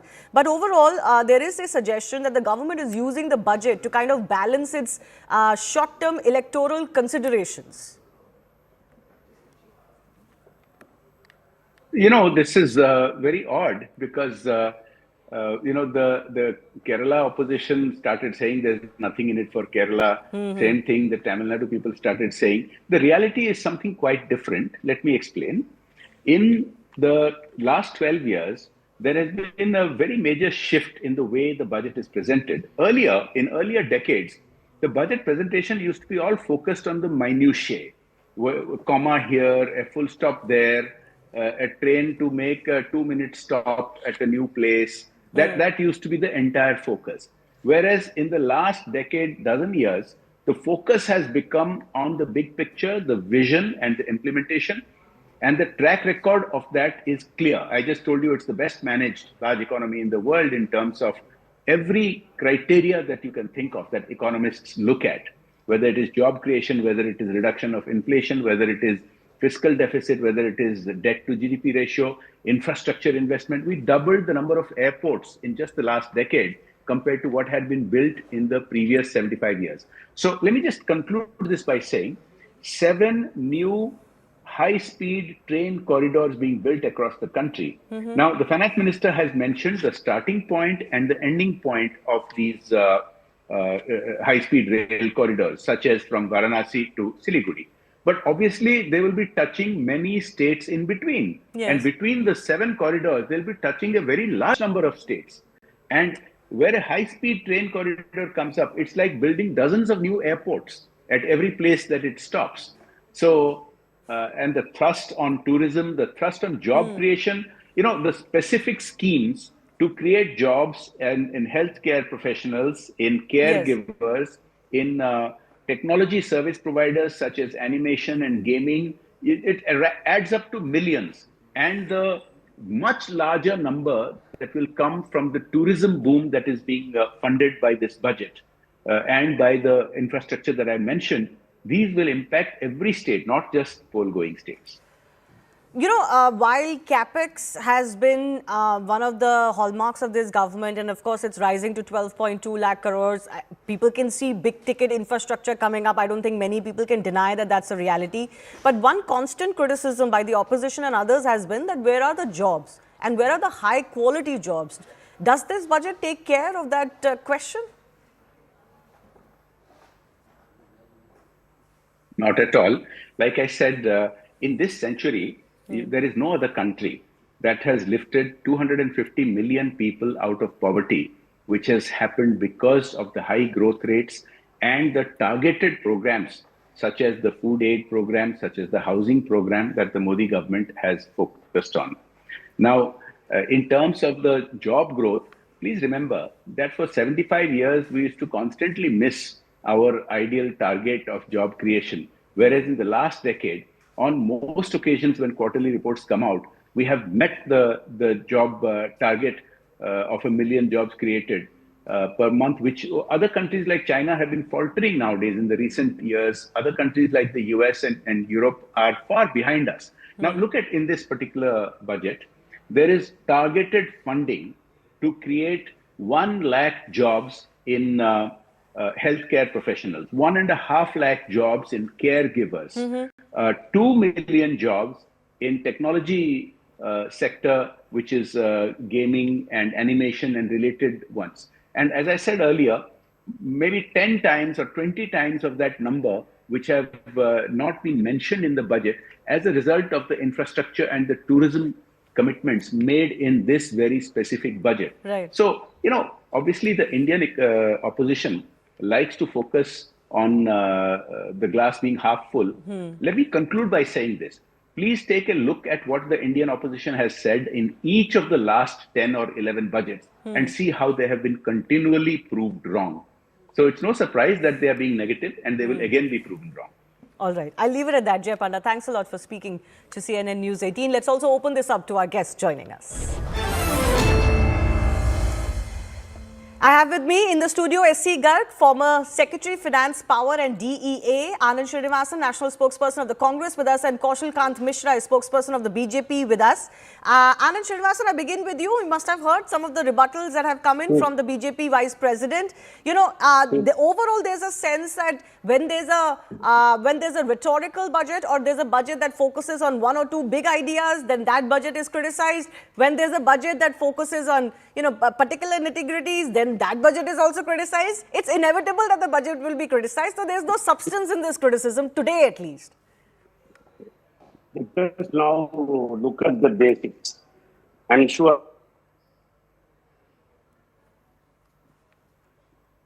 the C minus on your data. What is GDP? Nominal GDP minus inflation is real GDP. How can you have a nominal GDP of 8.2 and a real GDP of 7.5? Are you trying to tell me that inflation is only 0.5 in India? You are importing dal, you are importing palm oil, you are importing essential food commodities. Your rupee has depreciated by 10% against the dollar in last 1 year, 30% against the Australian dollar, 30% against the Singapore dollar, 20% against the British dollar, a British pound, and you are saying that there is no inflation? My barber is charging me 33% more. My doctor is charging me 30% more.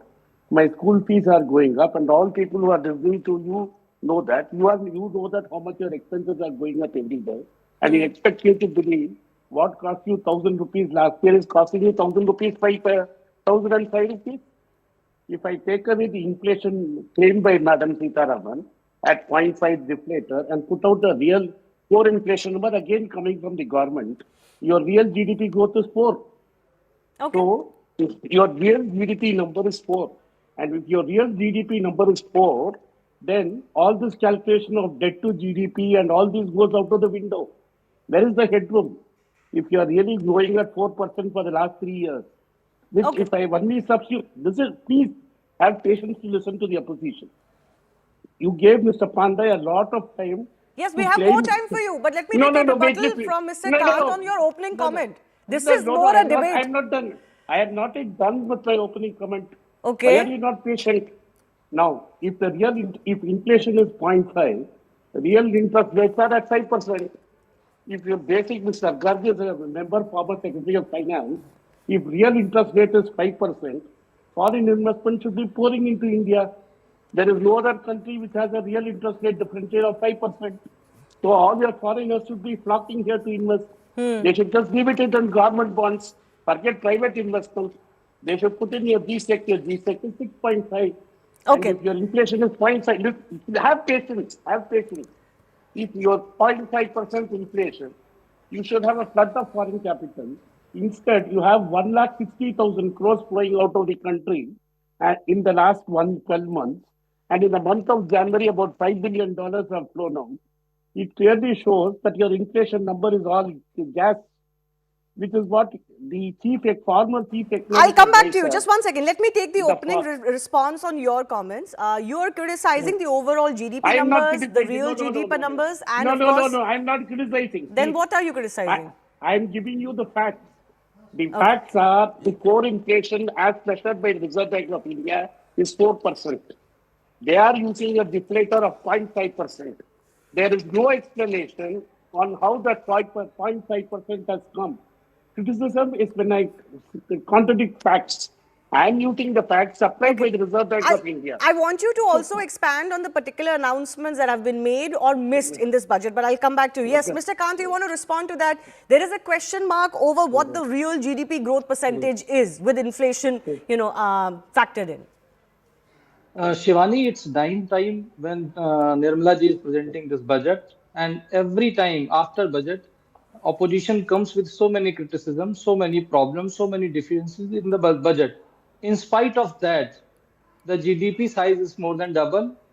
Growth rate is highest in, I think, last 2-3 years. Post-COVID, India is highest having the growth rate. Fiscal deficit is coming down, and debt to GDP ratio is also coming down. So, if there is some data manipulation, it will not go continue for nine years continuous year. So I am not expert on economy, but what learned friend had said, it's better that economics should comment. But for 9 years, this type of comment is coming from Congress, and Rahul Gandhi is saying India is dead economy. If the Rahul Gandhi feels India is dead economy, then Congress person should not come and say that there is something about budget. So is this criticism, that the growth rate is still low, Mr. Garg, or, if you look at the fact that foreign investments have been pretty low or negative over the last 4 months especially, is this criticism fair? Does that put the budget vision that the government wants to present in perspective, the falling rupee, for example? See, the picture is a little complex always. It always is. I mean, economics is never that cut and dry. Yeah. As the government would like to put it, or it's not as bad as the opposition would like. The reality lies somewhere in. Look at the growth number. The real GDP, 7.4% is the growth this year.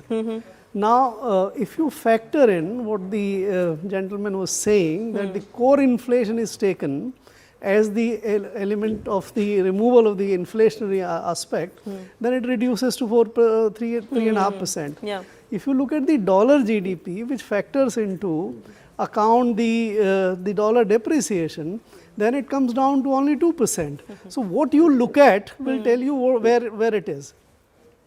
The fact that the government is actually feeling constrained of the resources is indicated in this one, that you are expanding the expenditures, which is the way the government stimulate the economy, both on the investment side as well as on the redistribution side. That has grown only at 5.5%. This year over the last year's budget. But wasn't it already high to begin with? No, it's in fact last 3 years, the expenditure growth of the government, we talk a lot about the capex, which is growing at about 10% plus. Defense expenditure has gone up by about 20% over last year. Interest payments have gone about 10%, but the total expenditure has gone up only about 5.5% over last year. And this is for last 3 years going in. The government is feeling the constraint of containing the expenditures. That is a reality of the, and why that reality is coming, because the tax growth of the government is slowing down thanks to a lot of measures taken earlier.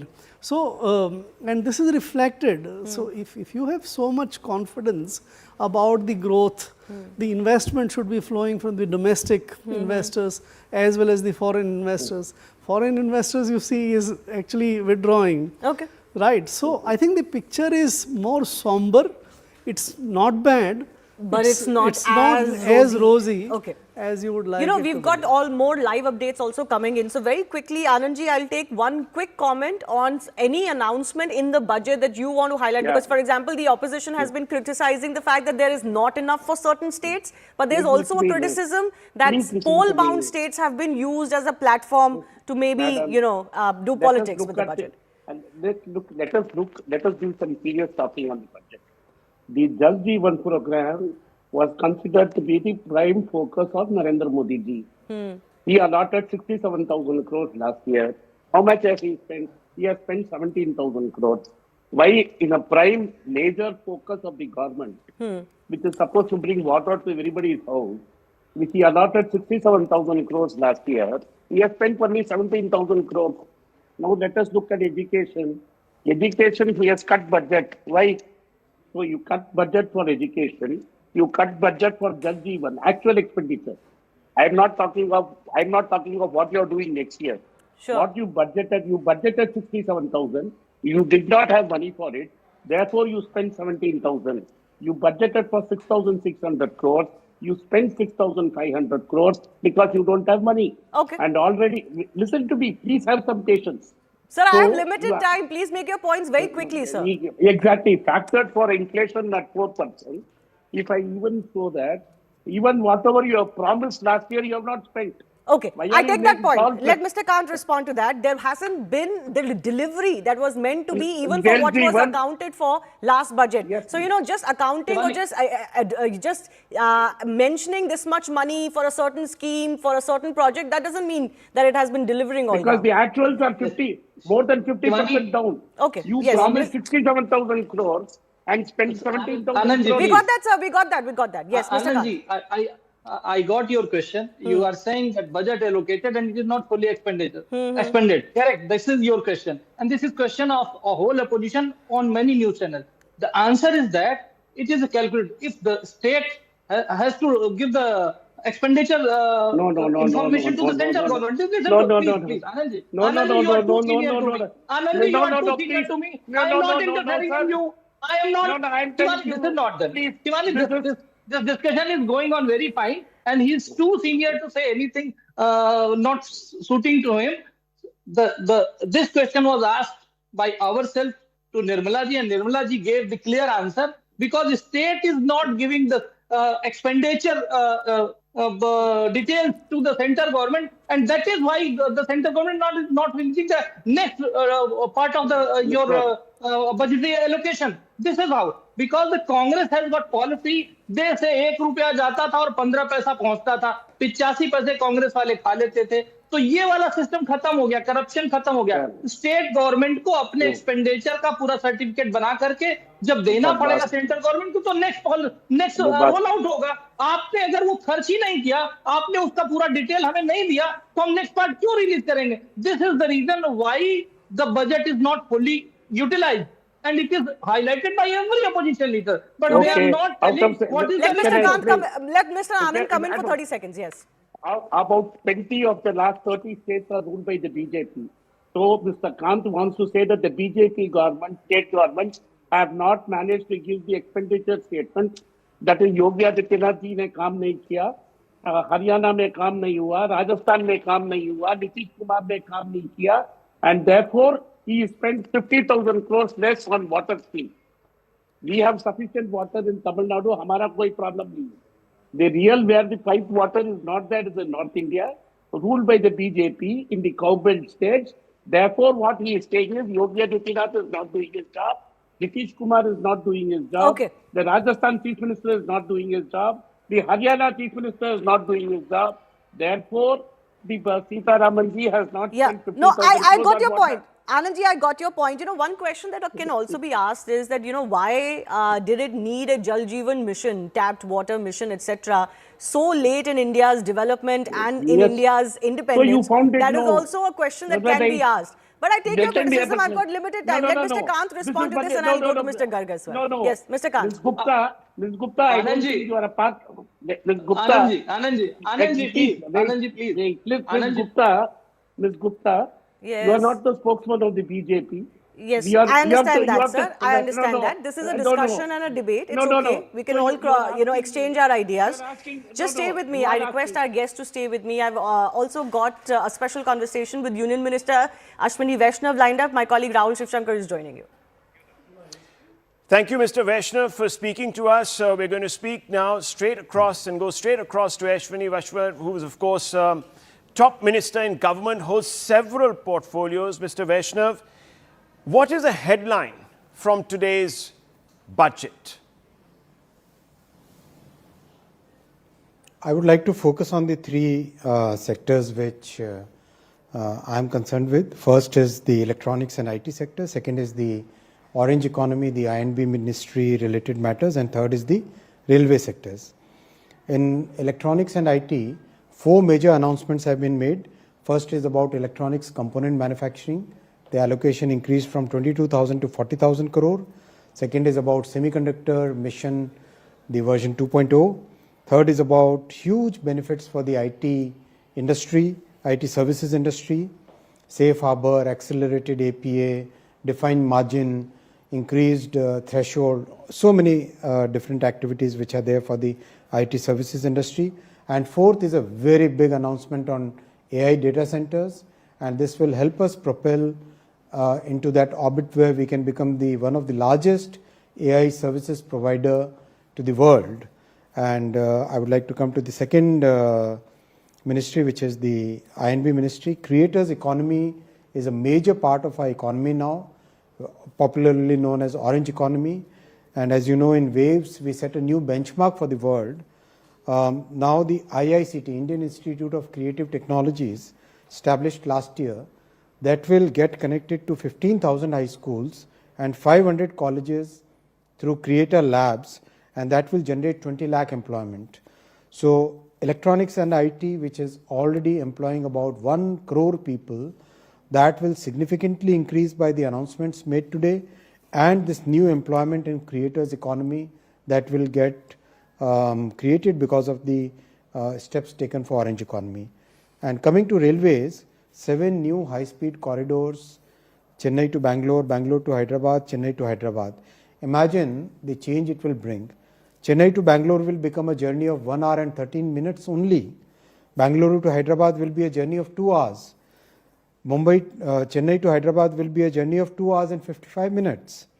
So this triangle, Chennai, Bangalore, Hyderabad, which are very big economies today, will get a huge multiplier in the coming years, and all the 5 South Indian states, Karnataka, Telangana, Andhra, Tamil Nadu and Kerala, and the UT of Puducherry, they will all be hugely, immensely benefited by these high-speed corridors.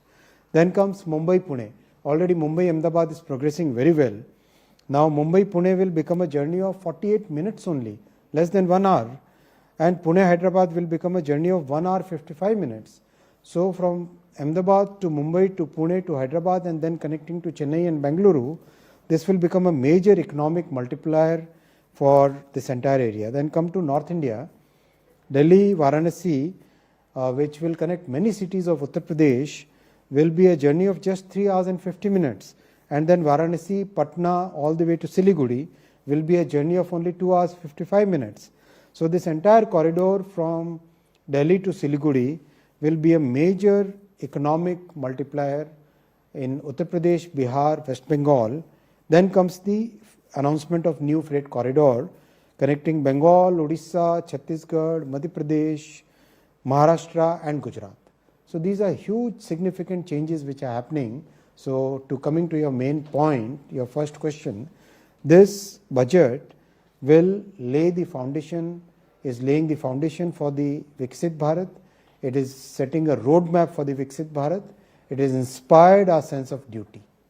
Mr. Vaishnav, I want to ask you, because you've stressed on this connectivity boost, can we ever see a scenario unfold where there will be a degree of privatization taking place in railways when it comes to bringing in rail companies, private rail companies, like you have private airlines? Would that be a natural progression that could be considered? Would that be seen as a massive reform, or maybe at this moment a missed opportunity? Absolutely not. The countries which went for privatization like UK, they had major failures, then Germany, major failures. It's a question of complexity of the sector which has to be understood, and what is the role of public sector, what is the role of private sector, that has to be very clearly understood, and then only a policy should be made. We are very cognizant of the complexity of railway sector, and that's why every step that we do is a step which basically is in sync with the complexity of the sector. Mr. Vaishnav, the budget, and you've probably heard the Finance Minister, prioritizes fiscal discipline with a 4.3% deficit target.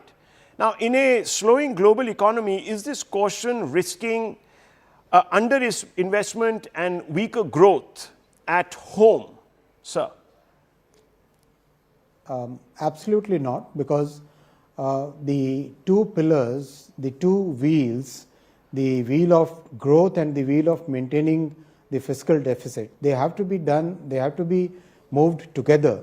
If you look at our economy, our GDP is about 350 lakh crore today, and our consumption is close to about 220 lakh crore. So, and our investment is about 110 lakh crore. So with that kind of economy, which is moving at a very steady pace of 6 to 8% real growth and 9 to 13% nominal growth, it's very important to have that big runway in front of us. And I think the Finance Minister has laid the path very well. And you must also notice that the global headwinds, many of the global headwinds are because of the huge debt burden that many of those countries have. And we are having a very prudent policy where our central government's liabilities are just about 55% of the GDP. You compare that with many of the rich countries, and they won't be able to have that growth runway, whereas we in our case, today we have a young population. Median age is about 27 years, and 2047 when we are $25 to $30 trillion economy, still the median age will be somewhere around 37 years. So we will have a growth path even beyond 2047, and then for maintaining that kind of long-term growth trajectory, it's very important to maintain a very healthy balance sheet, and I think our finance minister is absolutely good, absolutely well focused on having that right balance of growth and fiscal discipline. So let me ask you this, because the government capex, and I'm seeing those graphics on our screens as we speak, is pegged at about 12.2 trillion rupees. After years of heavy public spending, Mr. Vaishnav, where is the clear evidence that this is crowding in private investment rather than substituting for it? I'll give two examples. First example, if you look at the employment which is generated today, the employment generation in the formal sector is on an average 2 million every month, 20 lakh every month. Right.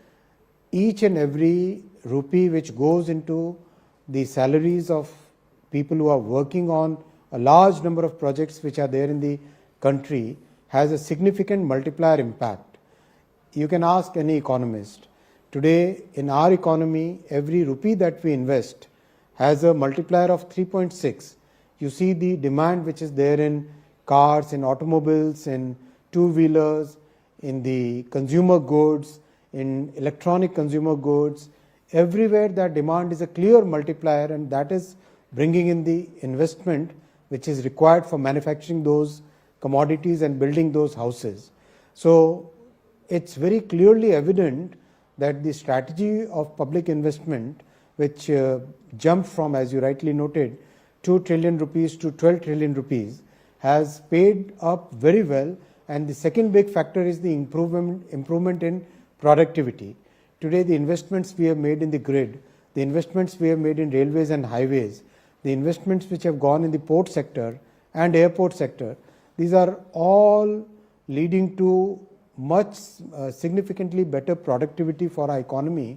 The investment, similarly, the investment in digital infra, that also is bringing huge gains to the economy. So it's a very well established development model which we are following, and it's a very prudent model that we are following.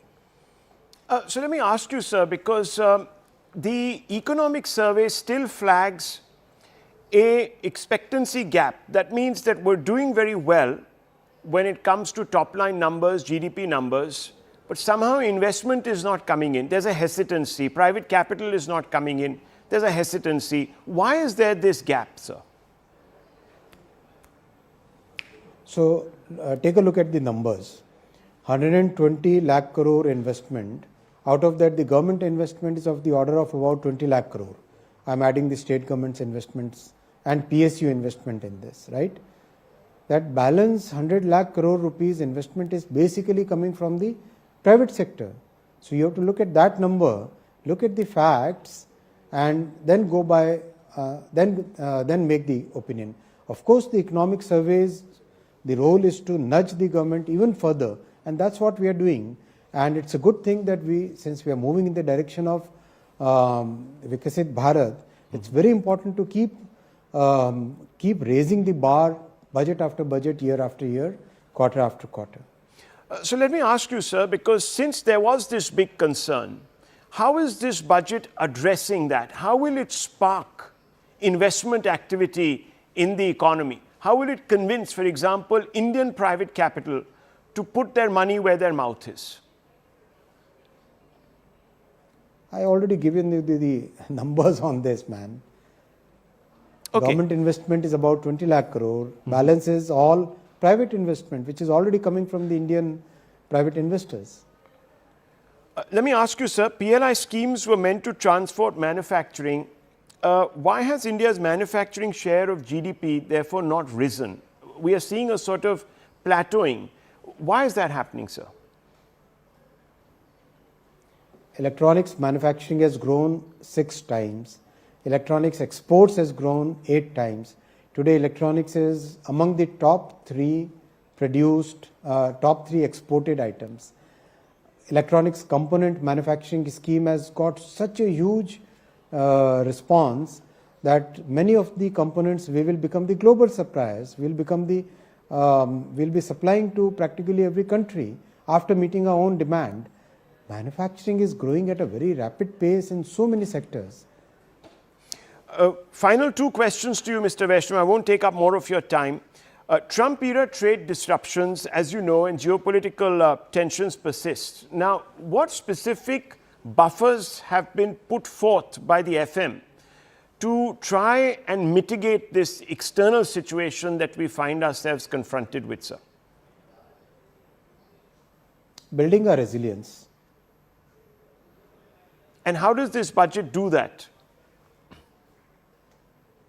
Multiple ways. Just if you apply your mind, the focus on manufacturing, the focus on tax simplification, the focus on making sure that the IT services industry gets the benefit of all those simplifications, laying the foundation for the next growth journey in terms of providing AI services. So many different sectors have been addressed in this budget. My last question, sir. A year from now, what would convince you that this budget truly propelled growth? Would it be higher private capex? Would it be more jobs, faster exports, or just simply stable macro numbers? What would you be looking at to say, okay, this budget really transformed our country?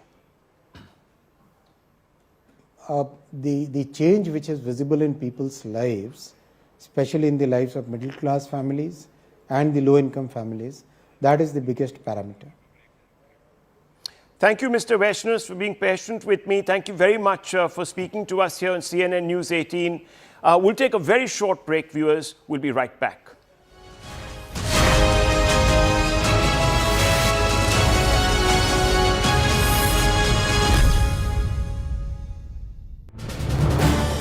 This is News 18 Network.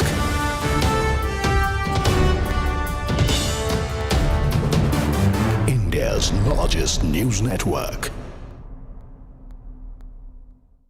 To promote environmentally sustainable movement of cargo, I propose to 1. Establish new dedicated freight corridors connecting Dankuni in the east to Surat in the west. Operationalize 20 new national waterways over the next 5 years. Starting with National Waterways 5 in Orissa to connect mineral-rich areas of Talcher and Angul and industrial centers like Kalinga Nagar to the ports of Paradeep and Dhamra. Training institutes will be set up as regional centers of excellence for development of required manpower for these waterways. This will benefit youth in the entire stretch of the waterways to train and acquire skills. Further, a ship repair ecosystem catering to inland waterways will also be set up at Varanasi and Patna. And C, launch a coastal cargo promotion scheme for incentivizing a modal shift from rail to road to increase the share of inland waterways and coastal shipping from 6% to 12% by 2047.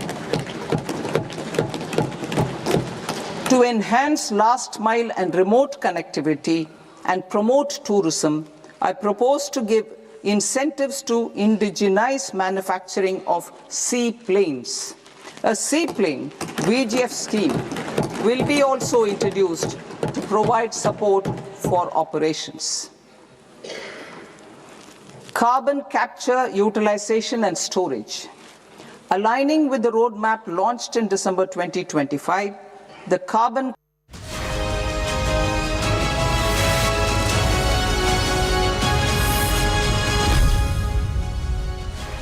Welcome back. Now, Dalal Street was not really enthused with the budget announcements earlier today. Sensex slipped 1,547 points. Nifty was below 24,900. Indian equity indices ended on a negative note in the volatile session, with Nifty below 24,900, as I said. At close, the Sensex was down more than 1,500 points, or 1.88% at 8722.94. And the Nifty was down 495.2 points, or almost 2%. So why is it that the markets are not happy with the budget announcements? I've got a special guest, Ashish Chauhan, MD and CEO of the NSE, joining us.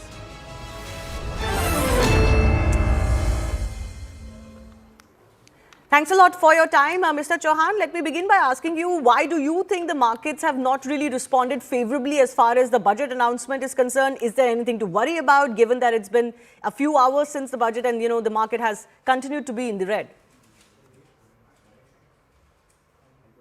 Broadly speaking, markets run ahead with expectations, and when the actual announcements come, they tend to have a little bit of a pullback. But overall, the budget has been quite on the same track as Mr. Modi has done over the last 11 years and Mrs. Nirmala Sitharaman has done for 9 years. That is to consolidate on the fiscal side, reduce the fiscal deficits, reduce debt to GDP ratio, and at the same time also go for infrastructure development, which increases the overall competitiveness of Indian industry. And that's what even this budget is the same. So I don't see too much of a difference between what they have been doing, and that's a tried and tested formula for them that has kept India as the fastest growing large economy for pretty much last 11 years under their regime. So I don't see any difference at all, actually.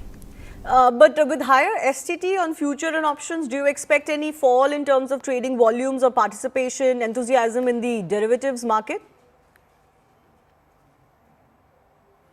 Broadly speaking, again, there was what I call a perception created and a lot of criticism of government on allowing over speculation in derivatives market.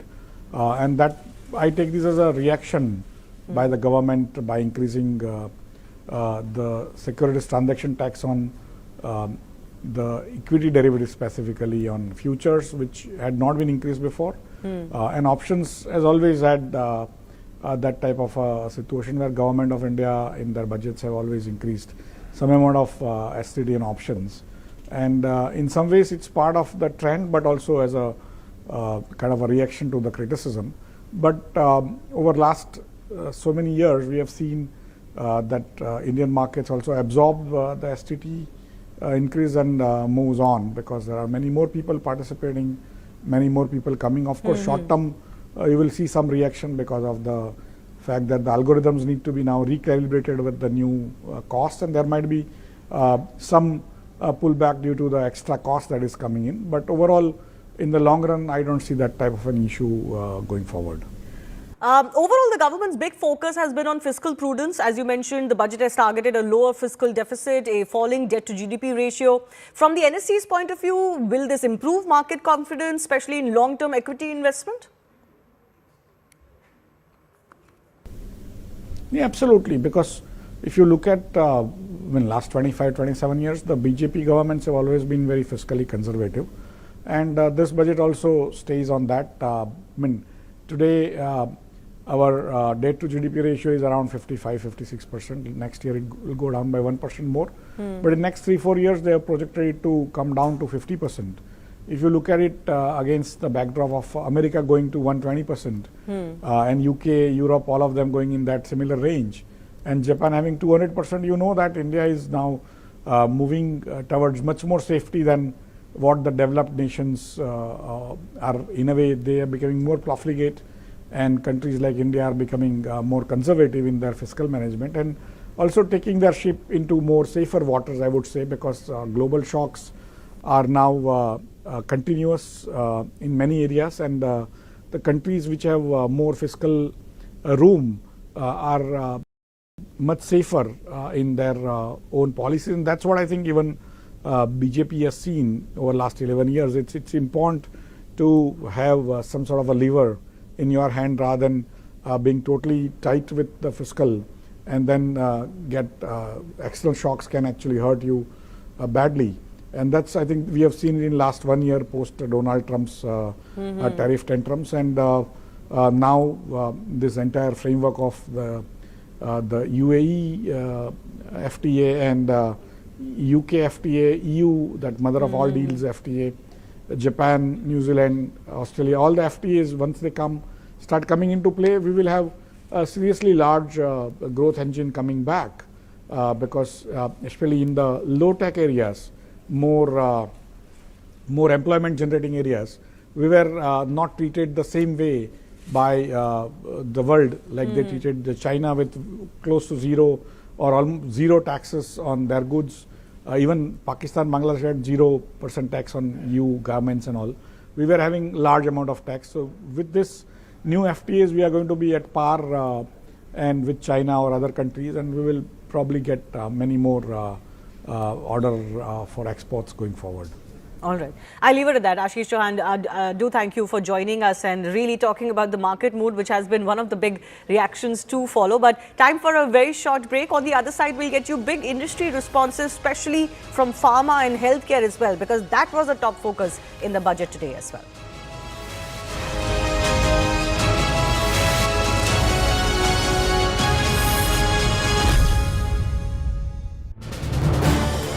This is News 18 Network.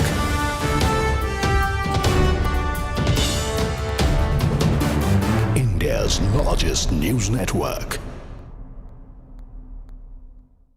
To promote environmentally sustainable movement of cargo, I propose to 1. Establish new dedicated freight corridors connecting Dankuni in the east to Surat in the west.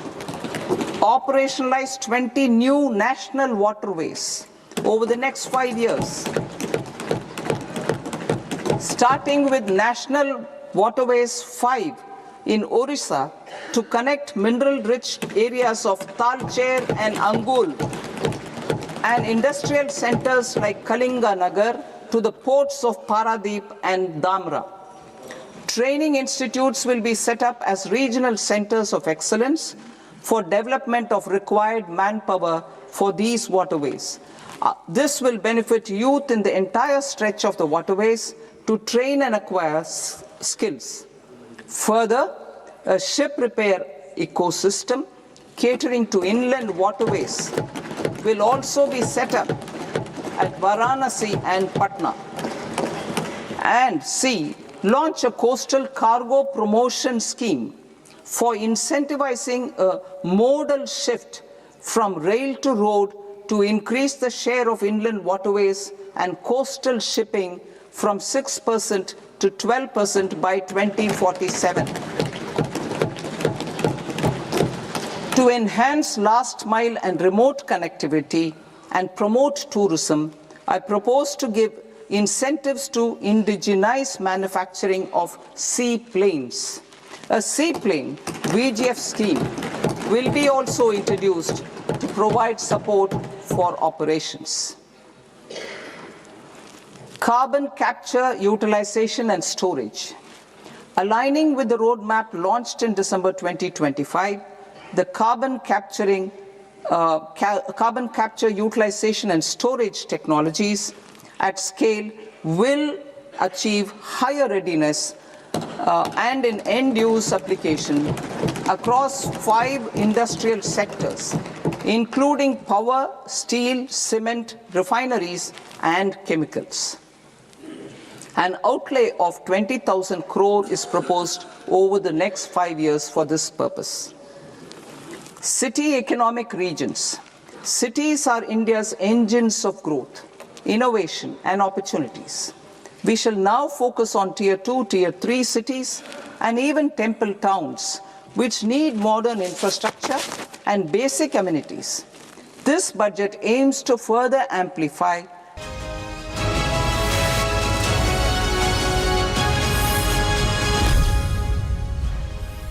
Welcome back. In her budget presentation today, Finance Minister Nirmala Sitharaman announced the launch of Biopharma Shakti, a dedicated initiative aimed at positioning India as a global biopharma hub. So what are the key features of this? Let's break that down. a Biopharma Shakti initiative with a total outlay of rupees 10,000 crore over the next 5 years. An end-to-end ecosystem for the biopharmaceutical sector. This includes the creation of a biopharma-focused research and talent network with 3 new National Institutes of Pharmaceutical Education and Research, and the upgradation of 7 existing institutes to support advanced research, skill development and industry collaboration. Now, the program will also establish a nationwide network of 1,000 accredited clinical trial sites aimed at accelerating drug development, improving regulatory standards and enhancing India's credibility as a preferred destination for global clinical research. I spoke to none other than Dr. Suchitra K. Ella, Vice President CII and co-founder Bharat Biotech on the same. Listen in to her and some more reactions. Of course, I want to talk to you about the Biopharma Shakti, the scheme that has been launched with an allocation of 10,000 crore rupees. This is aimed at strengthening domestic pharmaceutical and biopharma production capabilities. Your first response on that, ma'am? Oh, it is welcome. In fact, this is something that the sector would have looked at in quite a few years from, from the past. It's a very welcome announcement. We are very happy about it. In fact, it's a great step forward for the Indian biopharmaceutical industry to reach to the next levels of being globally competent in terms of the products and services that we develop and manufacture from India. I mean, the Indian pharmaceutical industry is already, one of the best in the world. India is known as the pharma hub of the world. Yeah. What is it that you think the industry needed, and how will this be an impetus in that? No, undoubtedly the Indian pharmaceutical industry has already reached, levels of quality in terms of, having US FDA facilities in the country. Outside of the US, I think India has the highest number of the US FDA certified facilities. We also probably are one of the countries where we have the highest number of the WHO accredited pre-qualified facilities when it comes to vaccines and biotherapeutics, because it's very important to be on a level playing field when it comes to quality standards, and this happens only when we are compliant with international guidelines and the pharmacopoeia that exists, which is universal for many of the countries that are in the West, especially the advanced countries. So it's extremely important that we as a country and the industry has to be positioned in such a manner. Your key takeaways as far as the medical, health, pharma industry is concerned? So I think there was a lot of coverage for very broad-based elements that were not usually addressed.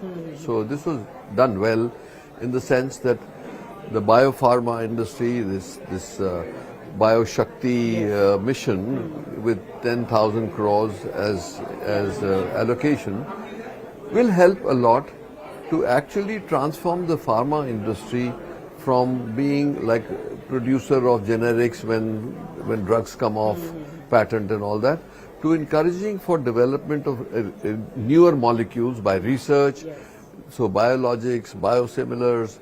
So if that is successful, India will transform itself from the pharmacy to the world by copycat drugs to really frontier drugs. So that's what the opportunity is provided. It also helps us in our fight for non-communicable diseases, because these are rapidly spreading cancer, heart disease, diabetes, obesity, all these things, they'll help. Then of course you come, next step is human capital. So they're talking, there's to be a committee which will look at education, skills, and then employment. So if there is one integrated mission, it will be very helpful to everybody, including the healthcare sector, because of the fact that we need to double the healthcare delivery system, where we need doctors, nurses, skilled personnel, technicians. So this broad sweeping mission that has been given to this committee, which will be formed, will be very helpful.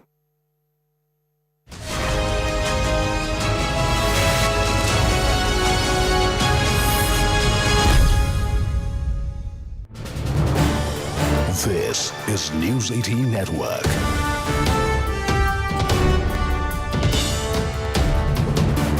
India's largest news network.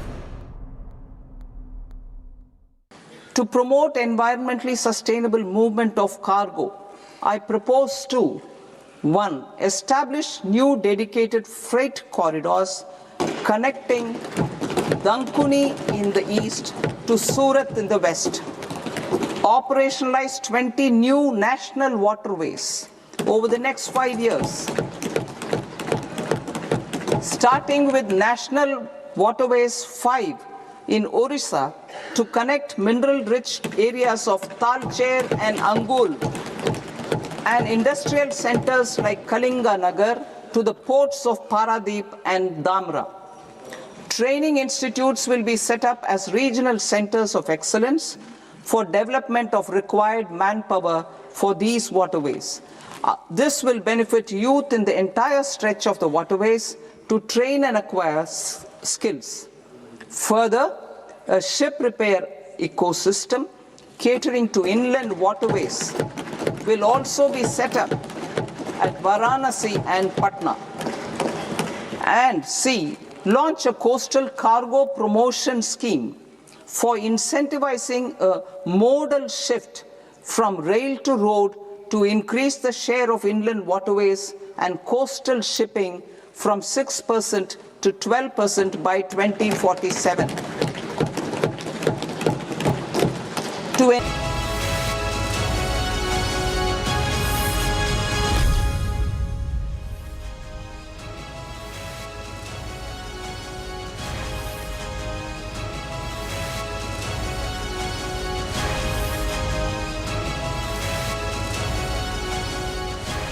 Namaste, Jai Hind, Vande Mataram, and thank you to our viewers. Thank you for staying with us through this super budget day 2026 reforms reloaded coverage here at CNN News 18. Right through the day, viewers, you've been with us and we've got you the most in-depth analysis and the top voices across government, across public policy, across the spectrum of industries and sectors that will get affected, impacted by this budget that on the face of it looks very conservative, very, very prudent. But when we dive into the details, there is a blueprint that is being readied. And it is on that path to maintaining sustained growth that will be driven by domestic consumption. Finance Minister Nirmala Sitharaman, concluding her Budget 2026 speech in the Lok Sabha after a marathon 1.5-hour address, she herself said 90 minutes to the Speaker, presenting a comprehensive economic roadmap that underscored the government's commitment to sustained growth, investment-led development and fiscal prudence. In her historic 9th consecutive union budget presentation, Ms. Sitharaman positioned the budget as both as a stabilizing instrument for the near term and a strategic blueprint for Bharat's long-term transformation. Now, at the heart of the budget was a strong push for public capital expenditure, which was raised to 12.2 lakh crore, reinforcing the government's belief that infrastructure-led spending remains a key driver of economic momentum, private investment and job creation. And beyond the core economic sectors, the budget outlined targeted initiatives in health, sports, tourism and women-led enterprises, reflecting a broader inclusive development approach. And throughout the speech, Ms. Nirmala Sitharaman anchored her proposals to the long-term national vision of a Viksit Bharat by 2047, aligning fiscal policy with Bharat's aspiration to become a developed economy. Budget 2026-27 was framed not merely as an annual financial exercise, but as a strategic statement of intent, signaling continuity in reform, confidence in Bharat's economic fundamentals. Listen in. This is the first budget prepared in Kartavya Bhavan. We are inspired by 3 Kartavya. Our first Kartavya is to accelerate and sustain economic growth by enhancing productivity and competitiveness and building resilience to volatile global dynamics. Our second Kartavya is to fulfill aspirations of our people and build their capacity, making them strong partners in India's path to prosperity. Our third Kartavya aligned with our vision of Sabka Saath, Sabka Vikas, is to ensure that every family, community, region, and sector has access to resources, amenities, and opportunities for meaningful participation. This threefold approach requires a supportive ecosystem. The first requirement is to sustain the momentum of structural reforms, continuous, adaptive, and forward-looking. Second, a robust and resilient financial sector is central to mobilizing savings, allocating capital efficiently, and managing risks. Third, cutting-edge technologies, including AI applications, can serve us as force multipliers for better governance.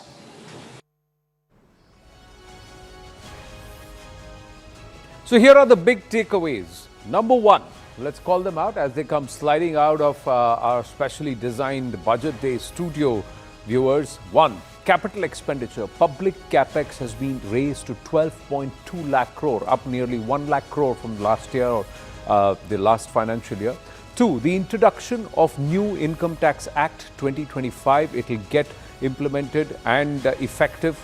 And I think the migration to the new tax regime will happen. Tax terrorism should come down. Tax compliance should become easier. Rupees 10,000 crore Biopharma Shakti scheme has also been announced. This should really push the rural and tier 3 and rural markets, and also women-led empowerment and employment there. Government aims to lower fiscal deficit to 4.2% of the GDP for financial year 26-27, so at least bringing down the fiscal deficit. Big boost for labor-intensive sectors, also where job creation has not been openly stated, but clearly the intent has been very well defined. Also, high-speed rail corridors have been proposed. So let's take that further. So let's look at the various sectors that get impacted in railways. High-speed rail corridors have now been proposed, so that comes to the fore. Let's try and have a look at this, and I'm going to walk across as we call out the next one. The next part is there is a high-level committee. There is a high-level E-committee on banking, that is banking on banking for Viksit Bharat. Launch of India Semiconductor Mission 2.0, and there has been budget allocation also towards this. 10,000 crore scheme for container manufacturing. 10,000 crore MSME growth fund has also been identified. Of course, there is the Biopharma Shakti, which we talked about. An outlay of 10,000 crore has been marked for the same. University townships, 5 university townships are going to be developed across Bharat, clearly trying to push the education sector. It will take time for it to materialize, but then we are creating specific township for as education hubs. National Institute of Hospitality to also be formed. She Marts to be set up to empower women entrepreneurs. And of course, there will be setting up of more NIMHANs or research institutes on medical, and of course, focusing on the health sector.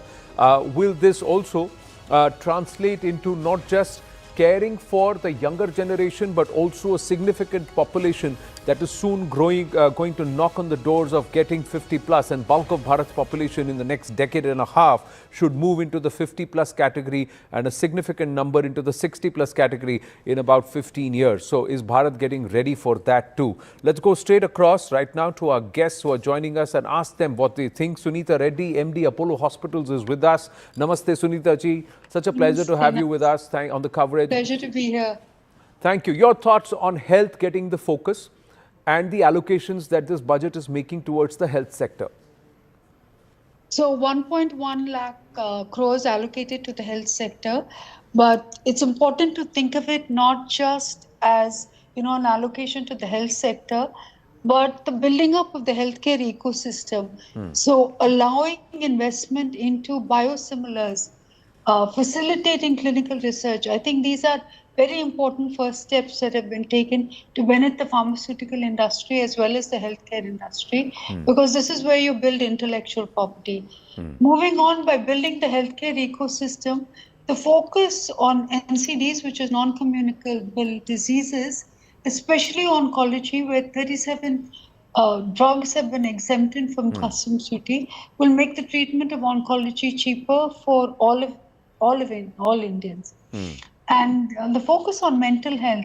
So this is healthcare for, for Gen Z, which is stressed, which has mental issues, for the millenniums who've inherited the gene that predisposes us towards NCDs, and for geriatric care. So it is, and of course, the third for me, the third most important is the medical value travel, Yes. where 5 hubs will be created, and the portability of insurance, which will allow foreign patients to come to India with their own, foreign insurance. I think these are great steps forward for the healthcare industry and for the services sector, which she said will be 10% of global GDP.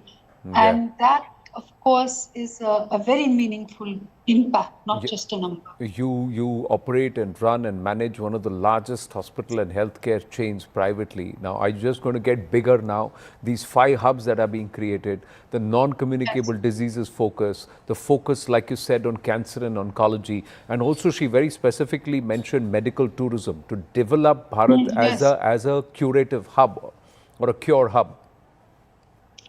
Yes, I think that was a wonderful statement, because nowhere else in the world will you find a mention of an integrated healthcare system that includes Ayurveda, where we're even looking at exporting quality drugs to the rest of the world. And by healing in India, we're actually exporting, creating earnings for the country in foreign exchange, which is, I think, at this time very valuable. And it shows that India can really innovate at scale, that we can do this at 1/10 of international costs, and we therefore have a proposition for the rest of the world. It's not just the cure, but also building infrastructure, hospitals, and also medical equipment, designing, manufacturing medical equipment, also working on patents and doing our own R&D. Do you think there is focus of towards all of that in healthcare? Because just being a service provider doesn't suffice, Sunita ji. You know that better. I think the most important element is the human capital. They spoke of skilling over 1.5 lakh professionals in the healthcare field, and this will act as as human capital to facilitate the growth of the entire industry. Not just, like I said, not just for us, but for us to be able to export services and to be very relevant in the rest of the world. So it is, investment in infrastructure, investment in skilling, building the next generation of healthcare, because there's AI, there's digital, there's the emergency announcement, the focus on emergency and the golden hour, which showed that they really have a very deep understanding of what healthcare requires now and for the future. One thing which you believe that the budget could may have missed, or the finance minister may have skipped in this budget, but you hope will come as far as further policy outlines in the through the year? No, I think they've done a great thing with the GST exemption on insurance, and we believe that will lead to penetration. We hope that we can do more towards incentivizing private capital to go into new healthcare infrastructure, because that is truly what the country needs. So maybe exemption on GST exemption on building materials. This could probably come at a later date. And maybe a 10-year tax holiday to give us infrastructure status, so that we could invest in building new hospitals, which I think the country needs. I was about to come to that. Incentivizing capital expenditure in the healthcare business, and also more importantly, ease of doing business, single window clearances, because that's also another issue. Because from putting the project in vision or putting it on a presentation to actually actualizing it, the gap has to be minimized. You believe that's being facilitated here, or it could be some more could be done there? The broad frameworks have been drawn. We need to sit with the health ministry and make sure that we ease the regulatory pressure while making sure that our clinical outcomes are intact. So this is a dialogue that we need to have. There are, of course, 74 licenses that we need before we open, but we want to make sure that we deliver great clinical outcomes at scale. So it is a dialogue for the future. I know what Mr. Pratap Reddy had to go through when before setting up the first hospital in Delhi way back in the 70s, and the number of times that and how long it took for that vision to come through in the 90s. He has told me about it. Let's hope it doesn't take that much of a time for us to progress and really become a medical hub for the world. Always a pleasure speaking with you, Sunita ji. Thank you. Thank you so much. Thank you. Bye-bye. Namaste. Let's go straight across now to Paramdeep Singh, President and co-founder Short Hills AI. Now, AI is something which was perhaps the fulcrum of the conversation before the budget, during the budget, and also after it. Paramdeep Singh, can you hear me? Namaste, this is Anand here. I cannot really hear you. Am I audible to you now? Is it better? Yes, you're audible. So AI, now the government's focus towards AI, allocating spends towards developing technology, generative AI, and using it for public good. How focused is the budget on that, and is it on track? I think it's a step in the right direction. So I think the government has made specific investments and commitments on the AI sector. So especially the AI India mission, there's a release of another 1,000 crores. There's a specific sort of commitment to put up GPUs. So if you look at the AI sector, primarily three things are going to be essential: talent, compute, and data. And I think there is definitely a movement in all the three sides. So the government, the budget does speak about all these three separately and does give a focus on all of these three. So I think definitely a step in the right direction. Okay, let me ask you, given the budget and the allocations, is AI going to take away jobs, or is it going to help create jobs? What is it going to do? Because everybody's seeing it as a disruptor. Oh, I definitely think it's going to create a lot of job opportunities. So it's like the wheel, right? So when the wheel came on, people thought that sort of it would take away jobs. When the mill came up, people thought that sort of what would happen to all the mill workers. I think the overall consumption just increased multifold. So in the long run, I think it's going to sort of open up job opportunities that we haven't even thought about. So definitely, in my view, it's going to be a big positive in the long run. But as a country which also has a huge labor force, a demographic dividend, do you think enough guardrails are in place in terms of policy, in terms of vision of how much AI will intrude into lives, how much AI will enable, and where it will be stopped? See, this is definitely a very nascent technology. So I'm not saying that all the guardrails are already in place, but I think as we move forward, things are getting better and better as we move on. So earlier, where AI could easily hallucinate into giving you, let's say, medical advices, now they've put in guardrails and make sure that sort of whatever you get is far better and more nuanced. So I think it's a nascent technology. Over a period of time, it will definitely improve. Okay, final question. One thing that you were hoping the finance minister would announce, talk about, but didn't. I would have thought that sort of the overall investment could have been much more. So I think 1,000 crores were released. I was hoping that that much more could be released, especially from the startups angle, where I think most of the innovation is going to happen. All right. So add one more zero, perhaps. That's what you would have hoped. Let's see how this 1,000 crore is utilized, because from policy to implementation, there is at least a 6 month to 1 year lag in terms of formulating it. Once it's in place, will the next budget have greater allocations? We'll have to wait and watch. Paramdeep Singh, thank you very much for your time. Thank you. Namaste. Thank you. Namaste. Let's go straight across to Union Minister for Culture and Tourism, Shri Gajendra Singh Shekhawat. Gajendra Shekhawat ji, namaste. Thank you for your time. Thank you for speaking with us at CNN News 18. First up, your thoughts on the budget. The budget is further reinforcing the commitment to achieve our commitment to make our country Viksit Bharat. This is for the first time when the government have accepted all three verticals to keep our bouncing economy on track, to fulfill the expectations and increased desires of the country, and for the all-inclusive growth accepted as a duty. So it is not only responsibility, it is the government's duty, and I am sure that under the leadership of Honorable Prime Minister, this budget will pave the path to achieve with a leapfrog jump the target of Viksit Bharat and Atmanirbhar Bharat. You're saying that it's got long-term vision. The opposition is calling it a listless, uninspiring budget. Bengal CM saying budget has no vision. Other states saying what is there in it for us, like Kerala and Tamil Nadu. I think he has some problem, and I think people have stopped taking Rahul Gandhi ji seriously years ago, and that is why his party is continuously getting limited up to corners and corners of the different places in India. And nowadays, I think there is a problem within the Congress also, that they have stopped taking him seriously. If he is unable to see the development, growth and the potential which is being leveraged through this budget, it is his problem. I should not comment on that. All right, we'll park it on the side. Let's talk about your portfolio, culture and tourism. There's a huge focus, medical tourism and also historical tourism, opening up sites and developing key sites across Bharat. You must be quite happy about this. 100%.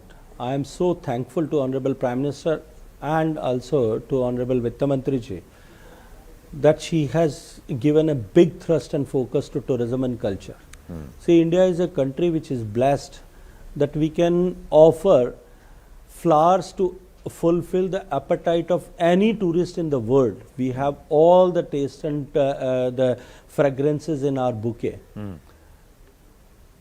Taking all the possibilities forward, Honorable Vitta Mantri ji have announced to create new experiences on our excavation sites, as we did successfully at Vadnagar on the Prime Minister's birthplace. And we created an experience there on the excavation site of Vadnagar, and whosoever goes, I can tell you with first-hand experience that whosoever goes there, he comes with overwhelming response. And the pride towards the nation, it increases manifold.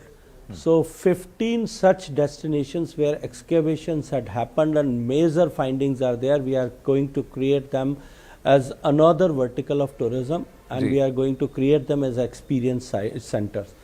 Apart from that, Buddhism was born in India. There is a Buddhist circuit in India which is from Sarnath to, it goes up to Kapilvastu to Kushinagar. There is another circuit in Gujarat and Madhya Pradesh. Another Buddhist circuit is to be created, that has been envisioned by Honorable Finance Minister through this budget to create it in our Ashtalakshmi Pradesh, our northeastern region. Apart from that, nature-based tourism, trekking trails, the turtle trails, they are going to be created. That has also been envisioned through this budget. So many such new verticals, like as you mentioned, the medical value tourism, the Ayush based tourism, they have been leveraged by this budget. Well, let's hope that there is more that is seen, because oftentimes the announcements are made and there is a gap between policy to implementation. Will this hurt this entire cause of Viksit Bharat, Mantri ji? No, we were already in discussion, and all the decisions which have been explained or narrated by the Finance Minister through her budget were well discussed with us, well discussed with the sector, and we have already pulled up our socks and created, started working to fulfill all the commitments which Finance Minister have envisaged and expressed through her budget speech to the 140 crore people of our country. But Mantri ji, kuch reh gaya, or has the budget ticked all the boxes? I think it is ticked more than the boxes which anyone in the country expecting except Rahul Gandhi ji. Well, there are those who perhaps expected more within the opposition, plus some experts too. But you think the focus on tourism, my final question, the focus on tourism will also help generate jobs, because tourism is also a labor-intensive sector.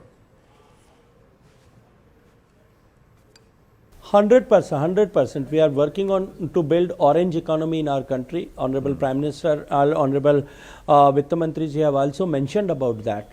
When we speak about orange economy, which is being identified as a new article of economy all across the world, and India being culturally diverse country, and India with such a huge potential of youth, able youth, to build up a cultural economy, I think in the future, tourism and culture both are going to be the biggest driver of economy as well as the employment generation. Well, you got another steep task and a challenge at your hand, and let's hope you are able to deliver the vision that this budget provides in your ministry. Gajendra Shekhawat ji, always a pleasure to speak with you. Thank you very much. Namaste. Let's quickly move on, and we've got him joining us right away. Member Niti Aayog, Arvind Virmani ji, senior economist, author also. He's often joined us on our broadcast. Arvind Virmani ji, namaste. Always a pleasure to speak with you. Your first thoughts on the budget, which the opposition largely is calling as uninspiring and lacking vision. You generate the skills and the jobs come.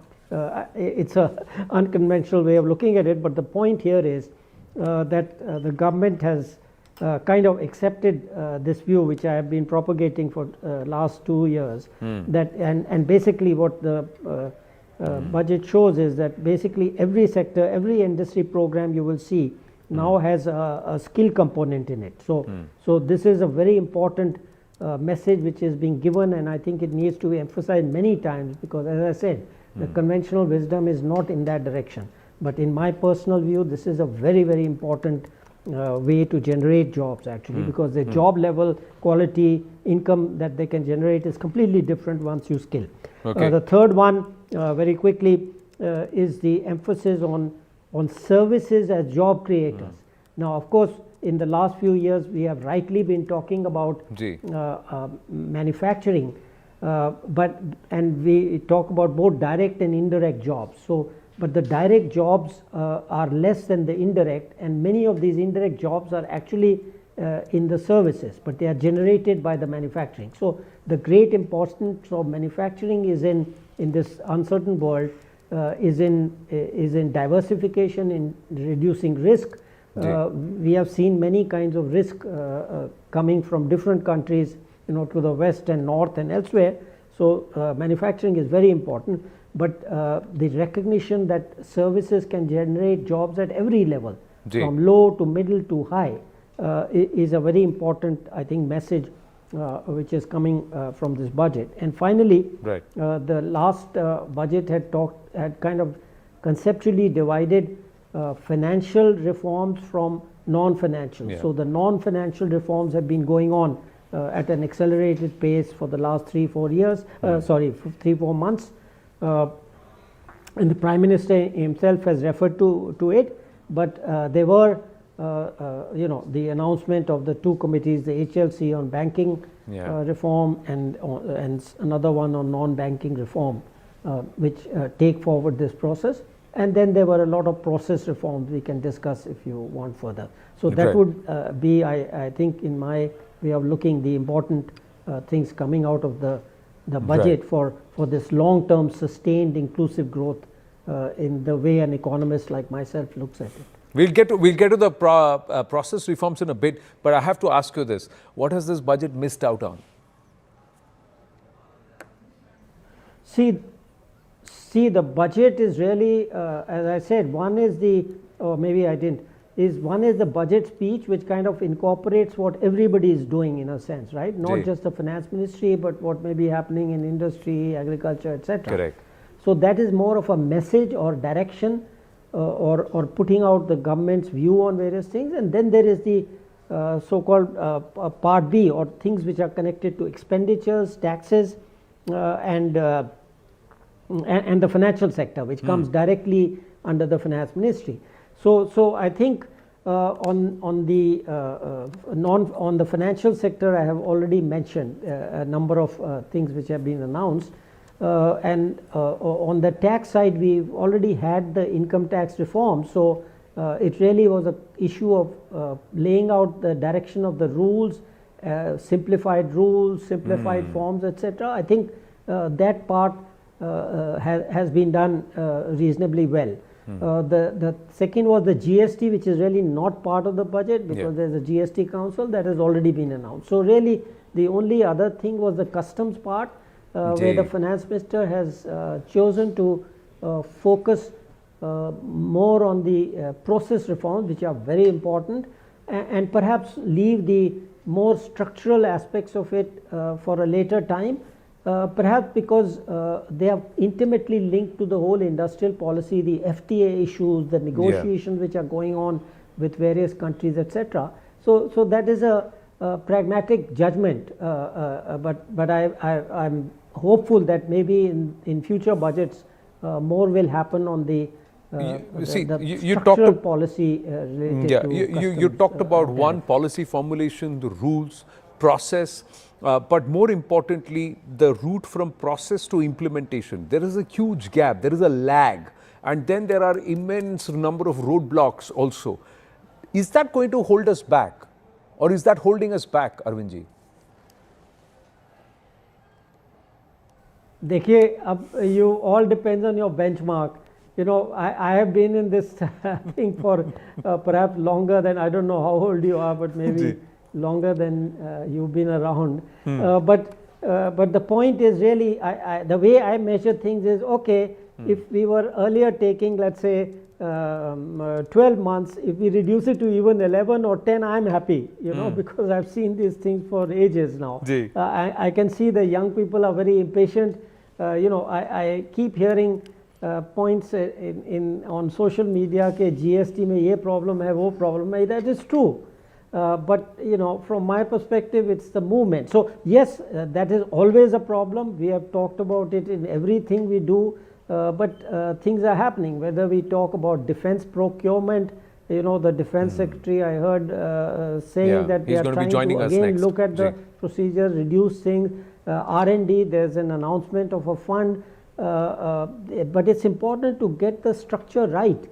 So if that is the intent which is holding up, where there are different views, where they are discussing and getting it right, then I think it's worth the time. I mean, just to mention one thing which has come up when I have looked at some of these things about startups, R&D, etc., is that, you know, when decisions are to be made about funding startups, you must have representation of startups on those funds. Because you know, the older people like us who are not used to these things, you know, we look at risk in a different way. I mean, let's be frank, right? True. So I would be more conservative, but I know how to pick a startup who then contributes to picking. So those issues are tricky issues which have to be resolved. So if that is what is holding up, I am not you know, unhappy, and hopefully they will get the structure of those funds, how the decisions are made right. I can wait another extra 2-3 months or whatever. No, thank you, sir. Thank you for being candid. Hindi mein कहावत है, जिसका काम उसी को साझे. So you have to have the right person to also helm the, you know, a particular policy decision. In this case, like you mentioned, startups funds. You have to have the right people who decide and perhaps back certain startups and take that risk based on how the genre itself or the sector itself is. Arvind Virmani ji, thank you very much for speaking with us. Viewers, post-Op Sindoor, this is the first budget, and there was a huge thrust and expectation that there will be allocations towards modernization of the force and also separate expenditure marked for capex, not just the operational cost. Let's go straight across to R.K. Singh, Defence Secretary, Government of India. R.K. Singh ji, namaste. Thank you very, very much for your time. My first question to you, Rajesh ji. Your thoughts on this budget? Has it given the armed forces and the military and the defence what it wants? Well, the first thoughts are that we were seeking a 20% increase in our capex budget, and we've got that. We've got a 21% increase in our overall MOD capital budget, and particularly and most critically in the modernization budget, which is the money going to equipment and technology and new capabilities. There we've got a 24% increase from last year. So we are very satisfied. We think that this will be a great boon in terms of improving, enhancing the capabilities of our three services. particularly in the context of what we learned during Operation Sindoor in terms of what are the new capability needs in the evolving nature of warfare as it transpired during Operation. But Rajesh, you'll know better. Year on year, there may be a 20% plus jump, but as percentage to GDP, many say that defense expenditure, capex on defense has to go up as a percentage of GDP significantly. So my question is it enough? See, Anand, the short point is that we are not like the Europeans. The Europeans need to take it up to 5% because their economy is stagnant, growing at 1 or 2%. We are growing at a nominal rate of about 8 to 10%. Frankly, the services would have been happy even with a 10% increase. I insisted on a 20% increase primarily because I intend to ensure that particularly in some of our areas, particularly in some of our air power assets where we have capability voids, we need to fill them. So 20% or rather a 24% increase that we have now is more than adequate to meet our requirements. Of course, we'll have to sustain this increase. But does that also account for the fact that a quarter plus of the defense budget goes towards salaries, pensions, OROP, maintenance, etc.? So is this enough? Again, I'm asking you. Yeah, but I'm not talking about that at all. I'm talking only about the modernization budget, which is 1.8 lakh crores as against 1.85 lakh crores as against 1.49 lakh crores last year. That is a 24% increase. And about the overall modernization of capex budget, which is 2.19 lakh crores, which includes a lot of other capital works, including roads and other infrastructure. So if you see the capex part alone, we've got a 21%, and modernization equipment part, we've got a 24% increase. That's more than enough. You'll find, you can talk to the services, they would be more than happy with this increase. Probably this is, only issue is that we'll have to sustain this in order to, because after all, you can't spend money that fast. A lot of the money gets staggered over time, given the nature of these contracts, which usually run between 3 to 5 years. So we are more than satisfied with this 24% increase, but I do expect a CAGR of about 20% going on for the next 5 years, and that I assure you will be more than enough to fill all our capability gaps. You've got to keep pushing. We thought we'll speak with you first before we speak with the service chiefs or their representatives to get their thoughts. But what will be the ratio of domestic spending, domestic sourcing versus external sourcing? A lot of this will be spent in Bharat, this money, this allocation? Yes, so correct. I mean, we have a norm which we've had for the last 2 years, wherein 75% of this capex will be spent domestically. So out of 1.85 lakh crores, 1.39 lakh crores, 75% will be spent domestically. And the advantage of that is, as you are aware, that it also has a multiplier effect on our GDP of almost 2.4 if some of the studies are right. So yeah, I mean, you can rest assured this will be part of the Atmanirbharta mission in the sense that 75% of this increased capex will be spent on through domestic funding in Indian rupees. There is also this thrust on MSMEs. So within the defense sector, will this also fuel the growth of the defense industrial complex in Bharat, driven by MSMEs?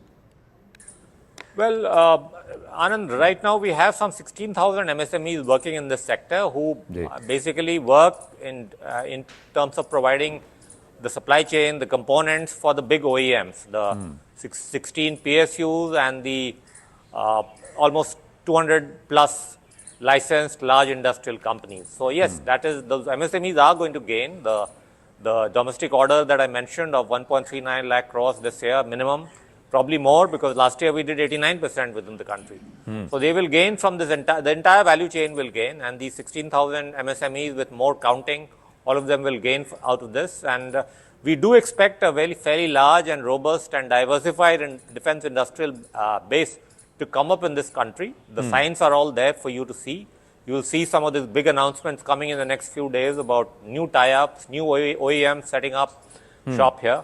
So yeah, I mean, I expect this to catalyze the development of a very robust, very diversified public-private partnership-based, diversified industrial base for the defense industry in this country. Shakti, Parakram, Suraksha, all of this has to be self. It has to be from within. That's what they say, the strength within.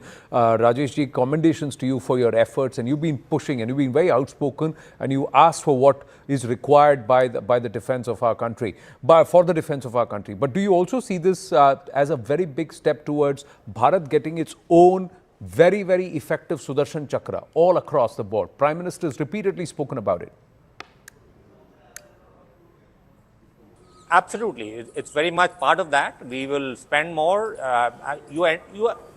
Basically, you need to leverage the power of this growing economy, of a 4 trillion economy, to ensure that you get the kind of deterrence that you need, so that some of our smaller adversaries simply can't even look us in the eye. And even against the larger adversaries, you should have enough deterrence. And given the size of our economy, we can well afford a 2% share of defense in GDP, which is all we are really getting right now. And that is more than sufficient, I assure you, given the growth in our growth trajectory of our economy. Well, looking forward to that. This is a collar-up moment on this conversation. Rajesh K. Singh ji, thank you so much for your time. Thank you for speaking with us. Namaste. Short break here on the right stand, and our budget coverage will just break away from this and focus on geopolitics, external factors that will also influence this neighborhood. Tensions escalate in the Middle East between Iran and the United States. Is the region on the brink of collapse due to an all-out war? Stay with us.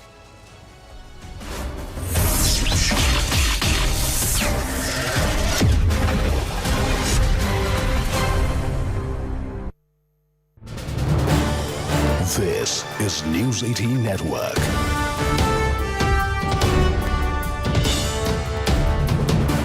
India's largest news network. To promote environmentally sustainable movement of cargo, I propose to 1. Establish new dedicated freight corridors connecting Dankuni in the east to Surat in the west. Operationalize 20 new national waterways over the next 5 years, starting with National Waterways 5 in Orissa to connect mineral-rich areas of Talcher and Angul and industrial centers like Kalinga Nagar to the ports of Paradip and Dhamra. Training institutes will be set up as regional centers of excellence for development of required manpower for these waterways. This will benefit youth in the entire stretch of the waterways to train and acquire skills. Further, a ship repair ecosystem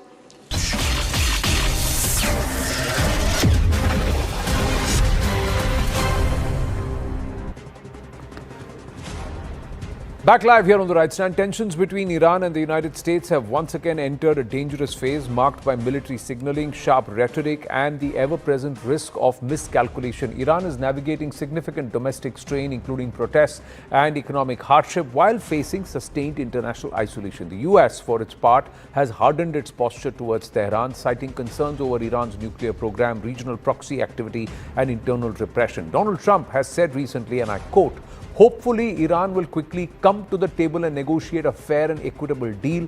No nuclear weapons, one that is good for all parties. Time is running out to make a deal to avert military action." Now, these dynamics have reinforced mutual suspicion at a moment when both sides are politically constrained at home and strategically wary abroad. Washington's military posture has been one of its clearest signals. The deployment of carrier strike groups, enhanced air defenses and additional naval assets to the Middle East is officially framed as a deterrent designed to prevent Iranian attacks on US forces or allies and to secure key waterways such as the Strait of Hormuz to block Iran's oil exports. The moment that happens, Iran is going to really struggle because there's going to be no money. USS Abraham Lincoln strike group is in the Arabian Sea.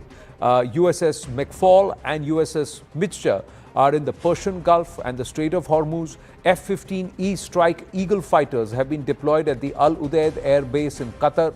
Patriot missiles and THAAD systems have been deployed in multiple allied bases.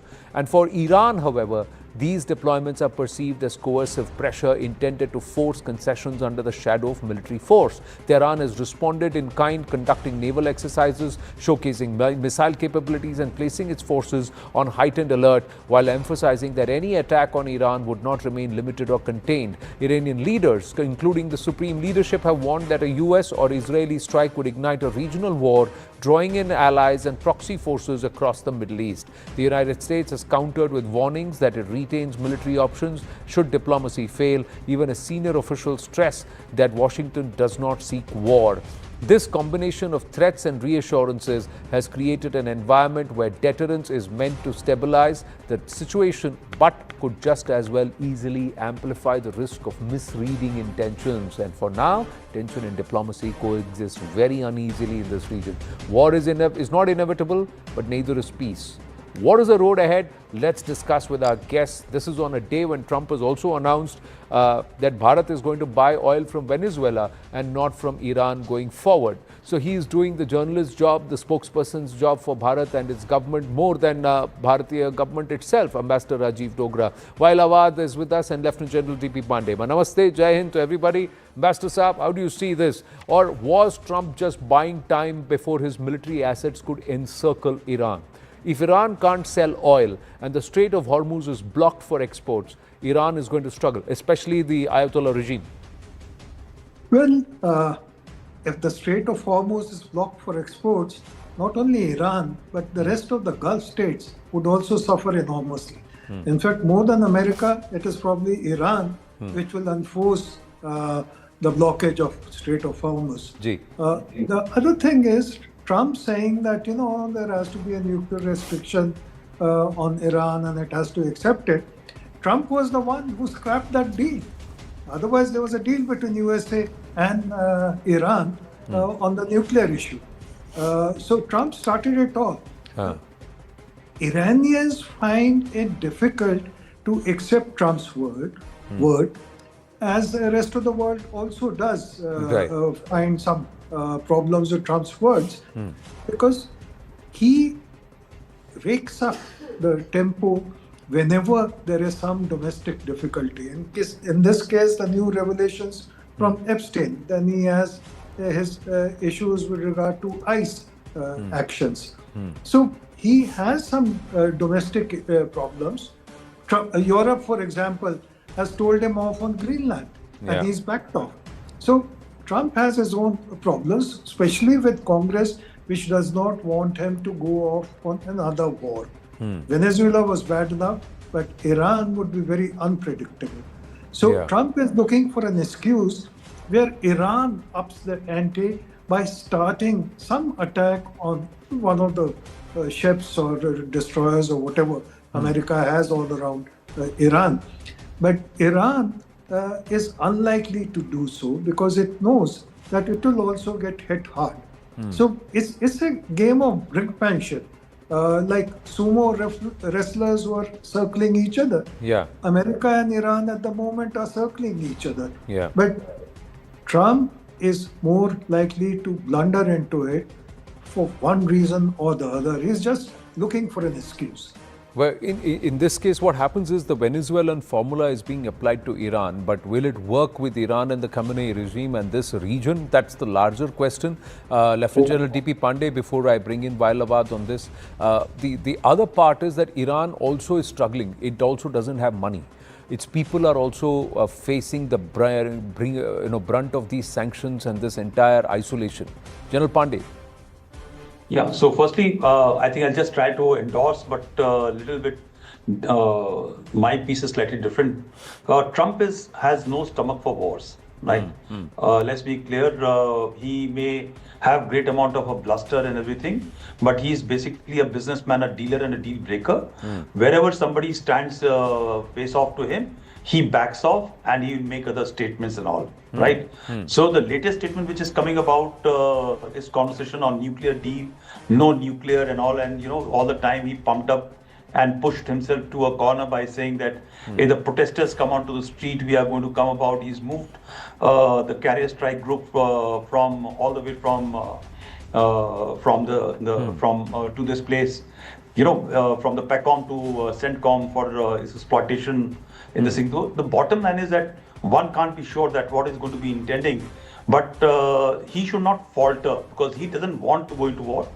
In fact, Midnight Hammer, if you recall, and we used to talk about it, was a compulsion under Benjamin Netanyahu, who forced him to join hands so that... Well, he's just tweeted. General Pandey, I'm interrupting you. He's just tweeted. He's just tweeted the same thing. He's just said we do have very big ships moving in that direction. He's just said, POTUS has said on Iran, we do have a very big, powerful ships heading in that direction, as you know, but I hope they negotiate something that is acceptable. This has just been tweeted about 3 or 4 minutes ago, and while he's getting on board, he's spoken on Air Force One. He's dressed in a tuxedo and a bow tie and etc. But the fact is that this is what he's saying. So clearly he is telling the Iranians, you got to listen to me, you got to agree to a deal that I like, or I will not deter from using force. There is also explosions at the Bandar Abbas port that's been reported. Suddenly we may also see both overt covert actors who are present on Iran, in and around Iran suddenly acting again. Is that possible, General Pandey? Yeah, it is possible because Israel has carried out the strike during the Operation Lion Rise quite effectively from inside. But as we discussed in the previous conversation, that this time has been available with with the Iranian regime to actually possibly neutralize those assets. But there are a couple of things happening militarily. There was a rush when there was a perception that about 2 weeks back, the strikes were likely to have gone through. And that is the time IRGC mobilized, opening up its radar locations, moving out its ballistic missile systems and all. So these are the systems which you carry out in terms of deception to lock in, find what is available, where it is located, so that you create a data bank to carry out a strike. But the challenge which comes out is that, yes, while their primary targets are going to be IRGC military bases, ballistic missile systems, storage sites, all those places. But will it result into a comprehensive destruction well in time? Because even in last time with Israelis' best effort, there were systems or ballistic missiles landing on Israel. And this time, Khamenei has very clearly pointed out it is going to be a regional war. So please understand that in Iraq, in other places in the region, there are enough elements which are supporters of Khamenei, including in America. If you see the protest which is pro-Khamenei protest which has happened on the streets of Europe and America, there are things which are happening. But these are all, I think, bargaining parlays which are happening. In case he wanted, he had tweeted about 3 weeks back also when Lincoln was moving all the way, it is transiting, that they are coming into location to carry out choke. I think the window for application of force is closing. I had anticipated that in case they wanted to carry out certain degree of strikes, should have happened by 31st of Jan or latest in this first week. Because after this first week, the pressures which are on Trump will... I'm just saying there's still 6 more days to the first week. So, so we don't know. And it just looks like they just want to home it in, zero it in and whip up the frenzy and keep the IRGC on tenterhooks. The moment the IRGC is designated a terrorist organization, it gives them a valid reason to go ahead and strike even without being, provoked. So, while Awad, how do you see this happening? Do you believe that the Khamenei's time is now, it's like a countdown, that they will not be able to withstand it this time? Or do you believe that Iran has perhaps another ace up its sleeve? Well, I believe in the second part of your question, which is an answer as well. The point here is very clear. America is not only going to attack Iran. America is attacking the whole global world. It is already wanted to block the Strait of Hormuz, because any attack on Iran this time, it will be devastated the global economy and the oil transferring from that part of the world. 40% of the oil goes from the Strait of Hormuz. Just imagine. Biogas blended CNG, civil and defense aviation, I propose to exempt basic customs duty on components and parts required for the manufacture of civilian training and other aircrafts. It is proposed to exempt basic customs duty on raw materials imported for the manufacture of parts of aircraft to be used in maintenance, repair, or overall requirements by units in the defense sector. Electronics. To deepen value addition in the consumer electronics sector, I propose to exempt basic customs duty on specified parts used in the manufacture of microwave ovens. Special economic zone. To address the concerns arising about utilization of capacity by manufacturing units in the special economic zones due to global trade disruptions, I propose as a special one-time measure to facilitate sales by eligible manufacturing units in SEZs to the domestic tariff area at concessional rates of duty. The quantity of such sales will be limited to a prescribed proportion of their exports.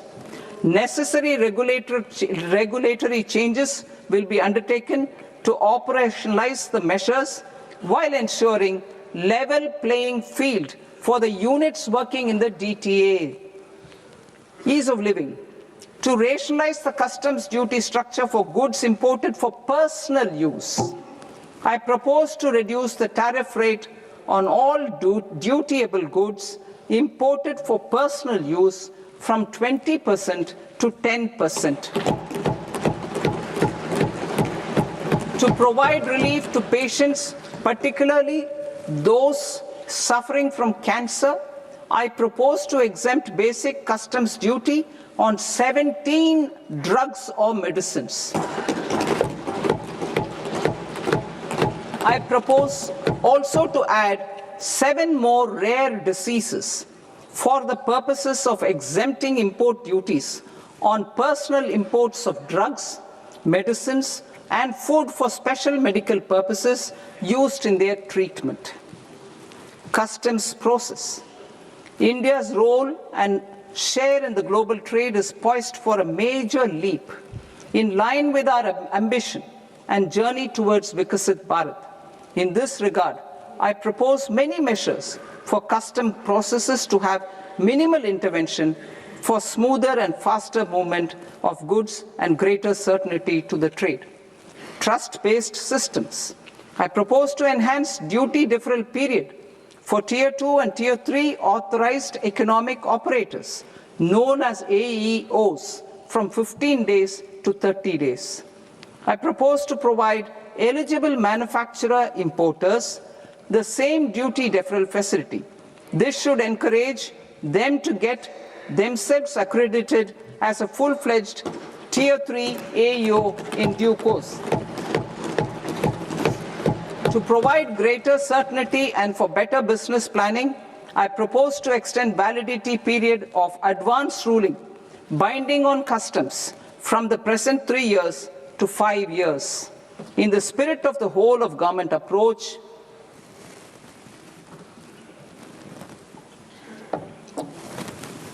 government agencies will be encouraged to leverage AEO accreditation for preferential treatment in clearing their cargo. Regular importers with trusted, long-standing supply chains will be recognized in the risk system so that the need for verification of their cargo every time can be minimized. Export cargo using electronic sealing. Export cargo using electronic sealing will be provided through clearance from the factory premises to the ship. For import of goods not needing any compliance, filing of bill of entry by a trusted importer and arrival of goods will automatically notify customs for completing their clearance formalities. This will enable goods to be released immediately on arrival. The customs warehouse framework will be transformed into a warehouse operator-centric system with a self-declarations, electronic tracking, and risk-based audit. These reforms will move away from the current system of officer-dependent approvals and reduce transaction delays and compliance costs. Ease of doing business. Approvals required for cargo clearance from various government agencies will be seamlessly processed through a single and interconnected digital window by the end of the financial year. Processes involved in clearance of food, drugs, plant, and animal and wildlife products, accounting for about 70% of interdicted cargo, will be operationalized on this system by April 2026 itself. For goods not having any compliance requirement, clearance will be done by customs immediately after online registration is completed by the importer, subject to the payment of duty. Customs integrated system will be rolled out in 2 years as a single integrated and scalable platform for all customs processes. Utilization of non-intrusive scanning with advanced imaging and AI technology for risk assessment will be expanded in a phased manner with the objective to scan every container across all the major ports. New export opportunities to support Indian fishermen to fully harness the economic value of marine resources beyond our territorial waters. The following measures will be taken. A. Fish catch by an Indian fishing vessel in exclusive economic zone or on the high seas will be made free of duty. Landing of such fish on foreign port will be treated as export of goods. Safeguards will be put in place to prevent misuse during fish catch, transit, or transshipment. To support aspirations of India's small businesses, artisans, and startups to access global markets through e-commerce, I am pleased to announce complete removal of the current value cap of 10 lakh rupees per consignment on courier exports. In addition, handling of rejected and returned consignments will be improved with effective use of technology for identifying such consignments. I propose to revise provisions governing baggage clearance during international travel to address genuine concerns of passengers. The revised rules will enhance duty-free allowances in line with the present-day travel realities and provide clarity in temporary carriage of goods brought in or taken out. There are honest taxpayers who are willing to settle disputes by paying all their dues, but they get deterred due to negative connotation associated with penalty. They will now be able to close cases by paying an additional amount in lieu of penalty. Honorable Speaker, sir, with this, I commend the budget to this august House. Jai Hind.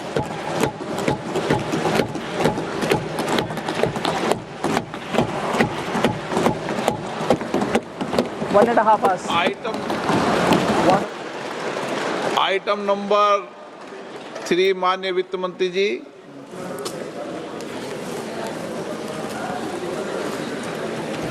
Item number 2, sir. 3. Perhaps not the devil, but the delight lies in the details, viewers. The markets are down. The markets are also operating today. As of now, the Sensex is down by about 1,000 points. That's why we are given to understand, is it because of the gold ETFs and the plunge that gold and silver ETFs have had through the day? Or is there a sentiment which says, what's in it for me? There is, as elucidated in Part A and Part B, huge steps that have been taken towards spreading and disseminating this growth story into Tier 2 and Tier 3 markets. There is a huge impetus that's been given to agri-producers, wheat, cashew, coconut, and also pole-bound states. There is a thrust to try and create a corridor, an industrial manufacturing corridor towards the eastern parts of Bharat with Purvodaya. There is a thrust towards easing the tax norms and simplifying tax procedures with the new tax laws that will be tabled in Parliament and perhaps be enacted, come into force within 2 months from now. But are there huge tax rebates? No. Is there a certain concession on import duties and customs duties that have been improved? Is there more effort to try and create and generate more employment in the labor-intensive sectors? Let's ask our experts. We've got Rajiv Kumarji, S.C. Gargji is there, Sunil Alagji and Sumita Davraji with us. Rajivji, your thoughts first up. Yeah, so very, how do you say, well-designed budget, especially to promote foreign investment. Okay. So therefore, the exemptions on NRI taxes, then the ability of the NRI to buy property here, and also the facility for the foreigners to invest in equity here. All of those are meant to attract FDI into the country, which is a very good thing to do. Now here, tax rates not change. Nothing, which is also very good. No point tinkering with them. I would have been happy if there had been some more on this investment, because that's what the budget started off with, and that's where she should have got the revenue. But also, I think commendable that there are no announcements of new schemes again like last year. So right. no more. We're not looking at the market indices here, Rajivji. We're looking at the engagement on social media platforms, on our YouTube platform, and this is the live data. And we thank our viewers for this phenomenal support. 3,61,970, outclassing all competition on social media. Thank you for your viewership. Thank you for your support. And I think it's huge credence to the weight of our panel here. These are the concurrent leads and the concurrent views that we are getting. And overall, 3,61,970 compared to a lot of our competition. At the end of the day, budget, like Suhail said, was a little tongue-in-cheek about it. And he said this is all about ratings and viewership for the channel, but it is also important who's watching us for credible understanding and analysis, and we also were giving you live analysis by our panel. Rajivji, we are completing, yes. Yeah. So you believe it's positive overall? It's positive. It's it's a sort of regular, if you like, conservative budget, but and as I said, emphasis on investment, on also on no tax increases except for STT, which will probably impact the transaction, the equity market, which is why maybe one reason why the equity market is down for that reason. Nothing much on promoting exports except for textiles. I think she announced an integrated package with 5 components and including a mega industrial park, which is very good, which I think will take advantage of the India-EU FTA that's there. And then the focus on agriculture, which is very welcome. Because most budgets don't have that, and this time, the whole focus on the coastal food products that they've got, and also on agriculture. I think that's no duty on fishing in economic zones. It's being treated as even the waters are being treated as special economic zones, so there'll be no duty. And if it lands on another port, it will be treated as exports. Somewhere trying to push fisheries, which is happening. There is a segregation and a deep dive focus. But like they say, the delight lies in the details. This high-speed rail corridor. So try and pushing on integrating the entire infrastructure bed and improving connectivity. Another 12.2 lakh crores that have been now committed towards capital and expenditure.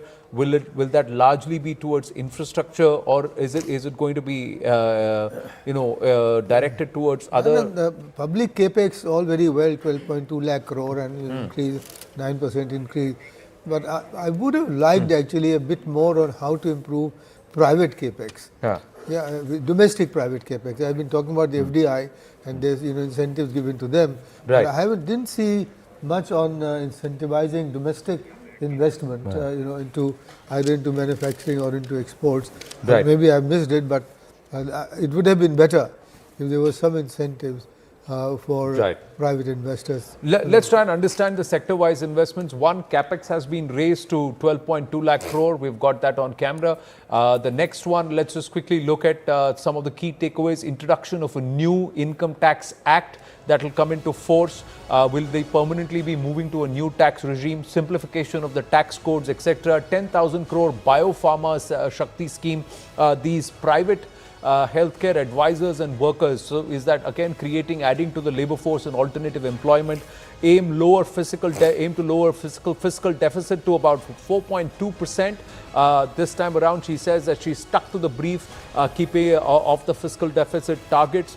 Budget estimates and also the revised estimates, and also more importantly boost for labor intensive sectors. The labor expert is sitting right next to me, so let's go to her, and then Garg Saab, I'll come to you, and then Sunil Alagji. Yes ma'am, you've been taking copious notes right through the last 90 minutes. Yeah, so please tell us. Yeah, no, I'm just trying to understand the landscape of the budget. It covers a lot of sectors. What I feel most happy about is that on infrastructure, the allocation is the highest ever, and there was some debate about that before the budget, whether that will be maintained. So that is a growth driver, and that's a growth driver in many ways for the labor force that works in construction, also for the labor force that works in factories which produce components, steel, cement, so on and so forth, for the logistics sector also, which will be carrying all these goods to infrastructure points, and for the capital goods manufacturing, this will be very attractive. At the same time, the 7 high-speed rail corridors between the cities, that will be a growth connector. It will help the mobility of labor, and also help them to reach the places where the jobs are, where the employment is. The waterways brings in a lot of multimodality. Climate-friendly multimodality into the logistics framework. So this is something to really feel happy about, and also the focus on services. What the Honorable FM has announced, a high-level education to employment for services. Correct. We talked about education, improving and focusing on education. So 5 university townships have been focused on. We looked at tourism, and then they're saying that we're going to improve also cultural tourism and also medical tourism. There's going to be huge impetus on these two because they're also labor intensive. They also generate a lot of jobs. The local ecosystem gains from that. They generate a lot of jobs. Mr. Garg, Shivani is also joining us from the CII dugout. A quick word from there, and then we'll come back, bring it back into the studio. Yes, Shivani. Yes, so certainly, Anand, as far as the industry is concerned, there are mixed reactions and very first few reactions that are coming in right now. We're going to, of course, get you some of the top industry voices and reactions here, but there's a lot for many, many industries. So we will be joined by many of those representatives here at the CII dugout. Our guests are going to start arriving very, very soon. But initially speaking, there's a huge murmur going around as far as the corridors here is concerned. And the focus that the Finance Minister has announced, which is, as you were saying, in tourism, there's education, there's the future sunrise sectors as well. There's, of course, pharma industry. We're expecting a reaction from that industry as well. And we'll be right back with you as soon as our guests start arriving here. Anand. Right. So let's swing back to you and come back to you into the dugout as soon as we have experts there. Garg Saab and then Sunil Alagji. See, I think great budget in this in the way this has been presented. For the first time, I found the budget focusing on what the budget should be doing rather than sort of announcing the announcements of the government and all. So this is one great aspect. Second, to my mind, a very nice macroeconomic budgetary balance. The FM has not increased the expenditures very much. It's only about 6%. She has not taken any tax hits kind of thing. The fiscal deficit at 4.3% for the next year is good. So I think the budget balance is excellent in the circumstances. Third, to my mind, there is very specificity of everything which has been announced this time. So proposals across the there's some attention to detail. That's and sector wise. Exactly, and that is very, very good. Everything was a very specific proposal, whether it was for the electronics industries or whether it was for services boost kind of thing. So that's, I think, the big, very good things about. 3 bad things, which I think is very they could big, have done or did not do. Which to my mind are very big misses. One is this, again, this privatization and disinvestment has been completely forgotten. Second, the customs package was expected. There is no customs package.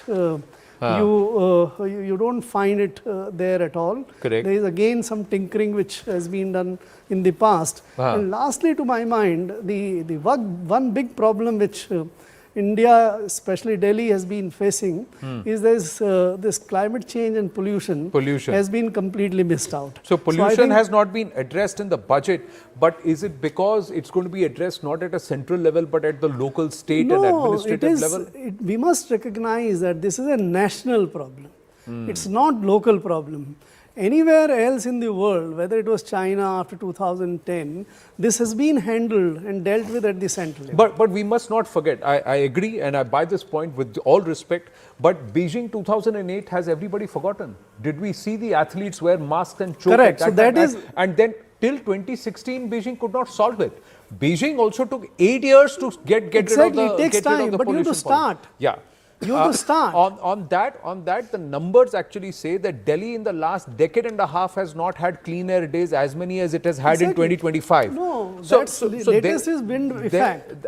How do we deal with the pollutants? Correct. Now, Did we do anything to deal with the pollutants? Okay. You believe strongly it should be part of the budget and there has to be a national focus on it. There is another thought which says this is an administrative challenge that the Delhi government has and the Delhi government has to deal with it along with the respective neighboring state governments. So that's the thought process. There will be no overall central budgetary allocation for it. It's something which everybody has to put some work in it and collectively sit together. Where's the cooperative federalism, Anand? That's what has to come in, and that begins with the budget. I'm sorry. So, ye aap batayenge. I mean, AAP. Sorry. You're going to ask me, no, because I said basically a budget to increase our effort on growth.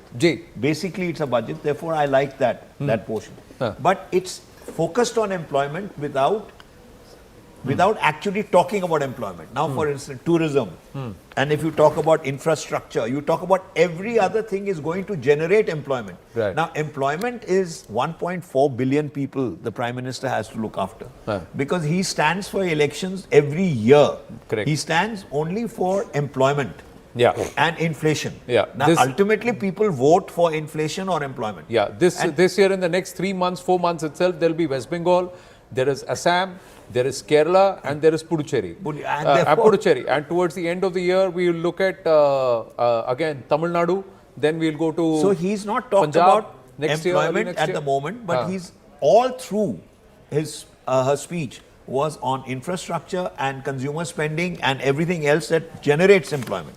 Now, whether you want to make a political issue out of it or not, because when the Hindi channel of yours in the morning, when the opposition wanted everything, but when it came down, when I asked them about one question which they had to answer, was will they go into one government and one policy?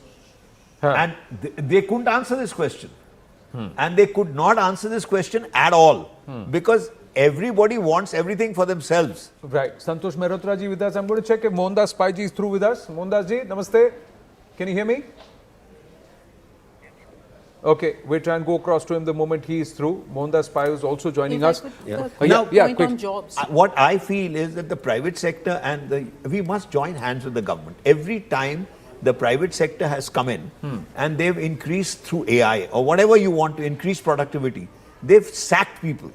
The private sector has actually dismissed people. So it's a question of them increasing employment and joining and perhaps in reducing their profits. What is labor intensive, where AI can be an enabler? Now, globally also we are seeing AI getting into the warehouses and huge numbers of jobs being retrenched even by the likes of Amazon, etc. And this will happen.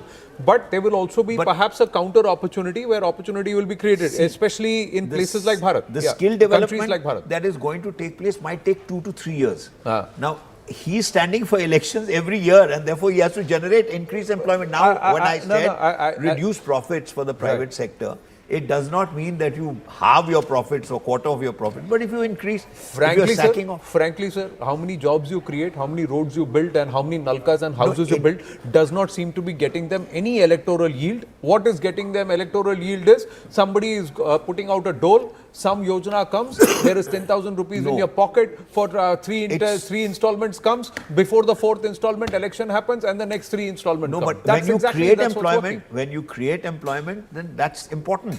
Infrastructure is Sumita ji, employment creation is going to be important. I'd just like us to join some of the dots which are there before us in the budget when it comes to jobs, employment generation. One is reviving the legacy of 200 industrial clusters. If that can be put on the fast track, and then the 10,000 crore SME growth fund. This is for sector which has high potential within the SME. And then the women self-help entrepreneurs, the marts, so that they get linked to marketing, to the markets. And of course, the East Coast Development Corridor is also for growth, but again, it will take 2 to 3 years' time. But the focus on biopharma, on pharma, this is a sector which is expected to double. The market is expected to double by 2030. And there's a lot of scope in the contract research and manufacturing of the pharma and biotech. So I think when we join the dots, we see that a stimulus has been given to the employment If that is the generators. case, why are the markets down and why is the Congress's first reaction? Jairam Ramesh has said it's a lackluster, non-transparent budget which does not say where have you allocated the monies, where have you put the monies on the big schemes, which are the big schemes where you're focusing attention on. Inevitably we have to wait for the numbers. Let the Ministry of Finance actually put the numbers up, and then we will, hopefully in an hour's time, we will get a chance to analyze that. For the moment, we are only analyzing the speech. So if I may sort of just return to the jobs theme as well as the manufacturing theme. I mean, my first reaction was good news, return to manufacturing as a theme. I was talking about it before we heard the budget speech, you will recall. And I was also hoping for a new emphasis on MSMEs, and we got both of that. I'll speak about that. So I'm pleased to hear that there is an attempt to focus on the semiconductor mission as well as on rare earths. Because these are likely to remain vulnerable areas in our international relations, given the geopolitical environment. Yeah, some 40,000 crore allocation on semiconductors has already been announced. I'm all for it. Rahul Gandhi says, I will react on the budget in Parliament tomorrow. Jairam Ramesh says, while the documents need to be studied in detail, it is clear after 90 minutes that the budget 26-27 falls woefully short of the hype that was generated about it. It was totally lackluster. The speech was also non-transparent since it gave no idea whatsoever of budgetary allocations. See, Anand, is that point true or is, false? No, so let me elaborate on what Mr. Jairam Ramesh is trying to say. What I'm hearing him say essentially is that the fiscal space of the government was limited. She's trying to reduce the fiscal, the deficit. Right. She's not mobilized resources from anywhere as far as I can make out. I know Garg Sahab talked about demonetization. Except the doubling, more than doubling. But some top lines. 20,000 crores. Such a minor amount, Rajiv, with all due respect. Correct. Just two markers to defense expenditure. FY27 5.94 lakh crore versus 5.68 lakh crore in FY26. Defense. तो कितना बड़ा कुछ नहीं बड़ा nothing per se. Divestment target is at 80,000 crore versus 33,837 crore in FY26. Is 80,000 crore. No, 80,000 must be against 75,000. Not B to B. B to B. Okay. If you compare B to B. On R&D, she's left research and development out completely for all industry. So that allocation has already been announced. The RDI allocation been announced. Sir, point is 1 lakh crore was announced, but of that not even 200 crore has been tapped. The spending is not happening. That's where the problem budgetary is. allocation is nothing. Allocation. Nothing. On R&D is a huge amount which has to be spent. No, you're absolutely right. A lot has to be spent. But can I just return to the jobs? I'm just saying the government is saying we are willing to spend, but nobody has asked for that money in RDI. So what do you do? It's not that simple, by the way. I'll explain it in case you want. First, No, you go ahead. No, RDI scheme last year, they put 20,000 crore against the entire science and technology budget of about 5,000 crores a year. In 1 year, 20,000 crore. That I think numbers will come, but not more than 200 crores would have been spent. Why? Because that scheme is getting rolled out. You are creating fund, you are creating structures, you are inviting proposals. The entire 1 year has been spent on all this preparatory work. Let us see that in the next year, can you move further? By the way, this NRF was first announced in 2021 budget. So 5 years down the line. So who's moving slowly? The government or the administrative machinery? The government, scientific establishment, both. Both of them. The government is, no, when you say government, is it because the government in terms of the minister and they are ready? Ministry. But the bureaucracy is taking its own sweet time? Exactly. Scientific bureaucracy is also there. I would like to make a quick point here. The 5 university townships near the industrial and logistic corridors, this should promote industry, academia, collaborations and can be seen as a correction move. Correct, but these 5 university townships, ma'am, will not come through in the next 5 years. When they come. So, and which universities are going to come? Which universities are? Yes, you're making allocations, you're making a plan, but is this enough? Is it fast enough? Is it happening soon enough? It is not. Or is it frustratingly slow? How many IIMs have been created? All the Institute of Management. Now, when I went to Shillong, I said, where do they getting their jobs? Where are there jobs for such people who come out from the IIM? No. What courses are the IIMs doing and what is their employability in the current market landscape? So is the education and is it structuring and tailoring itself to meet the requirements in the market? Because there are many employers who are saying, I am not finding the right kind of skill. I am not getting. भाई आप वो IIT करके MBA करने वाला या फिर banker बनने वाला दौर चला गया सर इंजीनियर अब बैंकर्स नहीं बन रहे हैं. That's what I'm asking you, that you're creating all these structures. Yes. You're creating so many institutes, but are they employable or not? Yes, a lot of that actually happens in the states. Again, for this skill, 2 years back, the finance minister announced 20,000 crore scheme for a skill. Yeah. Couple of months back, that scheme, and that was exactly to get the private sector skills to be sort of created with the help of the private sector. Right. That has only started. That scheme has been approved couple of months back, and now let us see when those 1,000 government IT. So you're saying ये आज announcement हुआ है, work in process will start by the end of 2027 or early 2028. This is the problem. Just quickly going out to the dugout, CII dugout, Shivani has a guest with her. Yes, Shivani. Thanks a lot for that. Mr. Ashok Sehgal, Chairman of the Policy Panel at CII National MSME Council and MD Frontier Technologies Private Limited is with us. Mr. Sehgal, thanks a lot for your time. So a lot of the focus was meant to be for manufacturing and for MSMEs. Your key takeaway from the budget today? I think the key takeaway is that the Finance Minister has correctly recognized that MSMEs are the backbone of industry. Large industry has always said that, and the government is recognizing that unless you have a strong supply chain supporting the large industry, overall growth will not take place. So it is very gratifying to see a lot of schemes announced specifically for MSMEs to grow, both in overall scale as well as in the quality of the products which they can produce. So one is the scheme they have for equity support, because as growth takes place and both the overall GDP numbers, and we are expecting that the growth of MSMEs is in fact faster than that of the overall GDP growth of the country.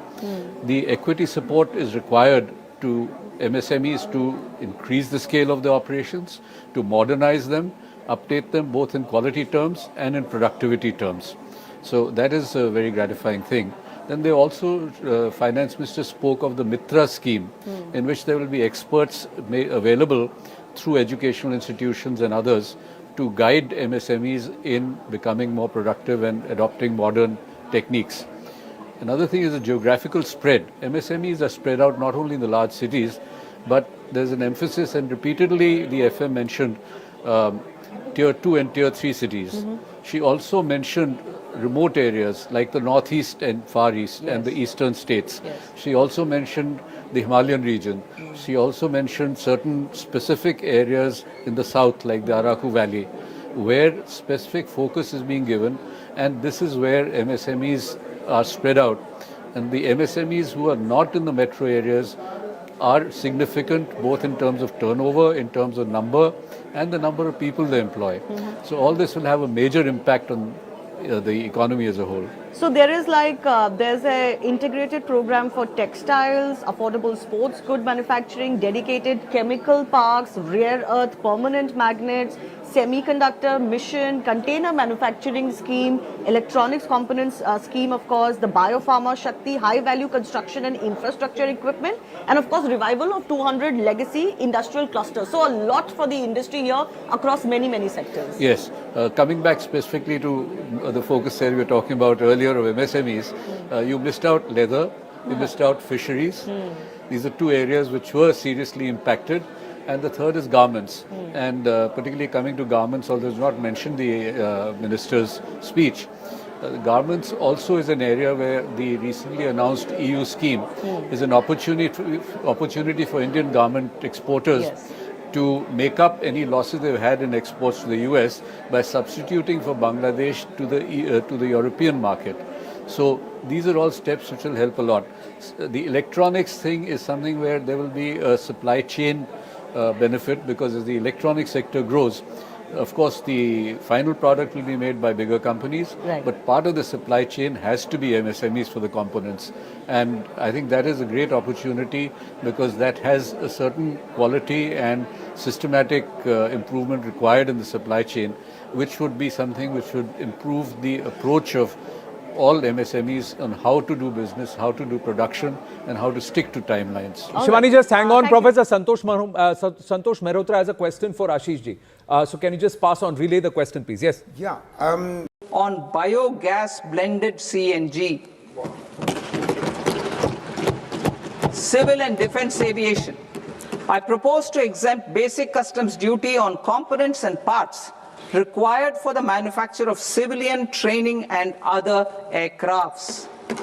It is proposed to exempt basic customs duty on raw materials imported for the manufacture of parts of aircraft to be used in maintenance, repair, or overall requirements by units in the defense sector. Electronics. To deepen value addition in the consumer electronics sector, I propose to exempt basic customs duty on specified parts used in the manufacture of microwave ovens. Special economic zone. To address the concerns arising about utilization of capacity by manufacturing units in the special economic zones due to global trade disruptions, I propose as a special one-time measure to facilitate sales by eligible manufacturing units in SEZs to the domestic tariff area at concessional rates of duty. The quantity of such sales will be limited to a prescribed proportion of their exports. Necessary regulatory changes will be undertaken to operationalize the measures while ensuring level playing field for the units working in the DTA. Ease of living. To rationalize the customs duty structure for goods imported for personal use, I propose to reduce the tariff rate on all dutiable goods imported for personal use from 20% to 10%. To provide relief to patients, particularly those suffering from cancer, I propose to exempt basic customs duty on 17 drugs or medicines. I propose also to add 7 more rare diseases for the purposes of exempting import duties on personal imports of drugs, medicines, and food for special medical purposes used in their treatment. Customs process. India's role and share in the global trade is poised for a major leap in line with our ambition and journey towards Vikasit Bharat. In this regard, I propose many measures for custom processes to have minimal intervention for smoother and faster movement of goods and greater certainty to the trade. Trust-based systems. I propose to enhance duty deferral period for Tier 2 and Tier 3 authorized economic operators, known as AEOs, from 15 days to 30 days. I propose to provide eligible manufacturer importers the same duty deferral facility. This should encourage them to get themselves accredited as a full-fledged Tier 3 AEO in due course. To provide greater certainty and for better business planning, I propose to extend validity period of advance ruling binding on customs from the present 3 years to 5 years. In the spirit of the whole of government approach,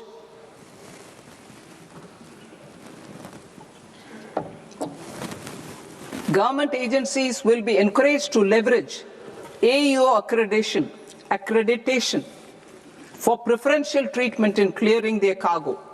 Regular importers with trusted long-standing supply chains will be recognized in the risk system so that the need for verification of their cargo every time can be minimized. Export cargo using electronic sealing.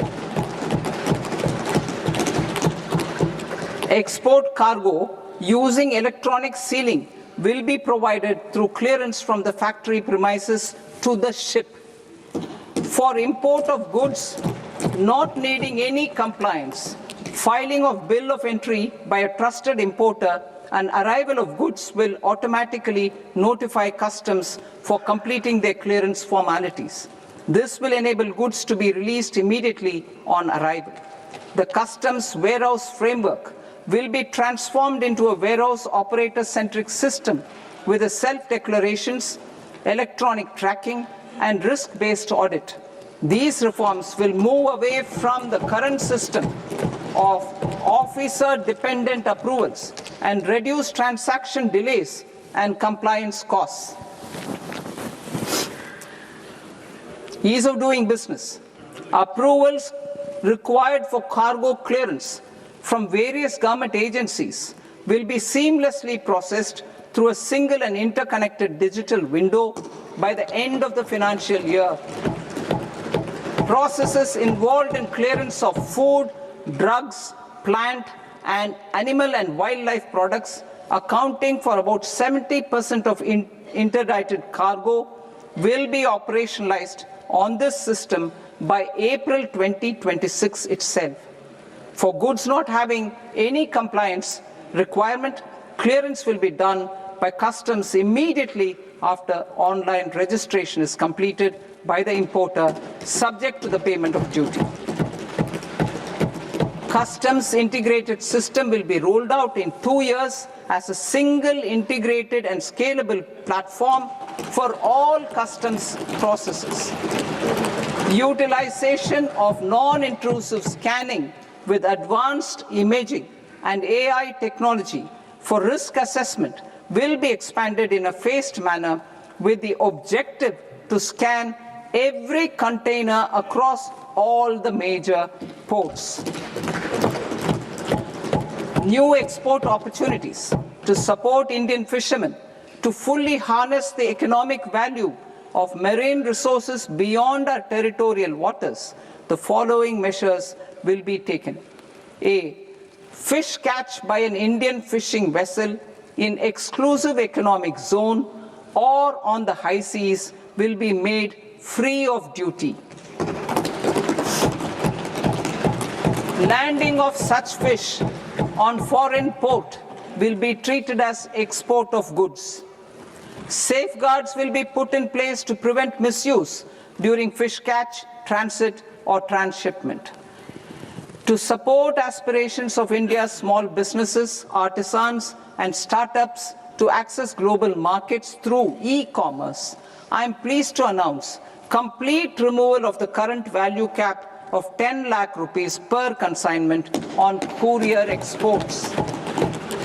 In addition, handling of rejected and returned consignments will be improved with effective use of technology for identifying such consignments. I propose to revise provisions governing baggage clearance during international travel to address genuine concerns of passengers. The revised rules will enhance duty-free allowances in line with the present-day travel realities and provide clarity in temporary carriage of goods brought in or taken out. There are honest taxpayers who are willing to settle disputes by paying all their dues, but they get deterred due to negative connotation associated with penalty. They will now be able to close cases by paying an additional amount in lieu of penalty. Honorable Speaker, sir, with this, I commend the budget to this august House. Jai Hind.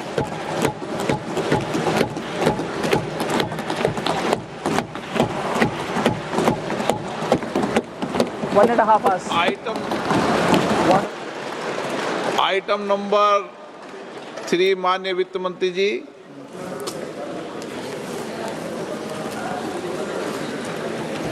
Item number 2, sir. 3. Perhaps not the devil, but the delight lies in the details, viewers. The markets are down. The markets are also operating today. As of now, the Sensex is down by about 1,000 points. That's what we are given to understand. Is it because of the gold ETFs and the plunge that gold and silver ETFs have had through the day? Or is there a sentiment which says, what's in it for me? There is, as elucidated in Part A and Part B, huge steps that have been taken towards spreading and disseminating this growth story into Tier 2 and Tier 3 markets. There is a huge impetus that's been given to agri-producers, wheat, cashew, coconut, and also pole-bound states. There is a thrust to try and create a corridor, an industrial manufacturing corridor towards the eastern parts of Bharat with Purvodaya. There is a thrust towards easing the tax norms and simplifying tax procedures with the new tax laws that will be tabled in Parliament and perhaps be enacted, come into force within 2 months from now. But are there huge tax rebates? No. Is there a certain concession on import duties and customs duties that have been improved? Is there more effort to try and create and generate more employment in the labor-intensive sectors? Let's ask our experts. We've got Rajiv Kumarji, S.C. Gargji is there, Sunil Alagji and Sumita Davraji with us. Rajiv ji, your thoughts first up. Yeah, so a very, how do you say,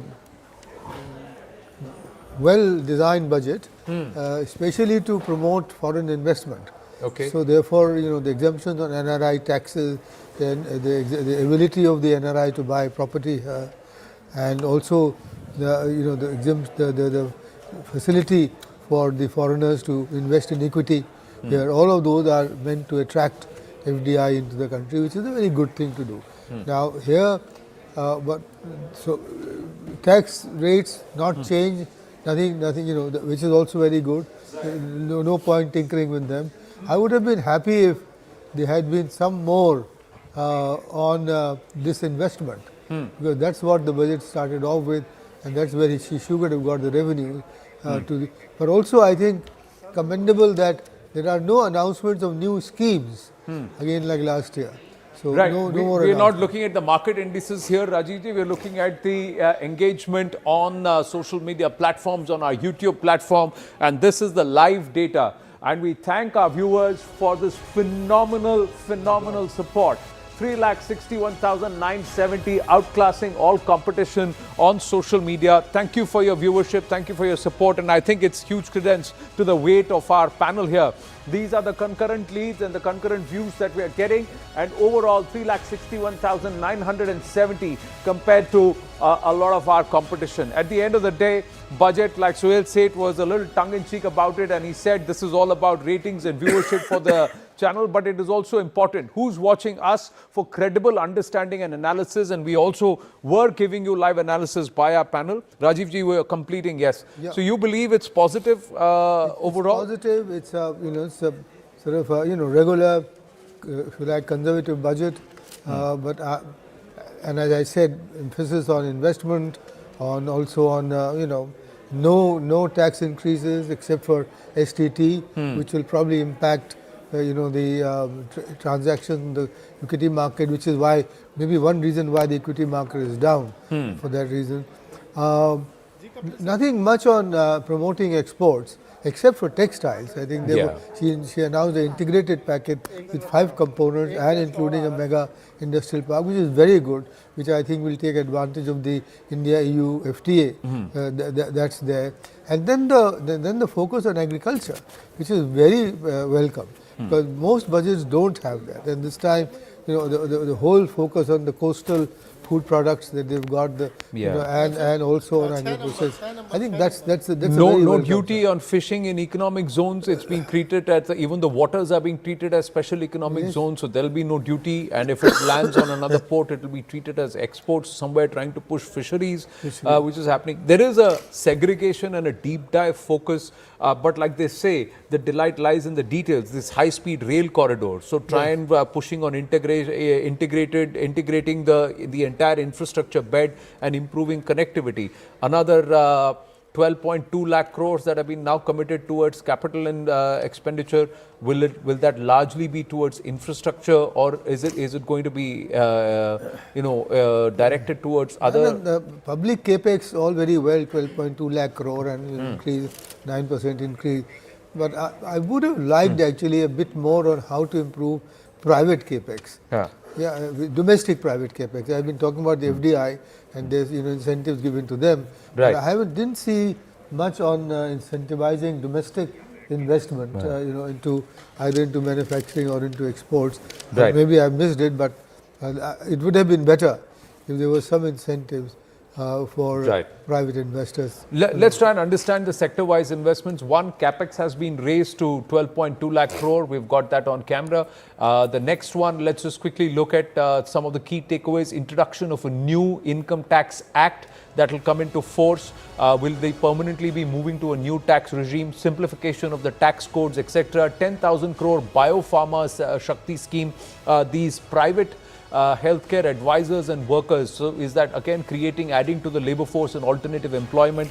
Aim to lower fiscal deficit to about 4.2%. This time around, she says that she's stuck to the brief, keeping of the fiscal deficit targets. Budget estimates and also the revised estimates, and also more importantly, boost for labor-intensive sectors. The labor expert is sitting right next to me, so let's go to her, and then Garg Saab, I'll come to you, and then Sunil Alagji. Yes, ma'am, you've been taking copious notes right through the last 90 minutes. Yeah, so please tell us. No, I'm just trying to understand the landscape of the budget. It covers a lot of sectors. What I feel most happy about is that on infrastructure, the allocation is the highest ever, and there was some debate about that before the budget, whether that will be maintained. So that is a growth driver, and that's a growth driver in many ways for the labor force that works in construction, also for the labor force that works in factories which produce components, steel, cement, so on and so forth, for the logistics sector also, which will be carrying all these goods to infrastructure points, and for the capital goods manufacturing, this will be very attractive. At the same time, the 7 high-speed rail corridors between the cities, that will be a growth connector. It will help the mobility of labor and also help them to reach the places where the jobs are, where the employment is. The waterways brings in a lot of multimodality. Climate-friendly multimodality into the logistics framework. So this is something to really feel happy about, and also the focus on services. What the Honorable FM has announced, a high-level education to employment for services. Correct. We talked about education, improving and focusing on education. So 5 university townships have been focused on. We looked at tourism, and then they're saying that we're going to improve also cultural tourism and also medical tourism. There's going to be huge impetus on these two because they're also labor intensive. They also generate a lot of jobs. The local ecosystem gains from that. They generate a lot of jobs. Mr. Garg, Shivani is also joining us from the CII dugout. A quick word from there, and then we'll come back, bring it back into the studio. Yes, Shivani. Yes, so certainly, Anand, as far as the industry is concerned, there are mixed reactions and very first few reactions that are coming in right now. We're going to, of course, get you some of the top industry voices and reactions here, but there's a lot for many industries. So we will be joined by many of those representatives here at the CII dugout. Our guests are going to start arriving very soon. But initially speaking, there's a huge murmur going around as far as the corridors here is concerned. And the focus that the finance minister has announced, which is, as you were saying, in tourism, there's education, there's the future sunrise sectors as well. There's, of course, pharma industry. We're expecting a reaction from that industry as well. And we'll be right back with you as soon as our guests start arriving here. Anand. Right. So let's swing back to you and come back to you into the dugout as soon as we have experts there. Garg Sahab and then Sunil Lalakji. See, I think great budget in this in the way this has been presented. For the first time, I found the budget focusing on what the budget should be doing rather than sort of announcing the announcements of the government and all. Right. So this is one great aspect. Right. Second, to my mind, a very nice macroeconomic budgetary balance. The FM has not increased the expenditures very much. It's only about 6%. She has not taken any tax hits kind of thing. Right. The fiscal deficit at 4.3% for the next year is good. Right. So I think the budget balance is excellent in the circumstances. Third, to my mind, there is very specificity of everything which has been announced this time. Okay. So proposals across the there's some attention to detail. That's and sector wise. Exactly, and that is very good. Everything was a very specific proposal, whether it was for the electronics industries or whether it was for services boost kind of thing. So that's, I think, the big very good things about. Three bad things, which I think is very they could big, have done or did not do. Which to my mind are very big misses. Yeah. One is this, again, this privatization and disinvestment has been completely forgotten. Yeah. Second, the customs package was expected. There is no customs package. You don't find it there at all. Correct. There is again some tinkering which has been done in the past. And lastly, to my mind, the one big problem which India, especially Delhi, has been facing is this climate change and pollution has been completely missed out. So pollution has not been addressed in the budget, but is it because it's going to be addressed not at a central level but at the local, state and administrative level? We must recognize that this is a national problem. It's not local problem. Anywhere else in the world, whether it was China after 2010, this has been handled and dealt with at the central level. But we must not forget, I agree and I buy this point with all respect, but Beijing 2008 has everybody forgotten. Did we see the athletes wear masks and choke? Correct. So that is... And then till 2016, Beijing could not solve it. Beijing also took 8 years to get rid of the Exactly, it takes time, but you have to start. Yeah. You have to start. On that, the numbers actually say that Delhi in the last decade and a half has not had clean air days as many as it has had in 2025. No, latest is wind effect. How do we deal with the pollutants? Correct. Now, Did we do anything to deal with the pollutants? Okay. You believe strongly it should be part of the budget and there has to be a national focus on it. There is another thought which says this is an administrative challenge that the Delhi government has and the Delhi government has to deal with it along with the respective neighboring state governments. So that's the thought process. There will be no overall central budgetary allocation for it. It's something which everybody has to put some work in it and collectively sit together. Where's the cooperative federalism, Anand? That's what has to come in, and that begins with the budget. I'm sorry. So, ye aap batayenge. I mean, AAAP. Sorry. You're going to ask me, no, because I said basically a budget to increase our effort on growth.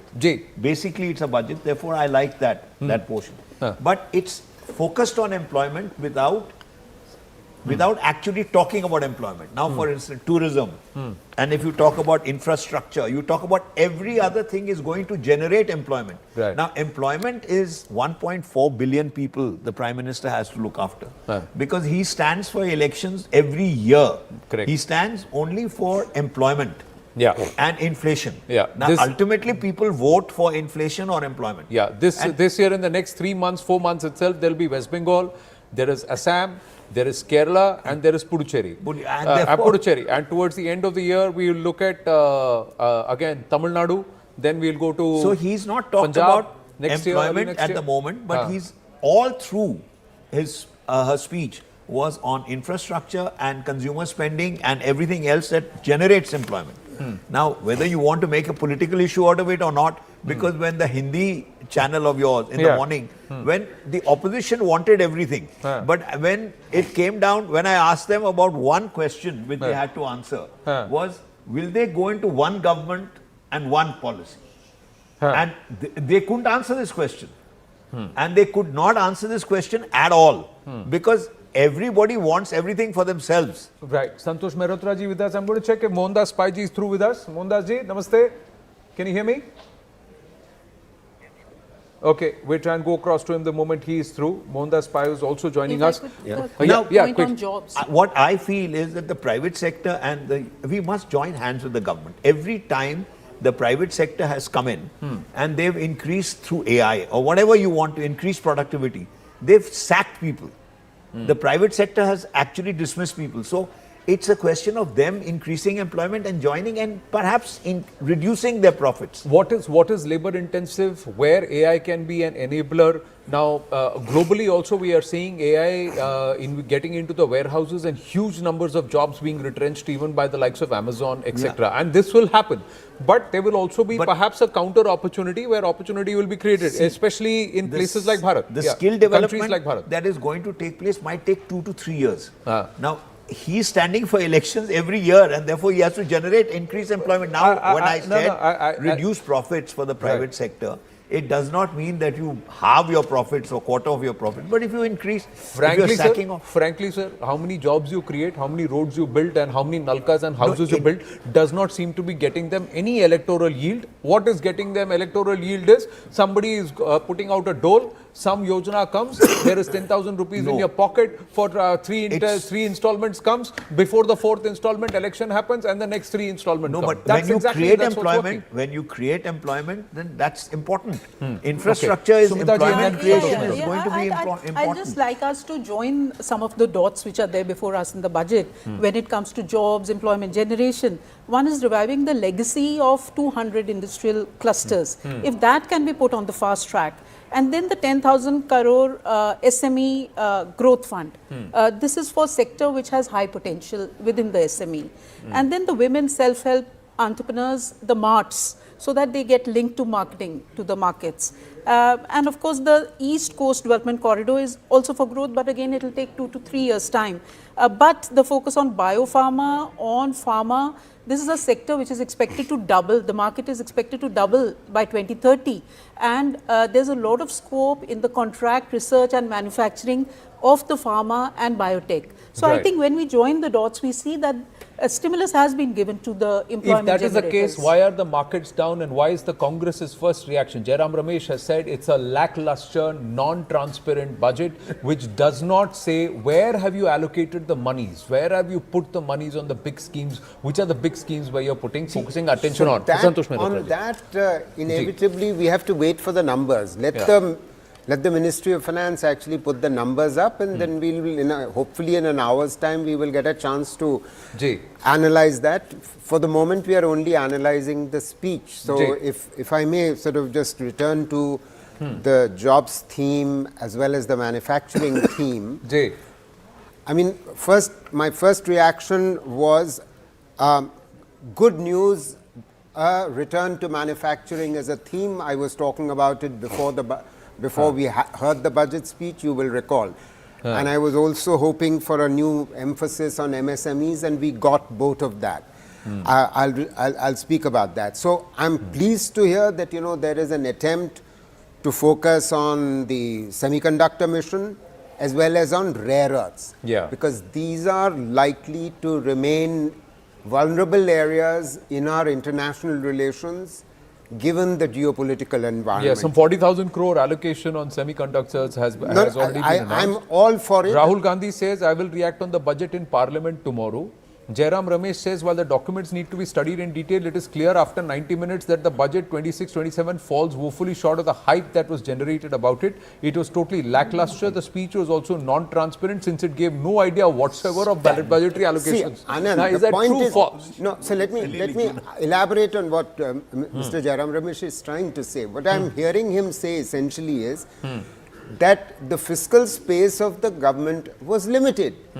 She's trying to reduce the fiscal, the deficit. Right. She's not mobilized resources from anywhere as far as I can make out. I know Garg Sahab talked about demonetization. Except the doubling, more than doubling. But some top lines. 20,000 crores. Such a minor amount, Rajiv, with all due respect. Correct. I mean, just two markers to defense expenditure. FY27 5.94 lakh crore versus 5.68 lakh crore in FY26. Defense. हाँ, तो कितना बड़ा कुछ नहीं बड़ा, nothing per se. Divestment target is at 80,000 crore versus 33,837 crore in FY26. इस साल 80,000 crore. No, 80,000 must be against 75,000. हाँ. Not B to B. B to B. Okay. If you compare B to B. On R&D, she's left research and development out completely for all industry. So that allocation has already been announced. The RDI allocation, sir, point is 1 lakh crore was announced, but of that not even 200 crore has been tapped. The spending is not happening. That's where the problem is. Budgetary allocation is nothing. Allocation. Nothing. On R&D is a huge amount which has to be spent. No, you're absolutely right. A lot has to be spent. But can I just return to the jobs? I'm just saying the government is saying we are willing to spend, but nobody has asked for that money in RDI. So what do you do? It's not that simple, by the way. I'll explain it in case you want. First, No, you go ahead. No, the RDI scheme last year, they put 20,000 crore against the entire science and technology budget of about 5,000 crores a year. In 1 year, 20,000 crore. That, I think numbers will come, but not more than 200 crores would have been spent. Why? Because that scheme is getting rolled out. You are creating fund, you are creating structures, you are inviting proposals. The entire 1 year has been spent on all this preparatory work. Let us see that in the next year, can you move further? By the way, this NRF was first announced in 2021 budget. So 5 years down the line. So who's moving slowly? The government or the administrative machinery? The government, scientific establishment, both. Both of them. The government is, when you say government, is it because the government in terms of the minister and they are ready? Ministry. But the bureaucracy is taking its own sweet time? Exactly. Scientific bureaucracy is also there. I would like to make a quick point here. The 5 university townships near the industrial and logistic corridors, this should promote industry, academia, collaborations and can be seen as a correction move. Correct, but these 5 university townships, ma'am, will not come through in the next 5 years. When they come. And which universities are going to come? Which universities are? Yes, you're making allocations, you're making a plan. But is this enough? Is it fast enough? Is it happening soon enough? It is not. Or is it frustratingly slow? How many IIMs have been created? All the Institute of Management. Now, when I went to Shillong, I said, where do they getting their jobs? Where are their jobs for such people who come out from the IIM? No.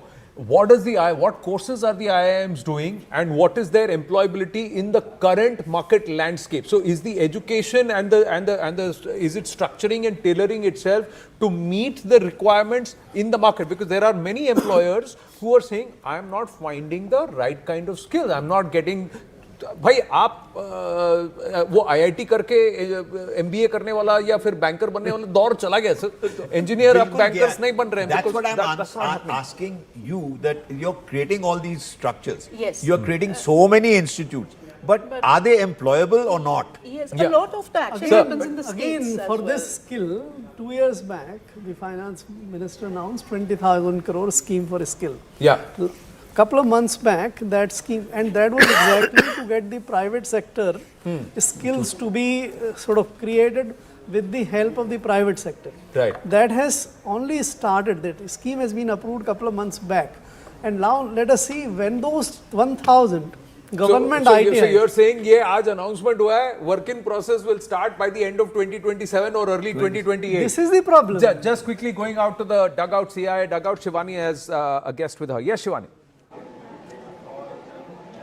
Thanks a lot for that. Mr. Ashok Sehgal, Chairman of the Policy Panel at CII National MSME Council and MD Frontier Technologies Private Limited is with us. Mr. Sehgal, thanks a lot for your time. So a lot of the focus was meant to be for manufacturing and for MSMEs. Your key takeaway from the budget today? I think the key takeaway is that the Finance Minister has correctly recognized that MSMEs are the backbone of industry. Large industry has always said that, and the government is recognizing that unless you have a strong supply chain supporting the large industry, overall growth will not take place. So it is very gratifying to see a lot of schemes announced specifically for MSMEs to grow both in overall scale as well as in the quality of the products which they can produce. So one is the scheme they have for equity support, because as growth takes place and both the overall GDP numbers, and we are expecting that the growth of MSMEs is in fact faster than that of the overall GDP growth of the country. The equity support is required to MSMEs to increase the scale of the operations, to modernize them, update them both in quality terms and in productivity terms. So that is a very gratifying thing. Then they also, Finance Minister spoke of the Mitra scheme, in which there will be experts available through educational institutions and others to guide MSMEs in becoming more productive and adopting modern techniques. Another thing is the geographical spread. MSMEs are spread out not only in the large cities, but there's an emphasis, and repeatedly the FM mentioned tier 2 and tier 3 cities. She also mentioned remote areas like the northeast and far east and the eastern states. She also mentioned the Himalayan region. She also mentioned certain specific areas in the south like the Araku Valley, where specific focus is being given, and this is where MSMEs are spread out. And the MSMEs who are not in the metro areas are significant both in terms of turnover, in terms of number, and the number of people they employ. So all this will have a major impact on the economy as a whole. So there is like, there's a integrated program for textiles, affordable sports good manufacturing, dedicated chemical parks, rare earth permanent magnets, semiconductor mission, container manufacturing scheme, electronics components scheme, of course, the biopharma Shakti, high value construction and infrastructure equipment, and of course revival of 200 legacy industrial clusters. So a lot for the industry here across many, many sectors. Yes, coming back specifically to the focus area we were talking about earlier of MSMEs, you missed out leather, you missed out fisheries. These are two areas which were seriously impacted. And the third is garments. And particularly coming to garments, although it's not mentioned the minister's speech, garments also is an area where the recently announced EU scheme is an opportunity for Indian garment exporters to make up any losses they've had in exports to the US by substituting for Bangladesh to the European market. So these are all steps which will help a lot. The electronics thing is something where there will be a supply chain benefit, because as the electronic sector grows, of course the final product will be made by bigger companies, but part of the supply chain has to be MSMEs for the components. And I think that is a great opportunity, because that has a certain quality and systematic improvement required in the supply chain, which would be something which would improve the approach of all MSMEs on how to do business, how to do production, and how to stick to timelines. Shivani, just hang on. Professor Santosh Mehrotra has a question for Ashish ji. So can you just pass on, relay the question, please? Yes. Yeah. On biogas blended CNG, civil and defense aviation, I propose to exempt basic customs duty on components and parts required for the manufacture of civilian training and other aircrafts. It is proposed to exempt basic customs duty on raw materials imported for the manufacture of parts of aircraft to be used in maintenance, repair, or overall requirements by units in the defense sector.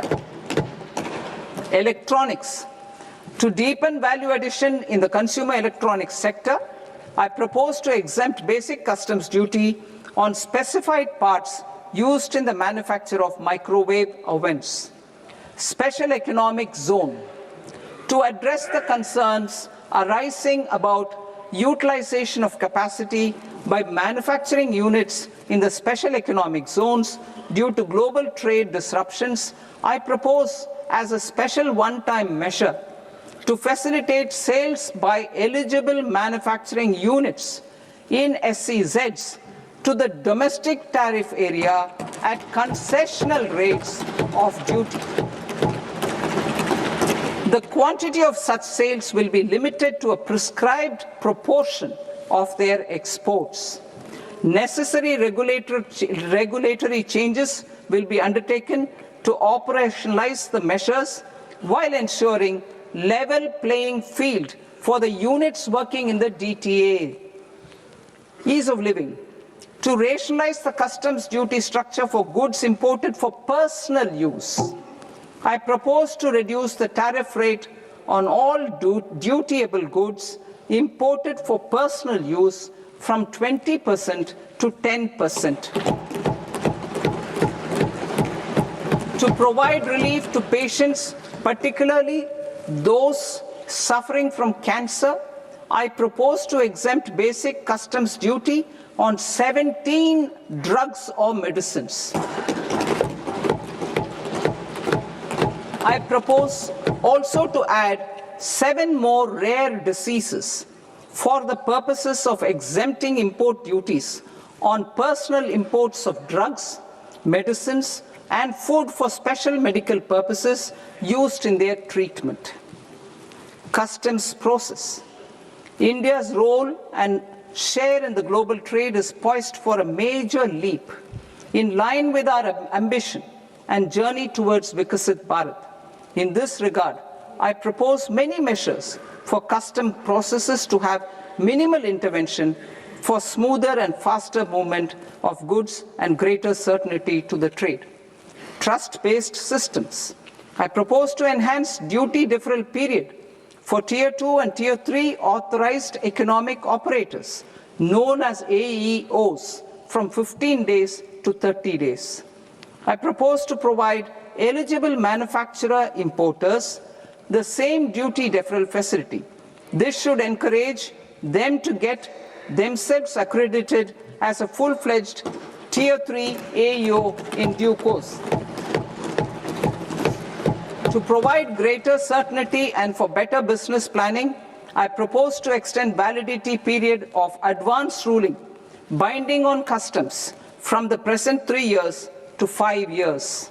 In the spirit of the whole of government approach,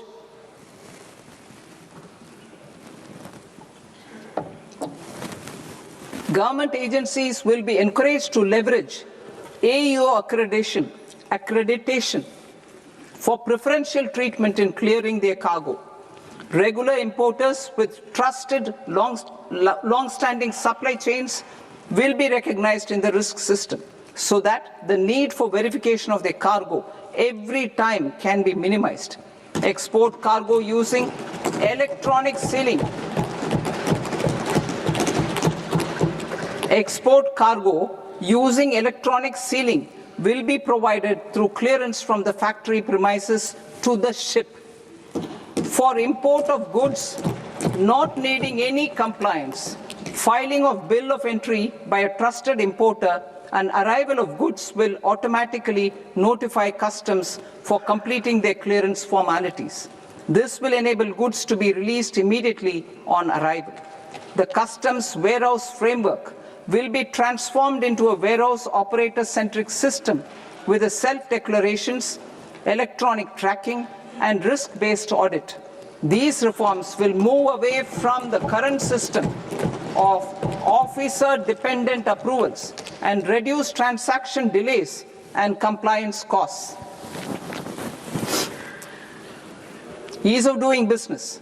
Approvals required for cargo clearance from various government agencies will be seamlessly processed through a single and interconnected digital window by the end of the financial year. Processes involved in clearance of food, drugs, plant and animal and wildlife products, accounting for about 70% of interdicted cargo, will be operationalized on this system by April 2026 itself. For goods not having any compliance requirement, clearance will be done by customs immediately after online registration is completed by the importer, subject to the payment of duty. Customs integrated system will be rolled out in 2 years as a single integrated and scalable platform for all customs processes. Utilization of non-intrusive scanning with advanced imaging and AI technology for risk assessment will be expanded in a phased manner with the objective to scan every container across all the major ports. New export opportunities to support Indian fishermen to fully harness the economic value of marine resources beyond our territorial waters. The following measures will be taken. A. Fish catch by an Indian fishing vessel in exclusive economic zone or on the high seas will be made free of duty. Landing of such fish on foreign port will be treated as export of goods. Safeguards will be put in place to prevent misuse during fish catch, transit, or transshipment. To support aspirations of India's small businesses, artisans, and startups to access global markets through e-commerce, I am pleased to announce complete removal of the current value cap of 10 lakh rupees per consignment on courier exports. In addition, handling of rejected and returned consignments will be improved with effective use of technology for identifying such consignments. I propose to revise provisions governing baggage clearance during international travel to address genuine concerns of passengers. The revised rules will enhance duty-free allowances in line with the present-day travel realities and provide clarity in temporary carriage of goods brought in or taken out. There are honest taxpayers who are willing to settle disputes by paying all their dues, but they get deterred due to negative connotation associated with penalty. They will now be able to close cases by paying an additional amount in lieu of penalty. Honorable Speaker, sir, with this, I commend the budget to this august House. Jai Hind.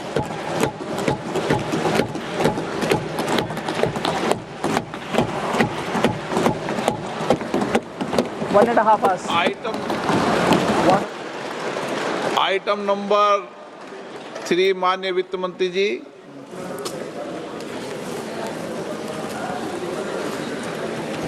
Item number 2, sir. 3. Perhaps not the devil, but the delight lies in the details, viewers. The markets are down.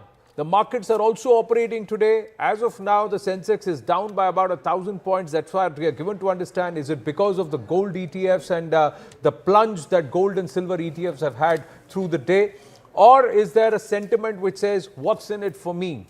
There is, as elucidated in Part A and Part B, huge steps that have been taken towards spreading and disseminating this growth story into Tier 2 and Tier 3 markets. There is a huge impetus that's been given to agri-producers, wheat, cashew, coconut, and also pole-bound states. There is a thrust to try and create a corridor, an industrial manufacturing corridor towards the eastern parts of Bharat with Purvodaya. There is a thrust towards easing the tax norms and simplifying tax procedures with the new tax laws that will be tabled in Parliament and perhaps be enacted, come into force within 2 months from now. But are there huge tax rebates? No. Is there a certain concession on import duties and customs duties that have been improved? Is there more effort to try and create and generate more employment in the labor-intensive sectors? Let's ask our experts. We've got Rajiv Kumarji, S.C. Gargji is there, Sunil Alagji and Sumita Davraji with us. Rajivji, your thoughts first up. Yeah, so very how do you say, well-designed budget, especially to promote foreign investment.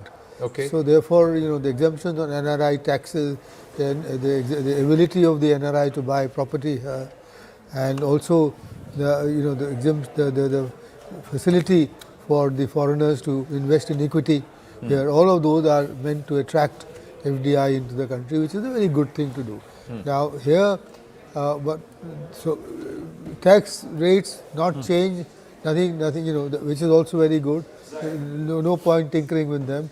I would have been happy if there had been some more on disinvestment, because that's what the budget started off with, and that's where she should have got the revenue. But also, I think commendable that there are no announcements of new schemes again like last year. So right. no We more are not announcements. looking at the market indices here, Rajivji. We are looking at the engagement on social media platforms, on our YouTube platform, and this is the live data. And we thank our viewers for this phenomenal support.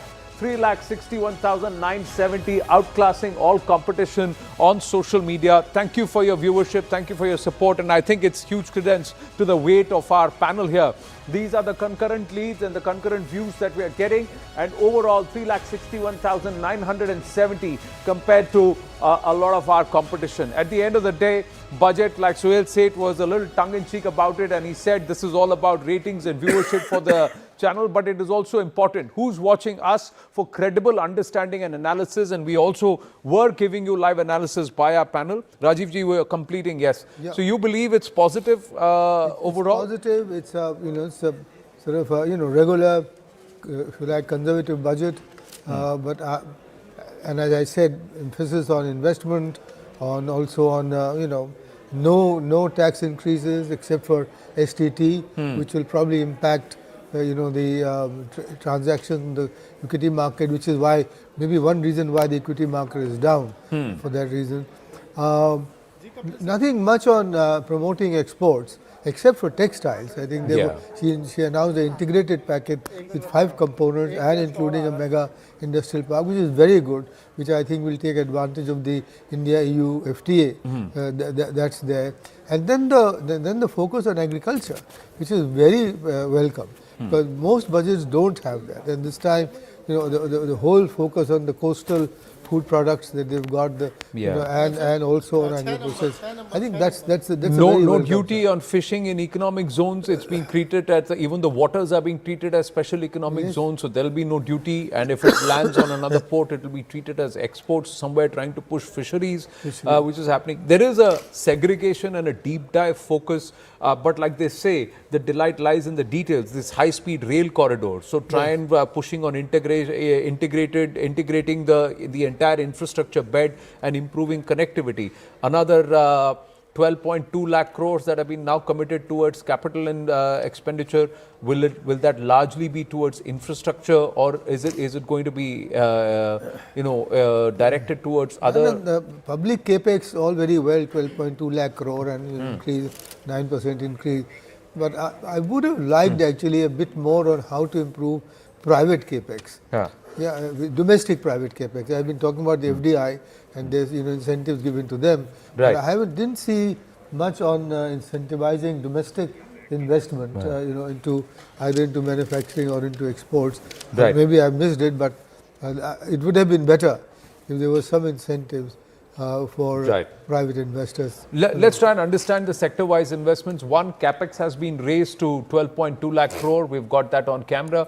The next one, let's just quickly look at some of the key takeaways. Introduction of a new income tax act that will come into force. Will they permanently be moving to a new tax regime? Simplification of the tax codes, etc. 10,000 crore biopharma Shakti scheme. These private healthcare advisors and workers. So is that again adding to the labor force and alternative employment? Aim to lower fiscal deficit to about 4.2%. This time around, she says that she's stuck to the brief, keeping off the fiscal deficit targets.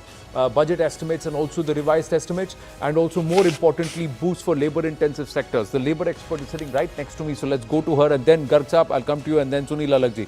Yes ma'am, you've been taking copious notes right through the last 90 minutes. Yeah, so please tell us. Ji. Yeah, no, I'm just trying to understand the landscape of the budget. It covers a lot of sectors.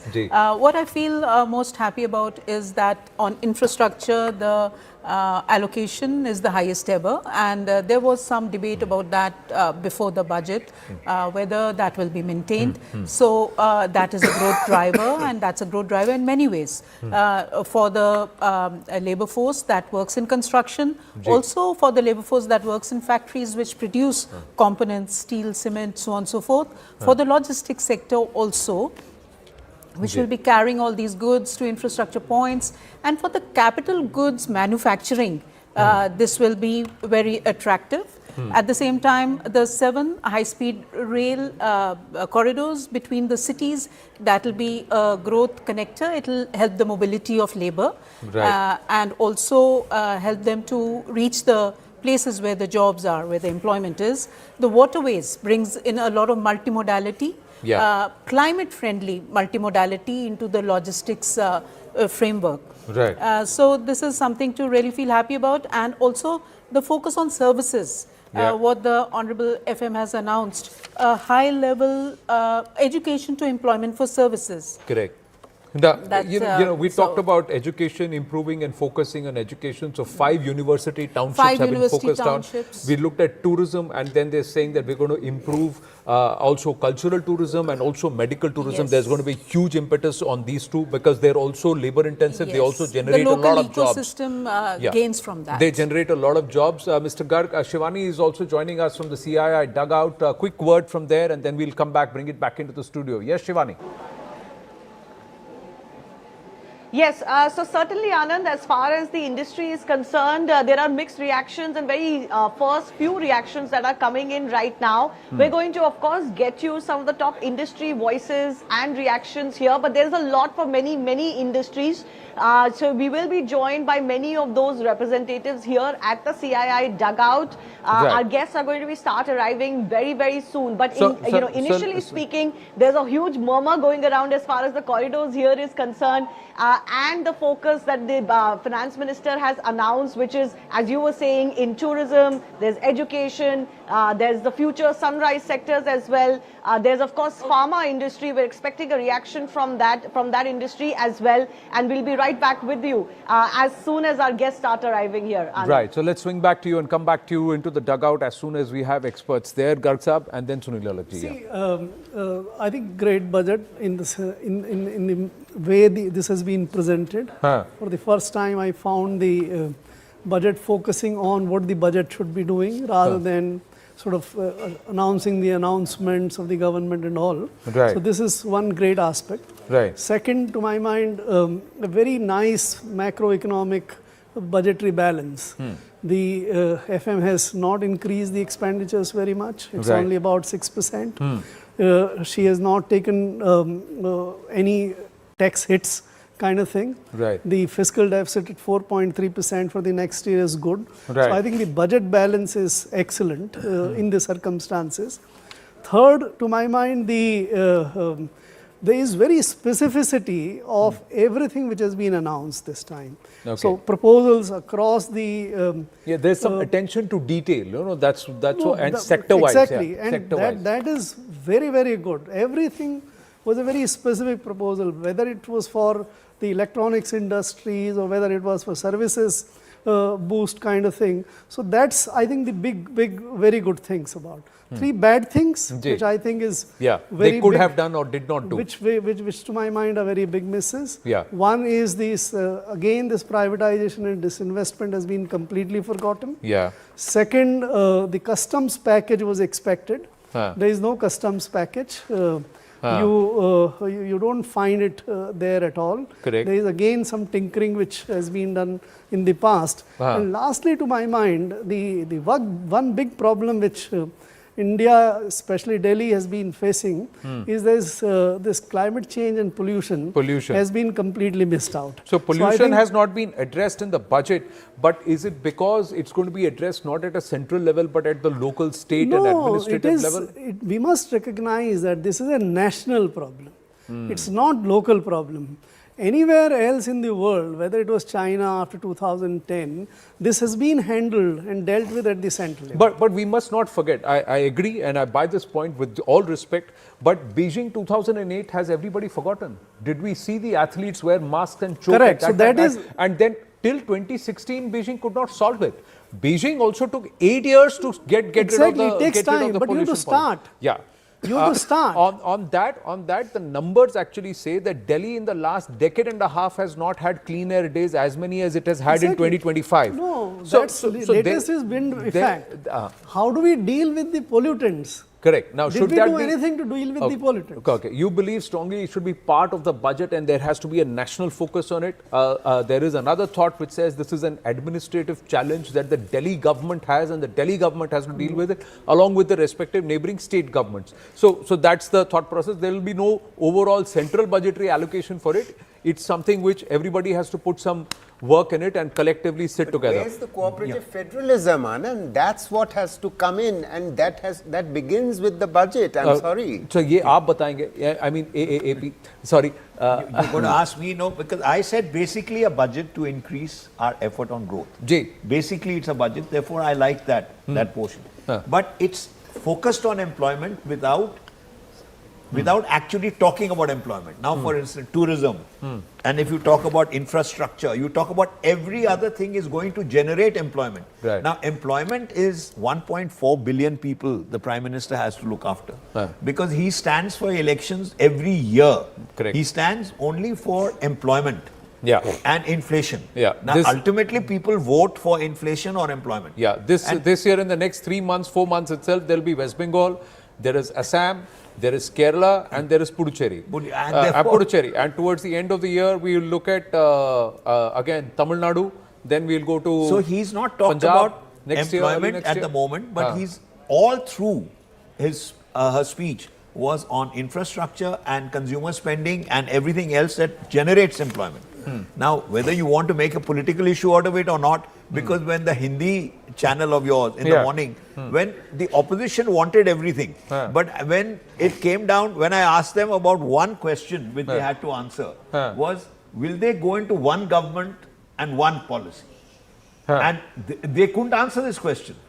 And they could not answer this question at all because everybody wants everything for themselves. Right. Santosh Mehrotra ji with us. I'm going to check if Mohandas Pai ji is through with us. Mohandas ji, namaste. Can you hear me? Okay, we'll try and go across to him the moment he is through. Mohandas Pai is also joining us. Point on jobs. What I feel is that the private sector and we must join hands with the government. Every time the private sector has come in and they've increased through AI or whatever you want to increase productivity, they've sacked people. The private sector has actually dismissed people. So it's a question of them increasing employment and joining and perhaps in reducing their profits. What is labor intensive, where AI can be an enabler? Now, globally also we are seeing AI getting into the warehouses and huge numbers of jobs being retrenched even by the likes of Amazon, etc. And this will happen.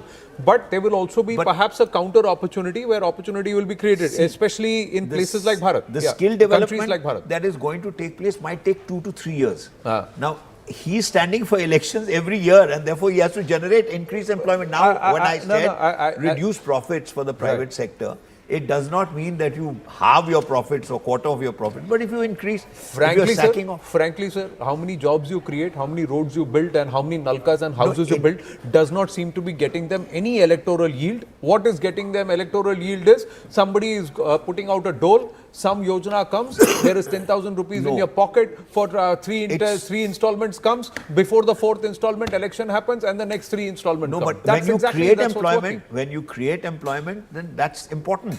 Infrastructure is employment creation is going to be important. I'd just like us to join some of the dots which are there before us in the budget when it comes to jobs, employment generation. One is reviving the legacy of 200 industrial clusters. If that can be put on the fast track, And then the 10,000 crore SME growth fund. This is for sector which has high potential within the SME. And then the women self-help entrepreneurs, the marts, so that they get linked to marketing, to the markets. And of course, the East Coast Development Corridor is also for growth, but again, it will take 2 to 3 years' time. But the focus on biopharma, on pharma, this is a sector which is expected to double. The market is expected to double by 2030. And there's a lot of scope in the contract research and manufacturing of the pharma and biotech. So I think when we join the dots, we see that a stimulus has been given to the employment If that is the generators. case, why are the markets down and why is the Congress's first reaction? Jairam Ramesh has said it's a lackluster, non-transparent budget which does not say where have you allocated the monies, where have you put the monies on the big schemes, which are the big schemes where you're focusing attention on. Inevitably we have to wait for the numbers. Let the Ministry of Finance actually put the numbers up, and then we'll, hopefully in an hour's time, we will get a chance to analyze that. For the moment, we are only analyzing the speech. So if I may sort of just return to the jobs theme as well as the manufacturing theme. I mean, my first reaction was good news, return to manufacturing as a theme. I was talking about it before we heard the budget speech, you will recall. And I was also hoping for a new emphasis on MSMEs, and we got both of that. I'll speak about that. So I'm pleased to hear that, there is an attempt to focus on the semiconductor mission as well as on rare earths. Because these are likely to remain vulnerable areas in our international relations, given the geopolitical environment. Some 40,000 crore allocation on semiconductors has already been announced. I'm all for it. Rahul Gandhi says, I will react on the budget in Parliament tomorrow. Jairam Ramesh says, while the documents need to be studied in detail, it is clear after 90 minutes that the budget 26-27 falls woefully short of the hype that was generated about it. It was totally lackluster. The speech was also non-transparent since it gave no idea whatsoever of budgetary allocations. See, Anand, is that true or false? No, so let me elaborate on what Mr. Jairam Ramesh is trying to say. What I'm hearing him say essentially is that the fiscal space of the government was limited. She's trying to reduce the fiscal, the deficit. Right. She's not mobilized resources from anywhere as far as I can make out. I know Garg Sahab talked about demonetization. Except the doubling, more than doubling. But some top lines. 20,000 crores. Such a minor amount, Rajiv, with all due respect. Correct. I mean, just two markers to defense expenditure. FY27 5.94 lakh crore versus 5.68 lakh crore in FY26. Defense. तो कितना बड़ा कुछ नहीं बड़ा nothing per se. Divestment target is at 80,000 crore versus 33,837 crore in FY26. Is 80,000 crore. No, 80,000 must be against 75,000. Not 33. B2B. B2B. Okay. If you compare B2B. The only thing is on R&D, she's left research and development out completely for all industry. So that allocation has already been announced. The RDI allocation sir, point is 1 lakh crore was announced, but of that not even 200 crore has been tapped. The spending is not happening. That's where the problem is. Budgetary allocation is nothing. Allocation. Nothing. On R&D is a huge amount which has to be spent. No, you're absolutely right. A lot has to be spent. But can I just return to the jobs? I'm just saying the government is saying we are willing to spend, but nobody has asked for that money in RDI. So what do you do? It's not that simple, by the way. I'll explain it in case you want. First, No, you go ahead. No, the RDI scheme last year, they put 20,000 crore against the entire science and technology budget of about 5,000 crores a year. In 1 year, 20,000 crore. That, I think numbers will come, but not more than 200 crores would have been spent. Why? Because that scheme is getting rolled out. You are creating fund, you are creating structures, you are inviting proposals. The entire 1 year has been spent on all this preparatory work. Let us see that in the next year, can you move further? By the way, this NRF was first announced in 2021 budget. So 5 years down the line. So who's moving slowly? The The Sarkar government. or the administrative The machinery? government, scientific establishment, both of them. The government is, no, when you say government, is it because the government in terms of the minister and they are ready? Ministry. But the bureaucracy is taking its own sweet time? Exactly. Scientific bureaucracy is also there. I would like to make a quick point here. The 5 university townships near the industrial and logistic corridors, this should promote industry, academia, collaborations and can be seen as a correction move. Correct, but these 5 university townships, ma'am, will not come through in the next 5 years. When they come. So, and which universities are bucket, on ma'am. which universities drop are, in yes, the bucket. you're making allocations, you're making a plan, but is this enough? Is it fast enough? Is it happening soon It is enough? not. Or is it We are so frustratingly far slow? behind. How many That's the IIMs question. have been created? All the Institute of Management. Now, when I went to Shillong, I said, where do they getting their jobs? Where are their jobs for such people who come out from the IIM? No. What courses are the IIMs doing and what is their employability in the current market landscape? So is the education and is it structuring and tailoring itself to meet the requirements in the market? Because there are many employers who are saying, I am not finding the right kind of skills. I am not getting. भाई आप वो IIT करके MBA करने वाला या फिर banker बनने वाला दौर चला गया सर इंजीनियर अब बैंकर्स नहीं बन रहे हैं. That's what I'm asking you, that you're creating all these structures. Yes. You're creating so many institutes, but are they employable or not? Yes, a lot of the action happens in the states. Again, for this skill, 2 years back, the finance minister announced 20,000 crore scheme for skill. Yeah.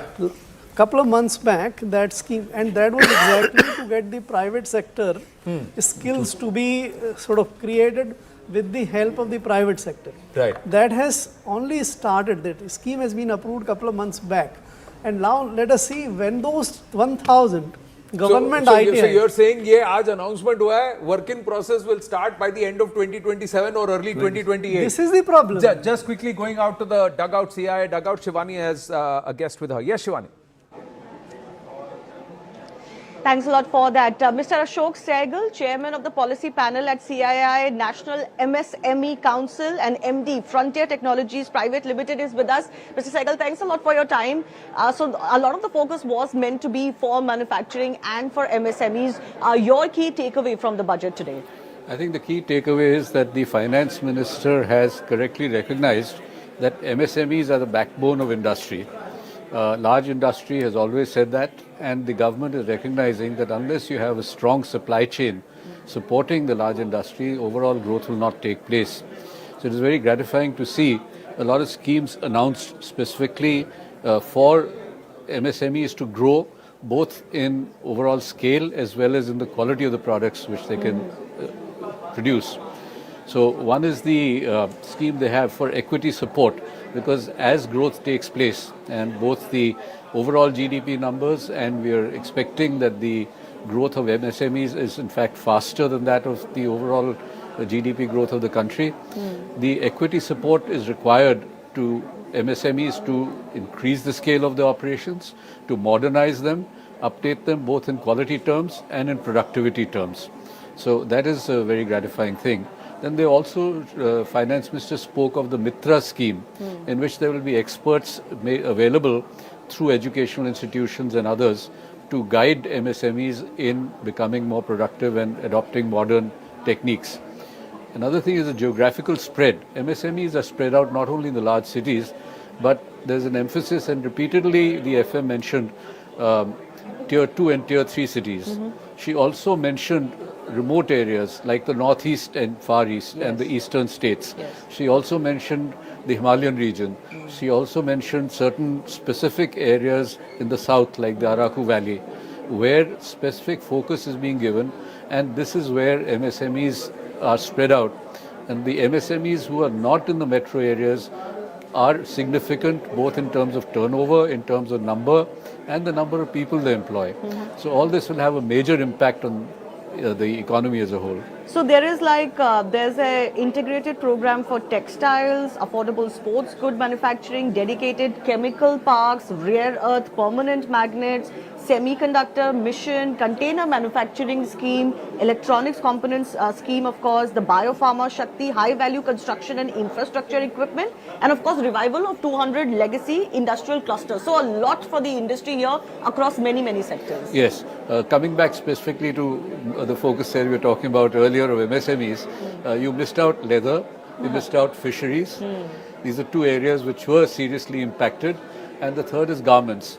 And particularly coming to garments, although it's not mentioned in the minister's speech, garments also is an area where the recently announced EU scheme is an opportunity for Indian garment exporters to make up any losses they've had in exports to the US by substituting for Bangladesh to the European market. So these are all steps which will help a lot. The electronics thing is something where there will be a supply chain benefit, because as the electronic sector grows, of course the final product will be made by bigger companies, but part of the supply chain has to be MSMEs for the components.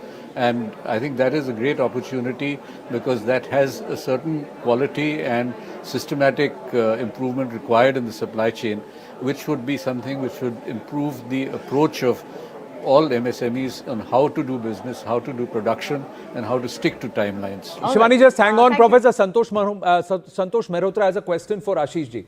So can you just pass on, relay the question, please? Yes. Yeah. On biogas blended CNG, civil and defense aviation, I propose to exempt basic customs duty on components and parts required for the manufacture of civilian training and other aircrafts. It is proposed to exempt basic customs duty on raw materials imported for the manufacture of parts of aircraft to be used in maintenance, repair, or overall requirements by units in the defense sector. Electronics. To deepen value addition in the consumer electronics sector, I propose to exempt basic customs duty on specified parts used in the manufacture of microwave ovens.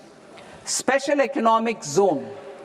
To address the concerns arising about utilization of capacity by manufacturing units in the special economic zones due to global trade disruptions, I propose as a special one-time measure to facilitate sales by eligible manufacturing units in SEZs to the domestic tariff area at concessional rates of duty. The quantity of such sales will be limited to a prescribed proportion of their exports. Necessary regulatory changes will be undertaken to operationalize the measures while ensuring level playing field for the units working in the DTA. Ease of living.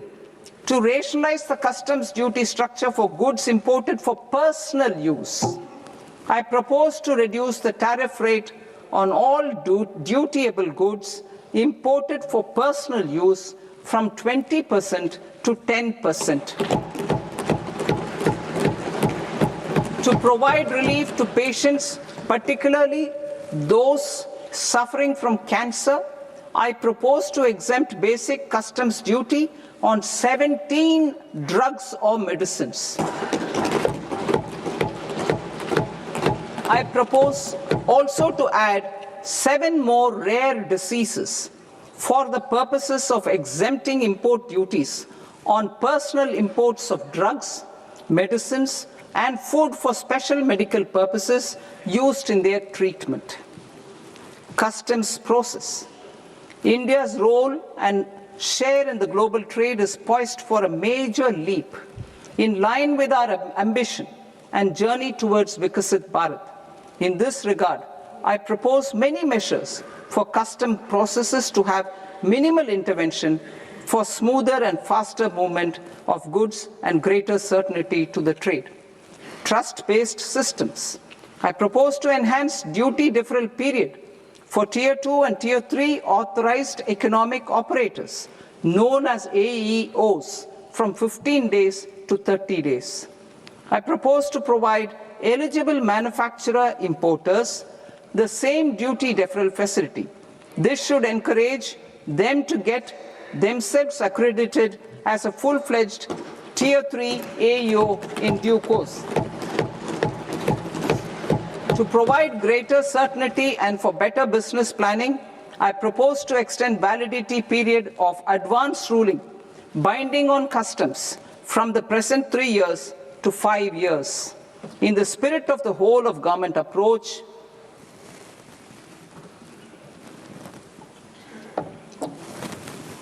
government agencies will be encouraged to leverage AEO accreditation for preferential treatment in clearing their cargo. Regular importers with trusted, long-standing supply chains will be recognized in the risk system so that the need for verification of their cargo every time can be minimized. Export cargo using electronic sealing. Export cargo using electronic sealing will be provided through clearance from the factory premises to the ship. For import of goods not needing any compliance, filing of bill of entry by a trusted importer and arrival of goods will automatically notify customs for completing their clearance formalities. This will enable goods to be released immediately on arrival. The customs warehouse framework will be transformed into a warehouse operator-centric system with a self-declarations, electronic tracking, and risk-based audit.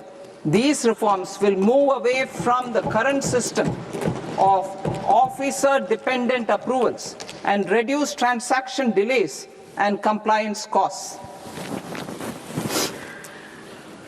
Ease of doing business.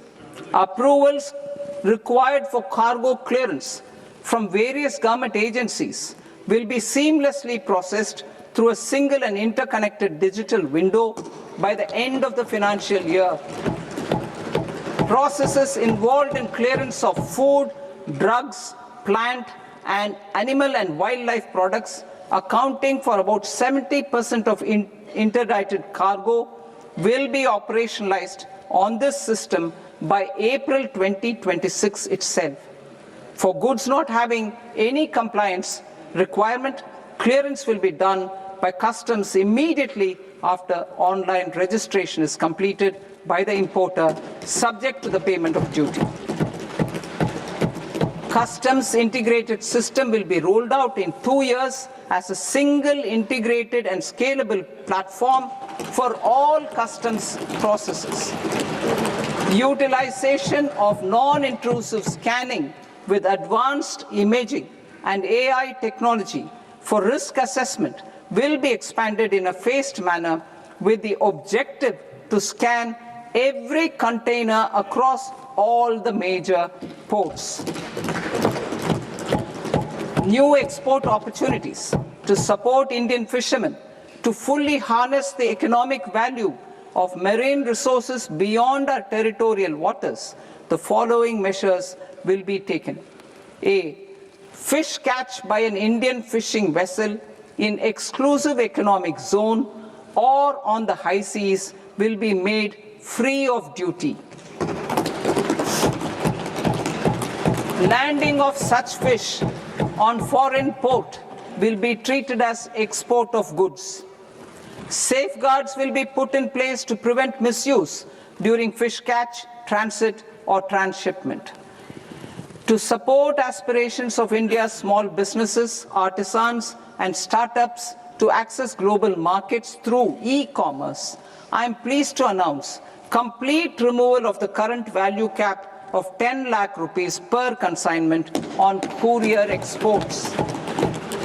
In addition, handling of rejected and returned consignments will be improved with effective use of technology for identifying such consignments. I propose to revise provisions governing baggage clearance during international travel to address genuine concerns of passengers. The revised rules will enhance duty-free allowances in line with the present-day travel realities and provide clarity in temporary carriage of goods brought in or taken out. There are honest taxpayers who are willing to settle disputes by paying all their dues. But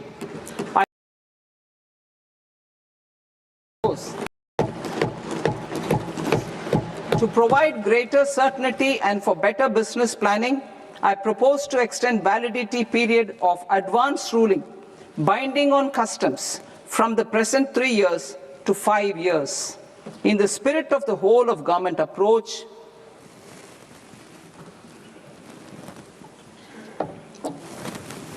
government agencies will be encouraged to leverage AEO accreditation for preferential treatment in clearing their cargo.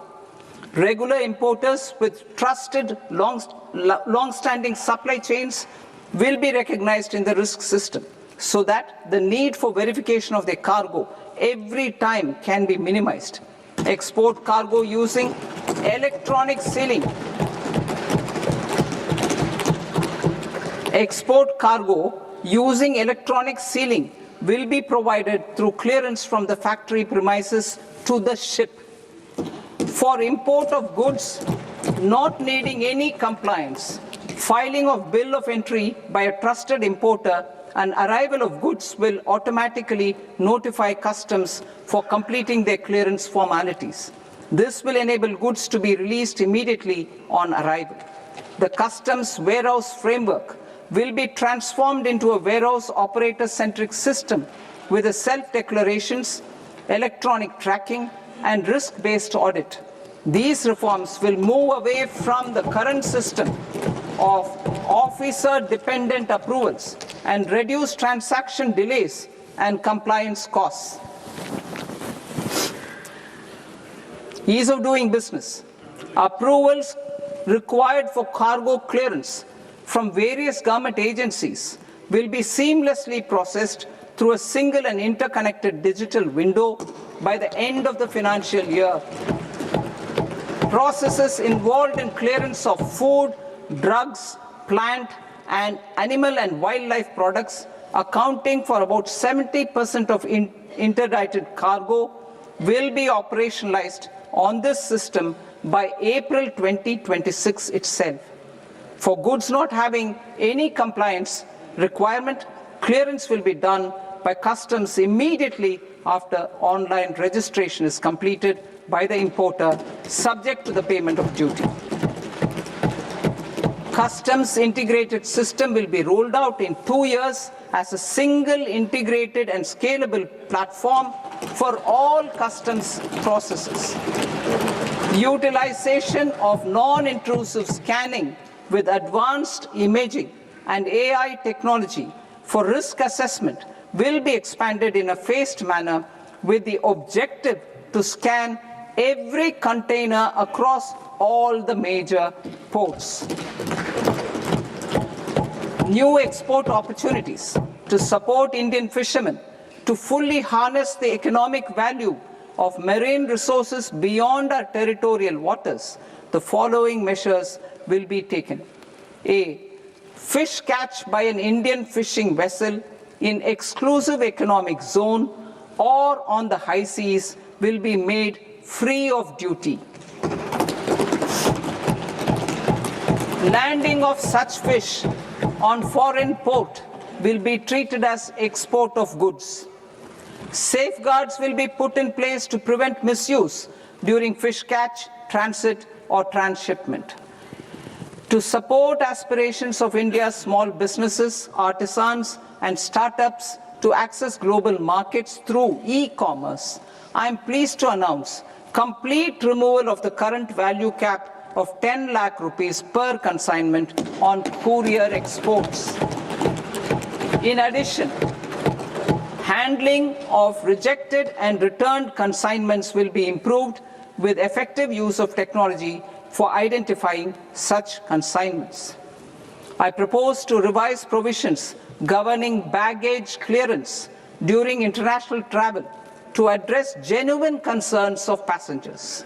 The revised rules will enhance duty-free allowances in line with the present day travel realities and provide clarity in temporary carriage of goods brought in or taken out. There are honest taxpayers who are willing to settle disputes by paying all their dues, but they get deterred due to negative connotation associated with penalty.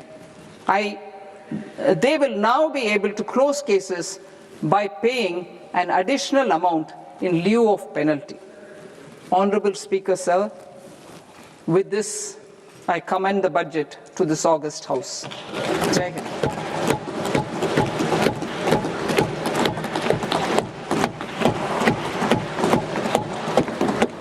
1.5 hours. Item number 3 माननीय वित्त मंत्री जी.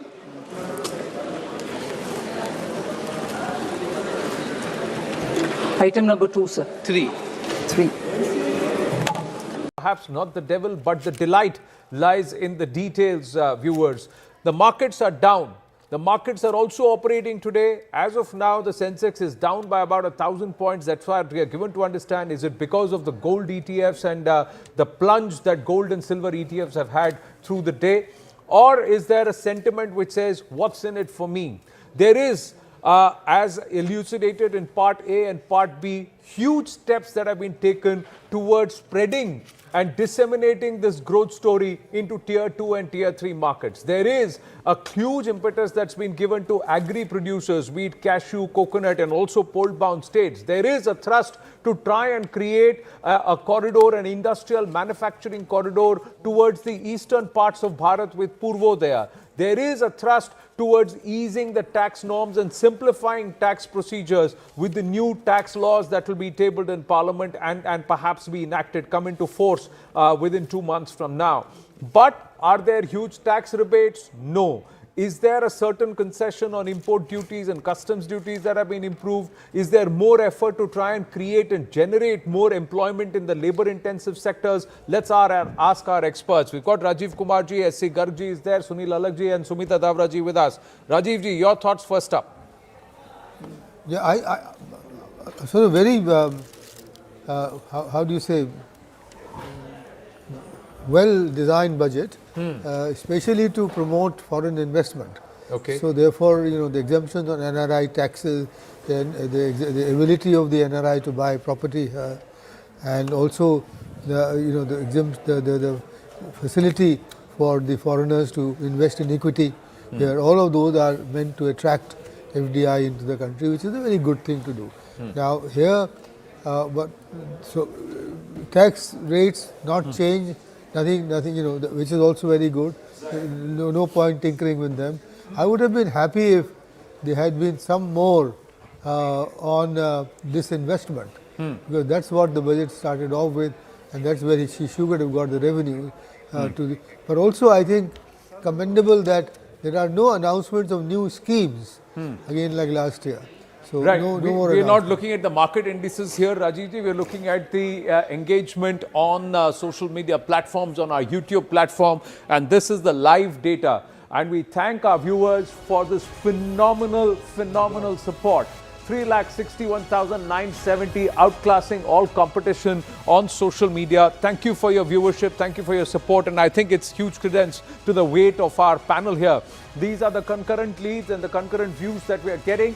And overall, 3,61,970 compared to a lot of our competition. At the end of the day, budget, like Suhail said, was a little tongue-in-cheek about it. And he said this is all about ratings and viewership for the channel, but it is also important who's watching us for credible understanding and analysis, and we also were giving you live analysis by our panel. Rajiv ji, we are completing, yes. Yeah. So you believe it's positive overall? It's positive. It's it's a sort of regular, if you like, conservative budget, but and as I said, emphasis on investment, on also on no tax increases except for STT, which will probably impact the transaction, the equity market, which is why, maybe one reason why the equity market is down for that reason. Nothing much on promoting exports. except for textiles. I think she announced the integrated package with 5 components and including a mega industrial park, which is very good, which I think will take advantage of the India-EU FTA that's there. And then the focus on agriculture, which is very welcome, because most budgets don't have that. And this time, the whole focus on the coastal food products that they've got, and also on agriculture. I think that's no duty on fishing in economic zones. It's being treated as even the waters are being treated as special economic zones.